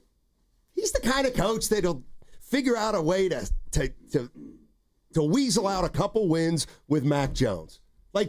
That's what I think, because I think he's a good coach. I mean, the Saints just played against a fully healthy Arizona Cardinals. I watched it. It's a one-score football game. Yeah. And that's what they had their franchise quarterback. And they had all of their people playing. They had McBride. They had Harrison. They had all their. So, why? That's all I'm saying. Of course, the Niners. This is on the road. The Niners might win Sunday, but this blasé Saints. Can I ask you this? Get it. I don't. I'm feeling so why don't y'all put $1 billion on your survivor pool then? The Niners have clearly. They're the last team. Clearly outclassing the Saints. I don't sense people are blasé. I do. Okay. This week. And it's down to 3, Steiny, if you're into the gambling stuff. It went from confidence is waning. Game's gotten tougher, no doubt about it. I mean, it's not the way you draw it up. I looked at the look-ahead line for next week, and they're favored against Arizona as of right now, 2.5. is so they're and this performance will have a lot to do. This came out a few hours ago. So, right. And to your point, Steiny, last week favorites were 12-4, not against the spread, but straight up. Yep. So 4 teams that were underdogs actually won the game outright. So no underdog is ever out of it. No game is ever a slam dunk sure thing. And fans can be blasé, and I'm not blasé. I think that they're going to win the game, but I don't think the 49ers are going to be blasé about it. And right. To your point about would I take 1 and 2 with Mac Jones? Absolutely not. You should beat New Orleans even with Mac Jones. Then you've got 2 home games. You should be able to split those at the least, even if Brock Purdy's not playing. Go ahead. I mean, well, here's there's an unknown part of this, and that is the eye test. Like, if they go down to New Orleans and the offense is just like, oh my God, they had 3 sacks, 2 they look non-functional. Well, then at that point, you got to say what happened.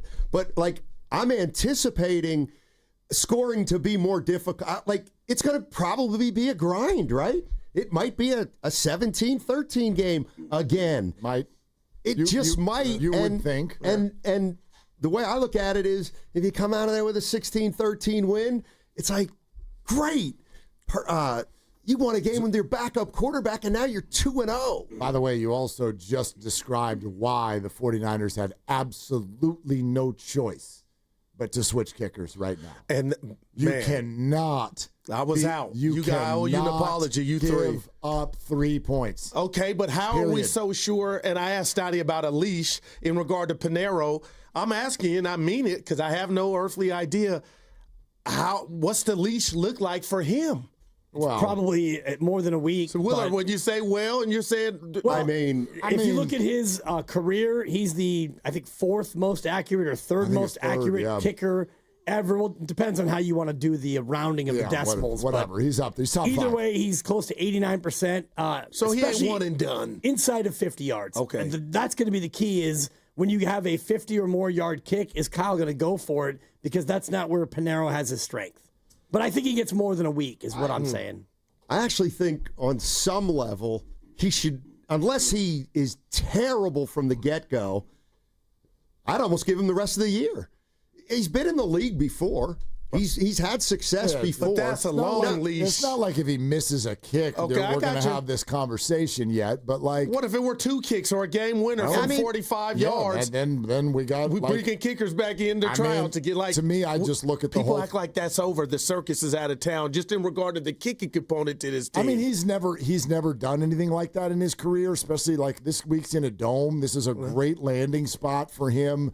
There's no elements to deal with. I don't know why that would happen, but if it did, I don't know. To me, you got to keep going. Like, see ya. Special teams as a group, everything's on the table every week right now. They have got to be a better unit on special teams. I don't like it's quirky and just outlandish right now how bad they've been. Hey, real quick, I got to run here, but Guru he took a little bit of an exception to you yesterday. I told him what you were saying about kickers aren't teammates. Oh, Will, that hurt me. It hurt him, and so I want you guys to finish the conversation on 95.7 The Game. You can't finish the conversation if you close the segment. And then you bring it up, and you got to stay. If you want to leave, just leave, but don't say 95.7 The Game because then they can start playing music. No, he can... I know, so don't say the station. For me, you can go. Where are you going? That's all I care about. Yeah, so don't say the station. We'll get into it tomorrow. We'll get into it tomorrow. No, Granny didn't bite. What I said was... My energy's low, guys. Teammates, the NFL players don't see them as teammates. It doesn't matter what I think. I've never been on an NFL team. No, and that's what my point was. Ephraim said it. They'll all tell you. And that's what I'm getting ready to bring up. How many NFL players do you want me to bring up who've said this? I treat the janitor just like I treat the CEO. Ephraim said he was the one who was on the show that day. Yeah. Hey, before you sign off. But it is funny how you... Now we hadn't even he's not. Now kickers aren't teammates because Willard said it. Well, not saying that. Had Kyle finessed this and treated the kicker like a part of his team, because it was mental, who's to say he's not making the kicks and still on the team? Valid. Say that again? Kyle said he didn't talk to kickers. It was obviously a mental issue with Moody, and I was justifying or clamoring for him to just go and come over for lasagna. Come over for some Getty. I still think and let's watch Netflix and let's have a conversation. Why would you have a conversation if you're going to watch Netflix? Well, come on. You know what I mean. We'll get to the gritty. I love Al you, buddy. Pacino and Jamie Foxx on any given Sunday. One of those. I think you're on an island on that one. Shout out Gilligan. All right, guys, take it from here. 95.7 The Game. Now you can say it. Are they the smartest show in the Bay Area? You guys are an intellectual feast for the smart sports fan in the Bay Area. Wow. You're pretty much the smartest guys on the radio. I agree. Good Lord, how big is your ego? Are they the funniest show in the Bay Area? Give it a laugh. Come on. You're a funny guy. Come on. Give me a laugh. You are funny, dude. Hit that S again. Are they the coolest show in the Bay Area? And no white boys. They're cool. That's what people are saying. You guys are phenomenal. This is one of the most perfect ways that I could end my day, getting the chance to talk to Mr. Mark and Dan, you know? We'll let you be the judge. Oh.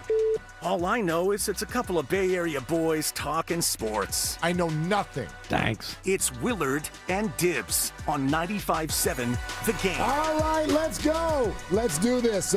Rick Ballou, who covers the Jacksonville Jaguars. Okay. And therefore has inside information on Mac Jones and his actual performance as a human being and a quarterback, is going to join us in 15 minutes. All right, Rick Ballou. Rick Ballou. I love it. Is a name from my past, actually. Sporting News Radio days, a billion years ago. Rick Ballou was a sort of in a different market coworker of mine. So it'll be fun to have him on. And then Pods is going to be on later.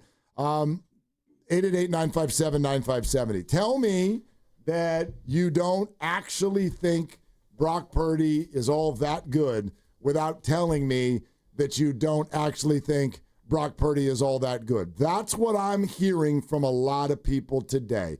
If you just still expect the 49ers to win football games week in and week out just because they're the 49ers and you say so, to me you're saying one of two things. You actually don't think that Brock Purdy is that vital, number one, or you think Kyle Shanahan is the greatest coach who's ever lived. I don't know any franchise in the NFL who would lose their franchise quarterback and have people respond by going, "No big deal. We're just gonna keep on winning football games." I don't think that exists anywhere else. And there's a third piece of it that you are leaving out, and that piece is that Mac Jones is a good enough quarterback to win a football game. And I'm not talking about them being without Brock Purdy the entire year and winning the Super Bowl. I'm talking about one game. What about They're going to New Orleans, and you go to New Orleans. Can they beat New Orleans with Mac Jones? Yeah, they can. But I believe so. That's not the report. The report isn't I'm not one worried game. about the report. I'm talking about one game because but that's not what we're talking about. You might lose Trent, Christian, Fred, Diamador, Eddie. Who knows? I'm worried about one game. But we're talking about the quarterback position All of right, the 49ers. if you want to talk about the quarterback position, can you beat New Orleans with Mac Jones? Yeah. Can you come home and beat Arizona with Mac Jones? Yeah. Can you be home and beat Jacksonville with Mac Jones? Yeah. But can you go to L.A. and beat Mac Jones? Maybe. You're allowed to, but my point is it's fascinating that you keep answering yeah. Well, it's fascinating that you think that it's all about Brock Purdy. Of course it is. Very little to do with Brock Purdy. Wow. It has more to do with Kyle Shanahan, who is the coach, and Mac Jones, who will be the quarterback. And if you don't think that Mac Jones is any good, you're allowed to think that. And I know that you think Kyle Shanahan's really good. I think he's great. And so I think he's that great, to me becomes a big part of this. I'm also aware of the stat that you spouted out to us earlier this week, which is Kyle Shanahan's 49er record when Jimmy and Brock are not the QB. Right. It sucks out loud. Do you want me to run down the list of who those people were? You can. And I would say that Mac Jones is more accomplished and probably better than Beathard, Mullins, Brian Hoyer, who actually I was looking at a lot of his content today, and he's a content awesome. star. He's awesome. He's on the rise. He's awesome. He didn't text me back, but he's Mac awesome. Jones is better than Dobbs. He's better than Brandon Allen. He's probably not better than Sam Darnold, and I'll give you that. Sam Darnold 0-1 as a Niner starter. I think Mac Jones is better than all the rest of those guys who Kyle had to lean on to be the quarterback without Jimmy and Brock. Maybe, but I also, it's just, to me, it's a very, very fascinating sort of exercise because we don't have, if the idea is that Mac Jones is not yet a bust, then I think you're also saying we don't have any idea who he is. That means we don't know who he is at all yet. So why would you have faith in something that you don't know at all? The only thing that we do know is that he was given a starting job and the rest of the league watched for 3 years. He got worse each year. Right. He did, statistically. Sure. He did. And stats don't lie. And You're right. No, they do. But he did. He got worse each year, and I'm telling you that by my eye test, and I'm telling you that the league watched him for 3 years. The team that invested a first-round pick in him decided we do not want you to be our starter anymore, and nobody else in the league through 2 years even thought of him as a starter either. That is the league's review of Mac Jones. So they do not think he's that good. So why, when no other NFL team is given this, why do we think the presence of a good coach or the presence of an organization that has been successful automatically means you will still win football games even though your quarterback's out? You can go around the league right now. We wouldn't do that for any other franchise QB. The Bills are a good team. We would not do this if Josh Allen went down. Yeah, who's their backup? I have no freaking idea. That's I think the it's point. Trubisky. Right. Who also is a first-round draft pick. Right. Who also has started a lot of games. He is Mac Jones. That's exactly who Trubisky is. Well, he is Mac Jones. If you want to, but using the data that you've given me, experience and draft position, which I don't know what that's actually worth. You're not wrong. No. I don't know what that's worth What when it's you go worth, play. You know what's worth it to me is the fact that your franchise, the Niners, went out and signed this guy the first possible chance they could and gave him guaranteed money. So this organization believes that he's better than what he's shown in Jacksonville and in New England. They gave him $5 million guaranteed. They gave him a 2-year deal, $7 million.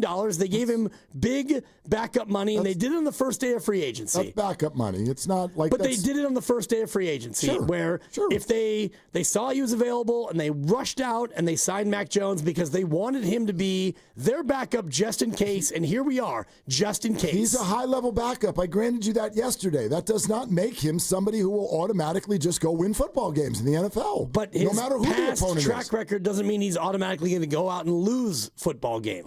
His past track record, he does lose more than he wins, number one. But no, I'm not. I'm also not using past track. I don't know what's going to happen. My point is it is fascinating to me how many people today think that the Brock Purdy injury is no big deal. It's not a big deal. You use that exact phrase. That's right. It's not a big deal. Your franchise quarterback getting hurt, you could not, in my opinion, have a bigger deal for any football team. It's there because is no he's bigger deal. He's not as important to the Niners as Josh Allen is to the Bills, as Lamar is to the Ravens, as ... fill in the blank quarterback is to their team. I don't really agree. And we're going to find out. Yeah. You can agree or disagree, and ultimately what happens on the field will be the determining factor. If Mac Jones goes out and he stinks and they lose, or Mac Jones goes out and plays great, he could play great and they could lose. We're going to see on Sunday just how important Mac Jones is and Brock Purdy is to this team. They might go out and go 4-0 without Brock Purdy. Sure, they might. They could go 0-4 or somewhere in between. And whatever happens is not an indictment on Brock Purdy in any way. It's more about the team. It's about this team without Kittle and Purdy. All right, Kyle, you don't have your tight end. You don't have your franchise quarterback. What are you going to do about it? You don't have some of your receivers. Sure. And you now, to me, are whittled down to a very mediocre team. So why would we just assume that they will win over other mediocre teams? This team that you're facing is probably less than mediocre, and I would say the Niners are not mediocre. Not the week after. I don't think the Niners are, without Brock and without George, mediocre. You still have a very good defense. And that's my question. You've got 2 other Hall of Famers on offense who will be on the field, and the best coach in football. Some think the Saints the Saints also have a very good defense. To me, it is on paper the definition of mediocre. It's no quarterback. It's no tight end. It's most of your receivers are not there. An offensive line that was mediocre last week at best. A bunch of rookies on defense. And so you can say what you're saying, but then I in my opinion, I get to say what I'm saying. You're clearly saying you think Kyle Shanahan's the best coach in the NFL. Oh, he's great. Okay. He's a great coach. So he's a great play caller. And there you go. Look at what they did after Kittle got hurt. They changed their approach. They changed what they were doing, and they went out there and they did enough. And they didn't score a lot of points, I can tell you that. That's not his fault. They had a kick missed, and they had a kick blocked is what happened. Mm-hmm. And, the quarterback, your franchise quarterback, threw a couple of interceptions, and, I don't know if that's on Kyle. So that was on Brock Purdy. He's the one throwing the football. Again, I am all in on everything that you all are saying, but I want you to pick which one of these means more to you. If you just think the Niners are fine and they're going to roll, I believe that you are either saying you don't think Brock Purdy is vital to this team, or you're saying Kyle Shanahan's the best coach in the league. If Mahomes got hurt tomorrow, I do not believe that Kansas City fans would be like, yep, we're fine. We'll win through September with Kyle Allen. I don't think that's how they'd feel. So it's fine. You're welcome to the opinion, but I think you're either downplaying Brock or you're uplifting Kyle Shanahan as godlike because he's the only coach in history who can just win with a backup QB all the time. Let's go to Guru in San Jose. Hi, Guru. Thanks for the call. Rick Ballou here in less than 10 minutes with the Jacksonville broadcast team. Hey, Guru, what's going on? Hey, Mark. So, yeah, I got a chance to listen to your soliloquy there. Me personally, I think Brock Purdy can be a franchise quarterback, but at the same time, hey Guru, I don't want to interrupt you. Could you pick up your phone? Maybe you're all like on a speaker or something. You sound like you're inside a tin can. Hello, can you hear me? A little better. All right, I'm gonna put Guru on hold. Yeah, go ahead and get him, Lucas, and see if we can figure that whole thing out. See if we can work through that. I do think that there's a third part of it that you're leaving out, which is Mac Jones can be better than you think. So it's not just that, Kyle Shanahan's the best coach and people don't think that Brock Purdy's the franchise guy. You've got a backup quarterback who's made 49 starts, which is a lot, and he's a guy who, even Greg Cosell yesterday said he is the kind of backup that Kyle likes because he fits what they try to do. The backup quarterback is experienced. He's a guy that Shanahan loved coming out of the draft. It doesn't mean that, Purdy's not the guy and that Shanahan has to be a genius. The Mac Jones part of it, I think, needs to be acknowledged. Right. So, in my opinion, I process anyone who thinks that about Mac Jones as actually a compliment in Kyle Shanahan, because what under the covers you're saying is, even though Mac has been bad pretty much most of his 4-year career, you now think he's going to be good.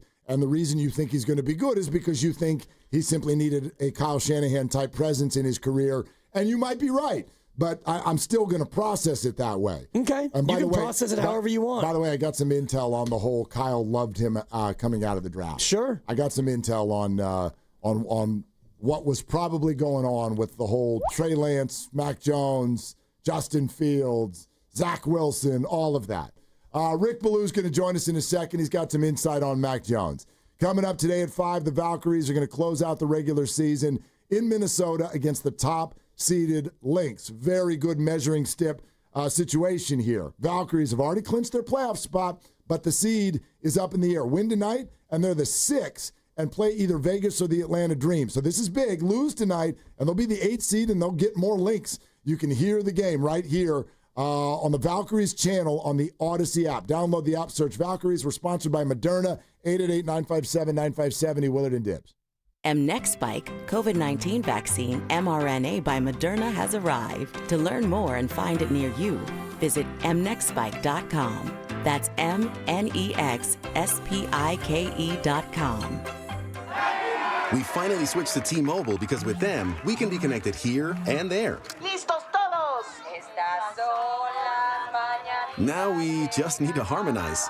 Switch today. Get 4 Samsung Galaxy S25 phones with Galaxy AI. Plus, get 4 lines for just $25 per line. Visit a store, T-Mobile.com, or call 1-800-T-Mobile. 1-800-T-Mobile. For well-qualified customers with autopay plus taxes and fees and $35 per line connection charge. Minimum 4 lines on plan. Contact us if canceling lines. Plus $5 per line without autopay. Debit or bank account required. Visit T-Mobile.com. Restock your pantry at Whole Foods Market. Get 30% off Simple Mills crackers, cookies, bars, and baking mixes with Prime through September 16th. We've got your snack cravings and baking needs all covered. While supplies last, shop in-store or online. Terms apply.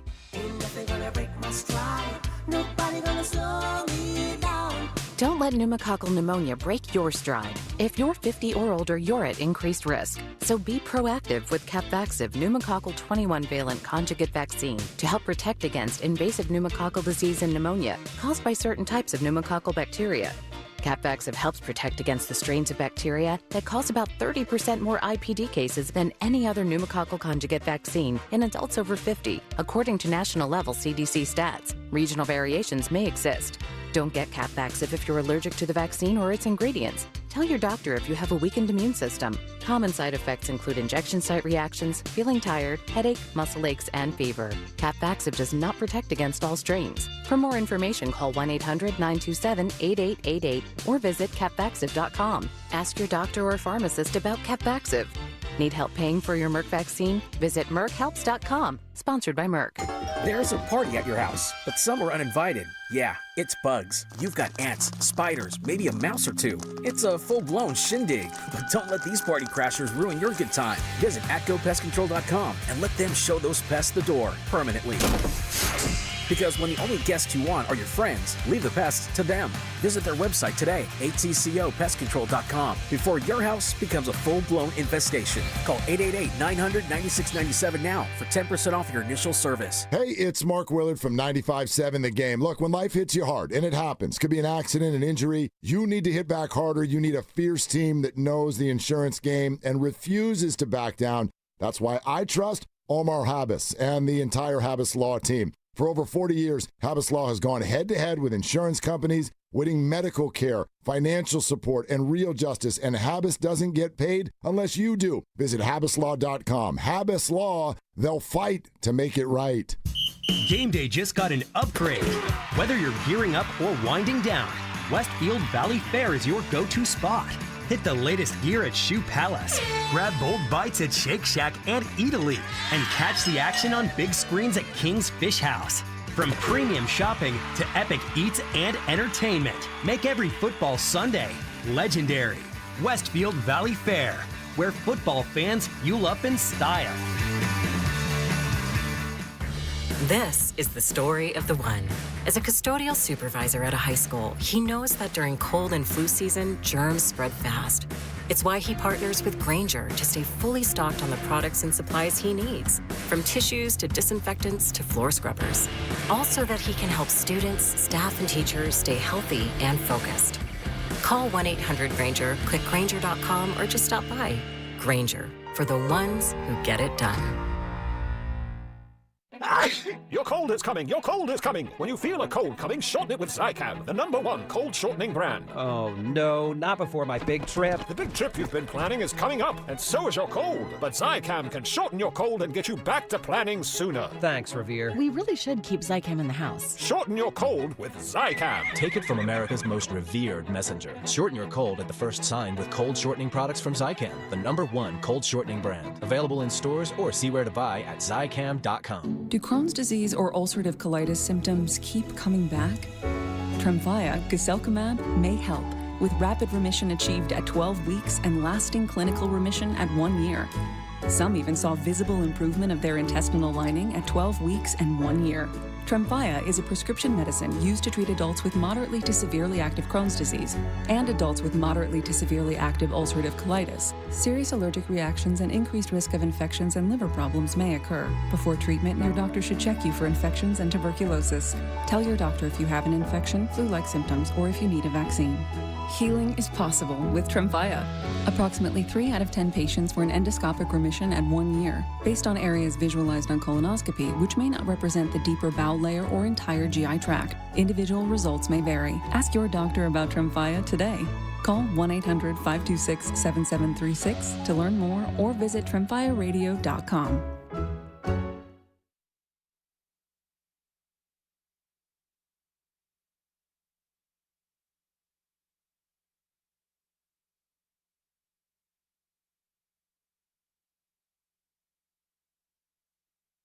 Now, back to Will and Dibby on 95.7 The Game. All right, I'm looking forward to this. And when I say this, it's all these things. It's the conversation we're about to have. And it absolutely is what the 49ers are going to look like for the next month. I will tell you this, and I'm not going to bring up the name. I texted with a former NFL quarterback this morning, and there was very much a sarcastic sort of a tone behind this sentence. Good luck for your Niners the next month. Wow, okay. So, whatever. Stew that into the pot with everything else. But let's learn a little bit more. Rick Ballou on the River Islands guest line, been around doing radio for a long, long time, and he's on 1010XL and 92.5 FM, the Jaguars flagship station out in Jacksonville. Hey, Rick, what's going on? How you guys doing? How are things? We'd be better if we had a healthy franchise quarterback, but we have Mac Jones. You do, a Jacksonville native who went to Bama and first-round pick, played here a year ago. So you'll like Mac. He's a fun-loving guy. He's a good guy. I mean, I think San Francisco will play hard for him. I don't think that's the issue. I just, whether or not he's productive is what it's going to be all about. I said this yesterday, Rick, and every time somebody who's done a deeper dive on Mac Jones or someone like yourself who's covered him for a period of time, when they describe him, they very much sound like they're selling me on a blind date who has a great personality. That's what everybody sounds like so far. Yeah, and his mistakes are plentiful. Let's be honest about that. He's very inconsistent, doesn't take care of the ball. He's got accuracy issues, but there are times he'll surprise you. He can throw the ball, he can make a play. It's just not consistent. And, he really got an opportunity here a year ago. He played basically the second half of the season when Trevor Lawrence went down. You look at his numbers, they're okay percentage-wise, but here's a way that I would define Mac Jones.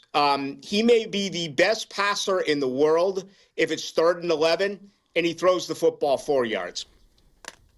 Yeah, that's probably not great, and you're probably setting yourself up for a punt. So he goes 2-5 last year, and Jacksonville goes 2-8 without him. Was it a Mac Jones problem, or was it more of a Jaguars and the coaching staff problem? No, it was just awful around here. I mean, the worst play calling in the NFL. Press Taylor never should have called plays. I'll stay with if Doug Peterson called plays a year ago, this team would have won 7 or 8 football games. Jacksonville lost 10 games last year by 7 points or less. They couldn't run the ball. They had the softest offensive line in the NFL. And, Christian Kirk went down, Gabe Davis went down, Evan Ingram went down. They lost top receivers and tight ends. So it was really everything that you could possibly ask for went wrong. It would have been different, I believe, if Mac Jones had an offensive line, had a running game, had all of his weapons healthy. I don't feel as though we got an accurate look at what Jones was able to do a season ago. Rick, I'm interested to know your thoughts on kind of processing what you saw then and then how it fits in now. I know there's a lot of snap reacts I hear both locally and beyond that's like, oh, this is the Niners, though. And so with Kyle Shanahan calling plays and Christian McCaffrey behind him, this will be a lot better. There's no George Kittle. There's all kinds of problems with the receiving core. So are you expecting an elevated Mac or the same Mac? Yeah, it's interesting when you ask that question. I think a lot of that comes down to whether or not they're able to run the football. Again, they weren't here, and he constantly found himself in catch-up mode, coming from behind, down a possession, 2, sometimes 3. And basically Jacksonville became a one-dimensional football team. If San Francisco is able to remain balanced and defenses don't cheat, and obviously they're on their heels because they're expecting a pass as opposed to getting up the line of scrimmage and defending the run, I think there's a possibility there that Mac Jones could be better. As you just pointed out, you got a better coaching staff, you got a better offensive line, you got a better running back. I know you're down a little bit at wide receiver, and certainly Kittle is a massive blow, but it's still a better team in San Francisco than what Mac Jones had a year ago when he got those opportunities. At his best in Jacksonville, what was he really good at? That's a very difficult question. It is. As I said, when it's 3rd and 11. When it's 3rd and 11, he's great with the 4-yard pass. He is. He still is a talented guy. I just think he's a mistake-filled guy, and he's someone that you're hoping to get some sort of consistency. We've seen some craziness in the league lately. You just, look at these quarterbacks like Sam Darnold, and down the road here in Tampa with Baker Mayfield, guys getting second opportunities, Joe Flacco, and them evolving. I remember when they went out and got him, someone from the former regime, I had a nice conversation with them, and I was told that a year ago they believed Mac Jones could win games here in Duval if Trevor Lawrence went down, and it really didn't work out that way. It's hard for me to really pick a positive as far as him and what he does on the field, but I will tell you, as I said at the top, he's a very likable guy. He brings a lot of energy. He keeps everyone loose. I do think the guys are going to play hard for him around him. Now, if you start losing consistently until Purdy comes back, that could change, but I would at least expect that coming up this weekend for you. Rick Ballou in Jacksonville with the Jags flagship station is with us here on 95.7 The Game. You know what I'm interested in, Rick, especially as someone who, let's say, maybe had a few shares in Brian Thomas Jr. in fantasy last year. That's a wide receiver one who really performed well with Mac Jones. Now, do you find that as a product of Mac was able to do some good things with that relationship, or was that just a rookie player kind of moving into the second half of his first year? No, that's actually a great point, because there's been worrisome around here. It was not a good camp for Brian Thomas Jr. I rolled in here every day and talked about him dropping a pass. He dropped one, arguably two, on opening day here against Carolina, and you look at what happened. He caught one football and 7 targets. Now, Trevor Lawrence missed him 3 times, but I'm glad you mentioned this, because the Mac Jones to Brian Thomas Jr. combination was better last year than the Trevor Lawrence to Brian Thomas Jr. relationship, and that's still evolving. If you look at what happened out here, Diami Brown, or they just brought over from Washington, and Travis Hunter, the rookie, and Parker Washington were all more consistent than Brian Thomas Jr. Throughout training camp, and again, you can make that case in week 1. So yeah, that is a good example. Yeah, that did work last year with Brian Thomas Jr. We were kidding about it the other day. They had a 14-point swing and lost on opening day at Miami a year ago, and they didn't even target. Trevor Lawrence didn't even target Brian Thomas Jr. in the second half of that game where they lost at Miami. So, yes, Mac definitely did have a better passing relationship with Thomas Jr. How much of the Mac Jones struggles are related to that bad offensive line and the fact that really Jacksonville couldn't run the ball last year when Mac came on, and it became much of a one-dimensional team? I mean, honestly, a ton. Obviously, he had a running back at Bama. He didn't necessarily. They kind of went by committee in New England. But, I mean, defenses across the league knew that Jacksonville was not going to beat you with the run, because primarily just how bad that offensive line was. And, you look at what they did around here. They brought in 6 new offensive linemen, 2 new tight ends, 2 new backs, 2 new wide receivers. They knew they needed to make a change, not to mention a new backup quarterback. But that's fair. As I said earlier, it would have been nice to see Mac Jones with all of the starters out there. He didn't get that. He got guys who were beaten up, coming off injuries, and some backups. And again, it was a combination of a bad offensive line, no rushing attack, and just really predictable, awful play calling. I mean, the same screen time after time after time. Folks around here can't believe what they're seeing with Liam Cohen and his motion and, his advanced screen game, which is just out of this world compared to the way it was the last 3 years with Doug Peterson and Press Taylor.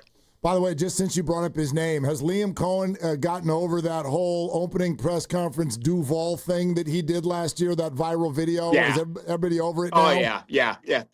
And that exploded, but on his initial presser, what I loved about him most is he really talked about the offensive line. And, Tony Baselli, who I've worked with forever, I started doing the Tony Baselli show with him back in 1995, obviously was a big part of that. So what it's like. You're not going to go far in this league if you don't have a good offensive line. And Jacksonville was poor a year ago. But, yeah, Cohen will be remembered for the Duval chant. But the best part of that press conference for me was him identifying the fact that they have to fix that offensive line. Rick Ballou, Jaguars flagship station in Jacksonville, with us here on Willard and Dibs. Rick, you've mentioned a couple of times the mistakes are plentiful. I'd love to dig into what kind of mistakes are we talking about. All coaches hate turnovers. Kyle Shanahan really hates turnovers. So is it a turnover problem? Is it an accuracy problem? A presence problem? What do you think? Well, he doesn't take care of the ball. He hasn't. And, I don't know if you agree or not, but I think everyone is going to throw an interception. Okay, that's going to happen. You try to make a play. What I mean by taking care of the ball is the foolishness in the pocket, knowing that time is up and you got to throw it away and not try to make a play and fumble. I know that was an issue, not necessarily that much here, but I am from Boston and I follow the New England Patriots. I mean, that was a problem there. Yeah, there is some aggravation as far as his accuracy, but if you look at his numbers a year ago, percentage-wise, they were 10% better than Trevor Lawrence. I think also taking a shot. Does he take the easier pass? As I said, the dump down valve as opposed to, going for your primary target, your number one option. I think there was a little bit of that bothered Jacksonville a year ago. But I'll defend Mac Jones again for the third or fourth time. I mean, the offensive line could not pass protect, and you weren't able to run. So what was he supposed to do? I don't think it's a lack of confidence. I don't. I think he's got the closer mentality, the goaltender in the NHL mentality that when he makes a mistake, he doesn't carry that over with him into the next series. He starts all over again. I think that's one of the brighter spots that I would say about Mac Jones.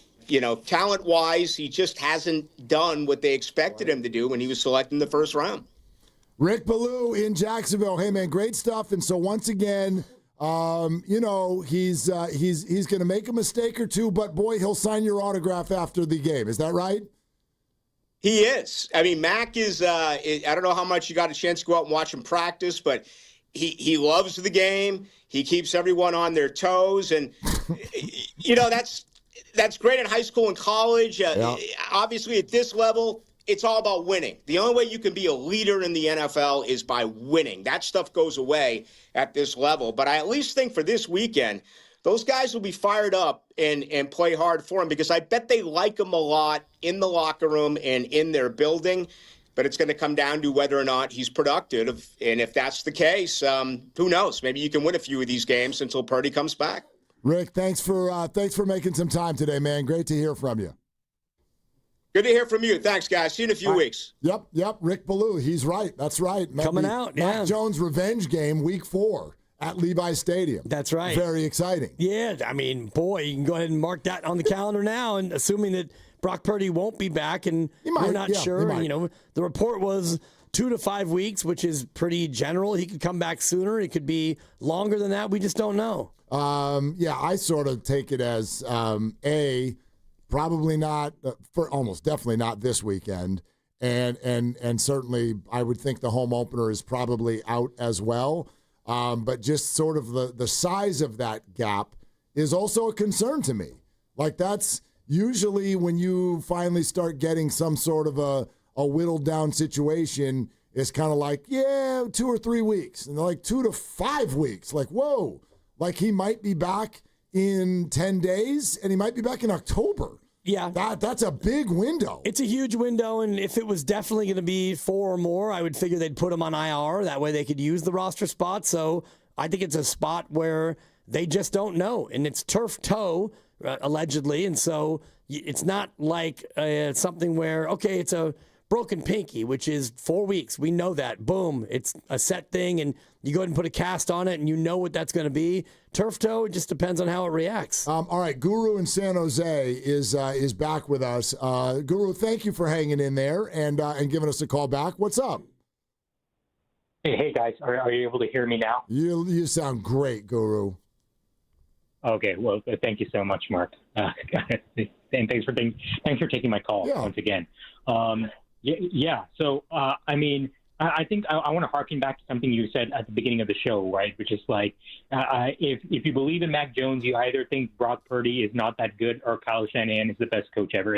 Am I phrasing that correctly? That's not quite how I would phrase it. It's not so much like you're free to believe in Mac Jones. I look at it more as an umbrella about Brock Purdy and Kyle Shanahan. I subscribe to the theory, Guru, that in the NFL, when you lose your franchise QB, when somebody's making $45, $50, $55 million, when you lose that player, there is going to be a major drop-off. A major drop-off. And what I hear from some 49er fans today is that they don't really think there's going to be much of a drop-off. They still expect them to go win football games. And to me, that's either saying that you don't think that Brock Purdy is that important, or you're saying Kyle Shanahan is just the most amazing coach ever because he can win with backups. Most people can't do that at that position. Okay, I think that's fair. I think the 49ers have a much better record the next 2 to 5 weeks if they have Brock Purdy versus Mac Jones. But I think football fans are also myopic in the sense that we kind of think of the game like week by week. We don't go beyond this Sunday for the most part, right? And this Sunday against the Saints, they aren't a pushover, so to speak.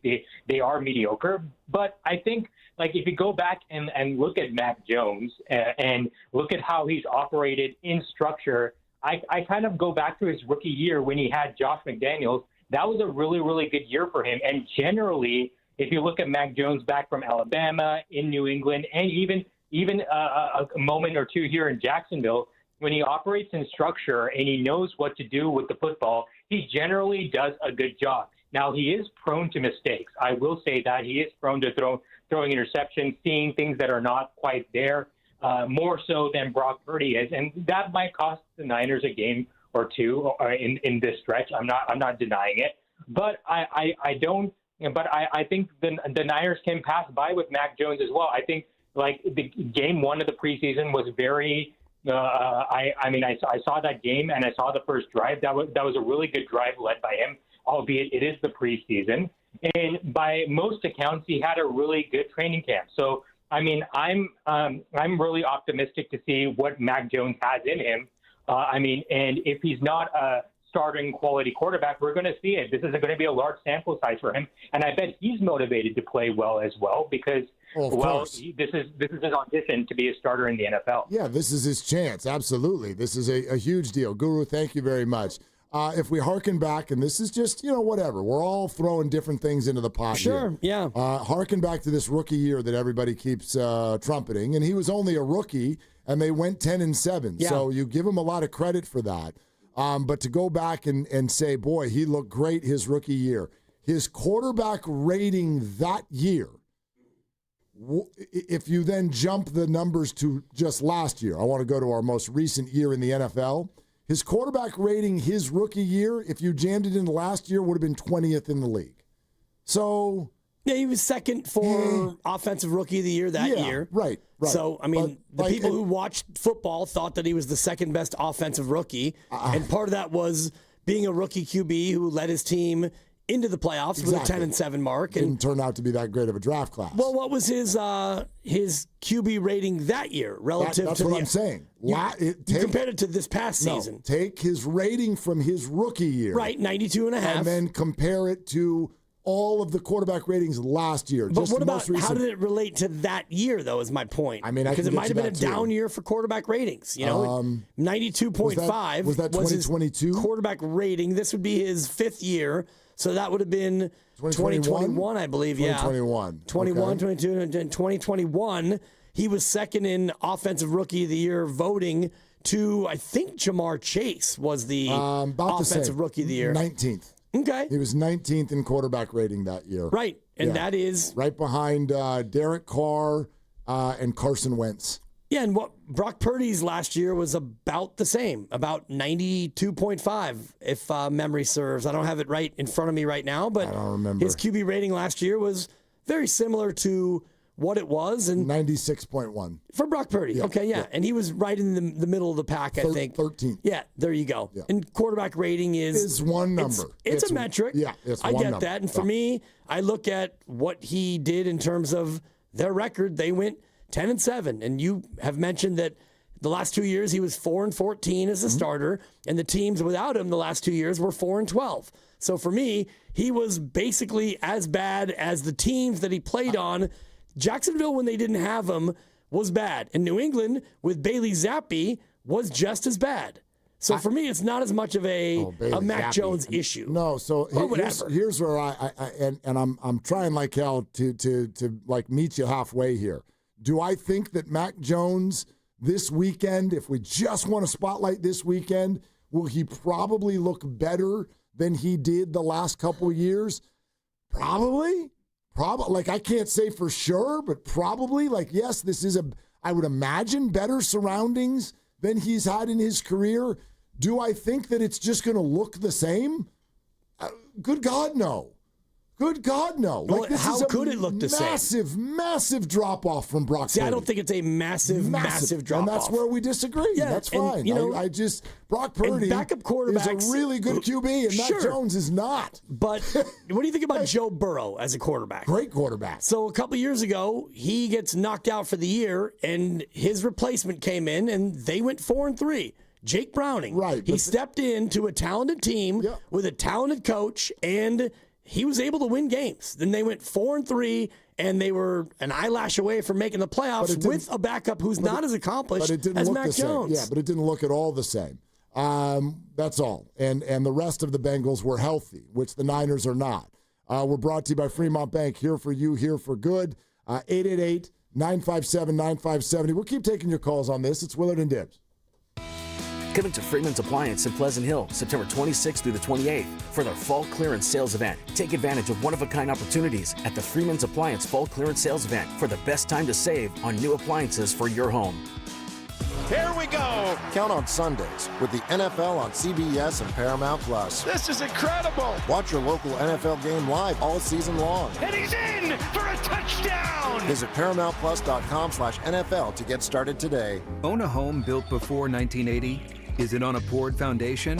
You may be eligible for a grant up to $3,000 to strengthen your home against earthquake damage. Consider bolting your house to its foundation or bracing crawl space walls to help protect your investment and keep your family safe.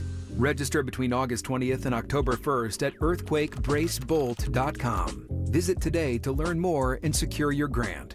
Brought to you by the California Residential Mitigation Program. For over 70 years, Golden State Lumber and Showroom has developed strong partnerships with top brands like Trex. Leading the way in performance-engineered decking and railing, Trex offers products that won't rot, splinter, or fade. Their sun-comfortable, heat-mitigating technology keeps decks cool underfoot, and Trex marine-grade decking withstands saltwater, sun, and sand. Explore their latest Transcend colors, Hatteras and Salt Flat, featuring a 50-year limited residential warranty. For a link to Trex, visit GoldenStateLumber.com. Golden State, when you succeed, we succeed. When your name's on the paint job, your primer better hold up. Painters trust Kills primers for serious adhesion, stain blocking, and a finish that lasts. Now, the full Kills lineup is available exclusively at the Home Depot. Need it fast? Get same-day or next-day delivery, or order online and pick it up in-store. Kills primers. Pro results. Faster. The Home Depot. If you're a pro, you know.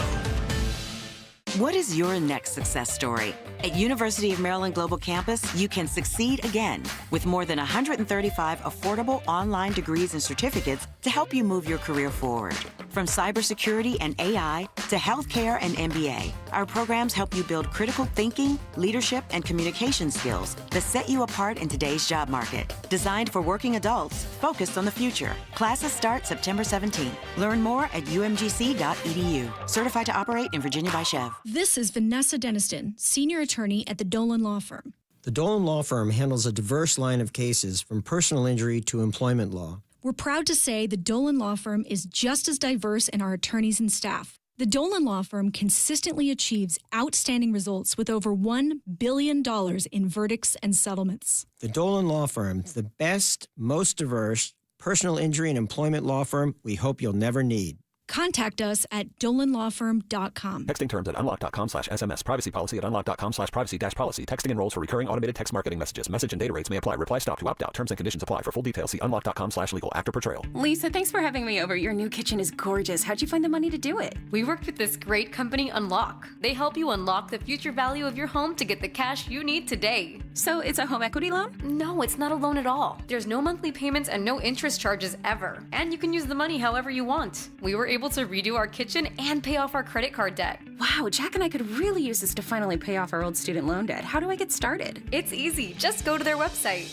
Text EQUITY to 865-865 to unlock the value in your home and get up to $500,000 in cash with no monthly payments and no interest ever. Pay off debt, improve your home, add to your retirement fund. It's up to you. Text EQUITY to 865-865. Text the word EQUITY to 865-865. Text EQUITY to 865-865 now. If you're 55 or older and into that whole saving money thing, T-Mobile has an exclusive phone and internet bundle just for you. Right now, get 2 unlimited phone lines plus 5G home internet for just $30 each per month with autopay, plus taxes and fees. And with 5G home internet, setup is easy with just 1 cord and no technician needed, which is great if you're also into that whole keeping it simple thing. Switch now and experience the best mobile network in the U.S. Visit your local store to start saving. T-Mobile, it's better over here. Based on analysis by Ookla Speed Test Intelligence data Q4 2024 to Q1 2025. Ookla trademarks used under license. Unlimited on our network. Customers on voice plan may notice speeds lower than other customers and further reduction if using more than 50 gigs a month due to data prioritization. Video streams and SD on this plan. Home internet pricing after $20 a monthly bill credit plus $5 per line without autopay. Debit or bank account required. See 5G device coverage and access details at T-Mobile.com. Here they come. The Golden State Valkyries. 3 in the air. It's good. Bay Area's WNBA team having a breakout rookie season that's making sports history. The Golden State Valkyries face the Minnesota Lynx. Coverage starts today at 4:30 live on KPIX. In trivia, it's not just what you know, but where it goes. Is the ghost hotter than the Tabasco? Is the polar bear tail shorter than the giraffe? I definitely know this one. Put your answers in the right order. I'm going to put that after. Before. Between. I am so torn. And you could win more than $15,000. We must win. Think fast. Play smart. Make the perfect line. A new game show with Deborah Norville. Tonight at 10 on KPIX+. You're listening to 95.7 The Game, KGMZ-FM in HD1 San Francisco, on Odyssey Sports Station and the home of the Golden State Warriors and Valkyries. Always live on the free Odyssey app and now coming to you live from the Laughing Monk Studios.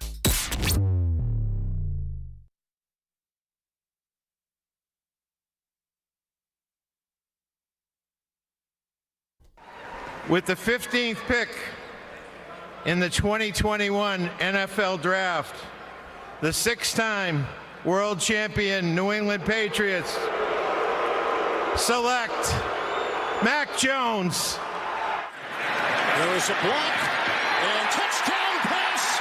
Aguilar from the rookie Mac Jones. His first NFL touchdown pass. Now, back to Willard and Dibs on 95.7 The Game. Everything sounds better if Kevin Harlan narrates it.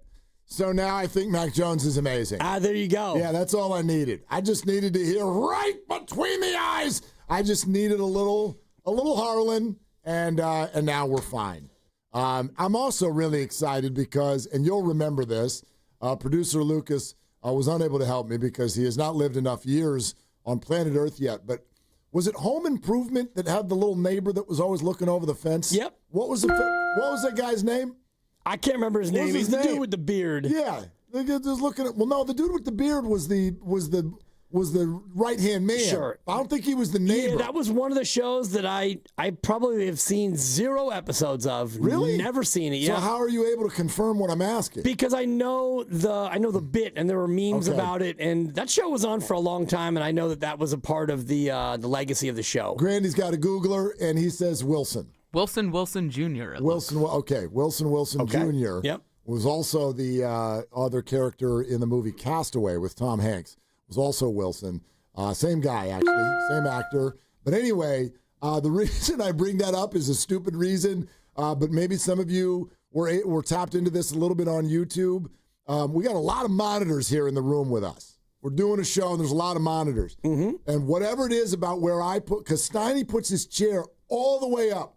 It's not even a chair anymore. Like, you can't put a butt in that. It's up above your shoulders. It's all the way. So every day I come in here when we switch suites, and I got to hit the button there on the right and hope that the chair actually works and move myself all the way down. And I sit in a certain spot, and then you pick your spot, and then these monitors are here. I can only see your eyes. So you look like we're doing the whole show, and you're looking at me like Wilson from Home Improvement. Gotcha. Where it's just this pair of eyes looking over this monitor at me, and it's got a little there's like a little creepiness to it. And so Lucas came and fixed the monitor, and I could see your whole pretty face. Yeah, and I moved my chair up because Guru is got to be 6'3". A larger man than you. And I'm 5'8", so the chair is always lower. And, I don't always remember to bring the chair up because I'm not always thinking about the cameras and the lights. I'm just focused on you, the microphone, and the content. And, yeah, here we are. Which is why it's so creepy, because you're focused on me. But it's just eyes. Just eyes. It's just there's no eyes face. And the bald I can't head see above your it. mouth. You're making a facial expression. I can't see it. It's just two eyes just staring at me over a monitor. Yeah. Telling me that the Niners are going to go 5-0. 5-0 in the month of September with or without Brock. I think they should be able to win on Sunday. And just thinking about the clip, the rejoiner, as we call it in the business, that Grandy played, and Mac Jones taking number 15 in that draft. Yeah. One of 9 first-round picks in that draft who have made it to the Pro Bowl. And the Niners pick in that draft, not among them. But I just was looking at the draft, and so they go up to number 3, and they take Trey Lance. Yep. Listen to the names who went behind him. Kyle Pitts went number 4. Been a disappointment. Yeah, Pro Bowler. Everyone goes to the Pro Bowl. Not Trey Lance. Yeah, no, that's true. No, you have to play to go to the Pro Bowl. Number 5, Jamar Chase. That one worked out. Jalen Waddle went 6. Hasn't been a Pro Bowler. Yeah, no, but worked out. He's a good player. Penei Sewell went 7. Huge, great player. J.C. Horn for Carolina. He's a Pro Bowler. Yeah, good player. Patrick Surtain II. DPOY. Right. Micah Parsons went 12. I heard he's good. And Rashawn Slater, a tackle. Imagine that. Just torn his ACL, but he's a great player. Yep. And so those are the Mac Jones, the Pro Bowler, and then Najee Harris later in the first round, also a Pro Bowler, also dealing with some issues and problems. Hashtag July 4th. Right. But if you think about the Niners and picks they could have had at 3 instead of. Well, it depends on. To me, there's 2 different drafts now. There's the draft, and then there's the quarterback draft, and it's kind of 2 different things, isn't it? And you have to declare. It's almost like going into the final round there in poker. You got to declare, are you going high or low? And teams are like, we're in the quarterback draft. And then the other teams are like, we're over here in the regular draft. And I think being in the regular draft, you probably have a better batting average in the first round. Don't you think? It depends on who you are. The quarterback thing is a little bit harder to assess. And as I think you've been accurately throwing out there, you need to offer the quarterback a healthy enough organization so that they can come in and succeed, and not everybody has that. But they all think they do. Yeah. So they're going to grab you anyway. Well, if you think about that draft, the Jets take Zach Wilson, and the organization was not good enough, and he actually probably isn't good enough either, although he is now still a backup.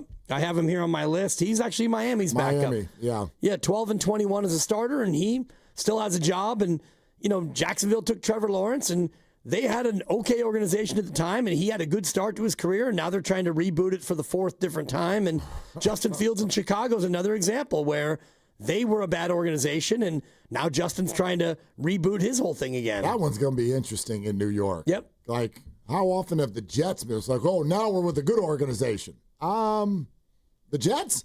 Okay. Maybe. New coaching staff. Yeah, new coaching staff, right. And they scored a bunch of points the other day. They lost, but they scored a bunch of points. So for now, might work. I don't know.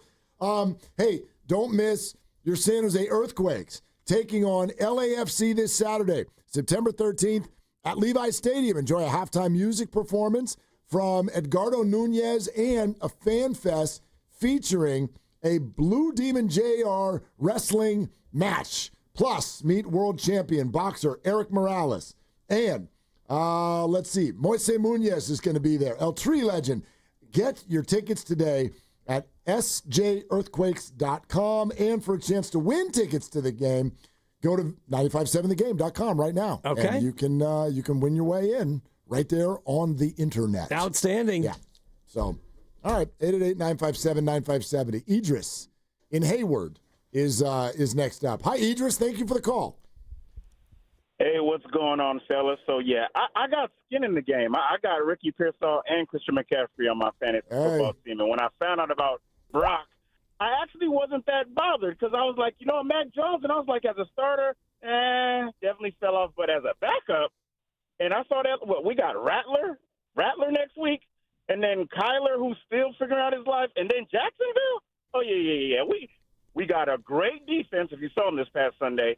I think we got a new kicker. I know the other one's gone. Yep. And I think Shanahan can run up some vanilla plays, and actually I don't want him to coddle him because we saw what J.J. McCarthy did in the second half of that game.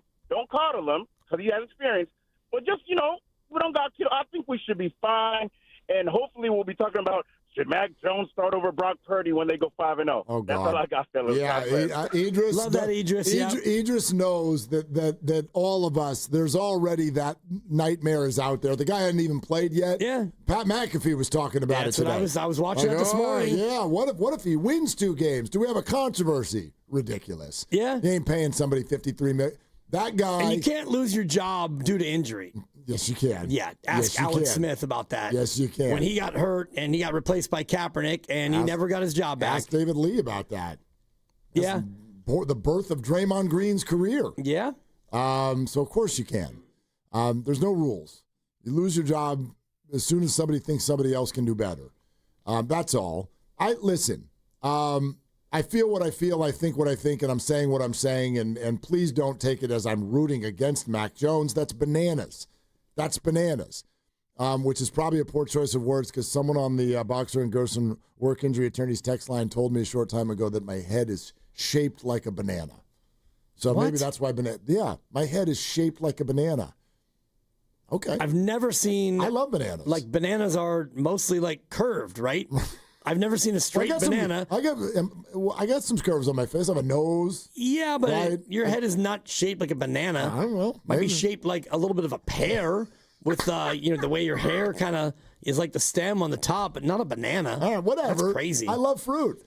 Freeze it. Put it in a smoothie. What's going on here? Anyway, I want the Niners to. I want this to go great, and I'll share with everyone. Like we love to be open books. This is how this conversation got started today, okay? A lot of us, as we all do, we start our day, we're tuned into 95.7 The Game, we're hearing what the roast is saying. We're also hearing and seeing what all of you are saying. Text line, YouTube chat, phone calls, Twitter, Instagram, we're seeing it. We see you. And Grandy threw out the concept of, I can't believe the reaction that I'm hearing because a lot of people seem to think that this is just going to be fine. I think this is a disaster. And I kind of was like, I agree with you. Because this isn't the Saints game. This is 2 to 5 weeks. It's week 2, and the quarterback is already hurt. I find that to at least be a potential disaster. And your response was, it's no big deal. Right. And I that's where I just want everybody to know what the basis of the conversation is. Right. Because it feels like some people are heading down the road of like, I hate Mac Jones. I don't hate Mac Jones, a backup quarterback. But when to me, I said the same thing in the NBA season when Steph gets hurt. I say the same thing every year when any NFL quarterback goes down. When the quarterback goes down, it's a disaster. Yeah, it's just not. Like, factually, it's not a disaster. And I've already given you the Jake Browning example. And, Miami, when they lost Tua, they didn't lose every game. They couldn't get a first down without Tua, and Jake Browning didn't take the Bengals to the playoffs. He won almost as many games as Burrow did in that season. But they didn't go anywhere. They didn't win. It doesn't matter. They were 9-8, and it wasn't a disaster. When they had the backup come in, he came out and he won 4 of the 9 games that they played. They went 4-5. If you don't think Tua injuries have been a disaster, you did not see any Miami Dolphin games. Tyreek Hill has not had a long catch in over a year. And that's largely because they had no quarterback, and it was a disaster. Well, even when they had Tua, he still wasn't getting the long touchdown. He's only played a few games last year. Coming up today at 5, Valkyries close the regular season in Minnesota versus the top-seeded Lynx. Don't worry, they've already got a playoff spot, but their seeding is on the line tonight. They're the 6th seed if they win. If they lose, they're the 8th seed, and they have to play the Lynx again, and they're very good. So root hard. You can hear the game on the Valkyries channel on the Odyssey app. We're also sponsored by Moderna. Your call's next. And our Valkyries Superfan pods in an hour. This is Willard and Dibs. Mnexspike, COVID-19 vaccine mRNA by Moderna, is now available and easy to find near you. To learn more, visit mnexspike.com. That's mnexspike.com. Hey, Dan Dibley here to talk about Fremont Bank, family-owned bank with the family-owned feel. It's my bank, and it has been for almost 7 years, and they're deeply committed to contributing to the goals of their clients, and in this case, it is me, and I'm happy to have been a client for a long time, and they also want to empower the community all around us. Fremont Bank is celebrating 61 years in business. They started this back in 1964 in Fremont, the eponymous name of Fremont Bank, as it started in Fremont. They now have 21 branches throughout the Bay Area, and they've created a local ecosystem that is built on these great relationships that they have with their customers and with their communities. They're proudly independent, and they're active members of the Bay Area and all the Bay Area communities that they serve. They support local nonprofits, and they're one of the top local corporate philanthropist organizations in the Bay Area. When you deposit your money with Fremont Bank, they keep it local. They reinvest it right here, and the money's working all around you. And you should be a part of this, knowing that the money you deposit is the money that stays here and works all around you. It's Fremont Bank, here for you and here for good. Why is Macy's one-day sale the one sale you can't miss? For starters, you'll find our best prices of the month on fall's top trends, like $99.99 for trenches and barn jackets, diamond bracelets $249, and for cozy nights in, comfy sheets at $19.99 and under. Plus, it's Star Money bonus days, when Star Rewards members can earn Star Money faster. Not a member yet? Join for free online or in-store. Don't miss Macy's one-day sale tomorrow. Savings off already reduced prices. Exclusions apply. Injured at work? Don't wait. Every day you delay can mean lost wages, delayed medical care, and more stress for your family. At Boxer & Gerson, we fight for people just like you. Construction workers, delivery drivers, factory workers, restaurant staff, hardworking folks who get hurt just trying to earn a living. We won't back down. We get results. You work hard, you deserve real help. Call Boxer & Gerson now at 510-835-8870 or visit boxerlaw.com. The consultation is free, but waiting could cost you. Boxer & Gerson, justice for workers. Losing weight shouldn't be a struggle, and with Jumpstart MD, it doesn't have to be. Your first month is just $99 when you join Jumpstart MD's medically supervised weight loss program today. Licensed clinicians create personalized plans, including GLP-1 medications. No insurance? No problem. Jumpstart MD has options to meet your individual needs. With 13 Bay Area locations and online visits, expert support is always within reach. Call 855-JUMPSTART or visit jumpstartmd.com to start transforming your health today. Are you interested in being an install or service technician? Good news! R&S Doors and Gates is hiring. If you have good mechanical skills and a knowledge of power tools, welding, and motor controls, you should apply today. R&S Doors has openings to repair and install commercial overhead doors, entry doors, and loading dock equipment. You must be able to work in a professional, fast-paced environment. Call 800-FIX-A-DOOR and apply today. That's 800-FIX-A-DOOR or visit rsdoors.com. R&S Doors. Look for the red truck. Welcome to Dugout Radio, the undisputed home of Boomtown baseball. The Wi-Fi is booming with Xfinity, baby. Our next caller is Stacy. How do you stay locked in on every pitch and play? We stream it all live on Xfinity Internet with low lag, 99.99% network reliability, and speeds faster than a base runner beating the throw to home plate. I stream on my TV, tablets, even my smart fridge. Smart fridge? With all those games, we gotta refuel. Stream live baseball with Wi-Fi built for the biggest moments. Xfinity. Restrictions apply. Actual speeds vary, not guaranteed. Sponsored by Cars for Kids, the easy way to donate your car. Donate today, and your car can be picked up tomorrow. Call 877-CARS-FOR-KIDS today, or donate online at carsforkids.com. Remember, that's cars with a K. This is the story of the one. As a maintenance supervisor at a manufacturing facility, he knows keeping the line up and running is a top priority. That's why he chooses Grainger. Because when a drive belt gets damaged, Grainger makes it easy to find the exact specs for the replacement product he needs. And next day delivery helps ensure he'll have everything in place and running like clockwork. Call 1-800-GRAINGER, click Grainger.com, or just stop by. Grainger, for the ones who get it done. Week 1 is in the books as the football season is in full swing. No matchup in Week 2 is bigger than the rematch of the big game from last season. Philadelphia will travel to Kansas City in hopes of proving that they're still atop of the league, while Kansas City hopes to get revenge. Who will come out on top in this rematch to get their season on the right path? It's Your Journey is brought to you by Hyundai. The Hyundai Getaway Sales Event is going on now. Get deals so right, it almost feels wrong. Don't miss out. Visit your local Hyundai dealer today. If Old Spice Deep Sea Super Hydration Body Wash were music, what would it sound like? Start with the deep sounds of Old Spice's ocean waves and kelp. Layer on the smooth, renewing moisture. You wouldn't hear any parabens or phthalates because Old Spice Deep Sea hasn't got any. But you would hear that vitamin B3 for healthier looking skin. So while your regular body wash sounds like this, Old Spice sounds like this. Sounds like it smells amazing.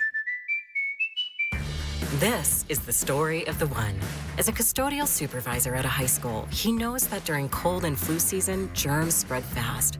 It's why he partners with Grainger to stay fully stocked on the products and supplies he needs, from tissues to disinfectants to floor scrubbers. All so that he can help students, staff, and teachers stay healthy and focused. Call 1-800-GRAINGER, click Grainger.com, or just stop by. Grainger, for the ones who get it done.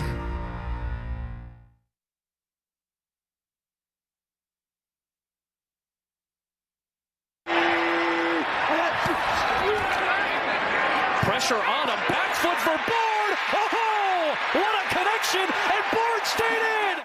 Now, back to Willard and Dibs on 95.7 The Game. Adam Amin with the call right there on Fox. And also, I guess this development, because Thursday is normally the day when the quarterback talks. But Brock Purdy's not going to talk. No. Brock Purdy's not playing this week. And it sounds like maybe Mac Jones won't either. Is that the word? Yeah, so the Niners media schedule said coordinators were going to talk, Saleh and Kubiak, Yep. and then they were going to be followed by Brock Purdy at the podium, and no one followed Kubiak. So it was just Saleh and Kubiak Just an empty podium. Yeah. Were there a lot of people on hand waiting for someone who never showed up? Did they get left hanging? I don't know. I would imagine they probably knew going in down there. All right. Media website just wasn't updated. Here's Ian Rappaport on NFL Network this morning. Kyle Shanahan telling reporters yesterday that Brock Purdy is a long shot to play this week. It could be a multiple-week injury. My understanding is that Brock Purdy is out 2 to 5 weeks. 2 to 5 weeks for Brock Purdy with what is essentially a variant of turf toe.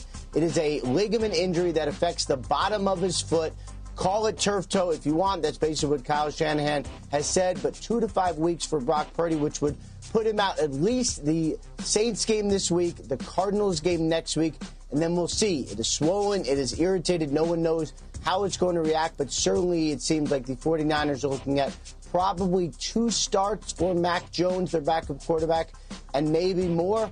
And it's been tough early on for the 49ers, guys. I mean, obviously you had the Christian McCaffrey minor injury to start out week 1. He ended up playing. You have George Kittle on IR with a hamstring injury, another battery of injury for the 49ers. A lot of challenges early on. Okay, so that last part obviously is well-traveled territory for 49er fans.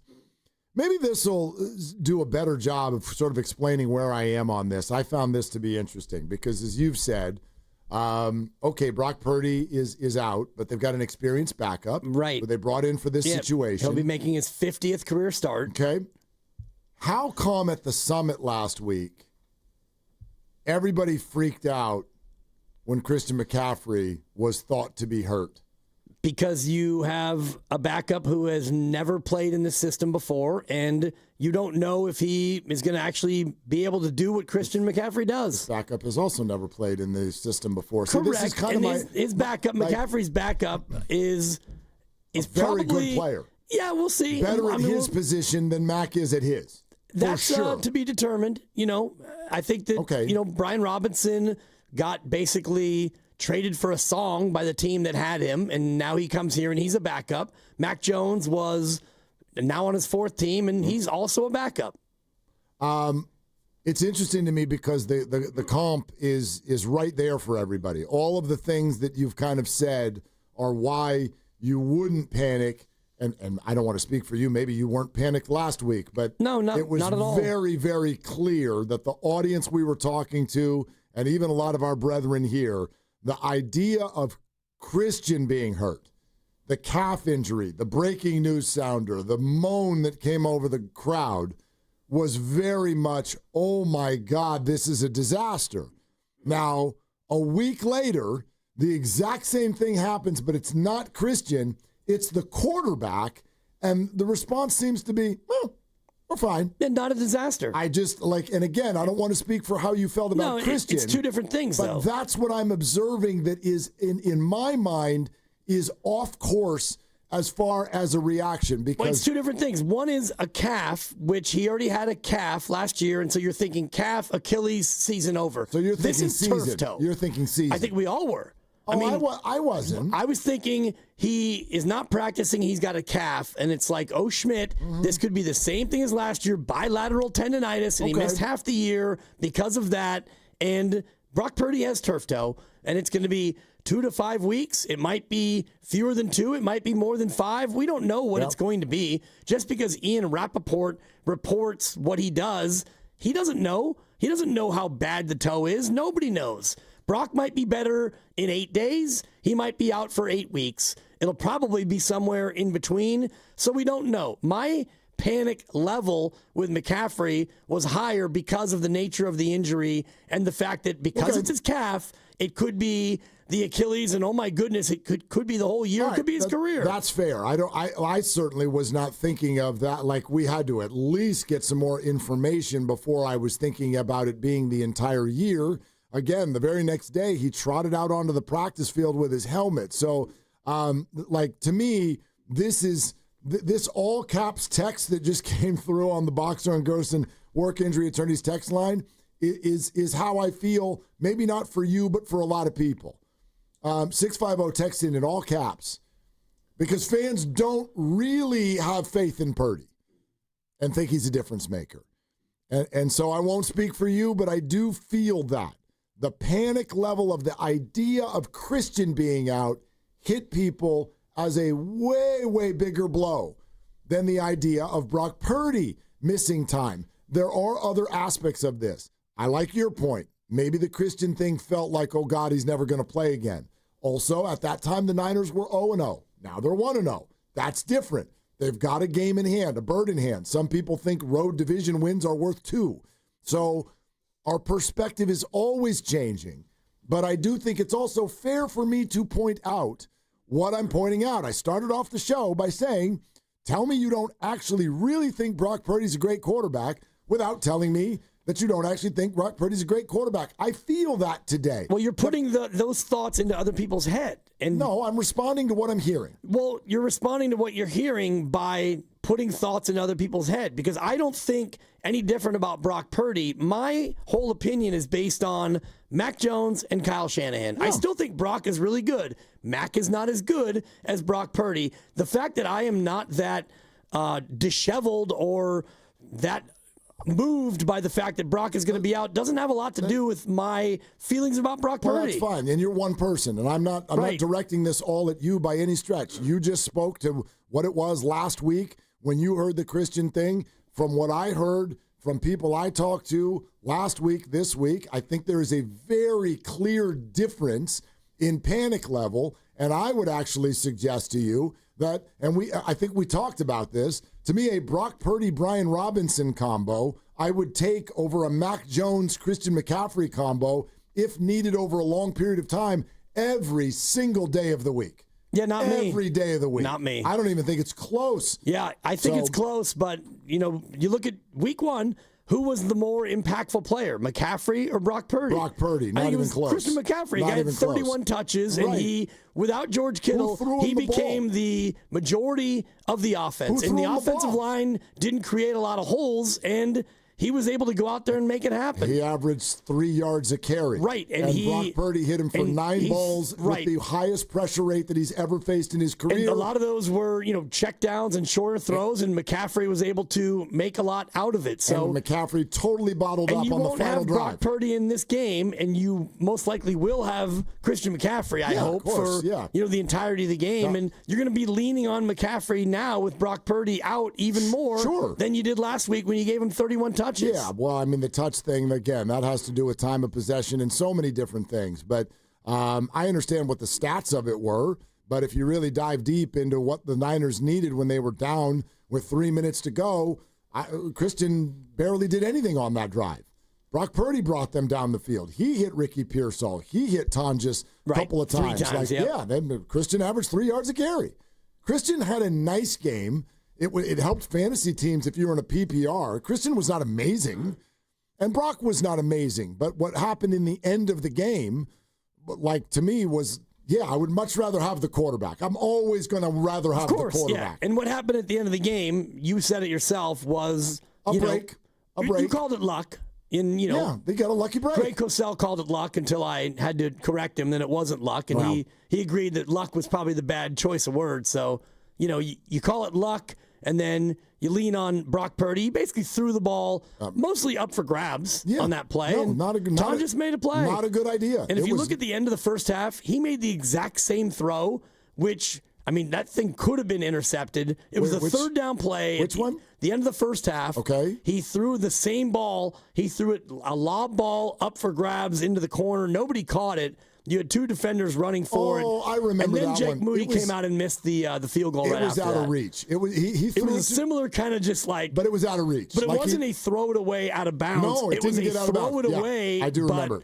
That was a little bit of a scary throw, and it was almost the same throw as the Tonjes one that he caught. Would anybody, do y'all think Christian is more important to this offense than Brock? To me, we can get into that if you want. Good Lord. If this was, again, fair point that you make about the Christian feeling might have been that it was going to be season ending, career ending, all of the thoughts that went through our head last week, that's fair. But if you told me right now, Christian's out 2 weeks or Brock is out 2 weeks, which one would you take? Good Lord. I'd trade Christian for Brock for 2 weeks right now in a heartbeat. In a second.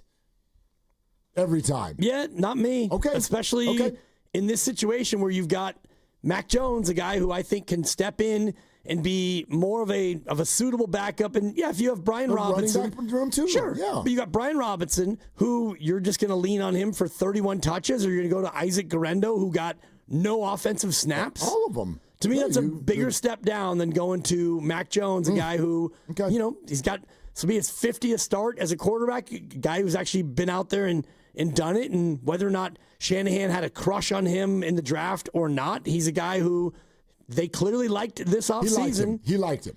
And they liked him in March when they rushed out in the free agent market and gave him a pretty good size contract for a backup quarterback. Let's go to John in Benicia. Hi, John. Thanks for calling. Hey, thanks, guys. I'm going to have to be with Diddley on this one. I mean, I think that in terms of a safety valve, and I mean, Christian McCaffrey's your security blanket, and to me, you don't replace the binky. I mean, you can buy another toy, and that's Purdy. But I think what's going to be really interesting is that Diddley, if what you're saying comes true over the next, let's say he's out 3 or 4 games, and Mac looks impressive, how much are we going to regret giving away that $50 million? Probably not at all. Well, so John, what I find interesting is the fact that you're even asking that question already. And that's what I'm trying to sort of say today without it sounding like I'm being offensive. And thank you, John, to Mac Jones. But do you notice that? Like, we're already asking, could Mac Jones take the job? But he hadn't even taken a snap yet. Right, he's not taking the job. Well, if he's out 5 weeks and he goes 5-0, and the Niners are 6-0, and Brock Purdy's toe is finally all better and the shoulder's better, he starts. Of course he starts does. the next game. So of course. I don't think that you're going to get into regret. Now, if Brock Purdy comes back and they immediately lose 4 in a row, and we're going to be doing a ton of radio about Mac or Brock, Brock or Mac, but I don't think the team is anywhere close or will be anywhere close to regret of the contract that hasn't even kicked in yet. Right. If that happens, I'm just going to become a Warriors correspondent, and somebody else can do this with you. I don't even want it. That scenario you just played out, that's a nightmare. Yeah, that's a nightmare, and it's not going to happen. But anyway, do you see, like, that's what I'm getting at. And if that's how you feel about Brock, that's how you feel about Brock. But the idea that any fan with a 1-0 football team and the new contract in hand, with a turf toe injury now here, their head would already go to, hey, if Mac Jones wins the next 3 or 4 games, do you regret the contract? To me, you have to at least admit, if you're one of the people who feels that way, you have to admit you're not 100% sold yet on Brock. And that's okay. You can be sold on him, but you can also be thinking that you gave him too much money. Yeah, and I guess that you can think that because you gave him $53 million, which starts next year. He's only making $9 million this year, but next year when that 53 kicks in, you're going to have to make some roster moves probably, and you did this past offseason, moves that you had to make because you can't afford guys, and you did that with Banks, a guard who you probably would have liked to keep, and you couldn't keep him because he was making too much money. He got a free agent deal that you couldn't afford, and so he's gone. So the money that you have to pay Brock, that becomes more of a regrettable thing next year. Yeah, but we're 0 games into the era of him not playing and already asking the question, and that to me, there's stuff tucked in there. That's all. There's time for that on Monday. Well, I mean, Mac goes to New Orleans and they win, 24-13, and Mac throws for 280 and 2 touchdowns. People are going to call in on Monday and say, It's exactly what Brock just did. He just threw for 280 and 2 touchdowns. And 2 interceptions as well. Yeah, absolutely. Boxer and Gerson work injury attorneys text line. Here's one that I would love to address real quick. We'll keep going on the phones. Would you swap out Christian and Brock if you could? I sure would. But this text just came in, 925. And there's no way for me to prove this the same way there's no way to prove your point. But I think it's a fun discussion. The text says, we had Brock every game last year and no McCaffrey. And how'd that work out? Well, all I can do is give you my opinion on how it would have worked out. And I would say that if it had been Christian, if Christian had played last year, I still think they're 6-11. And here's why. First of all, they had the leading rusher in the NFL while they were about 2/3 of the way through the season. They had the leading rusher in the NFL. So it's not like the person filling in for Christian went out there and was awful. And I will continue to stand on any soapbox I can find to tell you that the Niners were 6-11 last year because they could not stop the run on defense. That was their number one problem, and Christian would not have fixed that. So that's kind of where I sit, and that's why, Mac is in and Brock are in a better spot this year, it seems, than anybody would have been last year. I also think we need to pause with the whole, the Niners have a great defense. We have too many opinions that are based on 1 week right now. Right, I have no one idea. opponent, too. I have no idea who these teams are. I don't know that the Saints suck out loud. Well, we'll I see think they do. what Seattle's like at the end of the year. Yeah. They don't play Seattle again until week 18, which is kind of a weird bookend of the schedule. But Seattle might not be very good, and they might be still figuring out how to run the ball. And I think they changed out their entire offensive line, or almost the entirety of their offensive line. And they have a defensive head coach. Right. So week 1 is probably not going to be indicative of who they're going to be come week 18, and we'll find that out. And New Orleans might be better than we think, and they're certainly going to try to run the ball with Kamara. We know that. Travis in San Jose is next. Hi, Travis. Thanks for calling Willie and Dibby. How are you guys doing today? Awesome. We're fantastic, Travis. How are you? Day in San Jose, going to take my kid to First Tee Golf, but just wanted to chime in. Let's go. You guys know, it's really about Kyle Shanahan, guys. Nothing to worry about. You got Brock Purdy a couple days out. Got Christian McCaffrey, but stop going around in circles because it's just going to be about Kyle Shanahan and X's and O's. So, Travis, I'm down with that opinion because you're admitting sort of like the two options that I threw out there. You're saying that you think Kyle Shanahan is an absolutely elite coach. Is that fair? Yes. All right. So then we're good here. Again, that's all. Travis, thank you very much. That's all I said. For those of you who see a Brock Purdy 2 to 5 week injury and you shrug your shoulders and you go, I believe you're saying one of two things, and you get to pick which one. You either really don't think Brock is all that. By the way, that's fine. You can think that. A lot of people do.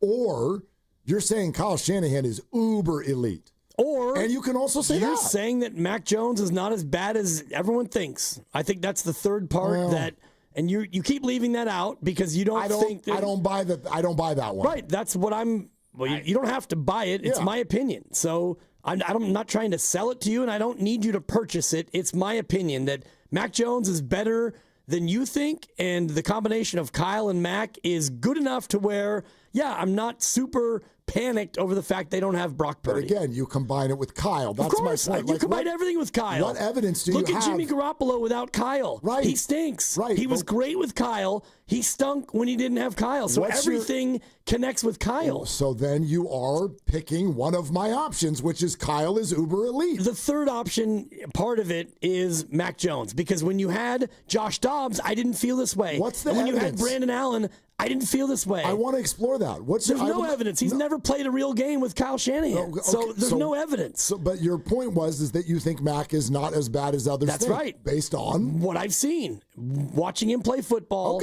watching Mac Jones, and the fact that Kyle Shanahan either reportedly wanted to draft him or didn't want to draft him. One thing I do know, they went out on the first day of free agency and gave him guaranteed money to be the backup, which tells me that Kyle Shanahan likes him. Whether or not he wanted to draft him in 2021, that to me is water under the bridge. I don't even care. He likes him. I know he likes him because they just gave him guaranteed money. He liked him then, too. They gave him $5 million guaranteed to be the backup. Yeah. So that tells me that Kyle thinks that he is a good enough quarterback to be QB2. So that is the evidence. I've always agreed with you that Mac Jones is a high-level backup. Like, again, the best evidence is we can't even name most of the backups in the NFL. Well, I have the list right here if you want. I know. Well, that's because you did a deep dive. Well, I did it, and I wanted to do it, and I wanted to look at how many backups in the league currently have started more games in the NFL than Mac Jones. Ooh. How many do you think? Because I ran through every team's backup. That's a fun question. Every team has a backup. Yes. And of the backups, 32 backups. Every life has a story. Of 31 backups, not including Mac Jones. Okay, the other 31. How many of the 31 have more starts than McCorkle Jones? And the number of that is 49. 49. Roll 49. He's 20 and 29. Which is super appropriate and really unfortunate that he's going to ruin it this week. Kind of. Got 49 starts. And I'll give you just one clue. There are 4 backups who have never started a game. Okay. Gabriel, Milton, Dart, and Shuck. Yeah, like I'm trying to even think of I know one immediately. Is Mariota somebody's backup? Correct. Okay. 74 starts. Yeah, that one came to mind. You mentioned the Biscuits earlier. Is Carson Wentz somebody's backup? Put it on the board. Okay. 94 starts. Yeah. You're doing great. Thank you. How about ooh-wee? I don't know what that means. Kirk Cousins. Cousins. Oh. That's the one I was thinking. You like that? Yeah. Okay. Kirk he Cousins. started 159 games. Yeah, a billion games. The Ginger Ninja. Oh, Andy Dalton on the board. I thought he was hurt. But is he out? I don't. Is he? I the was backup looking right at the okay. our lads depth charts. Got it. Teddy KGB, 65 starts. Teddy Bridgewater. I thought he Tampa Bay. He didn't retire. Teddy Bridgewater. I got him in Tampa right now. I mean, I looked at it earlier. You know what I mean? Okay. The whole bit might be dying here. I'm sure you're dying right. on the vine. I'm sure you're right. Yeah, we do. Here, can we put this on hold? Take the music down. I'm not done with this. And I do want. I'll share what I think I might potentially know about what Kyle thought of Mac Jones in the draft. All right, we'll do that coming up next, and we'll keep taking your calls. Would you trade? Would you swap out Christian and Brock if you could, just for a couple games? 888-957-957 is the number. Brought to you by Fremont Bank. Here for you, here for good. Willard and Dibs. The road to Santa Clara starts now. Let's go Niners! The red and gold are back. Purdy spins out of the pocket. Throwing back of the end zone. It's caught! And the toe tap by George Kittle! Your station for everything 49ers. The Bay Area's football station. 95.7 The Game. Hey, it's Willard and Dibs for Safeway. Enjoy these amazing deals for Safeway members. And as always, save up to 20% weekly on hundreds of exclusive offers with For You on the Safeway app. Here we go. USDA Choice Boneless Beef Tri-Tip Roast Untrimmed Twin Pack, just $6.99 per pound. Pairs well with Decoy Cabernet Sauvignon. What doesn't? 750 milliliter bottles for just $15.54 each, or mix and match 6 or more for just $13.99 each, plus CRV. Exclusive digital coupon on a dozen Lucerne cage-free eggs, large grade AA, just $3.97 each, limit 1. Did you say a dozen eggs? I said a dozen eggs. For $3.97? I did. Excellent. Excellent. Another exclusive digital coupon on Lucerne chunk or shredded cheese, 32-ounce selected varieties, just $5.97 each, limit 4. All right. The app is simple to use, makes it easy to save money. Go to Safeway.com for more details, and we'll see you in the aisles. Change is always happening. It's part of life. And when it comes to music, change is all around us. Songs are rewritten. Classics are remixed. Bands and artists come and go. Even our taste in music changes. Here at Xfinity, we know there's still good in keeping some things the same. That's why we want to do our part with a 5-year price guarantee on our internet. It means no matter what changes, you get 5 years of the most reliable Wi-Fi with our best equipment included for a price that stays exactly the same. Surprised? Life is full of them. One internet price, 5 years, guaranteed. Learn more at xfinity.com/deals. Restrictions apply. New residential customers only. Taxes and fees extra and subject to change. Most reliable Wi-Fi based on OpenSignal Awards USA. Fixed Broadband Experience Report, August 2024. Lawton Skilled Nursing and Rehabilitation Center is a 5-star facility located in the Sunset District of San Francisco and in close proximity to our preferred partner, UCSF Medical Center. At Lawton, you're in good hands with world-class nurses led by a well-known and UCSF-affiliated medical director in Dr. Darby Clayson. Contact Administrator Dan Daly at 415-566-1200. That's 415-566-1200 for any additional information. When your reputation's on the line, you don't leave anything to chance, especially your primer. Painters trust Kills primers for a smooth start, strong adhesion, and serious stain-blocking power. And now, the full Kills lineup is available exclusively at the Home Depot. Need it fast? Get same-day or next-day delivery, or order online and pick up in-store. Kills primers. Pro results, faster. The Home Depot. If you're a pro, you know. What is your next success story? At University of Maryland Global Campus, you can succeed again with more than 135 affordable online degrees and certificates to help you move your career forward.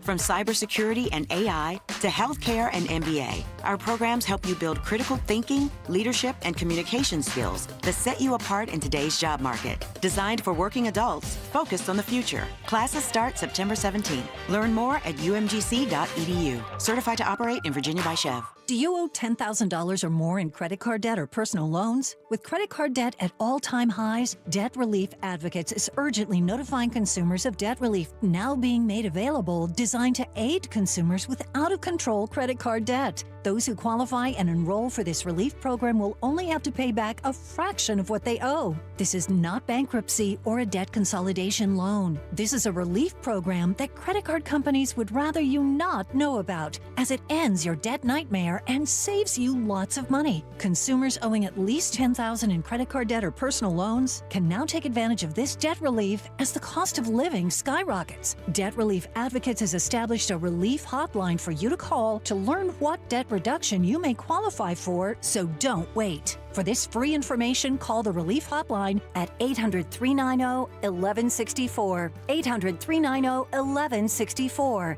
800-390-1164. We get it. Attention spans just aren't what they used to be. Heads in social media and eyes on Netflix. But what do people do with their ears?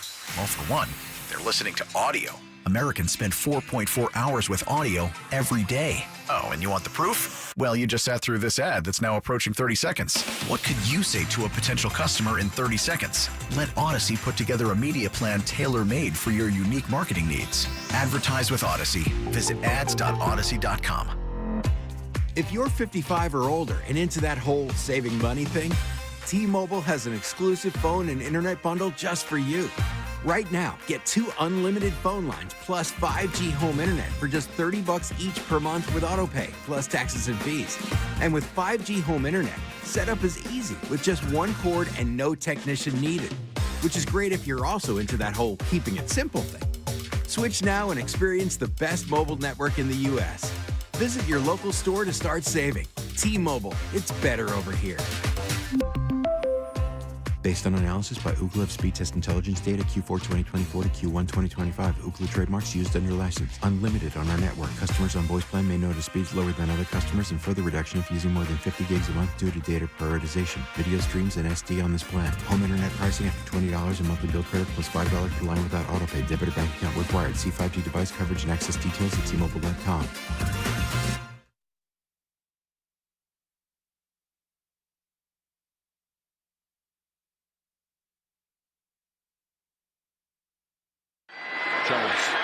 Deep ball, and somehow they blew the coverage. It's Bourne to the end zone. One play later. Now, back to Will and Dibby on 95.7 The Game. Was that America's most underrated QB wide receiver combo? Was that Mac Jones to Kendrick Bourne? Mac to Bourne, there you go. Give me some of that. Heat it up. Give me some of that. You might have it on Sunday in New Orleans. Jawan Jennings did not practice today. Neither did Trent Williams with the knee. It's one thing to have a vet day. Yeah. It's another thing to have another day, which is not a vet day, and you don't practice. But I think Trent is always good. He's never going to practice on Wednesday. I don't think there's going to be that many Thursdays in there either.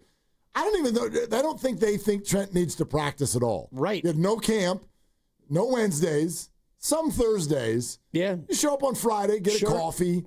Whatever, Trent. See if he shows up on Sunday, this Sunday. Yeah. I mean, I know you just took a shot at him. I got it. I took a shot because on Sunday, this past Sunday, he wasn't very good. Shoot your shot. It's all you got. I always will. Okay. And I stand on it. I stand on business. I say it with my chest. He was not great on Sunday. No, he wasn't. You don't need him to practice, but it would be nice if he could come out Sunday and play like the Hall of Famer he's going to be. With a backup quarterback and no tight end. Yeah, that'd be great. That would be swell. That would be super. It would be super. All right, we're going to go to the phones.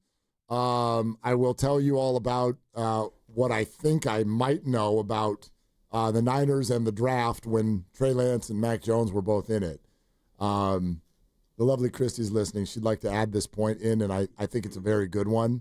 Part of the reason everybody freaks out, I know you don't want to hear this, America, but part of the reason the freak out is bigger for Christian McCaffrey than it is for Brock Purdy is because Christian means a hell of a lot more to all your fantasy teams than Brock does. Like, that's just reality. And there are so many fans, and you know that I watch this in my own house.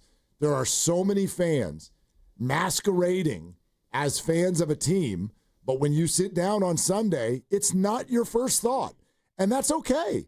I'm not coming down anybody's road for that, but that's part of it. Christian McCaffrey is a bigger name, a bigger presence, more of a fantasy player, more well-traveled, bigger star, whatever, more famous wife. Like, that's Christian flipping McCaffrey. But that's just maybe this is my bias. And it's not a Brock bias, it's a quarterback bias. You let me keep my quarterback over anyone else on the field, period. If I've got a good one, and I believe the 49ers do. For me, it comes down to who your backup is. And Brian Robinson Jr., he's a good backup, no doubt. I don't know if they're going to be the best two-man tandem in all of the NFL like Brian Robinson like Jr. said they would be. Ultimately, you got to go out there and prove it. But for me, if you have a backup quarterback who is serviceable, and this guy is, in my opinion, and we can run through all the 32 backups and we can rank them and bore everyone to tears. He's up there among the best backups, and they think so because they gave him a nice chunk of change to come in and be the guy who they might need, and turns out they need him now. I'm mad at myself for not thinking of Jimmy Garoppolo. I know, when right? Going through your list. I was going through my list of quarterbacks who have more starts than Mac Jones. Jim during the break is going through the list, and I'm like, see it. I didn't think of Jimmy. Jimmy Garoppolo. I'd like to say Jimmy Garoppolo, Dibs. Right. Jimmy Garoppolo, he's got more than that. Put on the board. Yeah. And in fact, he has by far among backup quarterbacks the best winning percentage. Oh, well, yeah, of course. No, not the most. The most is Kirk Cousins, who has started 159 games, and he's a backup. I'm sorry, Andy Dalton, 168 games. Woo. You like that? You like that? I do. I've come to Garoppolo, really, 43 and 21.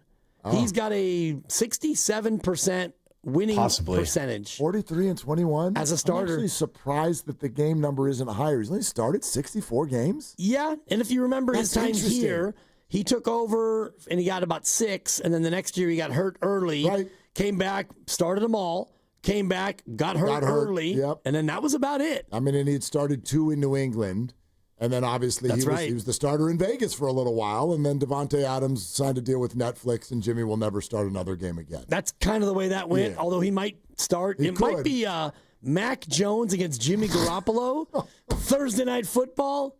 I don't know the theme because it's now on Amazon. Please, NFL. Battle of the backups in Week 5. I'd say yes, but that also means Brock's doing the full 5, and I'm not rooting for that no matter what. But if that were to happen, Jimmy versus Mac, who was the guy that Kyle reportedly moved up to replace Jimmy with in the draft, but then didn't actually do it. So here's what I've come to believe, and this comes from a conversation. Okay. Let's put it that way. I do, and you can call this irresponsible, and I'd kind of agree with you. But the thought is that indeed the 49ers did do all of their homework, whatever this was, 4 years ago, 5 years 2021. ago. They did all of their homework on all 5 quarterbacks. Everybody knew Trevor Lawrence was going number 1, but they did all their homework on all 5 quarterbacks. And they, in that moment, knowing that they wanted a quarterback on a rookie deal, and they did not want Jimmy Garoppolo to be their quarterback anymore, they grew to a spot where they were comfortable with 3 of the other 4.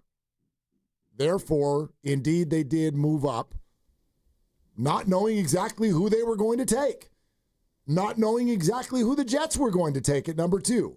I think they had it on pretty good authority that it was going to be Zach Wilson, but you don't know what's happening at number 2 until you know. Maybe somebody else trades up to number 2 and grabs somebody else.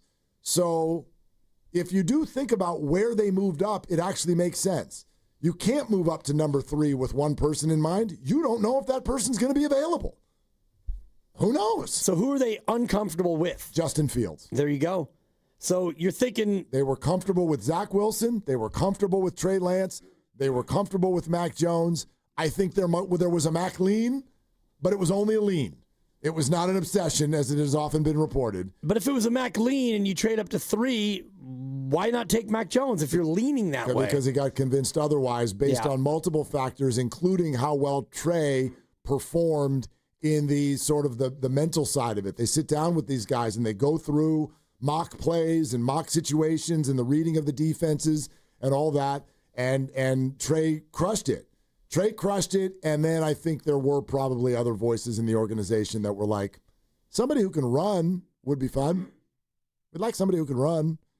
And so there was discussion, and then that's the way it went. And in the end, I don't know that there was even some people say, well, there's no wrong answer. In this case, I don't know that there was a right answer. None of the quarterbacks have gone on to be great. You know, none of them have grabbed the job and stuck with it.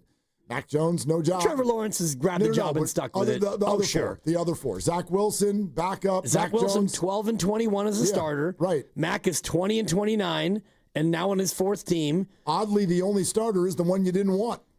Right, Justin Fields. And Trey Lance, 2-3 as a starter. He's on my backup list as well. So in that draft, which was only 4+ years ago, you've got Trevor Lawrence and the rest of them, Justin Fields, and the other 3 are backups. Right. And lucky to be backups. Although Justin is on Team 3 and was a backup just last year. Exactly. Yeah. And might be a backup again pretty soon. Well, we'll see. He got to a good start. Great start, yeah. That was he did what he needed to do last week.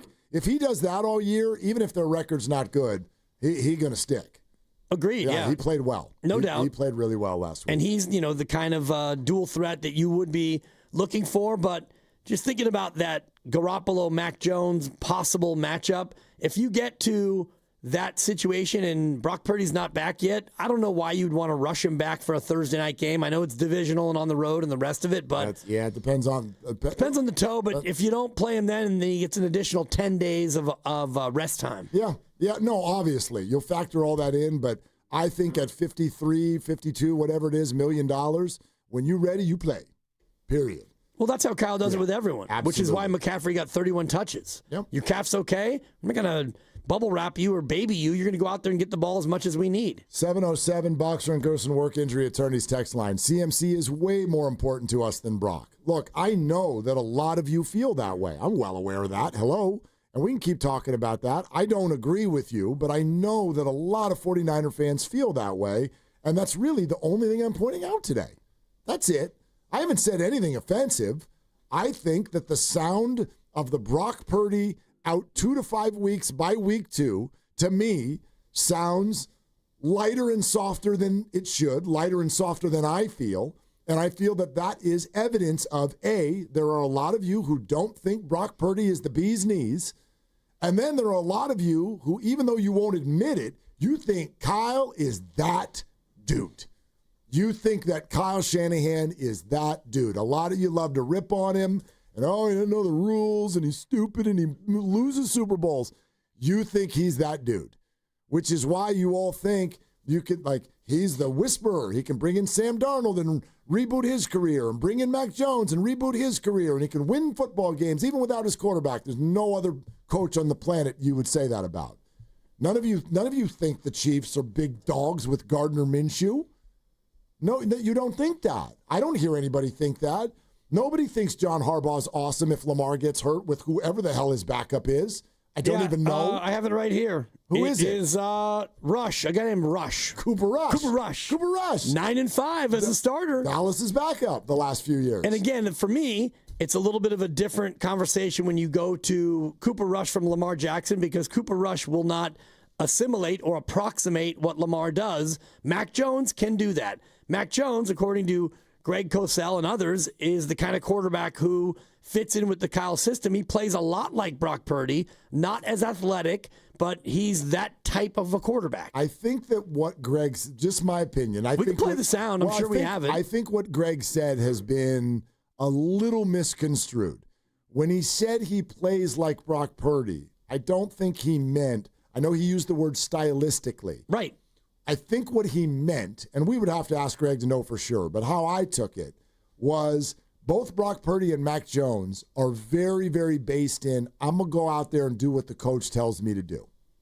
Like, one thing that was interesting in Jacksonville, and I think Rick Ballou even said this to us an hour ago, Trevor Lawrence is the #1 pick in the draft, and he makes $55 million.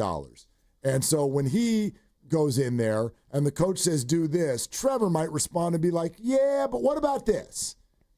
Mac Jones is not built that way. I don't think Brock Purdy is built that way. I think that they trust Kyle Shanahan and they want to go do exactly, coach, okay, got it, I'm going to do it. And I think that that's what Greg meant. I could be wrong. But I didn't take it as anything sort of physical, because I don't think physically, I don't think that they're very similar at all. They both want to throw the ball from the pocket. Mac has to throw the ball from the pocket. He can't get outside the pocket. I stylistically, I think that he meant almost more mentally than physically. Yeah, I didn't hear that. And I'm just taking his words and hearing what he said. And he talked about, stylistically, the two quarterbacks are very similar. And whether or not that's not wanting to improvise, well, Brock Purdy sure improvises a lot. And you've seen it many times where, he'll scramble, he'll run around, even the play to Tonjes. That was not the way that plan was drawn up. That's after the snap. I'm talking about when they go out, like there's no sort of, hey, coach, what if we did this? It's more like, okay, got it, we're going to go do it. That's what I mean. You're listening to 95.7 The Game, KGMZ FM, in HD1 San Francisco and Odyssey Sports Station, and the home of the Golden State Warriors and Valkyries. Always live on the free Odyssey app. Coming to you live from the Laughing Monk Studios. Here's Coach Sells' comment on that stylistic similarity yesterday. I think in many ways he's stylistically similar to Purdy, other than the fact that he's not as good an athlete as Purdy. I think when you put him in the context of this offense, and that's all we can do because that's what he's going to be doing, he is a timing rhythm player. He can execute the kinds of throws that are asked to be made in this offense. Now, he obviously played last year and had some ups and some downs, which was to be expected. He was in a pretty dysfunctional situation. I'm not going to sit here and tell you he's going to come out and be unbelievable and wow, it's special. But the way in which he plays, and I think everybody was probably well aware when he came out in the draft that it seemed that Kyle liked him because it's that style of quarterback. He's a timing rhythm player who gets the ball out, and that fits what Kyle wants. Yeah, a distributor. Basically, somebody who is going to go out there and this is the play and we're going to run it and let's get the ball out. I mean, it's funny when Greg said it because I can see where the way you read it, the way I read it. He's timing and rhythm player. Yeah, that's like I'm going to go out there and, okay, snap, 1, 2, 3, go, release ball. But when he says they're very similar except for they're different athletes, it kind of made me chuckle. Like that makes them very dissimilar. Well, he's bigger than Brock Purdy, so he probably won't have to go to the jump pass, for example, because he can probably see over the line. He's 6'3" and not 6'1", and it's funny that you portray him as, not being able to run. He's been able to run in his career at times. He may not be as athletic as Brock Purdy and able to scramble and break the pocket and do all those things. We'll see. We haven't seen him in the construct of the 49er offense just yet, but I do think that he has the ability to be better than what he was in Jacksonville just based on better coaching and better environment, better players around him. I don't actually have this in front of me. Do you have numbers that would suggest that he can rush the ball a little bit when the pocket breaks down? Just his career, he's gone for, I have it right here. Just rushing, he's gone for 419 yards. 145 attempts. In 4 years. Yes, and not a ton. Yeah. Most of that was obviously in his time in New England, his 3 years there. 2.3 per carry, which speaks to a lot of quarterback sneaks and probably some, mediocre gains on non-designed runs. 888-957-9570. And we do have the poll is up on Twitter. It's on YouTube as well. From a YouTube standpoint, that's what I'm looking at right now. This appears to be a pretty freaking interesting discussion. And the question is, who's more important to the 49ers offense, Brock Purdy or Christian McCaffrey? Right now, 54% say McCaffrey, 46% say Purdy. So I'm on the side where if in a magical world we could just hand Christian a little turf toe and get Brock back in the game this weekend, I'd do that. Sorry, Christian, I love you, but yes, I would do that. Count me out on that. Well, I know, but I want to make sure people know that I'm not saying like I'd rather Christian's calf flare up. I'm with you on that. That's different. If you're going to give him the same injury. The same injury. The turf toe. He'll be back in 2 to 5, and you have to perform without him, I would give me Brock and Brian Robinson for a few weeks. Yeah, not me. Yeah. And I think part of it for me is also not having George Kittle. So the import of having a weapon, Christian McCaffrey, becomes greater when you don't have George Kittle, because one thing we saw last year in the red zone, they really struggled. They didn't have Christian McCaffrey for the majority of the year. And already in the red zone, they got in once in this, actually twice. I guess the second touchdown to Tonjes was in the red zone. So I feel like having McCaffrey when you don't have George Kittle is all more important. Yeah, and again, I think important to remember, and you know, to the point that that we were talking about a short time ago with the whole fantasy impact. You know, you all in your PPR leagues and whatnot. Christian had this great game the other day, like average 3 yards a carry. He did not, like, the 49ers were not great in the run game. They were effective in terms of longevity. They were able to have the ball a lot. They had the time of possessions. I did not think that, like, holes were open and Christian was devastating. I did not see that for him or Brian, for that matter. Yes, but Seattle's a good defense. They are, and I look at things a little differently beyond just like the average per carry and the numbers. They were able to run it effectively to where they almost every play were able to get something. So they avoided big losses. Yep. They avoided, being behind the sticks. And, even though they didn't average much more than 3 yards a carry, they were able to establish it and do enough to where you got Brock Purdy into a lot of third and short and third and medium, and you were able to keep the ball and move the sticks. Let's go to Rob in Philly. Hi, Rob. Thank you for the call. What's up? Yo, brother. Look, I'm with you and I'm not with you at the same time. Like, this is not. On one point, I get it's not ideal. This is not good, and I'm with you that there doesn't seem to be any panic amongst, like, everybody seems to be like, it's like shoulder shrugging this a little bit, but at the same time, this is better than Brandon Allen. It should be a little better than Josh Dobbs, and it might only be like 2 games. I'm dead serious. Even if we even go 1-2. I still feel like we're going to be okay. You know what I mean? As long as Brock comes back all right, might as well get this out of our system now than in December. Oh, I don't disagree with anything you just said there. I don't disagree with any of that. And again, I really appreciate the word that you used there. It should. This should be better than Dobbs. This should be better than Brandon Allen. We don't know. We haven't seen it yet. But you're also under the pretense that this is going to be 2 games, and I hope you're right, but it might not be. And if you lose your quarterback for a third of the season, which is also on the table here, I don't think that the word disaster is too big of a word.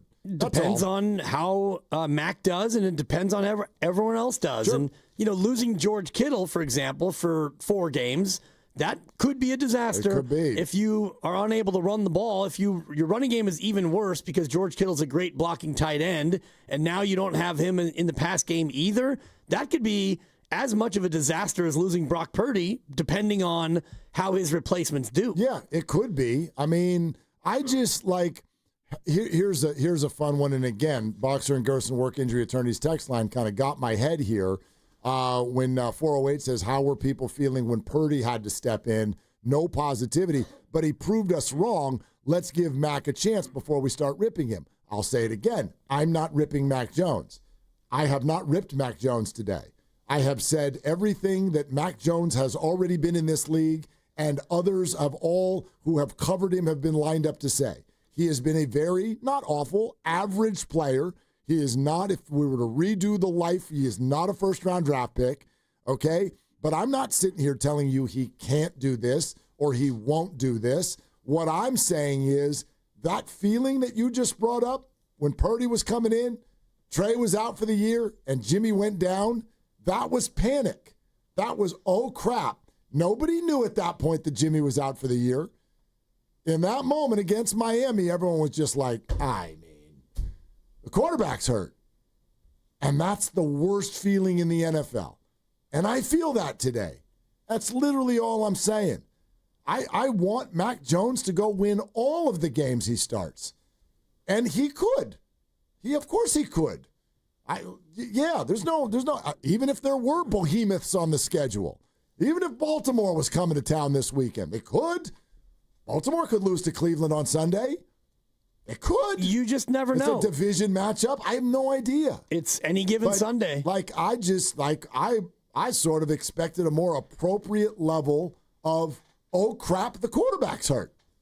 That's all. I don't really feel it. That's all. Well, and part of it for me, too, is it's just week 2. And, the caller was right saying, thank God this isn't in December. And I'll buy that because, you get into that spot. And even if you're possibly going to make the playoffs, you don't know if he'll be back for that playoff game at that point. This is week 2. And even if he misses week 2, 3, 4, and 5, and heck, maybe even week 6, well, you're in a spot then where you still at that point would have 11 more games. The schedule is easier in the second half, so you can weather the storm. There's no need to panic in week 2. Well, no, there's no need. But what the hell's the fun of the NFL if we can't panic when the quarterback gets hurt? The fun is watching your team on Sunday no matter who's out there. Well, I'm still going to have fun and watch the game. If it's Pongus and Farrell instead of Kittle, and if it's Mac Jones instead of Purdy, if it's Pinheiro instead of my beloved Jake Moody, I'm still going to root for the 49ers all the same. Don't be mad just because you had to waste a transaction on your silly fantasy I got a good kicker now. Who did you pick up? That Rams guy. Josh Carty?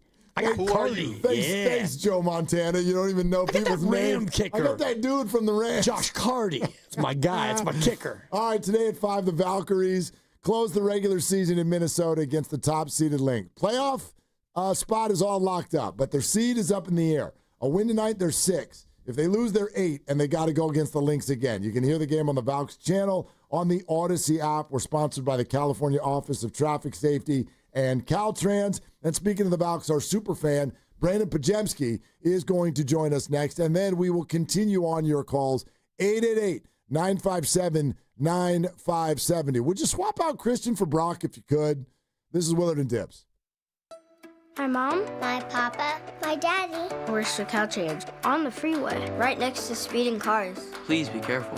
Be alert. Be work zone alert. Brought to you by the kids of Caltrans. What time is it? Game time. What time is it? You know what time it is. It's football season, and it's the big fella, Lorenzo Neal. Join me and Evan Giddings every home game for the kickoff show, live at the Laughing Mock Gastropub, Sunnyvale, right around the corner from the stadium. We're talking Niner football and hosting the best game day tailgate in the Bay. Laughing Mock Game Day is the faithful's first stop with games, prizes, free parking, and a shuttle straight to the stadium. Righteously brewed in San Francisco and faithfully brewed for the fans. Football is back, and so is your shot at big wins. With DraftKings Pick 6, the official daily fantasy partner of the NFL, your game day instincts can score you real money fast. Here's the play. Just pick more or less on 2 or more player stats, from breakout rookies to elite QBs, and unlock the upside every snap brings. The better your calls, the bigger your payout. New DraftKings customers get $50 in bonus picks with just a $5 entry. This season, play your player instincts. Download the DraftKings Pick 6 app now and use code THEGAME. That's code THEGAME. Play just $5, get $50 in Pick 6 bonus picks. Make the call. Ride the upside. In partnership with DraftKings Pick 6. The crown is yours. Gambling problem? Call 1-800-GAMBLER. Must be 18 and over. Age and eligibility restrictions vary by jurisdiction. Void where prohibited. 1 per new customer. Bonus awarded as non-withdrawable Pick 6 bonus picks that expire in 14 days. Limited time offer. See terms at pick6.draftkings.com/promos. Here they come. The Golden State Valkyries. 3 in the air. It's good. Bay Area's WNBA team having a breakout rookie season that's making sports history. The Golden State Valkyries face the Minnesota Lynx. Coverage starts today at 4:30 live on KPIX. In trivia, it's not just what you know, but where it goes.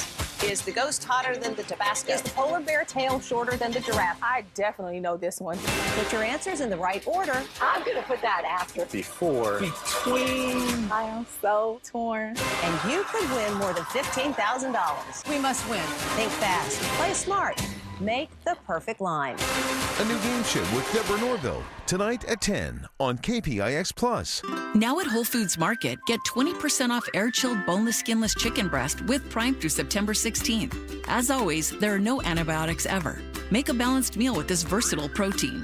While supplies last, shop in-store or online. Terms apply. Want to interact with the hosts but can't call? Text the Boxer and Gerson Work Injury Attorneys text line at 888-957-9570. Boxer and Gerson, Northern California's premier workers' compensation law firm, helping injured workers get their lives back for over 40 years.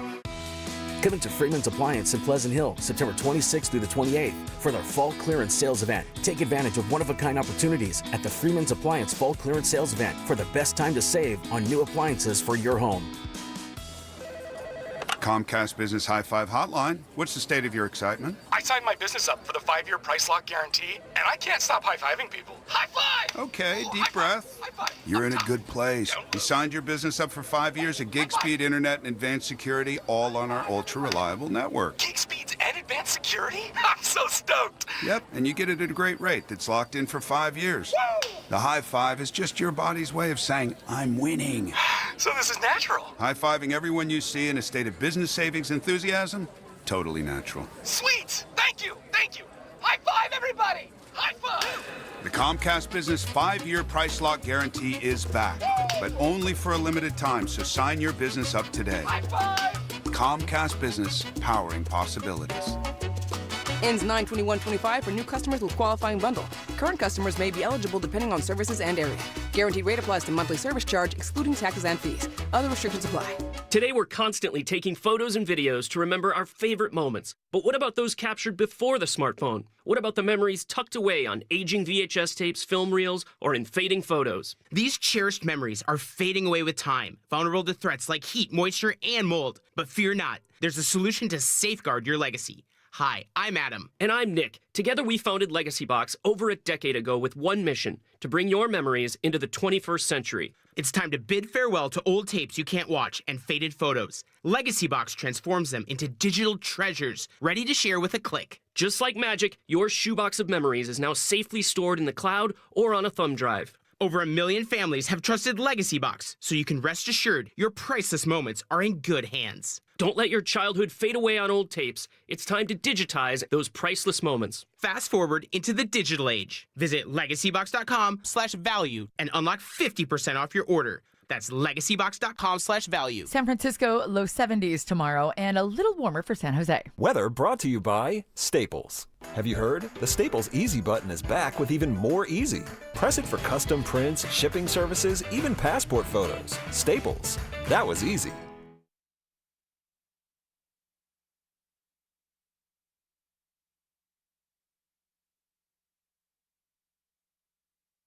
Bay Area, it's Brandon Pajemski. You're listening to Willard and Dibs on 95.7 The Game. You know what, Dibs? I like your picks. Yeah, you do, Pods.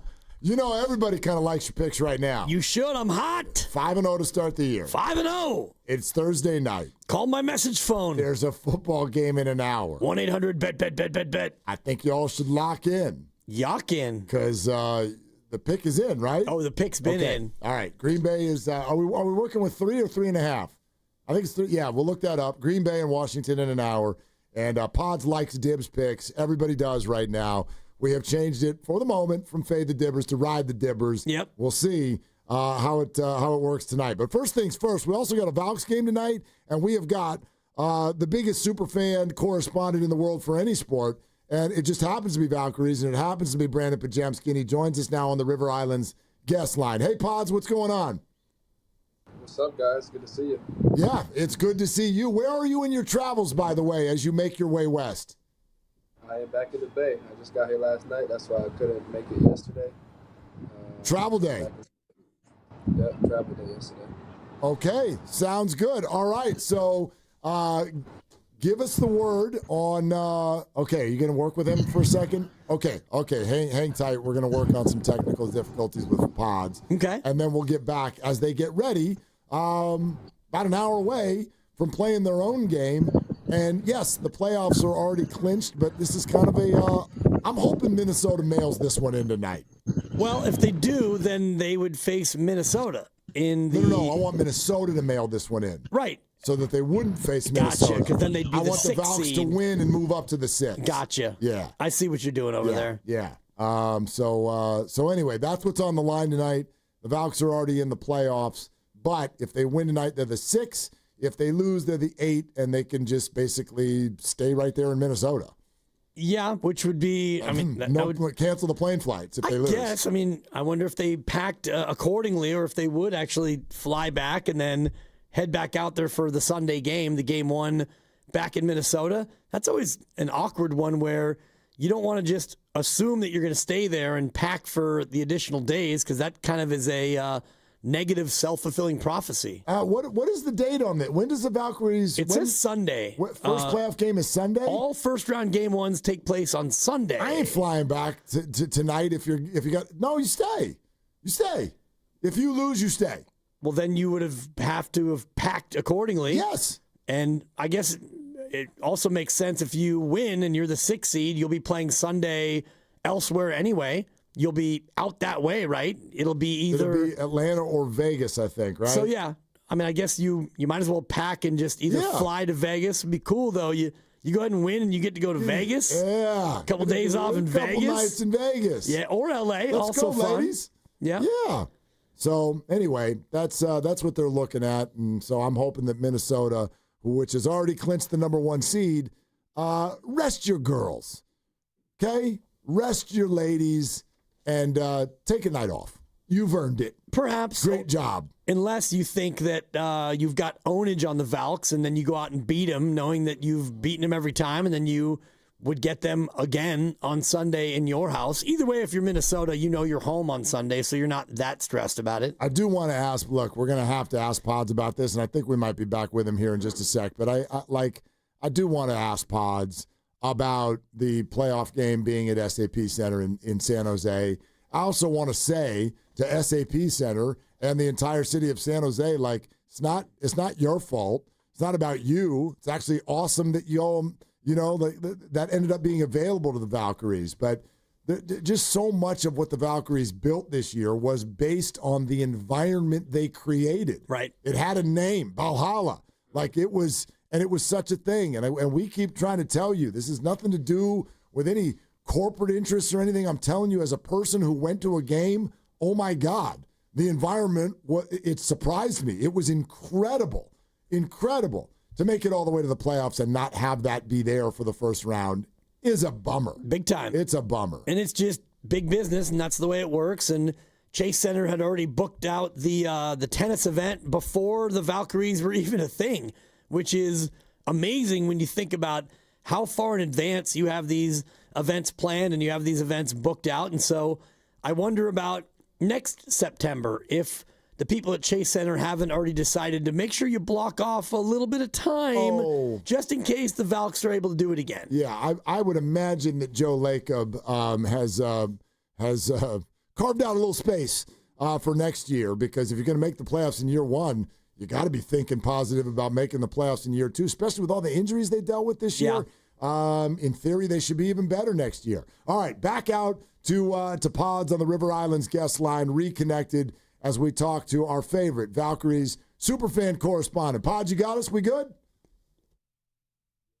Okay, sounded much better. Perfect. All right, so what is, in your opinion, the mental side of a game like this? You have 2 teams coming together. Everyone's in the playoffs. Seeding is kind of at stake, though. So, how aggressive do you think these 2 teams actually play this thing? Well, I'll start from the Valkyries want to win, and I think they'd rather not play Minnesota in the playoff. But on the flip side, I think Minnesota honestly wants to play us, so I think they're going to play their players and try to play us, just because I'm not sure the record against the Seattle Storm, but I know it's going to be either us or them who plays Minnesota, and I think Minnesota would rather play us, honestly. But for me, going into the game as the Valks, I'm just trying to get a win, because that's all I can control. After that, just forward at me. As a player, are those things that you consciously think about going into a game, or is it just something you completely just block out of your mind, possible playoff machinations and all the rest? I mean, it's definitely thought about. I think it's more so thought about between coaches, staff, front office, things of that nature. I obviously haven't been fortunate enough to be in a situation yet where I get to kind of dictate should we win or lose this game, depending on who we play. but I think I'm always going to try to win and get the best out of everything.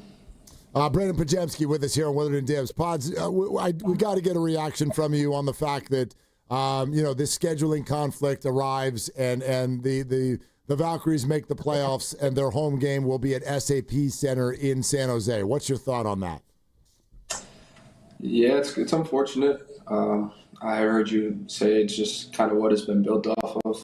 Valhalla, the crowd, the environment, all sellouts through all 22 games, and to not have that is going to be a little bit different. But I don't expect anything less than a sellout at SAP Center. I know it's a great venue. Been to a few hockey games down there. Obviously, it's going to be a little bit different feel, but I know everyone's going to show up because it's the first playoff game. Have you already made your arrangements to be there in your usual courtside seat for that playoff game? Yes, I will be there. It's big. It's big. And I wonder how they're going to turn the teal that they normally have down there into the light purple or the lavender that the Valks come with. Have they asked you for any design ideas going into that playoff game? No, they haven't, but I know obviously Joe will be there, and I'm sure Joe has voiced his opinion on what he thinks should be different. And I know something will be try to make it as similar as possible to Valhalla as they can. Obviously, everybody knows it'll be different, but it'll definitely be loud and rocking in there for sure. Are you saying, Brandon, that Joe Lacob is usually forthright with his opinion? I mean, hey, the man's the boss. He's the owner. His words mean a lot, so it's always kind of whatever he says goes. Hey, I want to ask you this. Just like, let's take a step back again. I know that we've already all kind of had it sink in that the Valkyries made the playoffs in their first year, which is incredible. You could answer this a bunch of different ways, but I wonder what comes to the front of your mind first. How'd they do it? I think collectivity, different ladies every night, stepping up. You've had the consistent pieces that have been there all year. I think Veronica played in every single game, started every single game. Our all-star went down midway through. Things could have, flipped upside down for us, but we found a way to make it a positive. From the ladies that we signed only for hardship contracts to just the girls that have been there the whole time.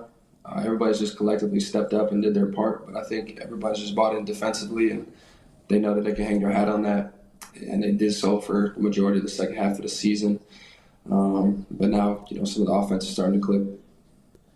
Do you see similarities in style of play with what you guys do? Because I'm just looking, and they led the league in percentage of the points that came from the three. Very good defensive team as well. Is that the mentality of the Valkyries? Is it similar to what you guys try to do with the Warriors? I think there's some similarities. Obviously, personnel becomes a huge part of it. We have Steph who shoots the most, threes a game, close to every year. So that comes from a lot of it. But I think from an analytics perspective, everything's so numbers based. Teams both in WNBA and NBA want threes or layups, or threes or paint shots rather, and they know that that's the most points per shot that you're going to get. So you can see that. Obviously, Natalie's probably trying to enforce that more just because it's her first year and she's trying to, lay some groundwork of what she wants as a coach. And so to see that, and then to see them knocking their threes down, because I remember the first couple games I went to and I was like, wow, we're like 1 for 12 right now. But now, they're having games where they're making 12, 15 threes. So it's been cool to see. Pods, I know everybody's staying in the moment and hoping they do really well in the playoffs, but a first year like this sets them up for what going into next year?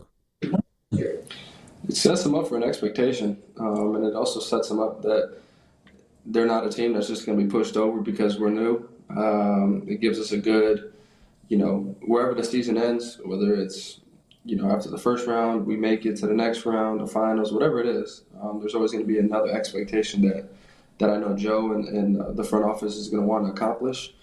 But it also shows to the rest of the league, like, hey, these expansion teams are for real, and we expect a lot out of our players. And I think going into the second year next year, it's going to be a great year for us. Brandon Pajemski, the Valkyries superfan correspondent with us every week here on Willard and Dibs 95.7 The Game. And obviously we do one big Warriors question at the end, and here's mine, because you just used the word expectation. Now let's transfer that over to the Golden State Warriors. Realistically, fans, what should their expectations be of this coming year? I think a lot of winning. You look at the All-Star break and beyond last year, our record, I don't know what it was, but it was pretty good amongst the league. To have a full year of our squad, whoever it may end up being, you're going to have your main three pieces in Steph, Dre, and Jimmy. And so to have those three for a whole year together, I think it's going to be great. I think, fans can expect a lot of winning. It'll probably look similar to the second half of the year throughout the course of the year. But everyone's goal is the championship, and everybody knows that. I mean, Pods, when you put that out there, everybody knows the greatness of those three players, but how do you answer it when someone says, like, is it realistic to be optimistic when those three players are all over 35 years old? I mean, I think so. I know that those guys, when it comes playoff time, I feel like their body resets in a way, in their mentality. They look at every series as just how can we get 4 games. And it's different in the playoffs. We've experienced it last year. I got to see how much harder it is, how much more intensity it is. And I know, and they know they only got a couple, 3, 5 more years, whatever it is, left in the tank. So it's like, we're there, we make it to the playoffs, they're going to give it all they got. Pods, great to have you. Welcome back to town, man, and thank you so much. Thanks, guys. Appreciate you. Okay, playoffs next week for the Valks. There it is. Brandon Pajemski, Valkyries superfan correspondent. He will be courtside SAP Center for the playoff game. Tuesday or Wednesday, according to the notes. Sunday it all begins either in Minnesota or in parts beyond, depending on how they do here in the next couple hours. Vegas, whatever. Yeah, this is one of those weird ones, kind of at the end of the year where nobody need it, but in theory, the way they're talking about it, the Minnesota Lynx get to choose their opponent. It's a little disrespectful to say it that way, right? As if they can just win the game because they want to. But if they want to play the Valkyries again, play hard. If they don't want to play the Valkyries, then tank that sucker. Yeah, and I don't know if it's that cut and dry. If you're Minnesota, like, you probably feel confident against just about anybody, but I think they've beaten the Valks every time this year, 3-0. So that's correct. You beat them a 4th time and they stay and you get to play them again on Sunday. You probably feel good against anybody, but 4-0 would be the kind of ownage that you'd want to just go ahead and keep that team around. And he said, Pods was like, I don't know what their record is against the Seattle Storm. The record is 2-2. Minnesota was 2-2 against them this year. They are 3-0 so far against the Golden State Valkyries. However, Dibs, you spoke about confidence, and I'd like to transfer your confidence to a different spot. I've never seen you actually this confident in my life because you are 5-0. You are 5-0. 5-0. This is a completely new year. You have come out incredibly hot. If somebody wants to point to the breaks at the end of the Niner game or the Bills game, they can do that, but that's betting. That's how it works. And my partner is 5-0. But now it's week 2. And so you're only as good as your last pick. Yeah, true. And your most recent pick is about to happen right now. Let's do it.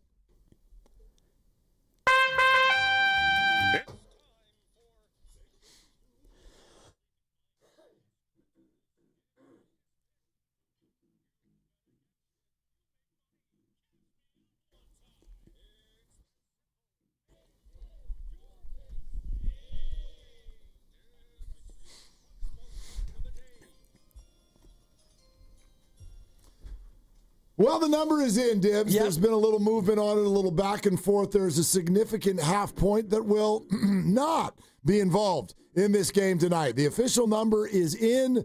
The Green Bay Packers hosting the Washington Commanders. It's a sexy matchup. It's Thursday Night Football, and the home team gets the stock 3.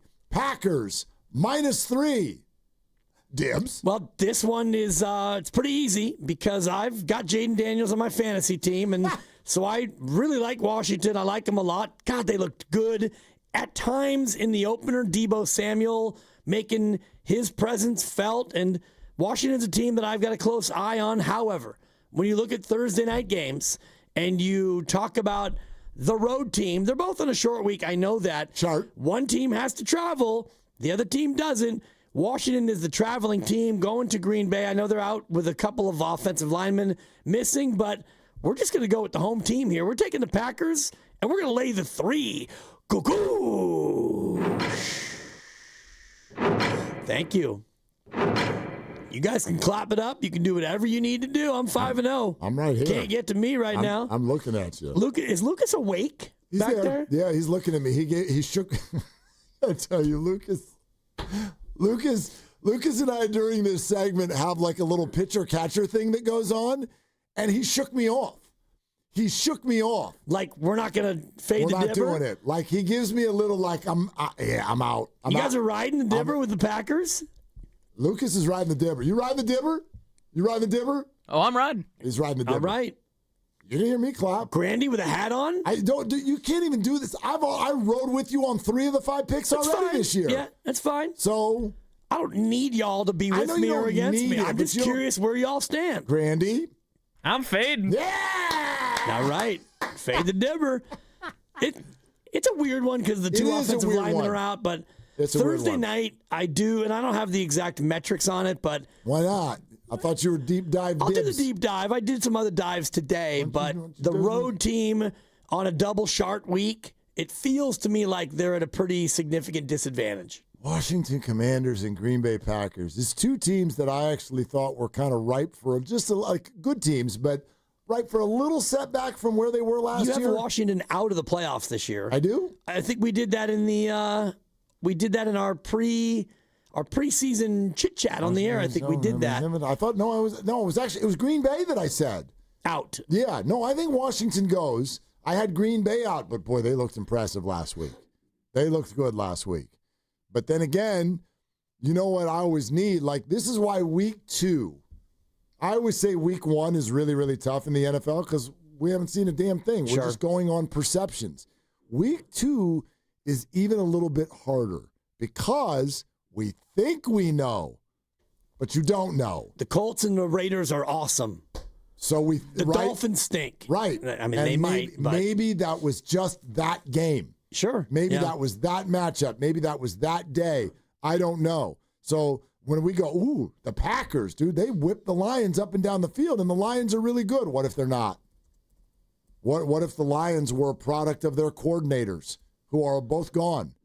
I don't know. I don't know yet. So week 2, you got to be really careful because you head to the window and you think you know all kinds of things, and you might not know bubkiss. So I think both of these teams are really good. I think both of their quarterbacks are really good. I think the home team on Thursday night means something. And but outside of that, I could have been convinced either way. I'm going to ride the dibber. Okay. Yeah, trying to get to 6-0. 6-0 is it gets a little scary because you're like, dude, you're going to lose one at some point. For sure. And these are just I'm glad the games. You admitted that. Well, like last week, for example, I pick every game against the spread in a pool that I'm in, and last week I went 12-4. That's a great week. Very good. But, I mean, I lost 4 games, so it's a little arbitrary the way that we do this because I picked the Thursday, the Niner, and then Sunday, and then the Monday, and you did a bonus because we also had a Friday last week. And there's going to be 2 Mondays coming up. So we'll worry about that on Monday. Yeah, it's a little bit arbitrary in that I do pick all 16 games in my pool, and I could go 0-4 on Fade the Dibber and get the other 12 right. You could. It doesn't often happen. It doesn't work that way, though. Which is funny because I think now, after last year and including this year, I might be exactly at 500 or darn near it. And keep in mind, any gambling hot streak, I would say any. This happens all the time. People start blowing on the back of their fingernails whenever they go on a little roll, or if you hit a parlay where you get 3, 4, 5 picks all right, or we get a text from Guru because he hit a 73-pick parlay, or if he actually missed but came close and he wants to send it to us, Guru, we love you. You know what I'm saying? Any of those things, if they ever happen, you got lucky. You got some breaks, and you're big enough to admit that the Bills, they got their butts kicked all night long. and then a godlike figure fumbled a football. And the snowball started going the other way, and you won the game. You could look at all of them. By like a point. What was Jake the spread on that one? Tonjes caught a touchdown pass on a ball that was thrown really to no one. And then Sam Darnold fumbled. And Caleb Williams missed not one but two wide open receivers for plays that would have prolonged drives. One of them was a walk-in touchdown. I think was that DJ Moore? DJ Moore. Down the left side, and that is a touchdown, and I lose that one as well. But, it's gambling and it's football. Sometimes you're the nail, sometimes you're the hammer. Dibs, the running tally from last year and this, you are 33, 36, and 1. So still fighting to get back. 5-0, and I'm still clawing to get back to 500. Still 3 games 5-0, still 300. I'm like the Giants. That's exactly what I was just going to say. I mean, Dibs just started hitting. Your OPS is like 1,103. Giants go 13-4 over a 17-game stretch, and they're, two games above? Yeah, 2 above. Good Lord. Also only 2 back. Sure. Plus they lose the tiebreaker. Yep.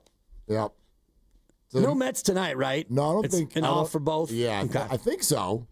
I don't know. Do the Mets play tonight? The Mets are still playing Philadelphia, and they're up 4-0 in the second inning. Oh, for crying out loud. Yeah. I was in a way better mood 10 seconds ago. Oh, sorry. That hurts, I didn't even know that they played. You know what they need? They need one of them Schwarbombs. They might need 4 of them. They get a little Schwarbomb in there, and they'll come back. Those Phillies can hit the ball. All right. We're brought to you by Fremont Bank, here for you, here for good. Here's the deal. We got an hour and 20 minutes left to go on this show, and we would like some heavy Brock Purdy, Christian McCaffrey action, because here's what we're talking about. Brock Purdy is out for 2 to 5 weeks. My take, I don't think the 49er fan base sounds panicked enough. That's not to say Mac can't win or Mac's going to just totally tank. But when the quarterback goes down, I would have thought there would have been more concern. Not the questionable concern that we're hearing. More concern. I think that means either A, you're not that into Brock, or B, you think Kyle Shanahan is uber great as a head coach. But it led us to the conversation of, would you rather Christian's out or Brock is out? Which one's more important to the offense? We'll take your phone calls right now. 888-957-9570. This is Willard and Dibs. Come into Freeman's Appliance in Pleasant Hill, September 26th through the 28th for their fall clearance sales event. Take advantage of factory direct prices, one-of-a-kind opportunities, special pricing on floor models, and convenient financing. Save on new appliances from trusted brands like Miele, Bosch, Electrolux, LG, and Maytag. Visit Freeman's Appliance in Pleasant Hill for their fall clearance sales event September 26th through the 28th for the best time to save on new appliances for your home. Change is always happening. It's part of life. And when it comes to music, change is all around us. Songs are rewritten. Classics are remixed. Bands and artists come and go. Even our taste in music changes. Here at Xfinity, we know there's still good in keeping some things the same. That's why we want to do our part with a 5-year price guarantee on our internet. It means no matter what changes, you get 5 years of the most reliable Wi-Fi with our best equipment included for a price that stays exactly the same. Surprised? Life is full of them. One internet price, 5 years, guaranteed. Learn more at xfinity.com/deals. Restrictions apply. New residential customers only. Taxes and fees extra and subject to change. Most reliable Wi-Fi based on Open Signal Awards USA. Fixed Broadband Experience Report, August 2024. Own a home built before 1980? Is it on a poured foundation? You may be eligible for a grant up to $3,000 to strengthen your home against earthquake damage. Consider bolting your house to its foundation or bracing crawl space walls to help protect your investment and keep your family safe. Register between August 20th and October 1st at earthquakebracebolt.com. Visit today to learn more and secure your grant.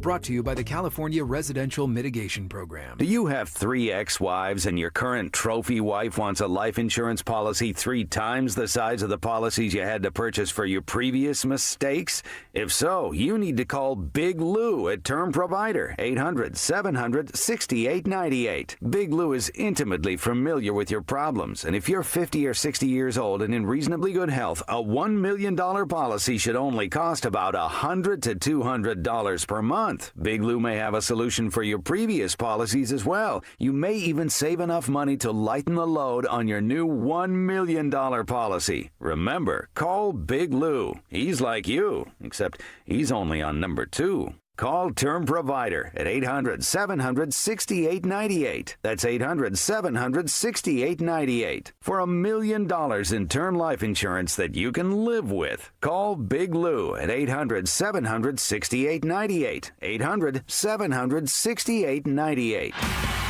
Now it's time for the closer of the week. Presented by LiftMaster and RNS Doors. Turn your garage into the envy of the neighborhood. Visit rnsdoors.com. This week's closer comes from Trey from Belmont. Nui and Jose provided outstanding service. They were knowledgeable, friendly, and professional. The job was completed in a timely manner, and they made sure everything was working correctly before they left.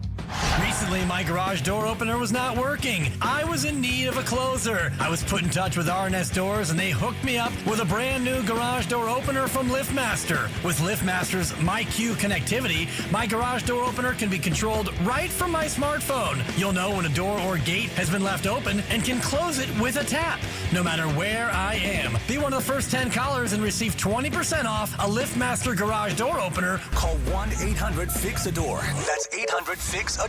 Or visit rsdoors.com. R&S Doors. Look for the red truck. There's nothing like when you get that part from eBay and it just fits. Yeah, the first time.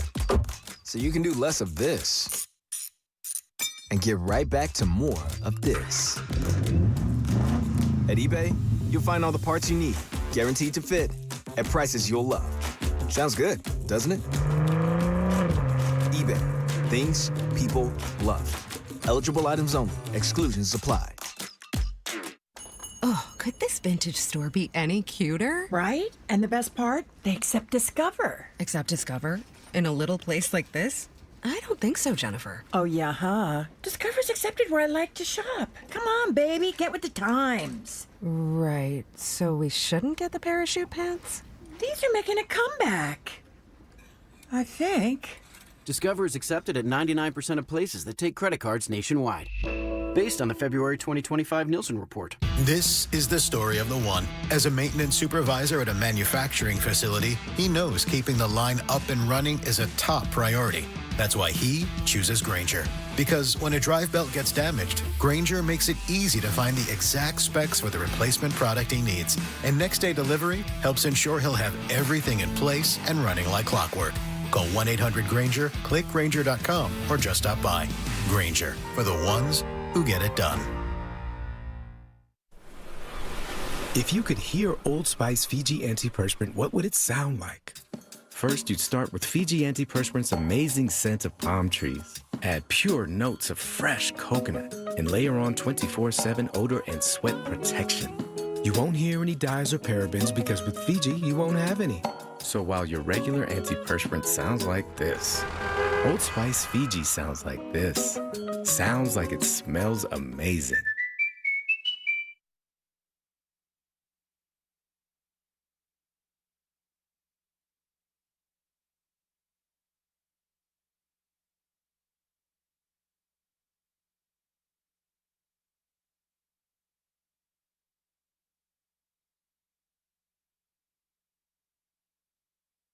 At his best in Jacksonville, what was he really good at? That's a very difficult question. Now, back to Willard and Dibs on 95.7 The Game. That was a pretty great moment. Rick Ballou was on earlier. It's a great question. It's a difficult question, yeah.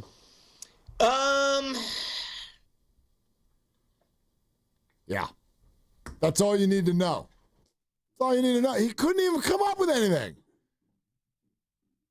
I mean, oh, by the way, there is one really. You're going to see a quarterback performance this week. Yeah. You're going to see one in New Orleans on Sunday. You're going to see one hell of a quarterback. It's not Mac Jones. It's Spencer Rattler. Spencer Rattler. You don't believe me? Ask the defensive coordinator of the San Francisco 49ers, Robert Saleh. This quarterback, I'm telling you, he's going to be a household by the end of the year. This kid's pretty good. So he's a twitchy athlete. He's got a hell of an arm. He's very decisive in his decision-making as he goes through his progression. And he's accurate with the football. So they gave Arizona everything they could handle. Now, I will say this. Grandy told me. He's going to be household. Well, I like that. Grandy said, Robert said he's going to be a household name. He didn't say that. He said he's going to be a household. It's going to be household. Which means maybe he's going to not have a job. That's how he's going to be at home. He's going to be home after the year. He's going to be household. Because he's not going to be in the playoffs, so he'll be household bound. He could be on house arrest. He could be a household product. He could be homebound, like you're saying. He could be a number of things. Actually be a household. He could be. I don't know. He's going to be household. Yeah. I like that. That's a good... Let's hear it again. This quarterback, I'm telling you, he's going to be a household by the end of the year. This kid's pretty good. So he's a twitchy athlete. He's got a hell of an arm. He's very decisive in his decision-making as he goes through his progression. And he's accurate with the football. So they gave Arizona everything they could handle. Yeah. Well, I mean, they did give Arizona everything they could handle. I like it when people call athletes twitchy. Yeah. That didn't used to happen. That's He's twitchy. Kind of a newer thing. Yeah, I mean, he's twitchy. He's accurate with the football. He's going to be a household. He went, they threw the ball 46 times against the Cardinals. The Saints, 46 pass attempts. And some of them got completed. Right. I'm sure a number of them got completed. 27 of them. Yeah, it's pretty good. Pretty good percentage. For 214 yards. Wow, that's not a lot. I was going to say not even 5. 4.7 yards per attempt. I actually did hear a crazy stat. I think it was yesterday. What is it? Spencer Rattler was the most accurate quarterback in the league in week 1, just by, there's some metric in the analytics that ball placement, what percentage of your throws are off target. He only had 2% of his throws that were off target. Huh. Why did they miss so many? Rashid Shaheed? Did he drop a bunch? I don't know. He caught 6 for 33 yards. Yeah.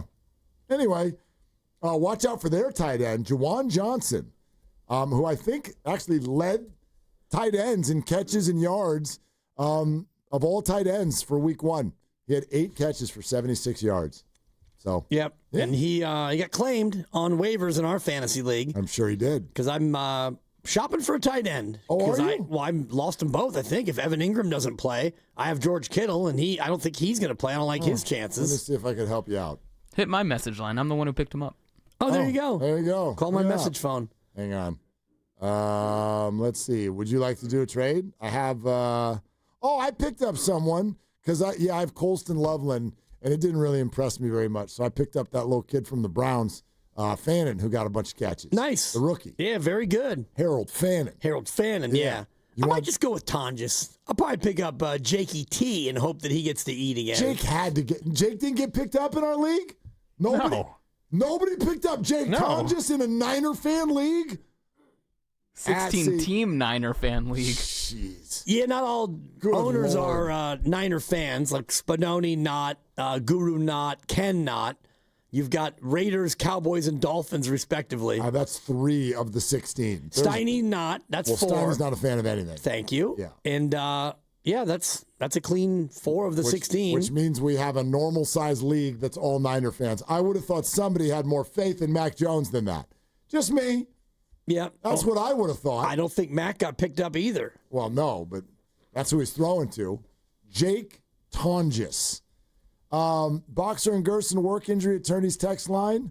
Let's throw some of these at you. Rat-a-tat-tat. Again, obviously, we're talking about who do you think is more important in the Niner offense, Brock Purdy or Christian McCaffrey? Let's see. 925. Can't lie, guys. I'm going to the game against the Cardinals, and I'm definitely not as excited. 707, I think Brock is a very good quarterback, but CMC is possibly one of the best to ever lace him up. Easy, no-brainer. 707, if fans don't believe in Brock, they are delusional. Brock is the best Niner quarterback since Steve Young. And then just recently, 510. I'd rather have Brock play. So, I mean, the opinion feels pretty split on this. Let's go to Spencer in Oakland. And find out if his last name is Rattler. Hi, Spencer. Thanks for calling. No, my last name isn't Rattler, and I don't like rooting against Spencers because, we are a rare bunch, but I will this weekend. I think that your question, who do you believe in? As far you either don't believe in the quarterback very much, or you believe in the head coach a little too much. I think for me, I kind of believe in Saleh. So I'm taking a third option there, Alex, and I think that I really like that. If I'm feeling adventurous, I have a piece of toast. I heard that interview with his mother. I think Nick Bosa is looking really spry this year. And I think he is looking to have a big-time rebound. He had a great first game. I think Fred Warner looks spicy as ever. And I really think that defense is going to be something special and surprise a lot of people. When I look at the stats for week one, I mean, it was 50-50. I mean, the balance on offense was there, but I think this week Shanahan just don't mess it up. Like, it should be 3 runs for every pass, and every pass should be on play action, and we should have a lot of check downs to McCaffrey. I mean, it should be let the defense go out there. I have a feeling the defense is going to get us a score this week. Okay. I do. They passed it, I think, 2/3 of the time last week. The Saints did, and I think that bodes well for some sacks. I think that bodes well for potential turnover or two. And just don't mess it up on offense. Lean on the run game. Lean on what this offensive line does well, which is blocking the run game. I don't know that I see some holes there, when we're pass protecting. So I think you got to play to your strengths this week. It is the Saints, but if you're the Saints, you have to be looking at the Niners and say, man, there's no better time to play them there. Now, is there? So they're going to come into this game kind of like, okay, let's go steal one. So I really think this week is just lean on what strengths you have left. It's definitely not the passing game with a backup QB and basically everybody else hurt. Lean on your running game. Lean on your defense. Saleh come with something special. Just come with something special this week. That's all I got. Yeah, Spencer, I think thank you. It's a really, really good call. But here's what I would say about it also is I just think this is the classic thing that happens when you win in sports. It's like Men in Black, flashy thing. You overrate and you underrate. You overrate how good the defense is because they beat Seattle. Y'all acting like the Niners looked good last week. I got news for you. They didn't. Oh, the defense did. Absolutely. They looked good, yes, for most of it. And not all of the players and not all of the game against a Seattle team that has now got a defensive head coach, a brand new quarterback, a brand new receiving core almost entirely. Like, that's kind of what you and I were just talking about 10 minutes ago. Seattle might be awful. I have no idea. The Niners might be phenomenal. Maybe.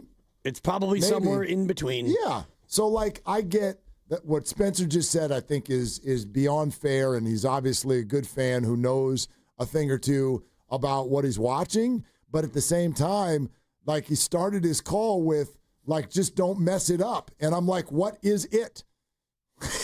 What is it that we're not messing up? You make it sound like, man, we got this Cadillac, just don't overdrive it. Do we? Do we? Don't know what we have. We don't know. And every week it's going to be something different. And last week against Seattle, 36 runs, 35 pass attempts. Great. And you're not going to go to New Orleans and run it 3 times for every 1 time you pass it. That's not that sustainable. And that would tell me that you don't have faith that Mac Jones can go out there and at least be serviceable or be decent. Shanahan's not going to change the way he calls the game that much based on Mac in and Brock out. I don't think that he's suddenly going to go into a shell. And we always talk about the Jimmy Garoppolo playoff game where they only threw it 8 times. And everyone wants to use that as an indictment on Jimmy Garoppolo. And I don't see it that way. I look at that game as an example of Green Bay being unable to stop the run. So why would you do anything other than run the ball? Raheem Mostert was a hot knife through butter. He ran it at will. They ran it at will. You didn't have to go out there and throw it. And 8 attempts is pretty extreme. You don't often see that in a game outside of a monsoon or a snowstorm. Or Air Force. Sure. Yeah. Exactly. Like, but run the in a wishbone. pro game, you don't often see that. But for me, this game against New Orleans, you're not going to go in there and think, you know what, we need to run it 50 times because we don't want Mac to throw it. I agree with you completely on that. Like, how many points did they score in that game? I forget, what's the final score of that NFC title game that you're referencing? I think they got 40 on the board. Yeah, it wasn't. I know Mostert had 4 touchdowns, and Green Bay got some stuff late. You're not talking about a situation where the Niners were like, let's grind it out. Let's see if we can win 20-19. It was 37-20. 37 points, and it wasn't that close. Yeah, so why you're absolutely right. It's not an indictment on Jimmy Garoppolo as much as what you saw throughout his tenure as far as the game plan and what Kyle would do in moments when what was called for was taking a little bit of a risk, like push it a little bit, kind of like right before halftime of the Super Bowl when you had a bunch of time on the clock. And Kyle was like, no, we're just going to sit on this and go to halftime. And then after the game, acted like it was a no-brainer. Like, of course we wouldn't do that. What are you, crazy? When all of the NFL teams do that. All of the ones who have really good quarterbacks they trust. You're listening to 95.7 The Game. KGMZ FM and HD1 San Francisco and Odyssey Sports Station, and the home of the Golden State Warriors and Valkyries, always live on the free Odyssey app, coming to you live from the Laughing Monk Studios. Let's go to Sam and Hercules. Hi, Sam. Thank you for the call. Hey, guys. How you guys doing? I think we're in trouble, man. Shanahan already looking deflated at his press conferences. I agree. Defense looks good, man, but I've seen it before. We'll bend, but eventually without any offensive production, we do break. I'm surprised we even won that game in Seattle after that 50-yard bomb. I feel like we got lucky with that fumble. Probably would have lost that game too. And I don't know if offense would be able to drive down, score. He's going to use CMC too much again, probably run him into the ground. And once he's out, oh, man, then what? Are we really going to go to the second RB? I feel like they should just use him more. You got to give that guy more carries to kind of keep McCaffrey kind of fresh. I feel like if he breaks a big one, the next play we're running him up right to the middle. Like, come on, man, give him some Gatorade, get him on the sidelines. Sam, what are you having for dinner? Papa Murphy's. Oh, okay. And are they going to burn it?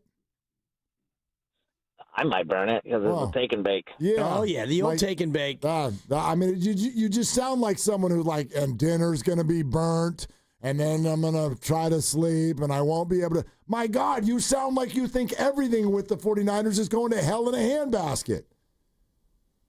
It can. You just look at his expression when he's at the podium. He was spry before the season started. Now he's just like, injury this guy, injury A, B, C, D.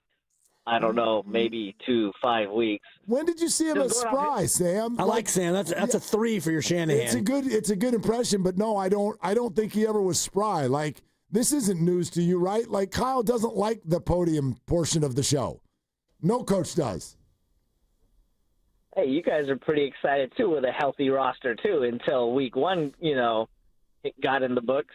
And look, we already canned a guy the first week as well. Like, should have made that decision beforehand. Yes, and I'm should've. still optimistic, Sam. Thanks, Sam. My Dauber is not down at all. And going into this game, and it's interesting what Sam says because I hear this a lot from fans about, you need to spell McCaffrey. You need to get Robinson and whoever else in there and get him some carries. And you look at every drive, and I'm looking at my sheet here. Yeah, they did. Second half, CMC, he goes out. Robinson, he goes out. CMC, he goes out. Robinson, he goes out. CMC goes for nothing. Then they throw it. Then it's Robinson. Then it's CMC. That's just on one drive and in the third quarter. So they do spell him. They didn't overuse him. 31 touches, yeah, but it's not like he played all 73 offensive snaps. He didn't. Let me ask you this, and this might be a little bit of an uncomfortable subject. I mean, it's sports. We're fine. But like sports, man. But what do you think about this? If you've got something that has a limited shelf life, let's say a car. You got a car, it's got 150,000 miles on it. Yeah, it's close to what I have. Okay, is your thought process with that car, I better start driving less. I really want to stretch this out for as many years as possible. Or do you think to yourself, this is limited no matter how the hell, let's get everything we got out of it. And it's probably someday this thing's going to have steam coming out of the hood, and I'll call AAA and we'll figure it out there. But let's push it and get everything we can out of it while it's still alive. You need it. So, yeah, you use the car, you drive it. And I was thinking about if you had a third car. So you have a car, your wife has a car, but you got that third car because it's your fancy car or it's your weekend car or whatever it is. That's the car that you maybe aren't going to drive all the time because you do want that thing to last. And, so you're not going to take it to work all the time. You're going to use your other car. But your point, your analogy is right where I am as far as how I live. If you have something and you need to use it, or it's really good and you want to use it, you use it because somebody might come and steal that car. So you baby it, you don't drive it. Next thing you know, it's gone. And it's like, man, I wish I would have driven it more. Same thing with McCaffrey. He's your fancy car. And you don't need to give him 31 touches in a game. But if you do, you might win the game, and you really want to win the game, so you're going to give him 31 touches. Well, the point is Christian McCaffrey absolutely, in NFL terms, has 150,000 miles on him. So it's thank God he's a Honda. Well, it's always interesting to me when people sort of make it sound like there's a limited number of carries left, so you might as well stretch those carries out and see if he can maybe still be healthy in January or February. That is a thought process. You might be right. Here's the problem with that. That limited number of carries, you don't know how many there are. It might be one. Yep. So if you don't know when that last carry is going to be, do you stretch it out? Because you could stretch it out and he could still blow that tire before Christmas. Or do you just say, dude, you're good now. So run. Yeah. Run like the wind because let's get everything that we can get. And who knows? He might play 3 more years. Sure. He might. You just never know. You never know with that position and especially with that individual who's had some injuries in his past. And yeah, when you're Kyle Shanahan, and this is what one thing I really like about him the most is he doesn't think about things outside of the here and now. He's not thinking about November games, December games, the playoffs, or any of that. He has a game plan. He has a roster, and he looks at it and thinks, what's the best thing I can do? What's the best play? Who's the best player? How do I go about getting this play to work? And the answer the majority of the time is Christian McCaffrey. Give him the ball. So he's not thinking about, Christian has had 31 touches and stuff. And so I want to make sure he's below 18 this week. That way we can maintain our average. It was also only 22 carries. People keep locking in on 31 touches, and you don't know in a pass play where the ball is going to go. You don't know where it's going to go. I don't know. I mean, in fact, if you know a lot about the Kyle Shanahan system, when the quarterback comes to the line of scrimmage, he's got 2 plays. Already, like 2 different plays are both in his pocket. And then the play gets called based on what the defense is doing. So the quarterback is actually making that last call. You don't know. Kyle's not sitting there being like, watch this, Christian's going to get the ball. You don't know. You don't know where it's going to go. There are progressions. There are reads. There are multiple people running around out there. Even though last week it didn't look like it. I don't know where the hell Russell Gage and Marquez Valdez-Scantling were. Apparently, I'm told they were on the field. I never saw them. They ran routes. Yeah. They were out there running around and doing things. And if you really want to wring your hands and cry in your beer over Christian McCaffrey and his usage, then watch the game and count the amount of times when he's not targeted and he doesn't carry the ball and watch what he does. For example, the blitz pickup, when he steps up and has to shoulder a 240-pound linebacker running at full speed. That's a great point. Does that not count as something we should worry about? Probably counts more. 31 touches. He got targeted once. He didn't catch it. And there were probably, and I haven't watched just Christian on the tape, but I can remember 2 or 3 where he steps up and he's just kapowing linebackers, Blasted. Which is probably more damaging than catching a swing route and running out of bounds. It's a great point. It's just a great point because you took 31 touches. What does that mean? I know people are like, because he's being tackled. Well, I don't know. Yes, there are some routes where Christian is in there for a play and never gets touched. That does happen. Yep. It's pretty rare. Most football players, you're going to get damage every single snap. You're running into someone, something. You're also just running, which, by the way, the injury we're talking about with Christian, that's probably more dangerous than being tackled. Running. Yeah, that's how George Kittle got hurt. He didn't get tackled. That's how McCaffrey got hurt last year. Exactly. Running. Jawan Jennings got hurt in this game, and he wasn't targeted. He was just running, and the defender stepped up and drilled him in the shoulder. We need to give him an Apple Watch so that he can limit his steps. Not worried about his touches or his hits. Good point. We got to get that guy an Apple Watch. I'm going to rewatch the game one more time and just count how many times Christian McCaffrey is hit. And I'll rate the contact on a 1 to 10 scale, and then we can all call Shanahan and demand that McCaffrey stop playing football. If anybody else had said that, I would have believed you were being sarcastic, but I know you all actually do that, which is great. All right. We're talking it out. Brock Purdy is hurt. Who's more important to the offense, Purdy or McCaffrey? Why is there not more concern? That's through my eyes. I'm talking it all out on 95.7 The Game, and that's presented by Paramount Plus. Watch the new season of Tulsa King on Paramount Plus. Sylvester Stallone is back in the original hit series Tulsa King, streaming September 21st, exclusively on Paramount Plus. Let's go to Paul and Tracy. Hi, Paul. Thank you for the call on Willard and Dibs. Hey, guys. First-time caller, long-time listener. How you guys doing? We're good, Paul. Thank you. Yeah, so I just want to say that we're going to be just fine with Mac Jones because Kyle Shanahan has a track record of winning with decent backup QBs. I'll give you two examples. One is Jimmy Garoppolo. He took him to the Super Bowl, all the way to the Super Bowl, who can't even find a backup job right now. I think he's a QB3 right now with the Rams. And you guys forget that when Purdy came up, he was a backup QB. He took him all the way to the championship, NFC championship, and to the Super Bowl. So that's my two examples for you guys that we're going to be just fine, and Mac Jones is a decent enough QB to get us the win. Paul, thank you very much. Interesting semantics play by Paul. Yeah, and Jimmy is the backup. He's QB2 in L.A. Right. He also wasn't when he went to the Super Bowl with the San Francisco 49ers. He was not the backup. In fact, he was just the year before, for a short period of time, the highest paid player in the NFL.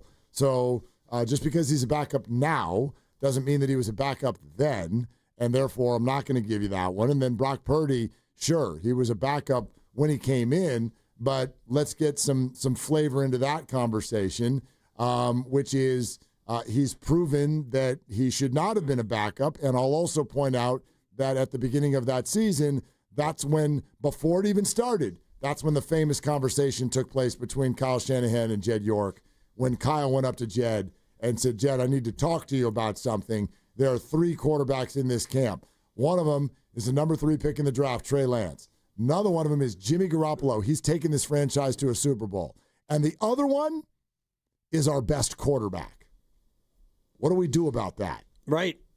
Well, and that's a fact. You get the one guy hurt, and then the other guy gets hurt, and then you get the chance to play him. And off you go to the NFC title game. To piggyback on Paul's comment, and I do like the comment, but for me, the bigger point is look at the quarterbacks that Kyle has had and look at how they've played with Kyle as opposed to playing elsewhere. Sure. And Brock Purdy has never done that. He's never played elsewhere.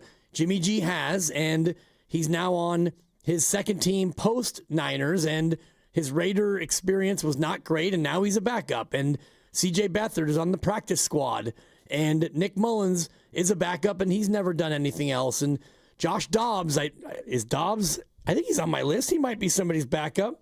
He might not be. We don't even know.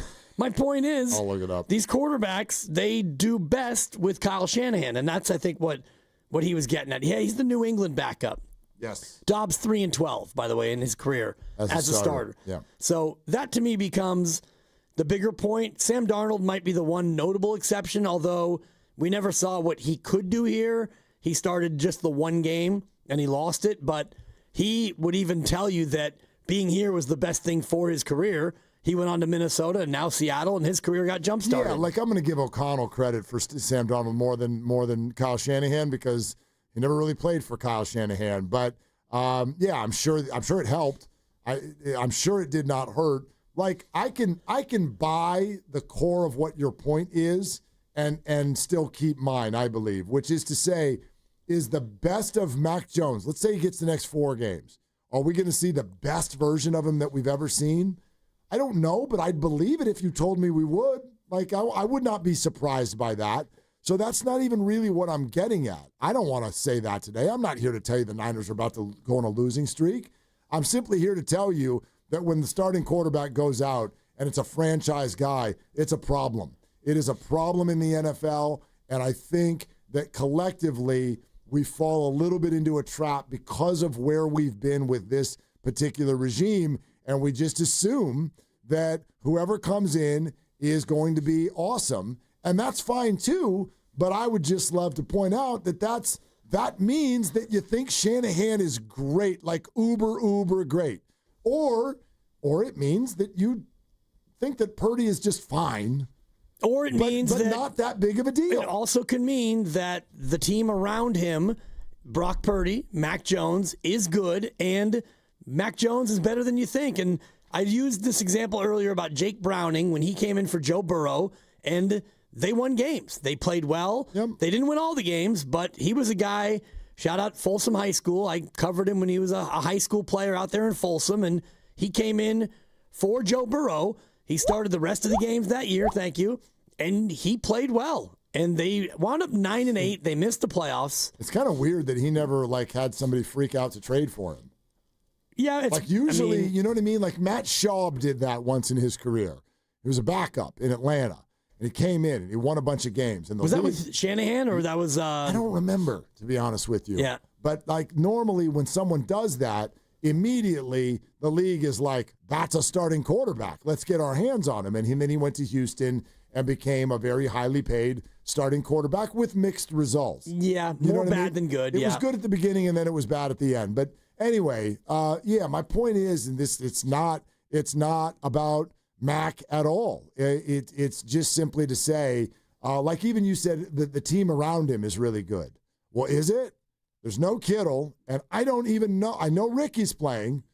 I don't even know who the receiving core is outside of that. So it can be a good team, but at minimum, it's got a lot of shots in what it normally is. Some shots, There's a lot of things missing. Well, you've got McCaffrey and you've got Trent Williams, and I was looking at the Pro Football Focus numbers from Week 1. Trent with a 55.3. It wasn't great. Rating. Yeah, it was actually terrible. He was the 46th highest ranked tackle out of 65 in the NFL. So not only was he bad, he was bottom third in the NFL, but the Jake Browning one, 4-3 in his 7 starts that year, 70% completion percentage. He went out there and he balled out. And Cincinnati probably was healthier than the Niners are now, but they went 4-3 under Browning, and he was replacing a franchise guy. So it doesn't automatically mean a catastrophe is waiting. Do you know who Otto Kemp is? Otto Kemp. Any relation to Jack Kemp? I don't think so. Okay. Then I don't know who Otto Kemp is. Otto Kemp is the second baseman for the Philadelphia Phillies. Okay. And he just hit a 2-run home run into the left field bleachers. We need more Harry Callis to come back. That's the voice you're doing for those of you who are too young to know. New York Mets lead has been cut in half, and it's now 4-2 for the Metropolitans in the 4th inning. Otto Kemp. Okay. Otto Kemp. Did you know who Otto Kemp was before you just saw him go deep? No. Thank you. No. Where's my scotch? End of the 4th in Philly. Mets lead 4-2, but it was 4-0, so yay. Go fighting Phils. Out to Daniel in San Jose. Hi, Daniel. What are you doing? Hey, how's it going? I'm about to go to the gym. Oh, look at you, fancy pants. Yeah, gotta stay in shape. Get it in. Right. Yeah. All right. Now what?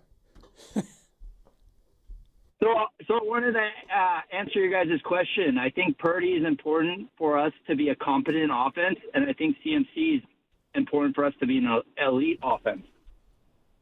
That's an interesting way to put it. I like the nuanced answer. Yeah, that's it. Okay, so if we got to take one away, who goes away?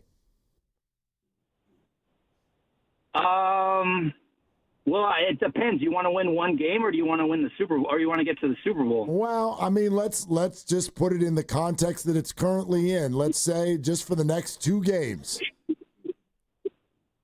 Yeah, I think the answer is Purdy, and I also think the Saints had about 5 sacks against Kyle Murray, and I don't trust our offensive line, and Mac Jones isn't as mobile. Yeah. So I think there's going to be issues. That's fair concern, Daniel. Appreciate it. That's another thing that I think is really important to point out when we talk about this easy schedule for the 49ers. When we look at teams, we are often, this is just the way our brains work, this is the fantasy football in all of us, we look at their offense. How many times have you and I had the conversation of who are the, and it's not 17 because they play Kyler Murray and Matt Stafford twice and all that, so who are the 14 quarterbacks that the Niners face this year? And then we go, oh, isn't nobody that great on that? We don't talk about the defense. The Saints' defense is not bad. It's not bad at all. And it is facing Mac Jones. And it is facing a receiving core that is beaten up. And it is facing Jake Tonjes. And it is facing an offensive line that did not protect its passer very well last week. And now it is facing a quarterback who is not able to run away from the pressure the way that our normal quarterback does. So that is a consideration when you look at this football game. It's a consideration for sure, but it's up to Kyle Shanahan to know these things and scheme it up a little bit differently. And I think that you're going to find more of what we saw in the second half against Seattle, which was having an extra guy stay in. And I mentioned this before. We were talking about McCaffrey and how many actions he had outside of the targets and the carries when he was in on pass protection. And a lot of times they had a tight end. They did a lot of 2 tight end sets, and they would leave one in to protect because they were having a hard time in the first half, especially with pressure. And I know that Brock Purdy had the 2nd highest pressure rate in the NFL through week 1. The Carolina quarterback, Bryce Young, was number 1 in pressure rate. But it was also and the number 1 in his career. Right. Purdy's was 35% of his dropbacks he was pressured on, according to Football Reference. I saw his pressure rate was 58%. The pressure rate was 58% in that game against Seattle. Yeah, I'm looking here at Pro Football Reference. They have 35.9, 14 pressures on 35 attempts. Okay, that's a different stat than what I saw, but whatever. It doesn't matter. Point is, he got pressured a lot. The pass protection was not great, and Trent Williams was getting run around many times, and so, that's going to be something that Kyle Shanahan's going to have to adjust to, and especially if you don't have Jawan Jennings, we don't know what his status will be, but you don't have George Kittle, it's going to make the passing game a lot more stressed. Greg Cosell, are the lack of mobility concerns for Mac Jones combined with the way the offensive line played last week, is that a problem this weekend? I'm always leery of making those kinds of judgments after one game because how many snaps did they play together in the preseason? Together, 5 guys, probably none. So again, I'm not going to sit here and say they'll be great. They could have some issues again. All I'm saying is I'm never comfortable after week 1 making a definitive judgment about a player, a team, a unit. You would expect them to be better. Don't forget they've got a new left guard. You would expect them to be better. You know, it's a pretty good Saints defense in terms of personnel, so that could cause them some issues. But, you know, I would definitely expect them, I didn't think this was Trent Williams' best game either. No, I mean, it wasn't. He didn't play all preseason. No matter, look, the guys, we all know he's a first ballot Hall of Famer, but you still have to shake the rust off. I mean, this is the first time he played, and then you're not asking him to play 15 snaps to just get a feel. You're asking him to play. I mean, they ran 72, 73 plays. They ran a lot of plays. Sorry about my cameo there on that sound clip. Yeah. He wasn't. It wasn't. Yeah. It wasn't. It wasn't. It wasn't very good. Wasn't good enough. Like I said, Pro Football Focus had him with a 56, and he's normally in the high 80s, low 90s. He's always one of the highest rated players, and if you look, Dominic Pooney was at about the same level, and they really struggled in pass protection and run blocking, and you mentioned it before about New Orleans defense. It's a good one. Greg Cosell talked about them going with the 5-man front, that 52 in the base defense. They're going to get after the 49ers. going after the quarterback, certainly, and in the run game. So Shanahan's going to have to find some ways to scheme guys open, not named George Kittle. Yeah, we had somebody call in earlier and was like, don't get the dauber down. And you're like, dauber's not down. And I'm sure a lot of you listening to the show today, you're like, Willard's dauber's down. My dauber's not down. I can't wait for the game on Sunday. But if you're asking if my my optimism for the next month is down, are my eyebrows up a little bit? Is there a little bit of a ugly feeling in the belly? Yeah, absolutely. All of those things. I quite frankly, I think it's wild that anybody who really loves the team wouldn't feel a little bit that way. Like, the quarterback's hurt.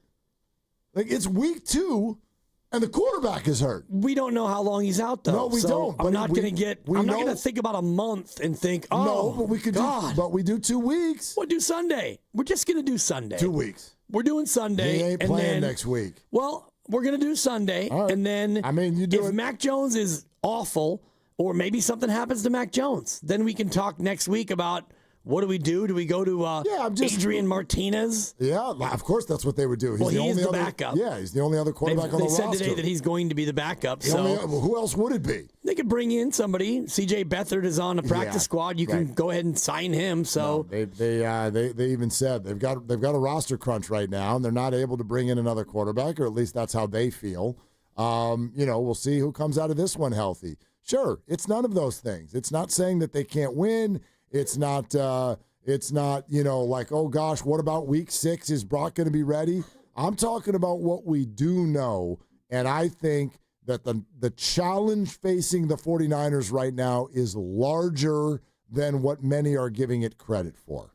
That's how I would phrase it. I would say we don't know how large the challenge is because we don't know how long he'll be out, and the report can be 2 to 5 weeks, and the report can be wrong. It could be 1 game. It could be 9 games. We just don't know. Even if we want to do it the way you want to do it and just talk about this weekend. This Sunday. I think the challenge is bigger than what people are giving it credit for, because the way we look at sports, this is what we do. We grab a handful of teams in every sport at the start of the year, and we dismiss them as completely irrelevant and unable to function. And it's not that. It's not that. Like, the Saints are one of about 5 teams that we've decided are just pointless and unable to function. And they're not that. They played a real game on Sunday within 1 score of a team that we would at least say is like, I don't know, solid-ish, like not a great team. Well, let me just ask you this. Okay. Do you think the Saints are going to go 0-17 this year? No. Okay. Definitely not. Do you think they'll win more than 5 games? They won 5 last year. Are the Saints going to win 5 games? I mean, I'm not trying to like. Are they? You said more than 5 or 5? Let's just say 5.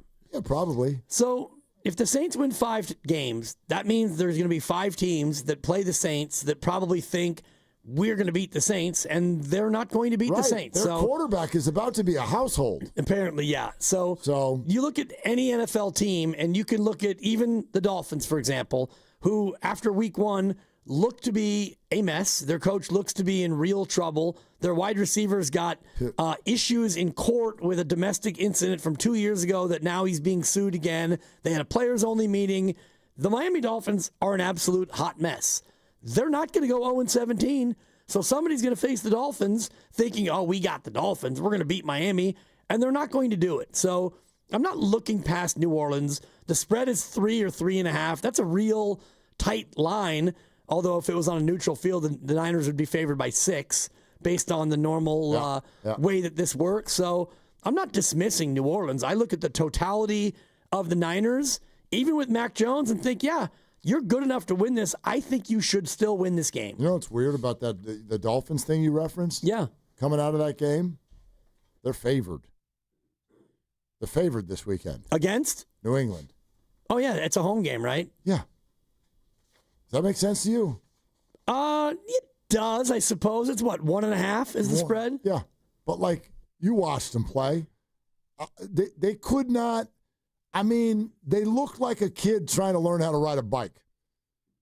Like, can you guys complete a pass if we carry you? Like, do you need your dad behind you? It was a struggle. Holding your seat? And New England lost to Vegas. Yes. And Drake May did not look very good. I didn't watch every snap, but what I did watch, he had some accuracy issues in that game. No, I didn't think that was a Drake May thing. I don't think Vegas is that bad. They're pretty good.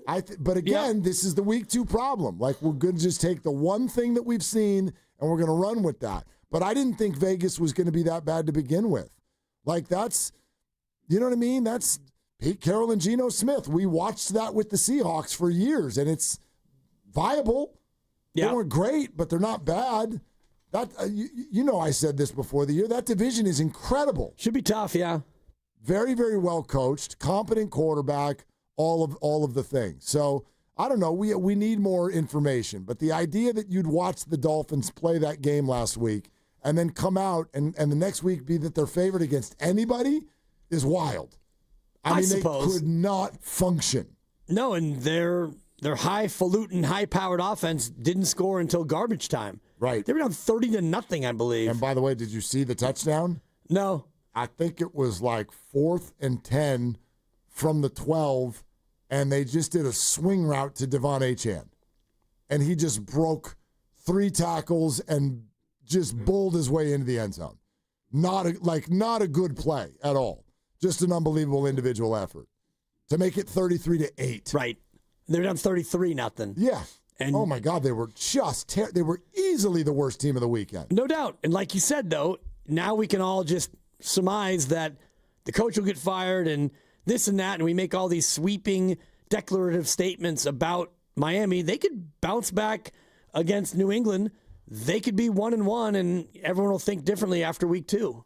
For sure.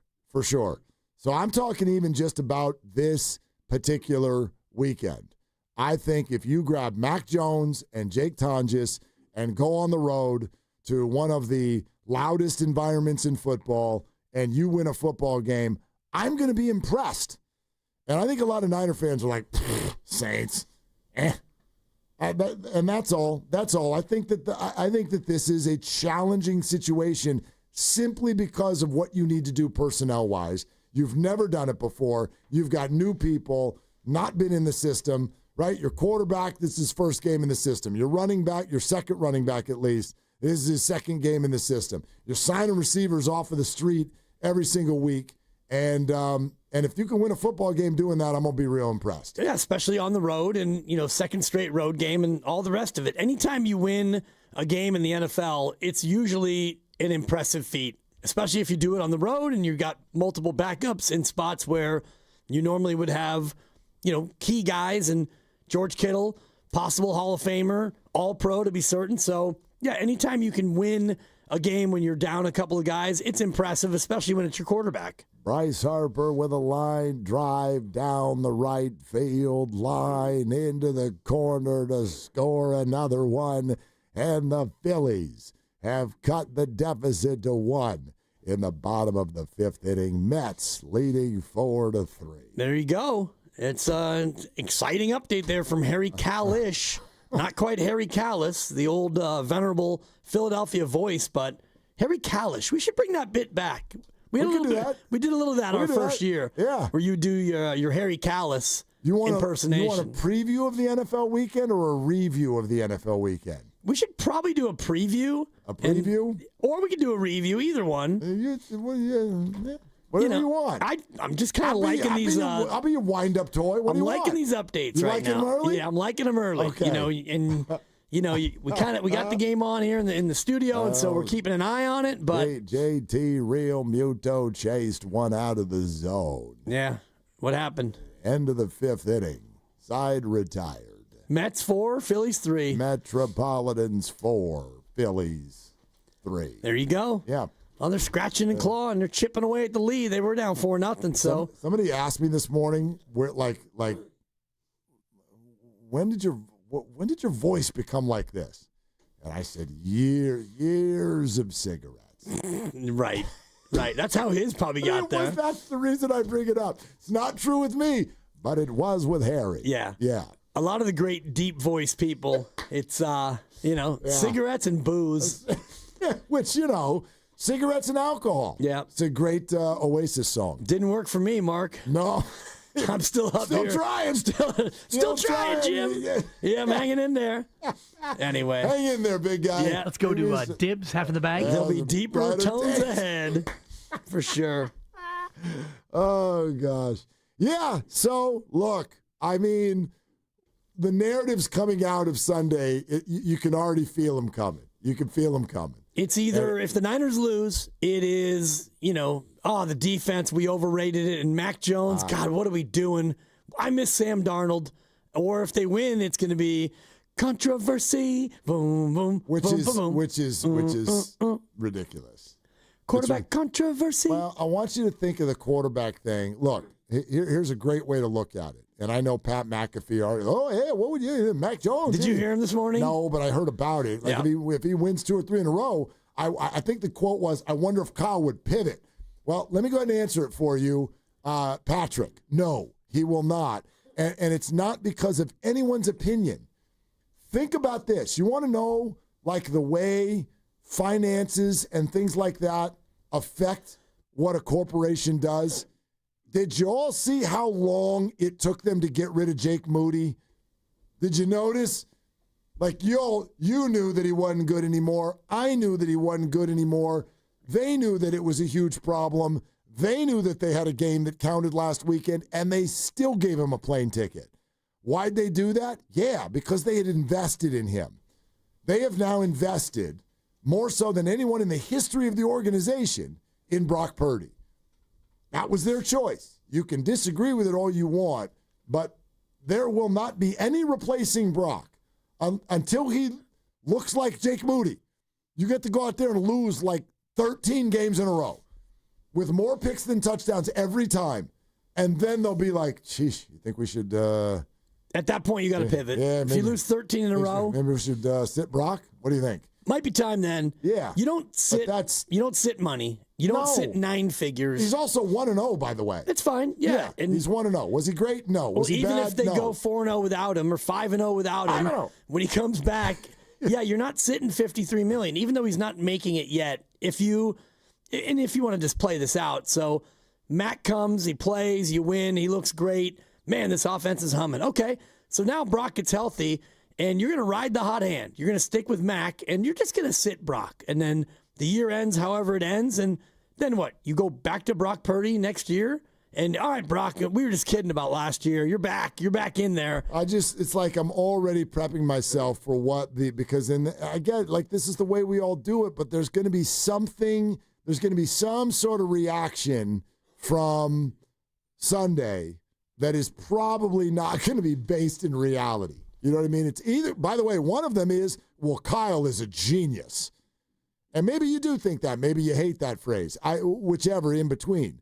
But if Mac Jones goes out there and they do 27-10, Niners win. Kyle's a genius.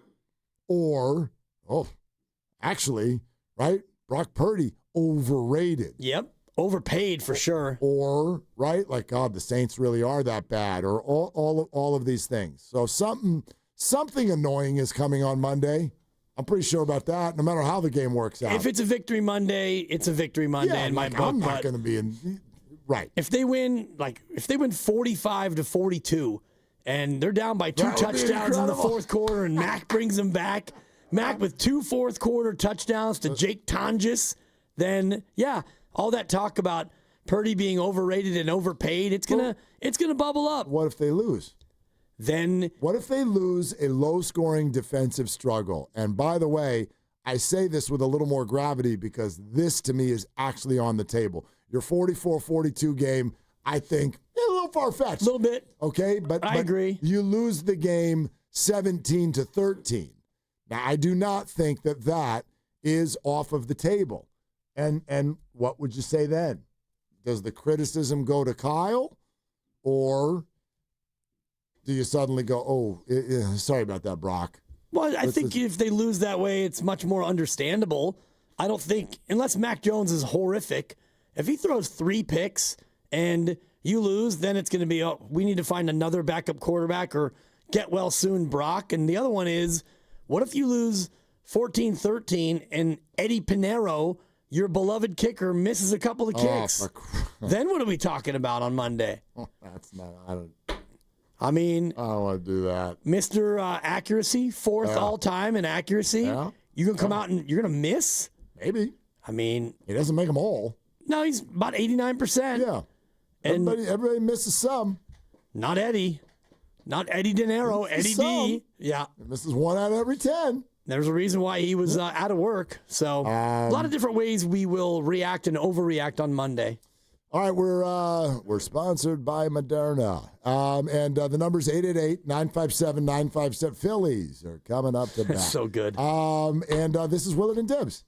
mNEXSpike COVID-19 vaccine mRNA by Moderna has arrived. To learn more and find it near you, visit mnexspike.com. That's mnexspike.com.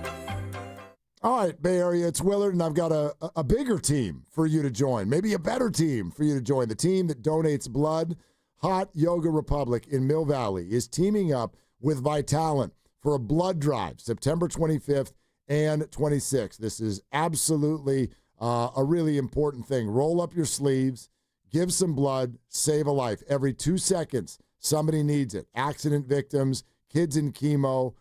There's so many examples. Real people who need you. Let's do this, Bay Area. Find your spot at hotyogarepublic.com. That's hotyogarepublic.com. And a big thanks to Habas Law. It's absolutely right on brand for Habas Law to be involved in something like this that matters for people out there.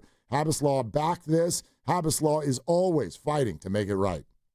Shop organics at Whole Foods Market. Get organic black, red, and green seedless grapes for $2.99 per pound with Prime through September 16th. Snack on these crisp and juicy bites for a sweet pick-me-up. While supplies last, shop in-store or online. Terms apply. We finally switched to T-Mobile because with them, we can be connected here and there. ¡Listos todos!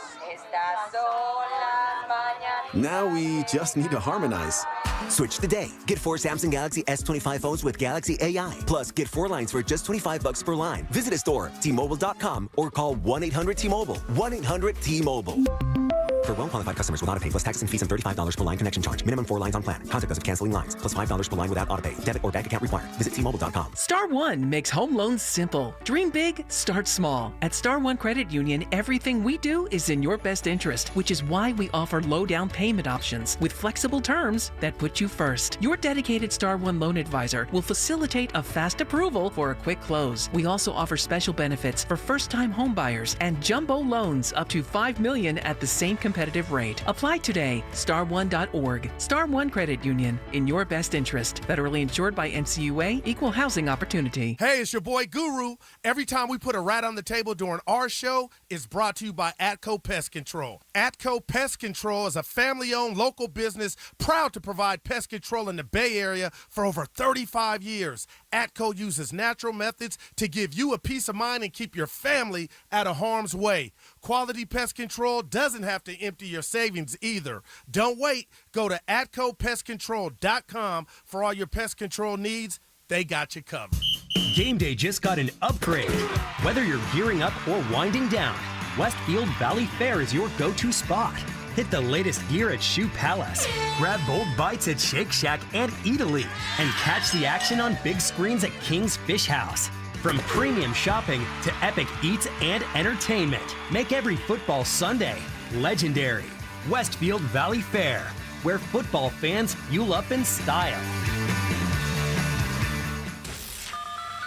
All guests on 95.7 The Game appear on the River Islands guest line. Warriors head coach Steve Kerr now joining us on the River Islands guest line. Joining us right now on the River Islands guest line, none other than Steph Curry. River Islands in Lathrop combines new home neighborhoods with lakes, parks, and trails. All new charter schools, a waterfront restaurant, and all the elements to make the good life your life. Isn't it time for you to discover the islands? Hi, I'm Dustin, your friend and jeweler at Shane Company. As director of diamond sourcing, it's my job to make sure every single diamond is worthy of a Shane Company engagement ring.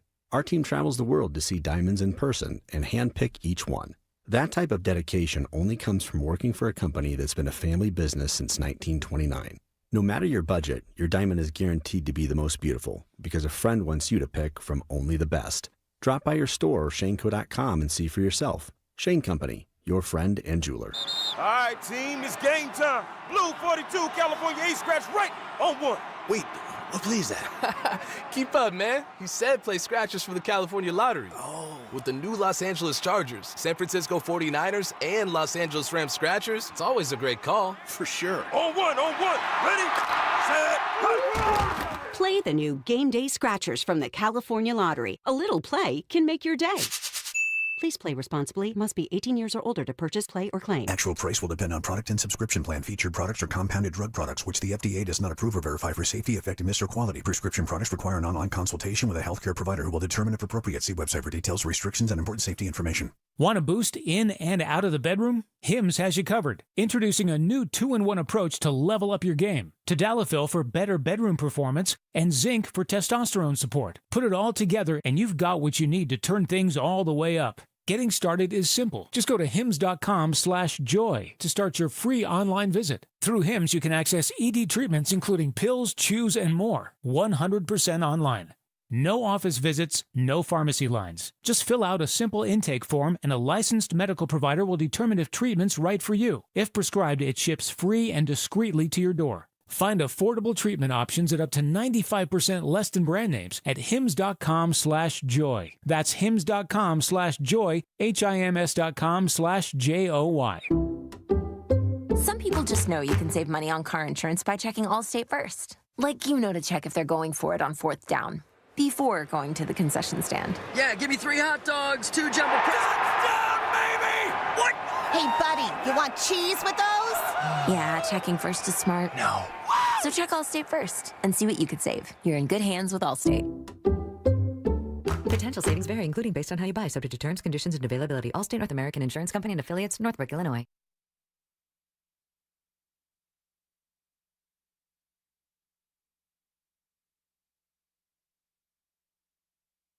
I've got a major bromance with Fred Warner.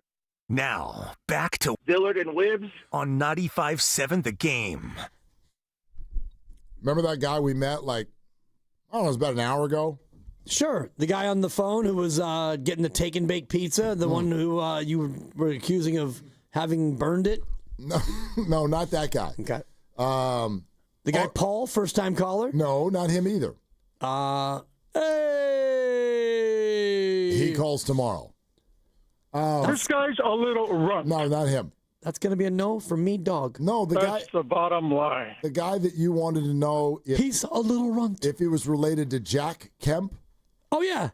That guy. Otto Kemp. You remember who was related to Jack Kemp? Yeah, his son. Jeff Kemp. Thank you. A quarterback. That's right. Yeah. What? Grandy, his son was related to him. He wasn't. I couldn't remember the man's name. I knew that he was a somebody. You know who's related to Mila Dibley? Her dad. And her mom. I mean, yeah. All the things I get wrong, I deserve a ding for that. Yeah. I had it right. JT Snow's dad was also related to JT. Snow. Jack Snow. Jack Snow. Yeah, he was a good football player. Anyway, Otto Kemp. Otto Kemp. You were saying. You got a bromance with Otto Kemp. Otto Kemp with a swing and a long one out to the left center field alley, and that'll score 1 for the Phillies, and this game is tied. Phillies and Mets, all square. Metropolitans and Phillies. 4-4 in the bottom of the 6th, and the Phillies with 1 out still have ducks on the pond. Yeah, first and second. Yeah. Potentially going to do some more damage. Yeah, it's pretty exciting. Scoreboard watching. If the Mets lose, the Giants will be 1.5 back. 1.5. Which is, I mean, crazy to think about. It's absurd. And the Mets were up 4-0 like 45 minutes ago. And now it's 4-4. Yep. And this would be a 4-game broom job for the Phillies if they were able to pull this one off. Dude, what are the Mets doing? Losing. What are the Mets? Like what are they all doing? the time. I don't know. Thank you, Mets. There's a curse of Tyler Rogers. Boy. Or Jose Buto. Seriously. Or Drew Gilbert. Maybe Drew Gilbert is actually running this show.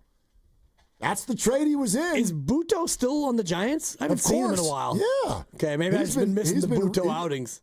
No, he's been really good out of the pen. Yeah. Well, their pen has been really good. You pointed it out yesterday. They've Best been great. pen in baseball since August 1st, which doesn't make sense because they traded everybody. Yeah, they're two best. Rodriguez got hurt. And then the reason that they traded him, he got hurt. Right. So Rogers gone, Doval gone, Rodriguez hurt, and you got a bunch of guys nobody's ever heard of, and then Buto, and you can't hit him. Everybody came out of the weekend all ticked off at the bullpen because Ryan Walker couldn't hold a lead. But, yeah, it's been from August till now the best bullpen in baseball. Yep. And, man. Jeez. Chance to and here come the Dodgers. Right. And everybody has lined up their pitching staffs, by the way. We'll get into this a little bit tomorrow. Tomorrow, for sure. But everybody is lined. The Dodgers are going with their guys, okay? Yamamoto and Glasnow. And, I forget who they're sending out for their third. Oh, it's Kershaw. Huh. Not Ohtani. Nope. And not Snell. Okay. Because I don't think he pitches in baseball anymore. I was going to say, is he even back? Giants are going with Verlander and Webb and Ray. Perfect. And Ray will play provided that Drew Gilbert doesn't eat his uniform. Ground ball base hit into center field from Harrison Bader. Around third comes whoever the hell was on base, and he's going to score. And the Phillies have taken a 5-4 lead over the Mets in the 6th inning. Awesome. It's pretty exciting, and still ducks on the pond, first and second. Duck on the still pond. rolling. Wonder if the Giants are going to be able to go on the road tomorrow and handle business against the Dodgers. That was mean. I'm just telling you. All you Giant fans out there, Go Dodgers. within earshot, God. it's your job to show up tomorrow and prevent the blue out, because it's going to be blue tomorrow. It's going to be more blue. You're going to be a game and a half back. Don't do this. And that place is going to be full of Dodger blue. Don't do this. I'm going to do it now so that tomorrow when it happens. But don't blame the fans. I'm not blaming the fans. Fans do not have an assignment. I'm urging you, if you have the opportunity to go, you go. Because it's going to be a ton of blue tomorrow, and you're only a game and a half out if this result holds. No, and that's a shame. I'm all into that, but like at the same time, there's no avoiding that. Like, buy tickets, and you're a Dodger fan, then you buy tickets. Like, there are tickets available. You buy the tickets and you go. That's going to happen. This is California sports.